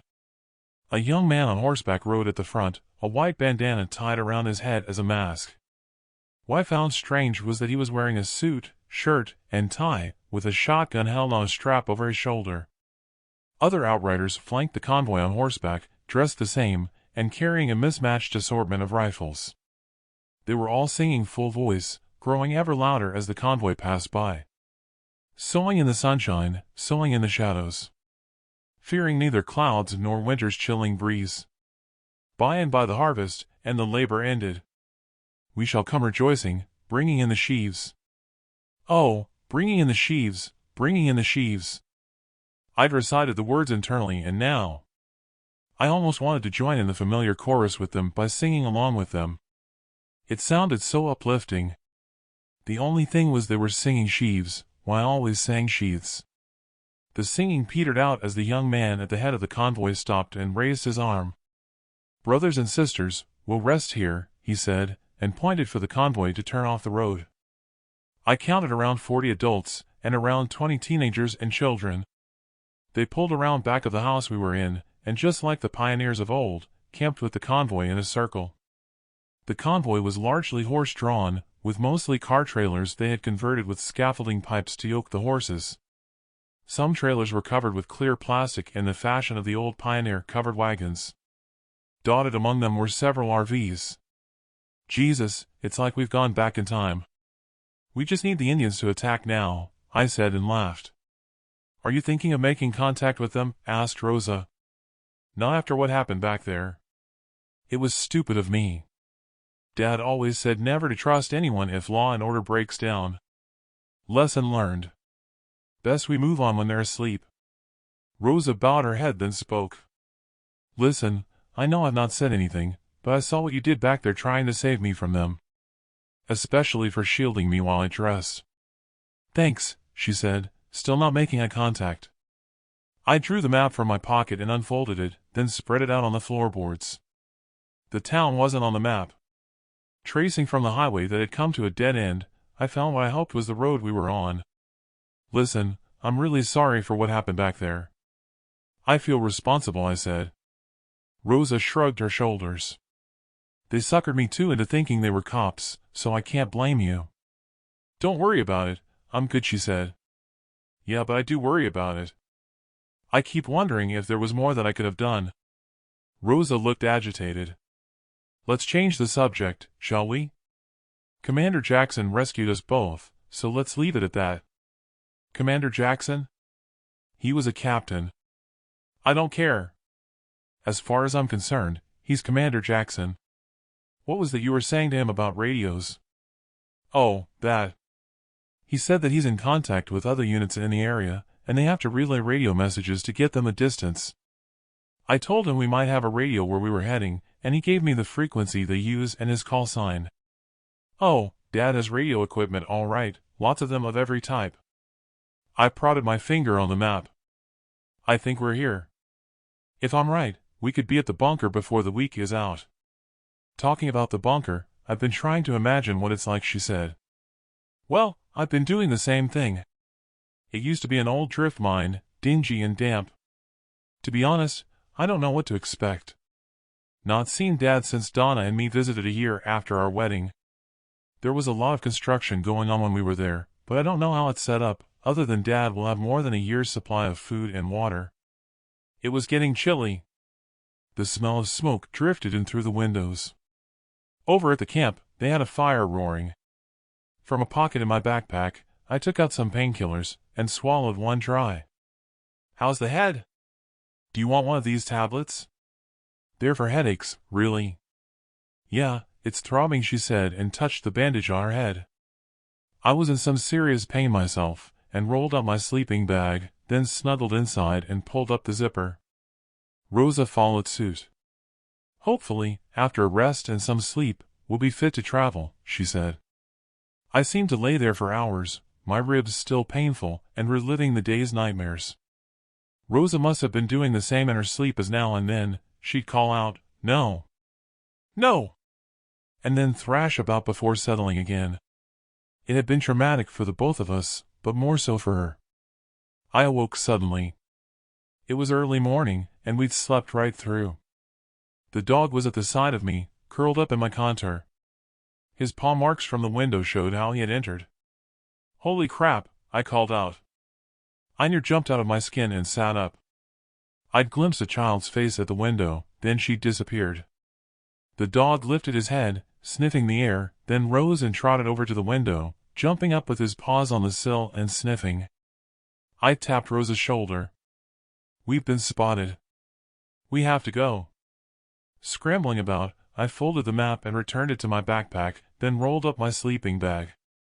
Rosa was struggling with the zipper of her sleeping bag, which was jammed. She wriggled out of it, then rolled it up and fastened it to her backpack. "Hello there, stranger," a male voice called out. The both of us exchanged glances, with concern written all over Rosa's face. Chapter 51. Surprise Attack. Rob Bell. Journey to the bunker. Standing to one side of the window in the house where we had taken shelter in Salvation, I peeked out to see 4 of the young men I'd seen on horseback, this time without their masks, and all cradling their weapons. They spaced out, all of them smiling. On the ground at the feet of the one I'd seen at the head of the convoy, I noticed there were 2 small baskets. One was full of apples and the other with vegetables, together with a bottle of water. "Rosa, check the back window." "Nothing. All I can see is they seem to be hitching the horses to their trailers." One of the men called out, "Please, don't be afraid. We mean you no harm. If you need food, we have some supplies here for you and some water." "Thanks, just leave it there," I called back. "There's nothing to fear. We're devotees of Jesus Christ." He said that, but then they were all armed. We both had full magazines with spares, but all the same, after what happened yesterday, I wasn't about to go outside. "Where are you heading?" "We're going to Zion. I'm Brother Peterson, a missionary of the Church of the Latter-day Saints of Jesus Christ." I'd heard of Zion. It was a nature park in Utah I'd visited as a child. "Well, good of you to leave the supplies, appreciated." "Have a safe journey, my friend," I said. They appeared persistent, not moving an inch. "Please, why don't you join us for breakfast before we go? We have more than enough. We'll be moving on soon." I just couldn't bring myself to trust their motives. "Thanks all the same, but we've eaten." "I understand. These are troubled times. I'll leave some literature for you in a basket. There is something you could answer. When you were singing, you sang sheaves, but I always thought it was sheaths." "Many think that. Sheaves are the pulley equipment you use to make the sheaths." "Thanks for that." They sauntered away, slinging their rifles and shotguns to rest on their shoulders. Hurrying over to the back window, I watched them as they arrived at their camp. "I thought you were brought up on a farm." "Even I knew it was sheaves," said Rosa, and rolled her eyes. "Yeah, all right." "Smartass." "The breakfast was tempting," I said. "Better safe than sorry." With her back to the wall, Rosa slid down to sit on the floorboards and bawled. "Hey, what's wrong?" I asked, and crouching down beside her, I placed my arm around her shoulder. I don't think I'll trust anyone ever again," she stuttered out, and removed my arm from her shoulder. I guess that included me. Leaving her be, I went to the window and watched the caravan. Rosa scrambled to her feet, headed outside, and returned with the baskets. "What have we got?" I asked her. She looked to have composed herself since I'd given her some alone time. 6 apples and 4 oranges. 2 large potatoes.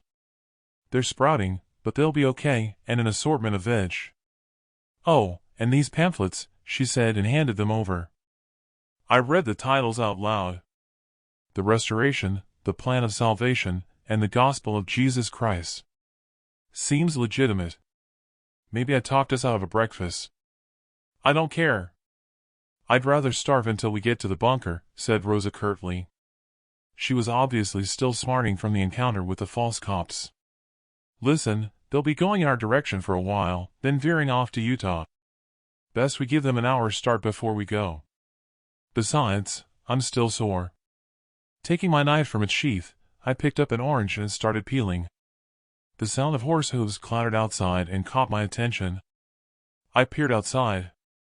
The convoy was on the move. They'd left an RV behind, the hood lifted to the engine and a guy peering inside at the motor. One of the Mormons on horseback dismounted and joined him. A woman and 3 small children exited, and the kids fooled around. Peeling off an orange segment, I stuffed it into my mouth. In the distance, I detected a buzzing sound and 4 clouds of dust heading toward us. Lifting my binoculars, I saw 4 dune buggies speeding our way. The guys were armed with rifles. "We could have trouble," I said. Rosa tossed her apple core. Lifting her AK, she joined me at the window. The buggies disappeared in a dip, then with engines roaring, they flew in the air as they appeared over the top of the mound. Coming to a skidding halt, the men jumped off their buggies. They shouldered their rifles and took pot shots toward the RV from the cover of the buggies. The horse bolted. One of the Mormons at the hood gathered his children and the woman together and ran toward us. The other Mormon took cover behind the engine block and shouldered his shotgun, then fired off a round, but that was all he had, and hopelessly out of range for the shot to have counted. He unlocked the barrel to load another cartridge. Rosa appeared out front, kneeling behind a water trough, took aim and gave cover as the family drew near. I unloaded my hunting rifle and scope and quickly assembled it, ready for action. The family was laying face down behind Rosa when I turned to the window. I lined up an attacker in my scope and took aim, then squeezed the trigger. I was out of practice and missed, but it struck the gas tank, the buggy exploding in flames. My second shot hit the mark, taking the attacker out. With that, they loaded the injured attacker into one of the remaining buggies and sped away, disappearing once more over the mound. Through it all, the dog had just sat there, taking it all in. Through my scope, I watched the attacker's cloud dusts appear again in the distance until they were out of sight. "It's clear." "Best get back inside and watch to see if they come back," I called out. With all inside, the husband held his arm around his wife's shoulder, the children clinging to their mother, crying. Outside, the other guy was chasing down his horse. This time I heard the clattering of galloping horses out front, then they stopped and in marched a group of Mormons with Peterson at the lead. I guess there was no way I could ask them to leave, but instead, laying down my rifle, I picked up my AK, resting my finger on the trigger. Rosa backed outside.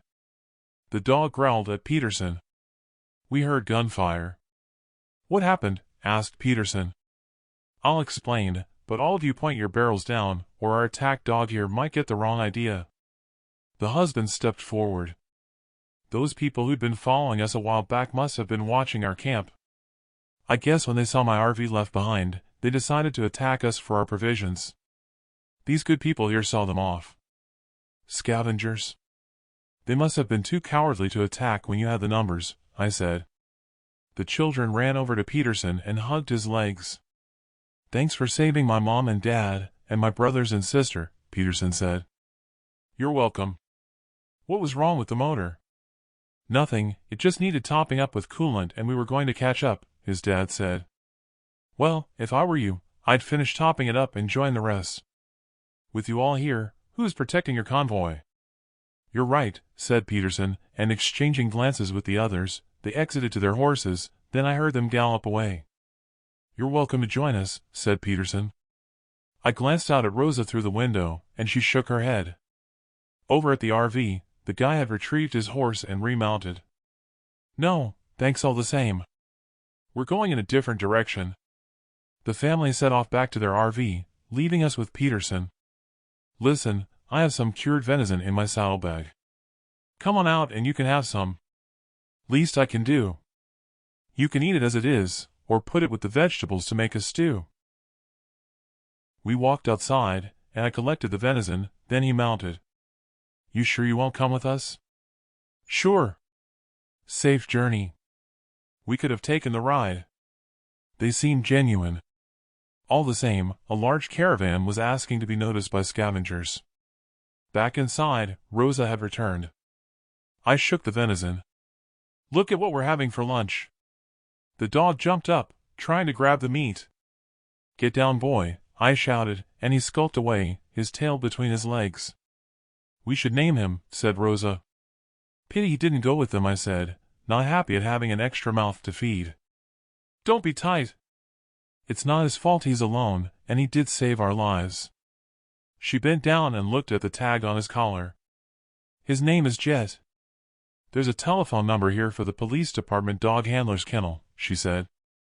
"Well, it's not like we can phone them, so I guess we're stuck with him." She rose to stand. "I'm going to explore up the stairs. Pass me your binoculars. I should get a better view to see if there's anyone skulking out there," said Rosa. I handed over my binoculars, then took out my knife, and peeling back the mesh on the venison, cut a thick strip and threw it to Jet. While he devoured it, I poured him some water. Watered and fed, he came over to me, tail wagging. It seemed I had a new buddy. Never having had a pet dog, I wasn't sure how he'd take to me stroking him. Gingerly, I held my hand over his head, minded that he was an attack dog. He licked my hand, and I patted his head. "Good boy." Picking up a pamphlet, I flicked through the pages. An insert dropped out, and I stooped to pick it up to read. It was hard to believe what I read. My mouth gaped open. Utah had been renamed Zion and had been declared an independent nation, having seceded from the Union. Zion was now governed by the Mormon Church Council under the leadership of President Abram. The insert claimed their president was a prophet with direct communication to God. Claiming that the biblical apocalypse was now upon us, he urged all Mormons to return to Zion to defend the land, and to prepare for the second coming of Jesus Christ. Holding the pamphlet, my arm dropped, and I stared into space. When Peterson had talked of returning to Zion, it was obvious now that he hadn't been talking about their caravan making their way to the nature park. I snapped out of my thoughts. "Rosa, you have to see this note from the pamphlet," I called out and stepped over into the hallway. She didn't reply. Seeing 3 steps missing and with my ribs still sore, I gave it a miss. Returning to the room, I gave the insert another read. No sooner than I had returned to the room, I heard a loud crash then a thump from upstairs. Jet ran into the hallway and I followed, stuffing the insert into my pocket. Jet leaped up the stairway, launching himself over the missing steps. "Rosa!" I called out, to no reply. Gripping the rail, I strode over the missing steps and on up to the hallway. There was a ladder leaning against the opening to the attic with the rungs broken. Rosa lay there, not moving, clutching a bow in her hand with arrows scattered around. Jet was licking her face. It was such a relief as she came around. "Get off me, Jet," she said as she sat. "What the hell happened?" "Let me guess.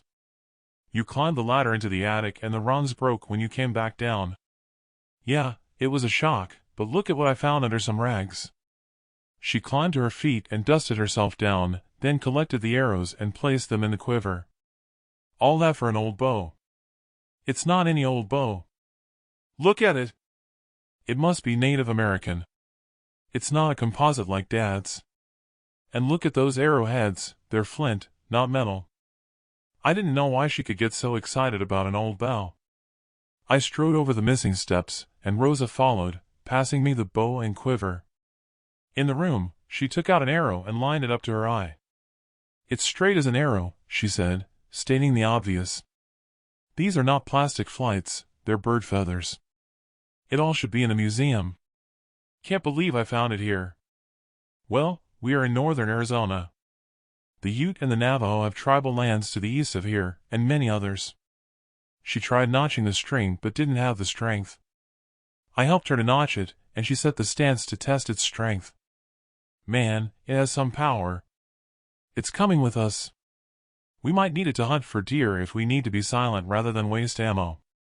I shook my head and grinned, pleased I had her for company. She was right about the silence. Firing off rounds could alert scavengers to our position.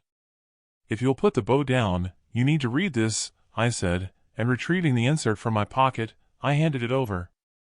While she read, her mouth gaping as mine had done, I contemplated that from our experiences so far, there seemed to be plenty of people around who had lost their moral compass. Right then, I assumed we hadn't had our last dangerous encounter, and shuddered at the thought of what might lay ahead. Chapter 52. The Old Timers. Rob Bell. Journey to the bunker. 3 days later since leaving Salvation, and our rations were depleted, with only an apple each left. I'd warmed to having Jet with us. Most of the time, he surged ahead, nose to the ground. We'd been following the road at a distance to avoid any travelers. There didn't seem to be any end in sight of the mountain range to our left. It had to end somewhere, so we could head north into Colorado. Looking ahead, there was a small area of wooded land, a welcome relief to the arid landscape. I noticed smoke spiraling above the trees. There was a track leading from the road to the wooded area. As we drew closer, I could see what looked like a structure through the trees, probably a barn. It was in a state of disrepair, with the roof collapsed. No surprise, really, considering the energy the area would have soaked up when the mountains formed. Rosa normally walked out front, but she'd fallen behind. When I looked over my shoulder, she was limping and grimacing. Jet was by her side, looking up at her, as if sensing her distress. I can't walk any further, blisters. There's someone ahead in the wooded area. I've seen smoke.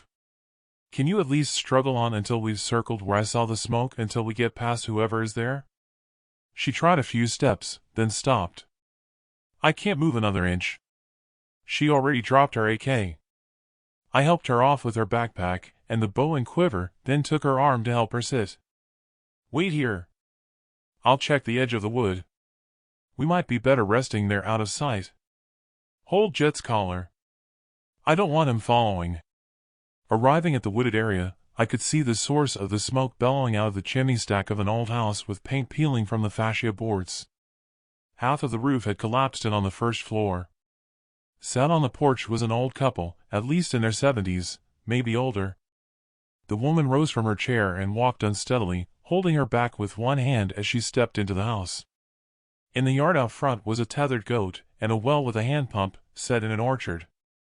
Arriving back at Rosa and Jet, I relayed what I'd found.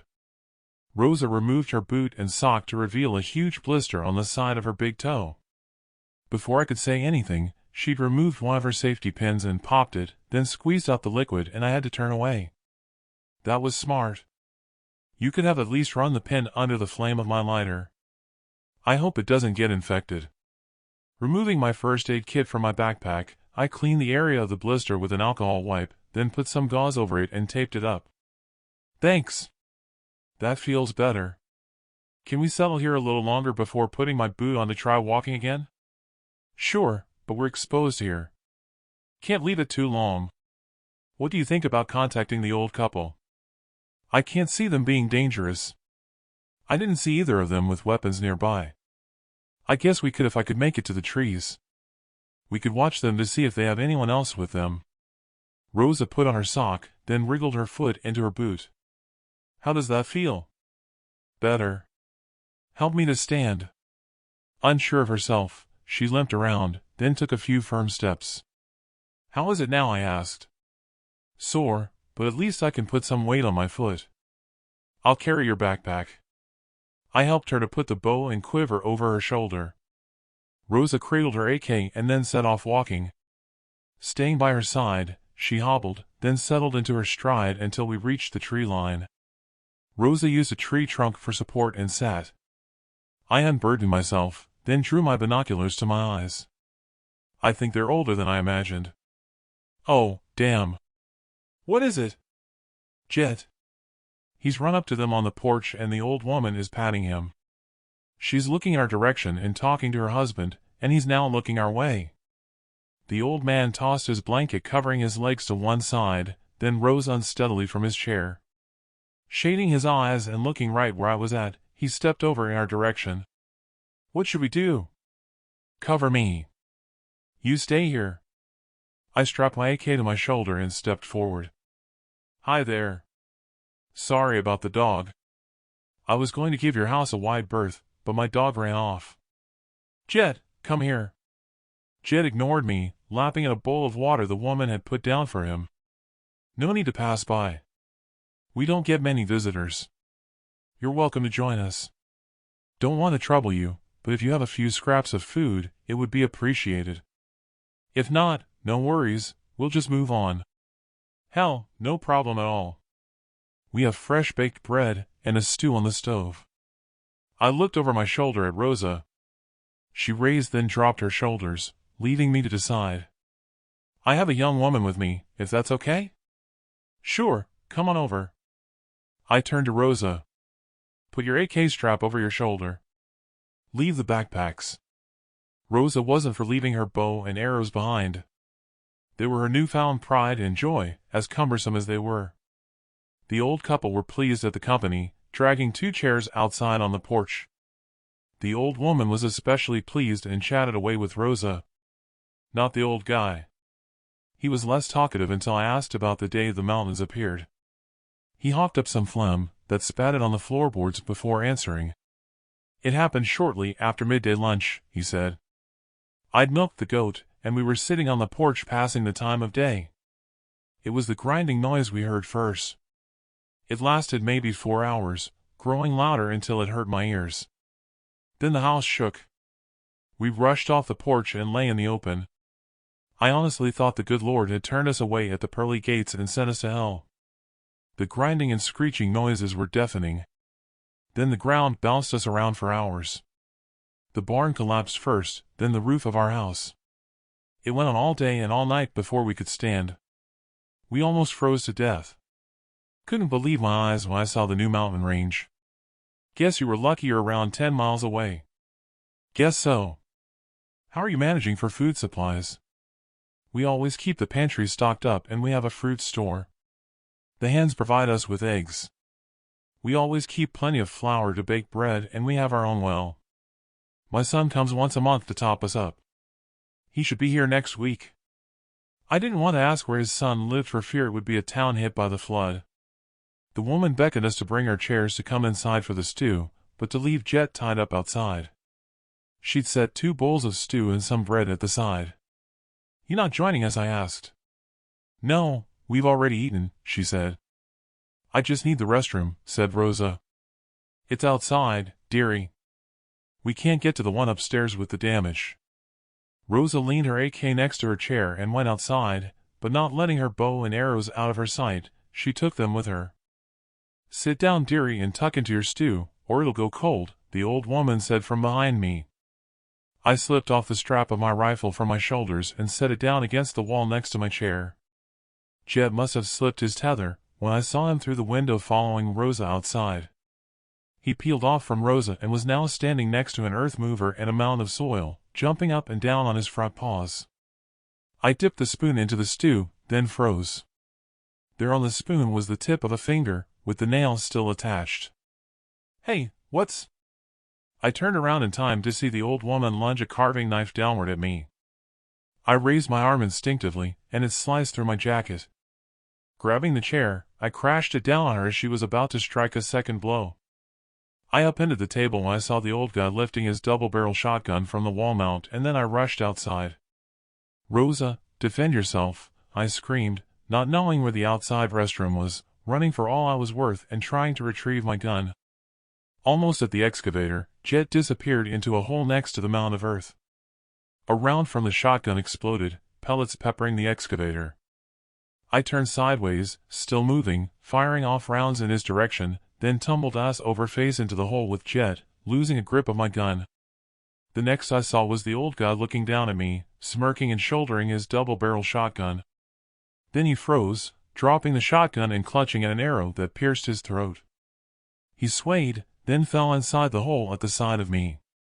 Jet was scratching at the soil and revealed 2 human rotted heads, severed at the neck. Rosa peered over the edge of the hole. Good thing I had the bow, she said, and setting it down, she grabbed my hand to help me out. Damn, that was a lucky shot you had. Lucky? Luck had nothing to do with it, she said. Oh, no! She peered over the hole and saw the 2 decapitated heads. Bending down, she vomited, then wiped her mouth on her sleeve. Have you seen the old lady? I think I knocked her out with a chair. Dunno. She wasn't out here. See if you can coax Jet out of there. I stalked back to the house, gun in both hands out front. The old woman appeared at the back door, a demented expression on her face, my AK in her hands. A burst of rounds exploded as she squeezed the trigger. She was too frail, the bullets sprang in any direction but at me. 3 shots in quick succession from my Glock and she dropped, lifeless. Rosa and Jet joined me as I stepped over the old woman's corpse and picked up my AK. Rosa was carrying an arrow covered in blood. I watched her in disbelief. Over at the sink, she picked up a dishcloth, dipped it into the bowl of washing up water and wiped the arrow clean, then dropped it into her quiver. "What?" she said. "Nothing." "Then don't look at me as if you have a foul smell under your nose. Can't expect me to have left it behind. We might need it later." She stepped over to the stove and was about to spoon some of the stew. "Don't," I said and took the spoon from her. "There's human flesh in there." Jet was now scratching at the pantry door, then he sat on his hind legs and looked at me. "Let's see if they have any food in the pantry, then we'll get the hell out of here," I said. Opening the door to the pantry, my eyes widened and my jaw dropped. Bile rose in my throat. I slammed the door to a close at what was in there. "Grab the bread. We have to go." Chapter 53. House of Death. Rob Bell. Journey to the bunker. I didn't speak to Rosa all the way back to the edge of the woods to collect our backpacks. Deep in thought. I never wanted to see the House of Death again, but there were other considerations. She'd struggled to walk the short distance to the tree line. My instincts were to get far away from there immediately. But thinking that putting any distance between us and the small holding was out of the question, I glanced at Rosa, to see her wincing and hopping on one foot. Lifting my backpack, it was way lighter than when we had first set off from our community. With only a loaf of bread, no guarantee of hunting down any game, and Rosa in pain with her blisters, practicality stepped in to rescue us. "We have to go back. Our water is running out and we have no supplies. I saw a goat back there and a well. We could slaughter the goat and then fill up our water bottles. Can you still walk?" Rosa nodded, and we set off back to the house. We arrived at the well, and I filled up our bottles. Rosa joined me, having collected 6 eggs from the chicken coop. "You better rest here," I said. My attention turned to a rusted-out pickup around the corner of the house. The key was in the ignition. Turning the key, the needle on the gas gauge sprung to life to the 3/4 mark. Fully turning the key, I gave a silent prayer. The starter motor whined, the motor laboring to start. Just as I thought the battery would die, the engine fired.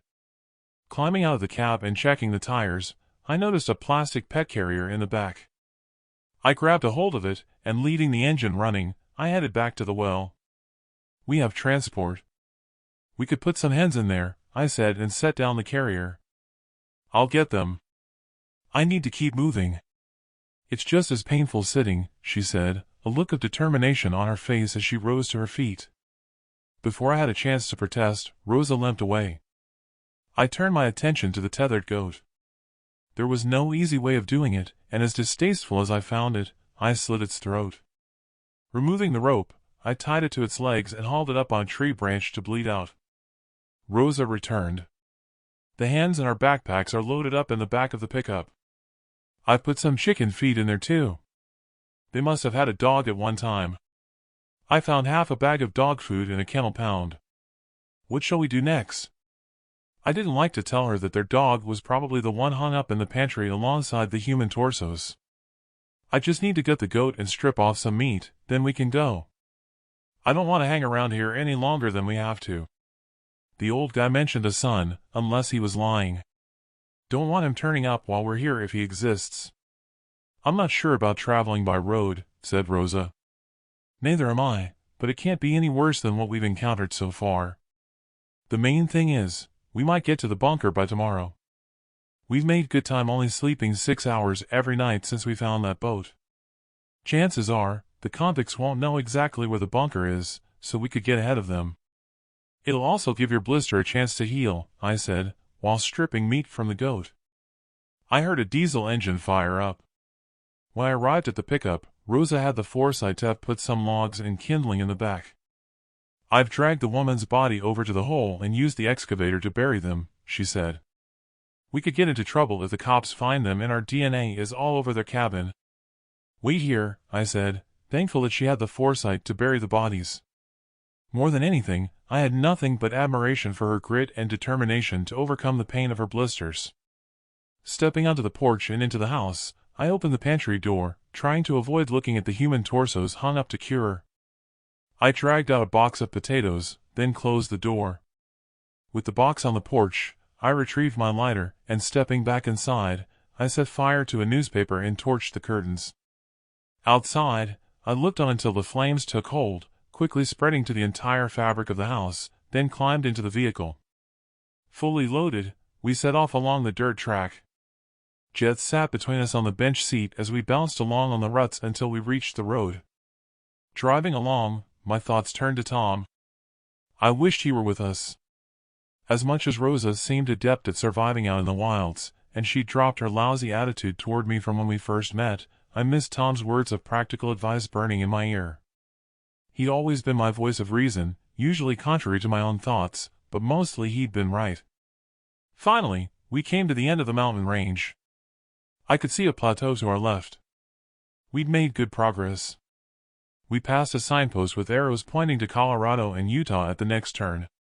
Someone had struck a line through the name of Utah and scrawled Zion under it with paint. Making the turn, we drove on for maybe a mile, when Rosa tugged at my sleeve. "Isn't that one of the Mormons' horses?" I slowed down. "Maybe it threw a shoe, and they had to leave it behind," I said, with only a cursory glance. "What, and leave the saddle?" I slammed on the brake pedal, sending Jet sliding, almost falling off the seat.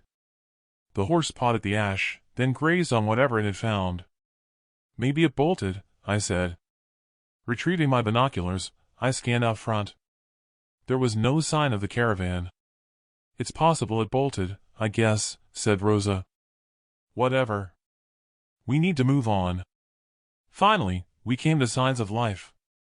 Over to the left, out front, I could see a substantial farm with outbuildings and silos. I eased off the gas pedal. Approaching the turn to the farm, it was like stepping on a grave, and a shiver ran through me. Only this time, instead of a police roadblock, it was an army roadblock just before the turn, with armored vehicles and soldiers behind sandbags. A tractor was coming toward them from the opposite direction, and they waved it on through, then it turned onto the farm road. There wasn't a barrier as such, it was more that the sandbags funneled the traffic. I glanced at Rosa. She looked terrified. "I think we can just drive through." It was too late to change my mind. I noticed their uniforms had the National Guard insignia and stopped. "What are you doing?" "Drive on," said Rosa, squirming on her seat. "Chill, it'll be okay." I rolled down the window. "Say, has a caravan of Mormons passed here?" "Some horse-drawn carts and RVs." "Yeah, they passed by earlier." "Odd sight." "Thanks," I said, and drove on. Rosa pounded her fist on my upper arm.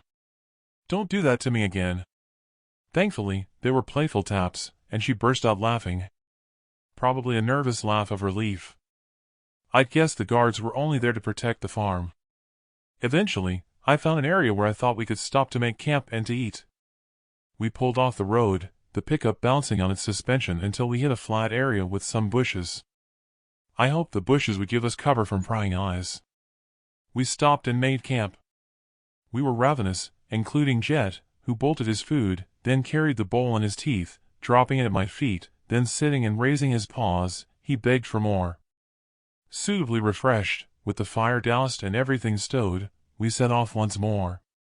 Even with the dark ash clouds shrouding the landscape, our spirits were lifted after our hearty meal. 30 minutes further on, and Rosa became excited. "I see them," said Rosa. "Over there to the right." Sure enough, I could see the Mormons' caravan, maybe 200 yards off the road. Rosa reached over and removed the strap of my binoculars from over my head. "I don't see anyone moving apart from the horses grazing." I slowed and pulled over. "Here, let me see." I climbed out of the cab to get a better look and zoomed in. "Shit. What is it?" "What have you seen?" "We should go." "We can't just go." "Tell me what you've seen." "Dead bodies," I said, and climbed onto my seat.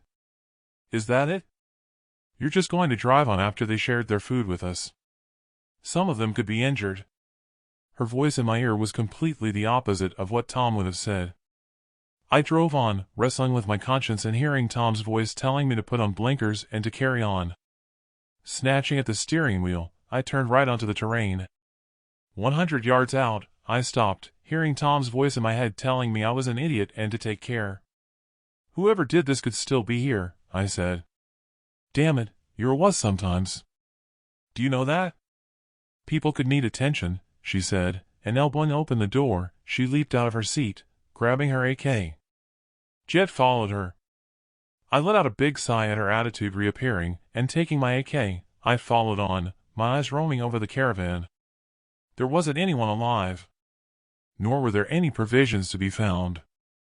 Counting the RVs, one was missing.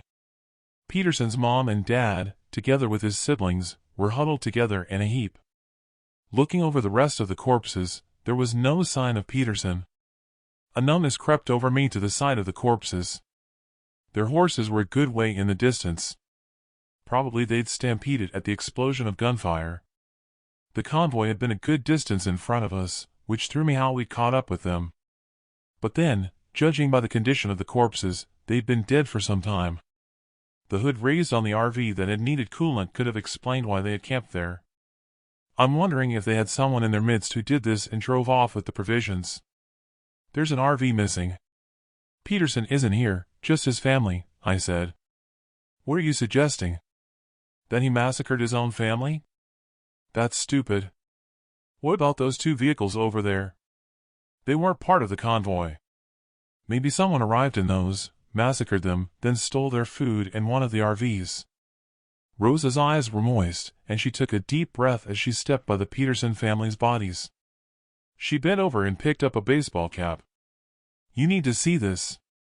She handed me the baseball cap. It had AZ Security logo emblazoned on the front. I froze. That put both Brogan and the convicts ahead of us. Chapter 54. Home Run. Rob Bell. Journey to the Bunker. Northern Arizona. After seeing the baseball cap at the scene of the massacre, I closed my eyes and pinched the top of my nose between thumb and finger. What are you thinking? Asked Rosa. I'm thinking you were right. Donna must have told Brogan about Dad's bunker and they've worked their way ahead of us. Do you think she'll be with them? Doubt it. She wouldn't have made it this far without he'd have dumped her for moaning and having to trek. On the ground were spent cartridges. I picked one of them up to study. It's the same caliber as our bullets, but more damning, it has the same markings for the manufacturer. It must be Brogan and his guards. We can't leave them out in the open. We should bury them. It was the sort of thing I would have said to Tom. I must have hardened. Be realistic. Not only do we not have the wherewithal to dig 60 graves, but this is also a crime scene. If we come across any more National Guard, or genuine law enforcement, we'll report the massacre.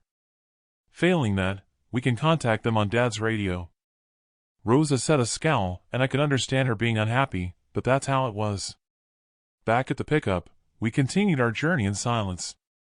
If she were having the same images roll through her mind that I was having, I wouldn't have been surprised if we'd both end up suffering PTSD. Never could I imagine I would be a witness to so much death and destruction. Not paying attention, a horn honked long and loud from behind.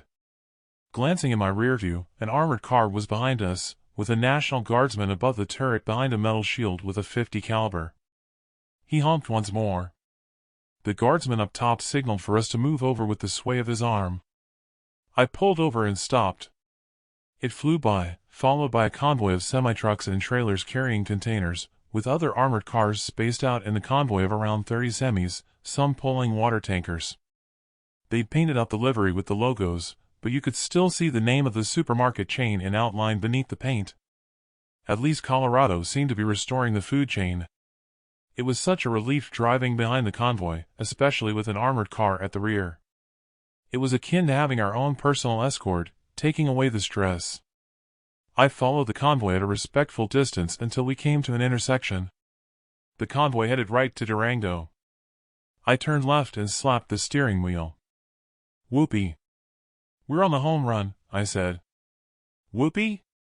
"How old are you?" she said and smiled. I'd already broken into a grin a mile wide. The trials of what lay behind us were gone from the conscious. With the lake to our right, I was on familiar territory. The only difference was that the landscape was a drab gray. We could be there in an hour. Fantastic. I wish I'd have saved the celebration. The pickup's engine stuttered. It sounded as though we were running on 3 cylinders and the temperature gauge was on the high side of normal. The engine stuttered on for 10 miles, then we lost another cylinder, black smoke belching from the exhaust. "Will we make it?" asked Rosa. "Not sure. All we can do is chug along and cross our fingers." Turning off at the next intersection and climbing a hill, we almost didn't make it to the top. I was willing the motor to make it over the crest. We only just made it to the downward slope. Freewheeling in neutral down the incline, a gas station came into view. There was a large cardboard sign hand-painted as I steered into the forecourt. No gas. No charging station. Repairs only. Payment accepted in cash or food. We coasted into a parking lot and the engine cut out. I climbed out and lifted the hood. Releasing the distributor cap, I could see the problem. The rotor arm was worn, and it would need a new one. Same with the distributor cap, which had a hairline crack. A guy walked across from reception wearing overalls, holding a rifle, thankfully in a passive stance. Problems? Yeah, rotor arms packed in and the distributor cap is goosed. I'll need new ones. You won't get them this side of Christmas, not on an old pickup like that unless you can find someone with used parts. Besides, judging by the cloud of black smoke before the engine cut, I'd say you've blown a piston ring. He unscrewed the radiator cap and stepped back. Steam and boiling water spewed out and he shook his head. Cylinder head gaskets likely blown. I'd say the pickup is dead as a dodo and not worth repairing. It looked as though our luck had run out in the transport department. Looks like you're expecting problems, I said, and pointed to his rifle. Yeah, dangerous times. Just thankful I don't live in a city. Life's cheap just now. Got to be prepared. If I were you, I'd start studying medieval history, because that's where we're headed, the Dark Ages. He had a point, but I wasn't about to debate him. Any news on the radio? Not interested in the news. Besides, broadcasts have stopped. I get all the news I need right here with visitors. Utah's border is sealed. They're only allowing Mormons in, and anyone who wants to leave, and some who don't, out. Gone and declared independence. Non-Mormons were rioting in Salt Lake City until their so-called Army of God put the riots down and turfed them out. Some have said they've made polygamy legal. He looked over his shoulder toward reception, then turned back and whispered. As if one wife isn't enough. He chuckled. They call it Zion now. It's quieting down with people leaving, but it was good for business while it lasted. Had thousands pass by here. Where are you headed? Bell's farm. The guy took off his hat and scratched his head. You having a party up there? Party? Well, you're the second one mentioned Bell's farm today. Had an RV through here earlier with a busted hose and asking for directions to the farm. His words set off alarm bells ringing. Really? How many were there? 2 in the cab, but I heard movement inside, so I couldn't say how many. The bodywork was all shot up. I immediately conjured up an image of the carnage back at the Mormons' caravan. They didn't happen to be wearing black bomber jackets, with A to Z security sewn on the top pocket. Ah, you know them. They're the ones. Had a bunch of Hispanics drive in with 2 SUVs and a camper trailer not too long after them. They gave the same description with the jackets. Said they were supposed to meet up with them. You mean Mexicans? Possibly. And you told them they were headed for the farm? Sure. Neither of them will get far though. Both desperately needed gas, but we don't have energy to run the pumps until I can get my hands on a generator. I rubbed my forehead. It was clear who both parties were, and they were both still ahead of us, even though we'd made up ground on them. Yeah, well, it looks like our journey ends here and we'll have to walk. Sorry, I can't help you. My car is out of gas, or I'd have given you a ride after work. You can leave it here until you can get it towed to a scrapyard. Thanks. Look, we have 2 hens in the back, we won't be able to carry them. You can have them, or I'll have to let them loose. Mighty grateful, he said, then sidled up to the rear and picked up the carry case, then sauntered over to reception. I dropped the hood. Rosa was leaning out of the window. Did you hear that? I asked Rosa. Unfortunately. I guess we're walking from here. Pity about the hens. At least we have some eggs.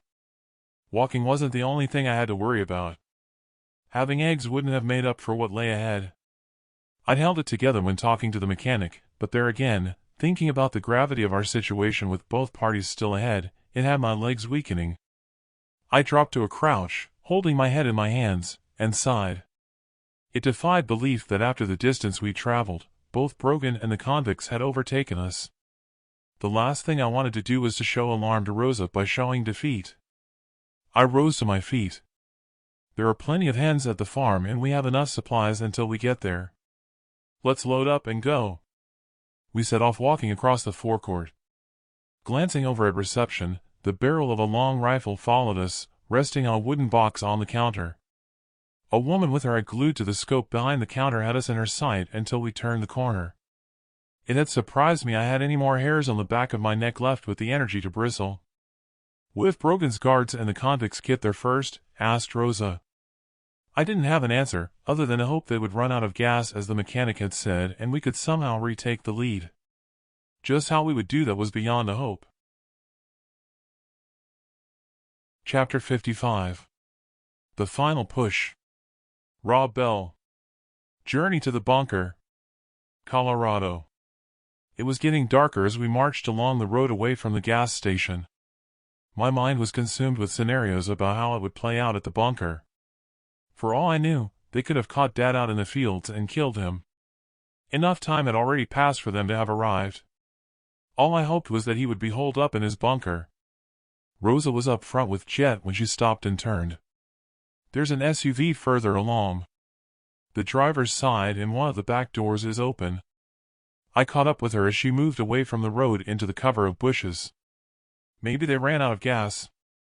It looks abandoned, I said. It was time for us to go off-road and to give the vehicle a wide berth. I slapped my forehead when Jet bounded down the road, then jumped inside the SUV through the open driver's door. Seconds later, he exited, then jumped in through the rear door. He appeared again, carrying something in his jaws. Damn it, we need a leash for him, I said. At least we know it's abandoned. Jet dropped an open can of tuna at my feet and chased it around, licking the can. Leave it, you'll cut your tongue, I said, and grabbed his collar. I'd say that's the convict's vehicle. Same tuna brand as the others we found, said Rosa, and kicked it away. Shouldering our rifles, barrels pointed out front, we stalked ahead. The vehicle was empty. Rosa took the right-hand side of the road, I took the left, and Jet trotted down the middle as we passed the vehicle. As we rounded a curve in the road, I saw more vehicle taillights and we stopped. Moving forward cautiously, both of us hugging the hedgerow, the vehicle was clearly stationary. Wait here and keep hold of Jet's collar. I'll investigate. You sure? I'm sure. We can't afford a detour. We have to get to the bunker as soon as possible. Crawling through a gap in the hedgerow, I walked in a crouch as stealthily as possible. Voices drifted from the direction of the vehicle. It was then I wished I had Rosa with me. They were talking in Spanish. The only word I understood was gasolina. If only there had been moonlight, I could have got a better look at them as they marched through a gap in the hedgerow and headed to my left over the terrain. Dropping to ground, I counted 10 silhouettes. 2 of them appeared to be carrying a large object on their shoulders. As soon as they were out of sight, I moved on. Stepping through a gap in the hedgerow, their SUV hauling a camper trailer came into view, together with taillights of another vehicle further down the road. From what the guy at the gas station had said, it confirmed those were the prisoners I'd seen, especially as they had talked in Spanish. The second vehicle was clearer now as I approached. The RV had the same appearance as the one that was missing from the Mormons' convoy. I could see why it was at an angle. There was a dark wet patch on the road, then the tire tracks in the ash that showed it had careened and hit the tree head on where it was now embedded. Multiple boot prints headed away from the RV's open side door. They led in the same direction I'd seen the convicts heading, but only one set of prints led to the door. These were not the convicts' tracks, apart from maybe the single tracks leading to the door. The multiple tracks had to be the guards. Something nudged the back of my leg, and I jumped. What the? Oh, God, Jet. Rosa came trotting along. Sorry, I couldn't hold him. He's so strong. If he does that one more time, I'll shoot him. You don't mean that? What have you found? Jet sniffed at the dark wet patch, then trotted to the RV at the front, reappearing, and then jumped with his paws at the passenger side door. He pawed at the handle and whined. I've seen the Hispanics head off in that direction, I said as I walked over to the RV to see what Jet was fussing over. Peering inside, I took a step back. Shit, there's a body in there. I stepped forward and opened the door. It was a guard from our community. He slumped forward with his head on the dash, blood spatter on the broken windshield. Opening the door, the guard's AK fell out. I checked his pulse. He was dead. Rosa had picked up the AK and removed the magazine. He only had one round left in here. See if he has any spare mags. Rummaging around in his pockets, I found one full mag and handed it to Rosa. They can do a lot of damage with these rounds, but if that's all they have each, their ammo won't last forever in a sustained firefight. I was listening, but I was more interested in looking inside at the back. As dark as it was, with the glow from the headlights, I could see all the cabinets were open and empty. Rosa was over at the SUV when I turned, with the tail door open. Look at what I found, she said, and shaking a tow rope. What do we need that for? You said we needed a leash. Oh, yeah. Inspecting the front of the RV, I spotted some dark splatter. Something stuck in the grill. I removed it and held it in the headlight. It explained what the convicts had been carrying. It was the skin and hair of a deer. Listen, best we move on. There's every chance we could get to the bunker before them. We're exposed here. Rosa tossed the AK into the cab minus the mag and we powered on, this time with Jet tethered to the tow rope. My mind raced over what I'd seen back there. The vehicles weren't positioned where one could have pushed the other off the road. The deer had to be the reason for the wreck. Brogan's guards were the first to arrive at the gas station. That would put them ahead.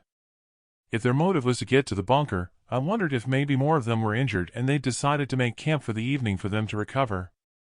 That would explain why there were no more footprints heading along the road. The cabinets had been emptied, so they would have provisions to cook if they made camp. To have massacred the Mormons, they must have previously been without supplies, so starvation was a possibility. If it were just the RV they needed, they could have simply hijacked it and moved on. What I couldn't get my head around was the convicts' motivation to follow in the tracks of Brogan's guards. They had missed a chance to get to the bunker first.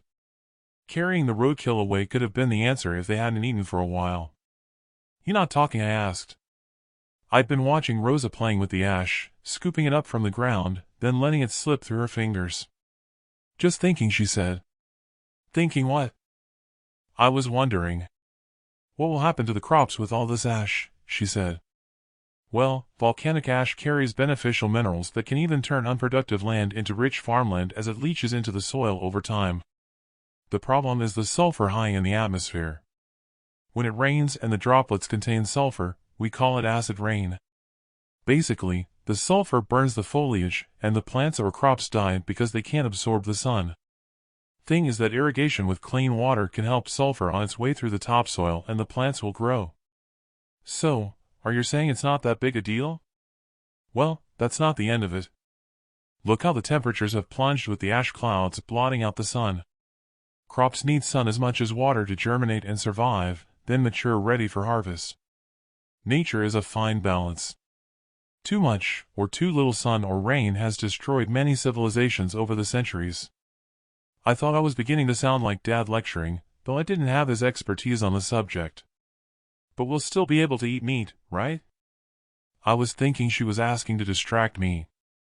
Maybe she was asking the questions to distract herself from the situation we were in. I didn't buy that she didn't know the consequences of not having feed for the cattle. She was too smart for that. Still, I played along and answered. I'm no scientist, but it depends on how long the ash clouds last. Grass is as crucial to animals as corn is for us for cereals or to bake bread. The farms will have grain silos of animal feed and hay stored, but when that runs out, the food chain is stuffed. The animals will die if the grass doesn't grow. Rosa huffed and shrugged her shoulders. Wish I hadn't asked. I was already feeling crap with everything we've seen and endured.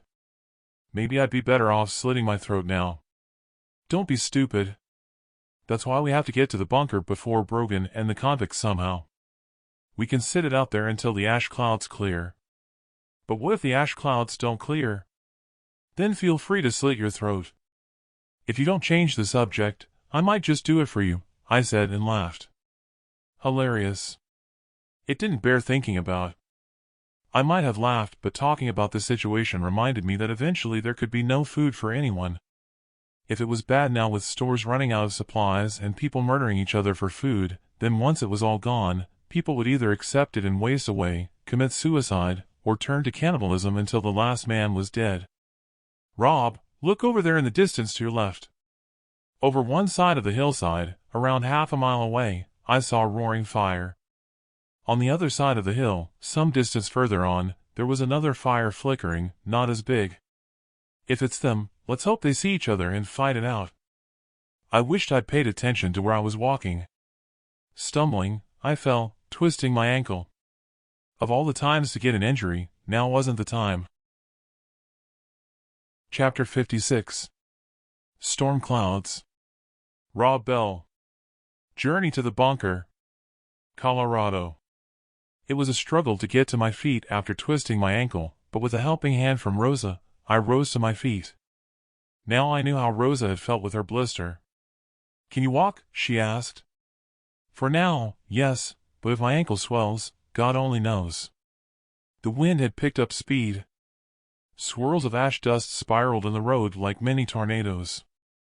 I pushed on through the pain barrier for maybe 5 minutes, when there appeared to be a black wall heading right for us. Masks and goggles on, I said. It looks like a storm front heading our way. Frantically looking around, I spied a place to shelter over on the right near the river that ran all the way to Dad's farm and beyond. Follow me. It was tough going down the slope, then it leveled. I dropped to my knees next to a large rock formation. We need to set our tents up here right next to the rocks to stay out of the dust storm. It was a rush, and with the wind picking up speed, it was difficult, but we managed to set the tents and peg them. Jeb must have sensed what was on its way and was already in my tent. Our tents were low-slung, more of a covering to keep out insects really, with only just about enough room for one person with a backpack, and with little else room to spare. I had to lay on my side to accommodate Jet. If it was dark before the storm hit, it was now pitch black, the wind howling and whistling, ripping at the fabric of the tent, and the ash hitting like a sandblaster. There was no point in calling out to Rosa to see if she was okay. She'd never have heard me. As I lay there, I couldn't believe our bad luck. It had been our chance to get to the bunker before the guards or the convicts. Now we were all even, with the luck of the draw, as to who arrived first. It was likely none of us could move until the storm had passed by. I felt sick to the stomach for us to have traveled 1,000 miles only to be thwarted on the last hurdle. The only saving grace at having sheltered from the storm for 4 hours before it moved on was that I had no more severe pain in my ankle, just soreness. Rosa, we need to pack up and soldier on. Are you sure? It's still windy. We have no choice. Chances are, we'll be setting off before Brogan and those escaped prisoners. Makes sense. Loaded up, we scrambled back to the road. Visibility was poor with the wind throwing up the ash, but the level surface of the road was good enough to guide us. All I could hope was that the guards and the convicts didn't have the same idea. Maybe I'd spoken too soon. After a few minutes on the road, Jet stopped way out front on the leash, his tail pointed and rigid, his nose sniffing the air. Then he turned to look at me. If his look could have spoken, I'd say he tried to tell me something or someone was ahead. I was even more sure when he bolted, and the rope tightened. I had a hell of a struggle to rope him back in and then tied the rope to a tree trunk at the side of the road. "What do you think he sensed?" Rosa whispered. I signaled back with my palms to show I didn't know the answer and then stroked Jet to keep him calm. I put a finger to my lips to signal for Rosa not to say anything else. It was both a blessing and a curse that visibility was poor, with the blustery wind whipping up the ash, because if there were someone ahead, we couldn't see them, but then they couldn't see us.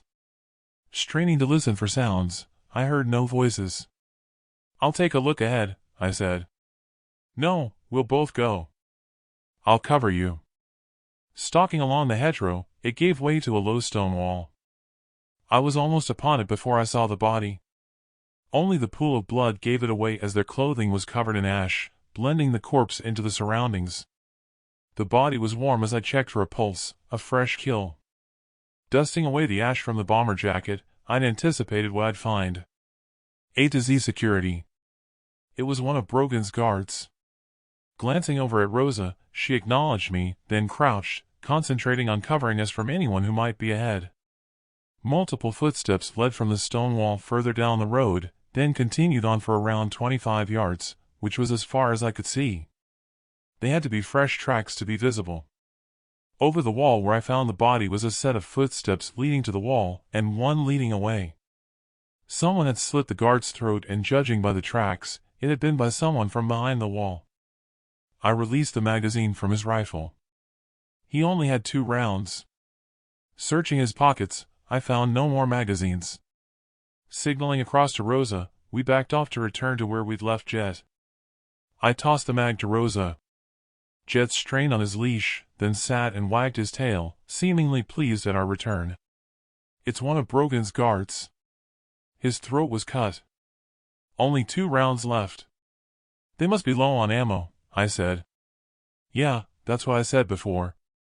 They had that firefight back at the community before running, so they wouldn't have had time to collect more. Then they shot up the Mormons' convoy." "Why would they kill their own?" "I don't think they killed him. From the tracks, it looks as though he hung back from the rest and someone ambushed him." "The Hispanic," said Rosa, as she removed the rounds and loaded them into her own magazine. "Could be. Whatever, Brogan's men are ahead. At least we have an advantage." "Advantage?" "We have Jet. Maybe those false cops were telling the truth and he can sniff out dead bodies. He's got a keen sense of smell, no doubt about that at all. We can follow them. I know a shortcut from the road to the bunker further on so we could get there before them. We just need to stay alert. We're not too bad on ammo, but if they attack us, we're best using single shots. We should only fire back if we have a definite target." "I learned that much from Brogan," said Rosa. Unleashing Jet's rope from the tree, we continued our journey, Rosa taking the right along the hedgerow, and I took the left along the wall. Half a mile further on, and I didn't think my nerves could take much more. Every sway of the trees and bushes in the wind ratcheted up my stress levels. The tracks were getting hard to follow as the ash whipped up across the road. A sudden burst of gunfire and muzzle flashes from shadowy figures up front, and I hit the dirt, rolling into a ditch, hauling in Jet by his leash as bullets ripped up the surrounding dirt. Maybe they thought we had run out of ammo with us not firing back, who knows, but from out of the dust cloud 2 guards appeared. It took 4 rounds each to put them down. 5 minutes later, and no one else had appeared, then someone ran forward to the bodies, collecting their rifles. I lined them up down the barrel and pulled the trigger. Click. I was out of ammo, and fumbling to change the mag, they were gone. Yanking on the leash and pulling Jet with me, I limped across to the hedgerow. Rolling into the ditch had set my ankle throbbing. Rosa wasn't there. I scrambled on through the scrub with Jet to find Rosa taking cover behind a tree. "They could have been looking out for the guard they left behind," I whispered. I took out 2 of them. The wind had dropped. The hazy glow of the sun behind the dark atmosphere had started its climb from the horizon. I felt exposed as visibility improved. It was another mile or so to the bridge across the river to Dad's farm. It would be hard work trekking through the dense undergrowth. Dad once told me he'd raise the bridge that worked by hydraulics if ever there was a disaster, and though that would deter people landing at his farm, they could still swim across. Our only chance would be to cross the river at the Strid, where a rock formation narrowed the river into a torrent, but you could jump across. Dad went ballistic when I told him I'd leaped across it with my brother when we were on a hike. He had said people had lost their lives there. I'd left that part out when I told Rosa I knew a shortcut. Chapter 57. The Strid. Raw Bell. Journey to the Bunker. Colorado. Hacking our way through the dense undergrowth alongside the river, I found it slow going. With the noise we were making, I'd released Jet from his leash, hoping he'd alert us if anyone was out there. That was a mistake, because he rummaged out front, leaping over fallen branches to make his own path, making more noise than the both of us. Rosa followed in my wake. I turned to her and took a breather. Jet bounded back and sat at my side, tongue hanging out and salivating. Rosa dropped her backpack and took out a bowl, and then filled it with water. Are we nearly at the crossing? It can't be far. See those mountains over the river? They start on the far side of Dad's land where he has the bunker.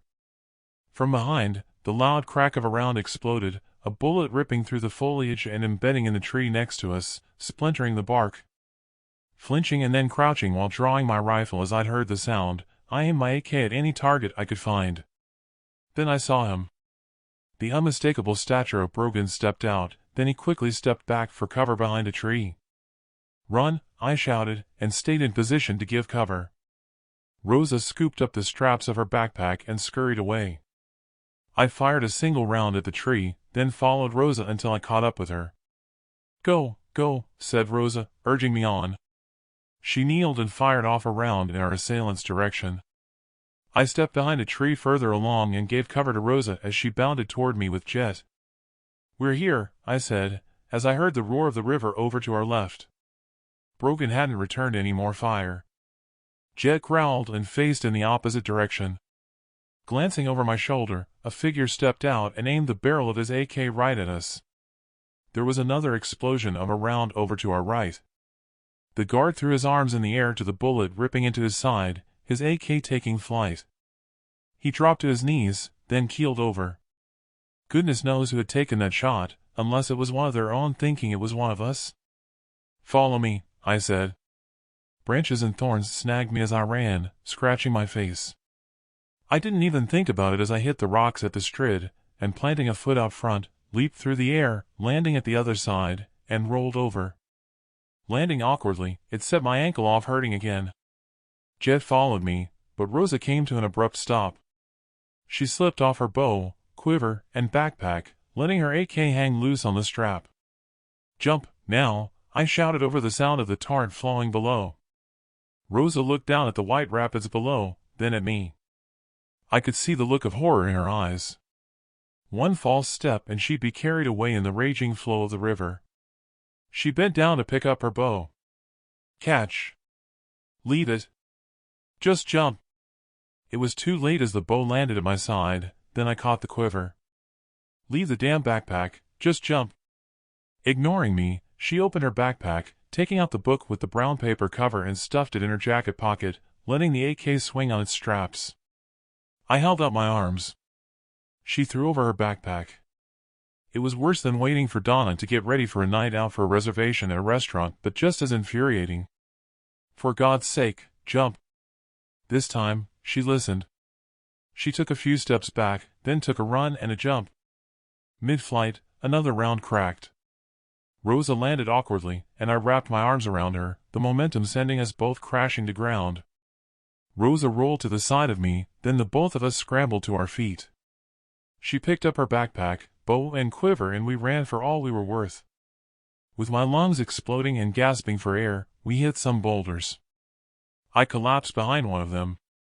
Rosa and Jet followed and settled at the side of me. She was clasping at her upper arm. "Did you hurt it when you fell?" That was when I saw blood dripping from her fingers. Rosa was clearly injured. She was grimacing as we hid behind the boulder across the river from our assailants. "Did you snag your arm on branch?" "No, they shot me when I jumped." "Let's take a look." I helped her off with her jacket. She was lucky, It was a flesh wound. The bullet had grazed her arm, but it looked nasty, leaving a flap of skin hanging loose. Taking my medic kit from my backpack, I cleaned it and patched her up. "You'll be fine. We need to be moving on, or they might flank us again." "Almost there." Further along, Dad's silos came into view. It was looking as though he'd had the foresight to put up polytunnels in 2 of his fields. If nothing else, it would protect the soil from any acid rain. It was too exposed to head on down to the farm to get to the bunker, though that would have taken less time. Through my binoculars, I could see our farmhouse. Dad had fitted metal shutters to the front door and windows, so he was likely holed up in the bunker. At least that's what I hoped. He had 3 more wind generators installed and a bank of solar panels. For all good the panels would do without any sun. Something was missing. I couldn't see any farm machinery, which I found strange. I scanned around but couldn't see anyone following. There again, we were on a hillside with brush and trees. Brogan had flanked us back there. Just who had come to our rescue and had taken out the guard at our rear, I couldn't work out. All I could figure was that it could have been the convicts. I'd worked out that Brogan had lost 1 guard in the RV wreck, and 1 to having his throat cut. I'd taken 2 out back on the road, and there was the one who had flanked us across the river, so he was 5 down. If the group I'd seen back at the shoreline was anything to go by, then including Brogan, that would be 3, or maybe 4 of them left in total that we might have to deal with.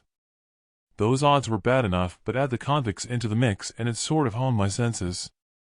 It was only around 45 minutes to get to the entrance of the bunker. If we stuck to the hillside, we had the cover of trees until we hit the mountain. From there it was a climb, then there was a ridge which worked its way above the entrance to the bunker and a way down. At least that's what I could recall as a child. Problem was that the mountains were devoid of shrubbery and would leave us exposed on the way down.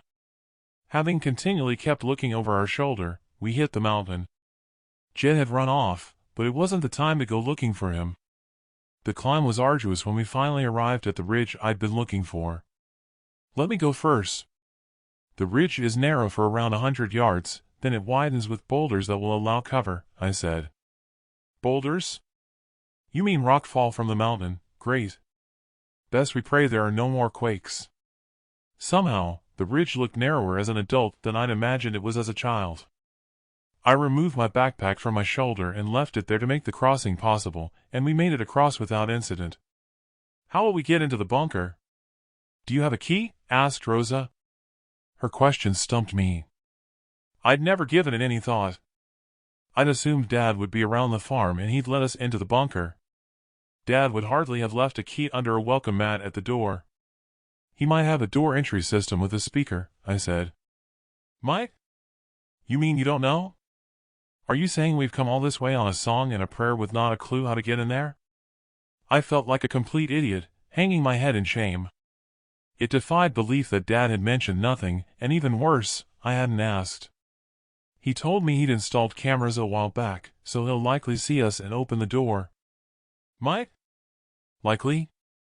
For the love of God, I can't believe I've put my trust in you all this time. If there had been a never-ending hole in front of me, I'd have gladly jumped into it at that moment.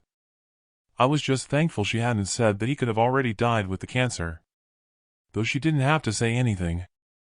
It was at the forefront of my mind. Chapter 58. Home in Sight. Rob Bell. Dad's Farm. Colorado. On the mountain over where the entrance to the bunker would be, looking down below us, Dad had planted random thorn bushes in a semicircle.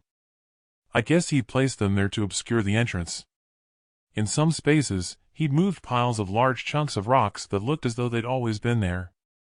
I glanced over the farm, then froze, before ducking behind a boulder. "Damn it, they're at the farmhouse," I said. "Who are they, the convicts or the guards?" "There are 4 of them.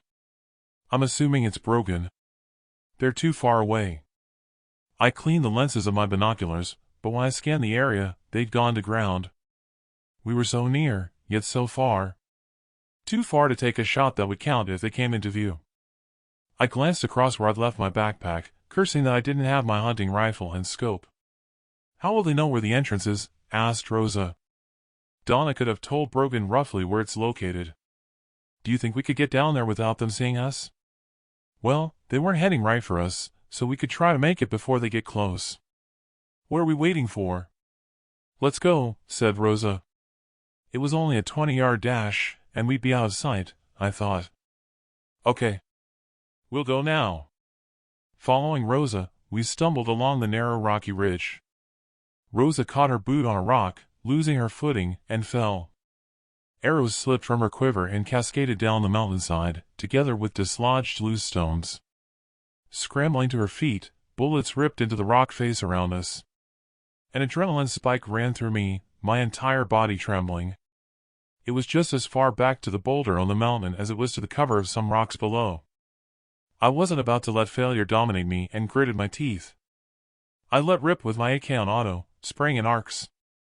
Go now, I bellowed over the explosive rounds. Rosa arrived at the foot of the mountain, raised the barrel of her rifle, and fired off bursts of gunfire until I made it beside her. Bullets pinged off the rocks where we were hiding. Damn it, I've just unloaded a full mag, said Rosa, as she removed it, then slapped her forehead. She patted her jacket. Oh, hell, my spare mags were in my backpack. I checked my own, only to find it was out of bullets and changed the mag. Brogan's a vet. He'll likely try to flank us left and right, I said. I took off my jacket. Pass me your bow. Why? I don't have my arrows. Because we need to have a decoy to draw them out to see where they are. She shook her head, clearly not pleased at putting the bow in the line of fire, but she passed it over. I slipped my jacket hood over the end of the bow and passed it back. What are you doing? On the count of 3, raise it above the rocks. If they damage the bow, you're in trouble, she said. Let's hope they miss then. Ready. 1, 2, 3. Shots rang out from up front and I returned fire. In my periphery, as I darted behind the rock, a figure stepped from the cover of the thorn bushes.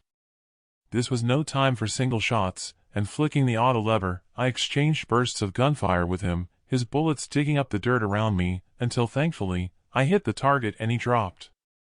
Checking my mag, that was it, I was out of bullets. Tossing the AK to one side, I retrieved my pistol and dropped the mag. It was empty.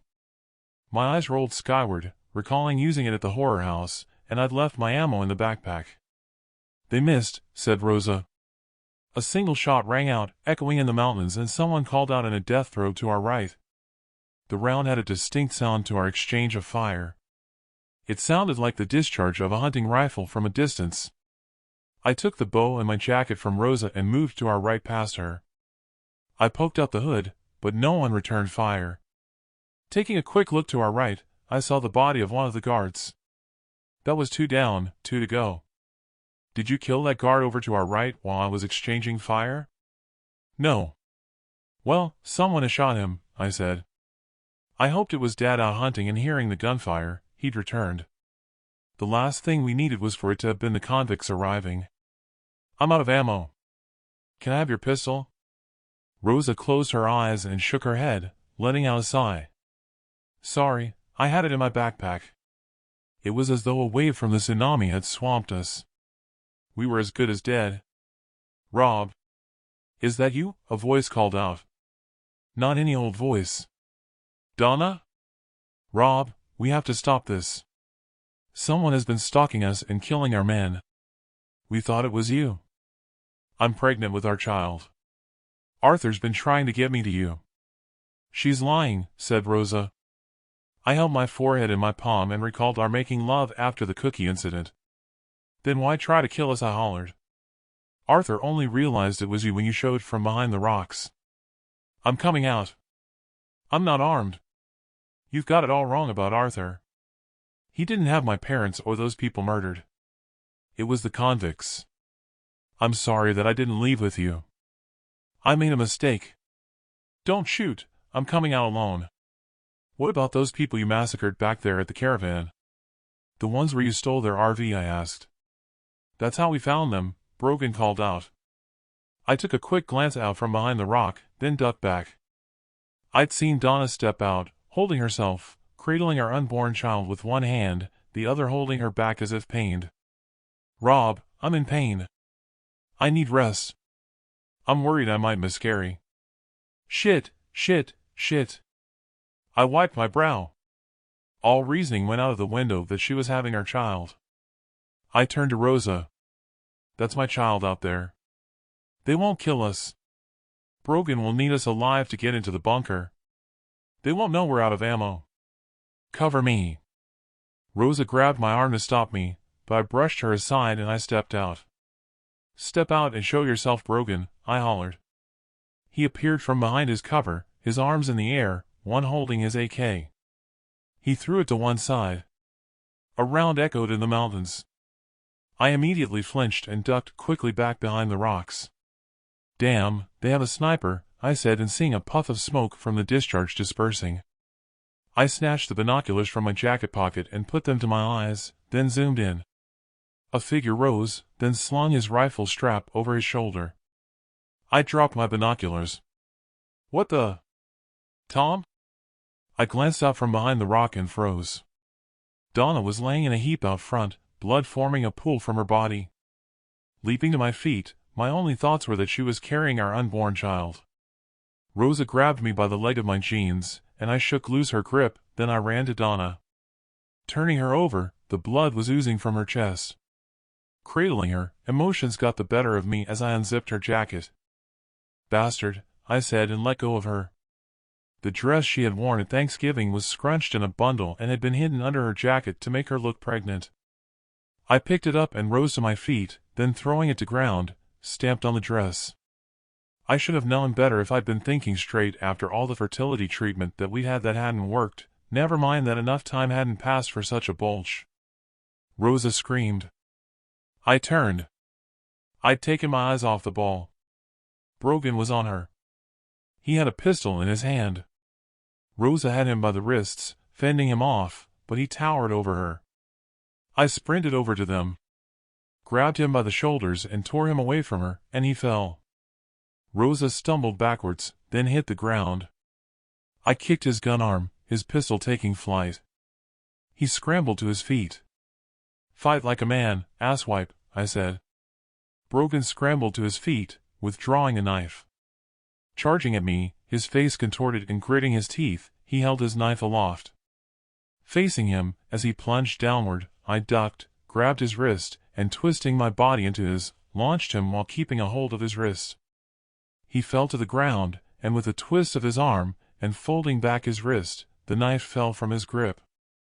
Releasing him, I kicked the knife away as he reached out to collect it from the dirt. I drew my knife from my sheath, and we circled. Charging at him, I winced when my ankle gave way to a searing pain. He grabbed a handful of ash, then threw it, blinding me as I plunged the knife at him and stumbled.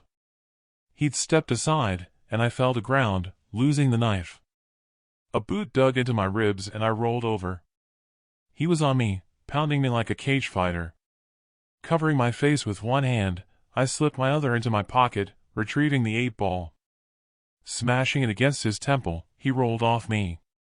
Springing to my feet, I straddled him, then kneeled on him, pinning his arms. Raising my arm in the air holding the 8-ball, I hesitated. About to crash it down on him, the decision was taken from me. Someone gripped my wrist firmly and ripped the ball from my hand, tossing it to one side. "Not today, Senior Rob. He's worth more to me alive. But don't worry, he'll be dispatched in due time." With the barrel of a rifle pointing right at me, I climbed off the top of Brogan. 2 men were restraining Rosa. She was doing her best to have them release her, kicking out and cursing. More armed men came into view surrounding us. The guy who stopped me mashing Brogan's head with the 8-ball placed his boot on Brogan's head, turning it to one side, revealing a scar on his neck. He turned to 2 of his men. "Take Brogan. I'll catch up with you at the crossing," said the Mexican guy. "Please, let the girl go." "Release the girl." Rosa ran over to me and I put my arm around her. All of their clothing was drenched to the chest. I guessed when he'd mentioned the crossing he meant the river. Dad must have raised the bridge. "Well, Senior Rob, what am I to do with you?" "My orders are to kill you and that friend of yours, Tom, is it?" It would take too much time to track down your friend, and between the both of you, I appreciate that you have done our work for us. We didn't have to soil our hands to take out any of Brogan's men, or the woman lying there. The convicts dragged Brogan away. I couldn't be sure what this guy was waiting for. I stepped in front of Rosa and swallowed hard. Please, spare the girl. As soon as his men were out of sight, he fired 2 rounds into the air. That's the both of you dead. What Diego doesn't know won't hurt him. Good luck, Senior Rob.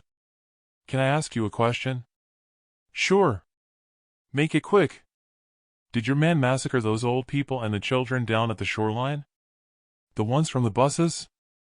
I don't know about buses, but no, our scouts found them they're murdered, he said, and then hurried off to join up with his men. I bent down and picked up my 8-ball, then gave it a kiss. At least we managed to get 1 strike on him, bro, I said. Rosa looked at me, perplexed.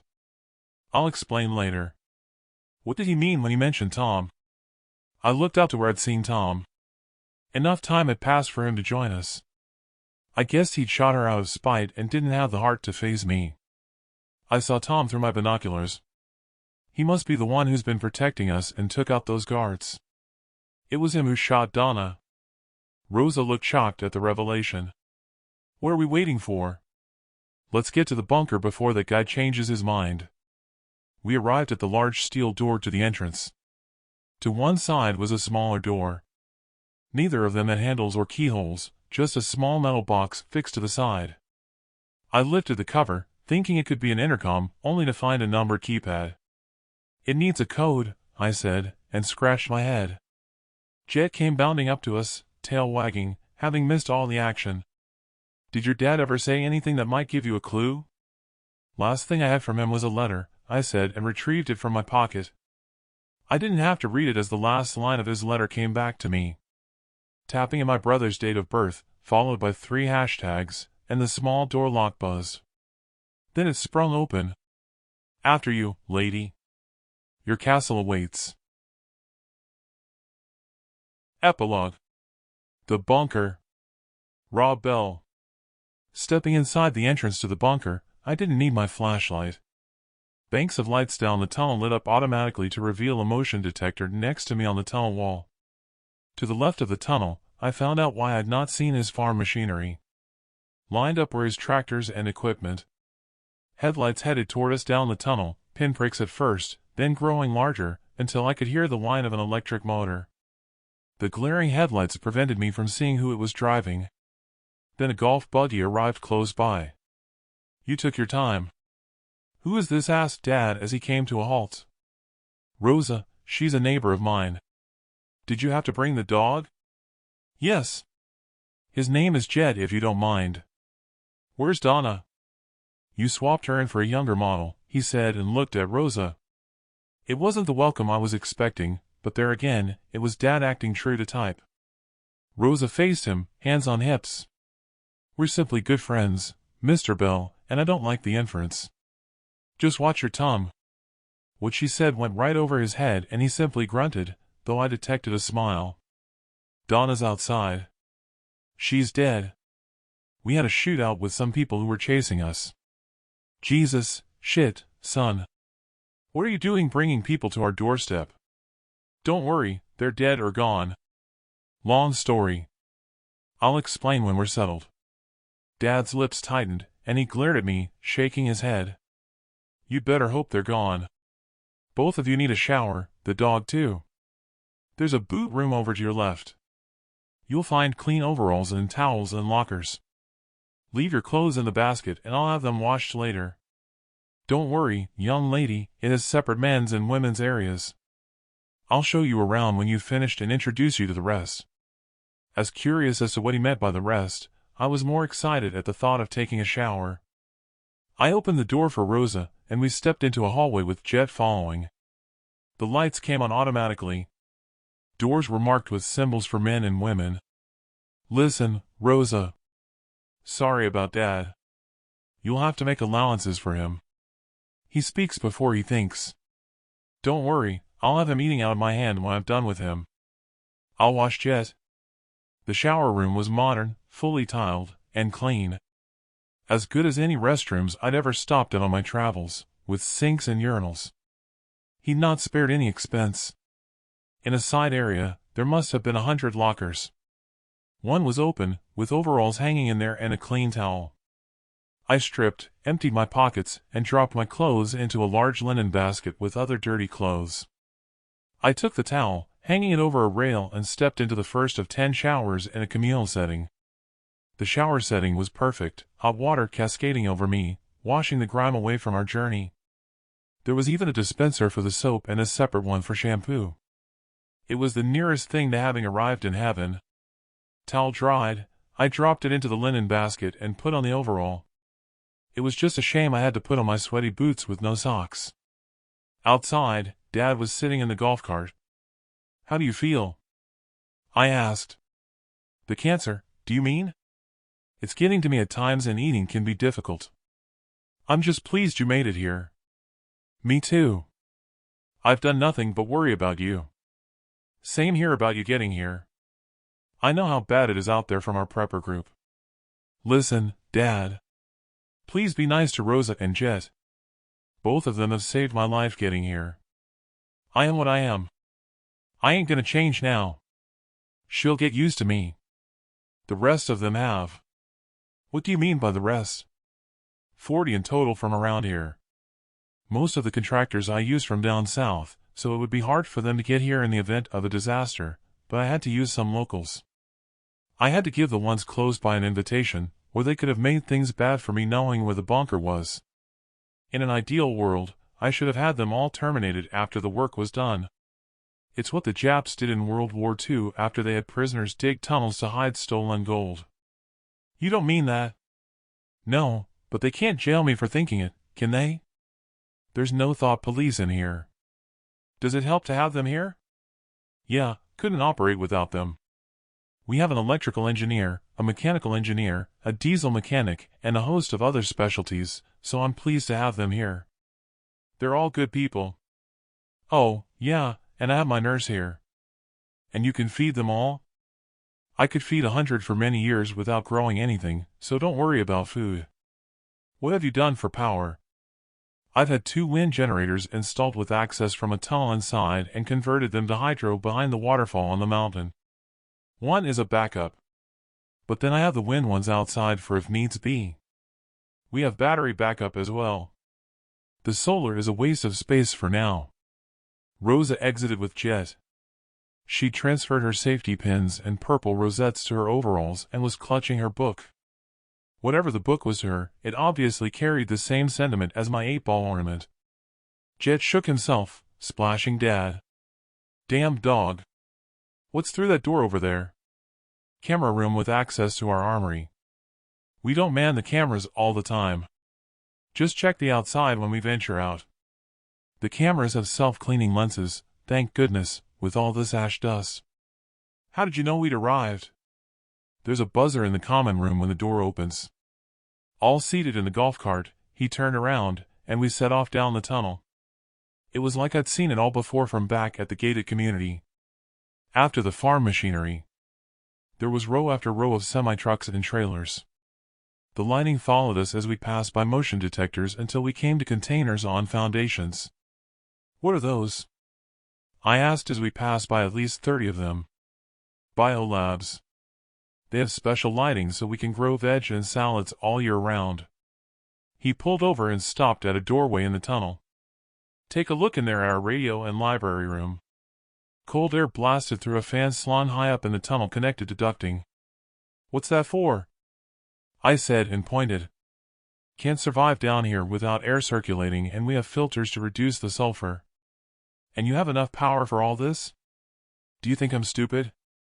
"Of course, or the damn thing wouldn't work." I wish I hadn't asked as we stepped into the radio and library room. I'd never seen so many books on custom-made shelving, nor had I seen as many discs. Banks of radio equipment and computers lined one wall. Rosa was as much in awe as me and S.C. Joycey'd the bookshelves. The radio antennas and dishes are on top of the mountain and grounded, but I have EMP detectors that cut off the energy. When they're not in use, we disconnect the antennas for extra safety. There's enough knowledge stored in these shelves and computers to kickstart a new civilization. Do you mind if I take this book to read? Asked Rosa. Bolivar, the America Liberator, said Dad. Good read. Come on, let's see to your quarters, then you can meet with the others. Dad left the cart where it was and we walked to where the tunnel was blanked with steel, but with the air ducting passing through, and a door. Once through, we arrived at rows of doorways. These are the quarters. These 2 single rooms adjoining are empty. Keys are in the locks. Take a quick look and then we'll go to the common room and meet the others. I'll sort out clothes for you both later. I couldn't believe my eyes. The rooms were small but had everything set out and decorated like a hotel room. There was even a television and a disc player. Jet jumped up on the bed. Get down, that's mine. You sleep on the floor. Back outside, I stepped over to Dad, having locked Jet in the room. Are the televisions working to receive channels? No, just a connection to the disc players. There are plenty of films, teaching seminars, and documentaries to keep you occupied. There's a large TV in the common room, and we have a cinema room for films, but none of the channels are transmitting. The one in the common room plays tropical fish swimming in the ocean on a loop. It's relaxing. Rosa joined us and we walked down to the common room. Talk about luxurious. Classical music played quietly in the background. People were lounging around on leather sofas and armchairs. The areas were sectioned off to give privacy if needed. In one area was the biggest dining table I'd ever seen. Beautiful prints hung on the walls. It was a designer's dream. There was even a small pool with a fountain. If you go right on through, there's the common kitchen area with commercial cooking equipment. Through the hallway to the kitchen, there's a fully equipped gym. Now let me introduce you both around. Dad, this is beautiful. He leaned over to me and whispered. When you're on your own, I'll show you where your inheritance is hidden. None of these here were involved in the construction of where it is, or know what it was for. So, don't worry, I haven't had to kill anyone to keep the secret. It was looking as though whatever happened out there in the big bad world, with Dad's foresight, life would go on. Dear listener, if you've enjoyed this story, don't forget to like it, and to subscribe for more stories to come. If they are not already uploaded, Book 2 and 3 of the Prepper's Son trilogy will be uploaded to the channel soon. Declan Connor is the author of a catalog of full-length psychological, mystery crime, and speculative thriller fiction books available on Amazon in all territories. You'll find the link in the description.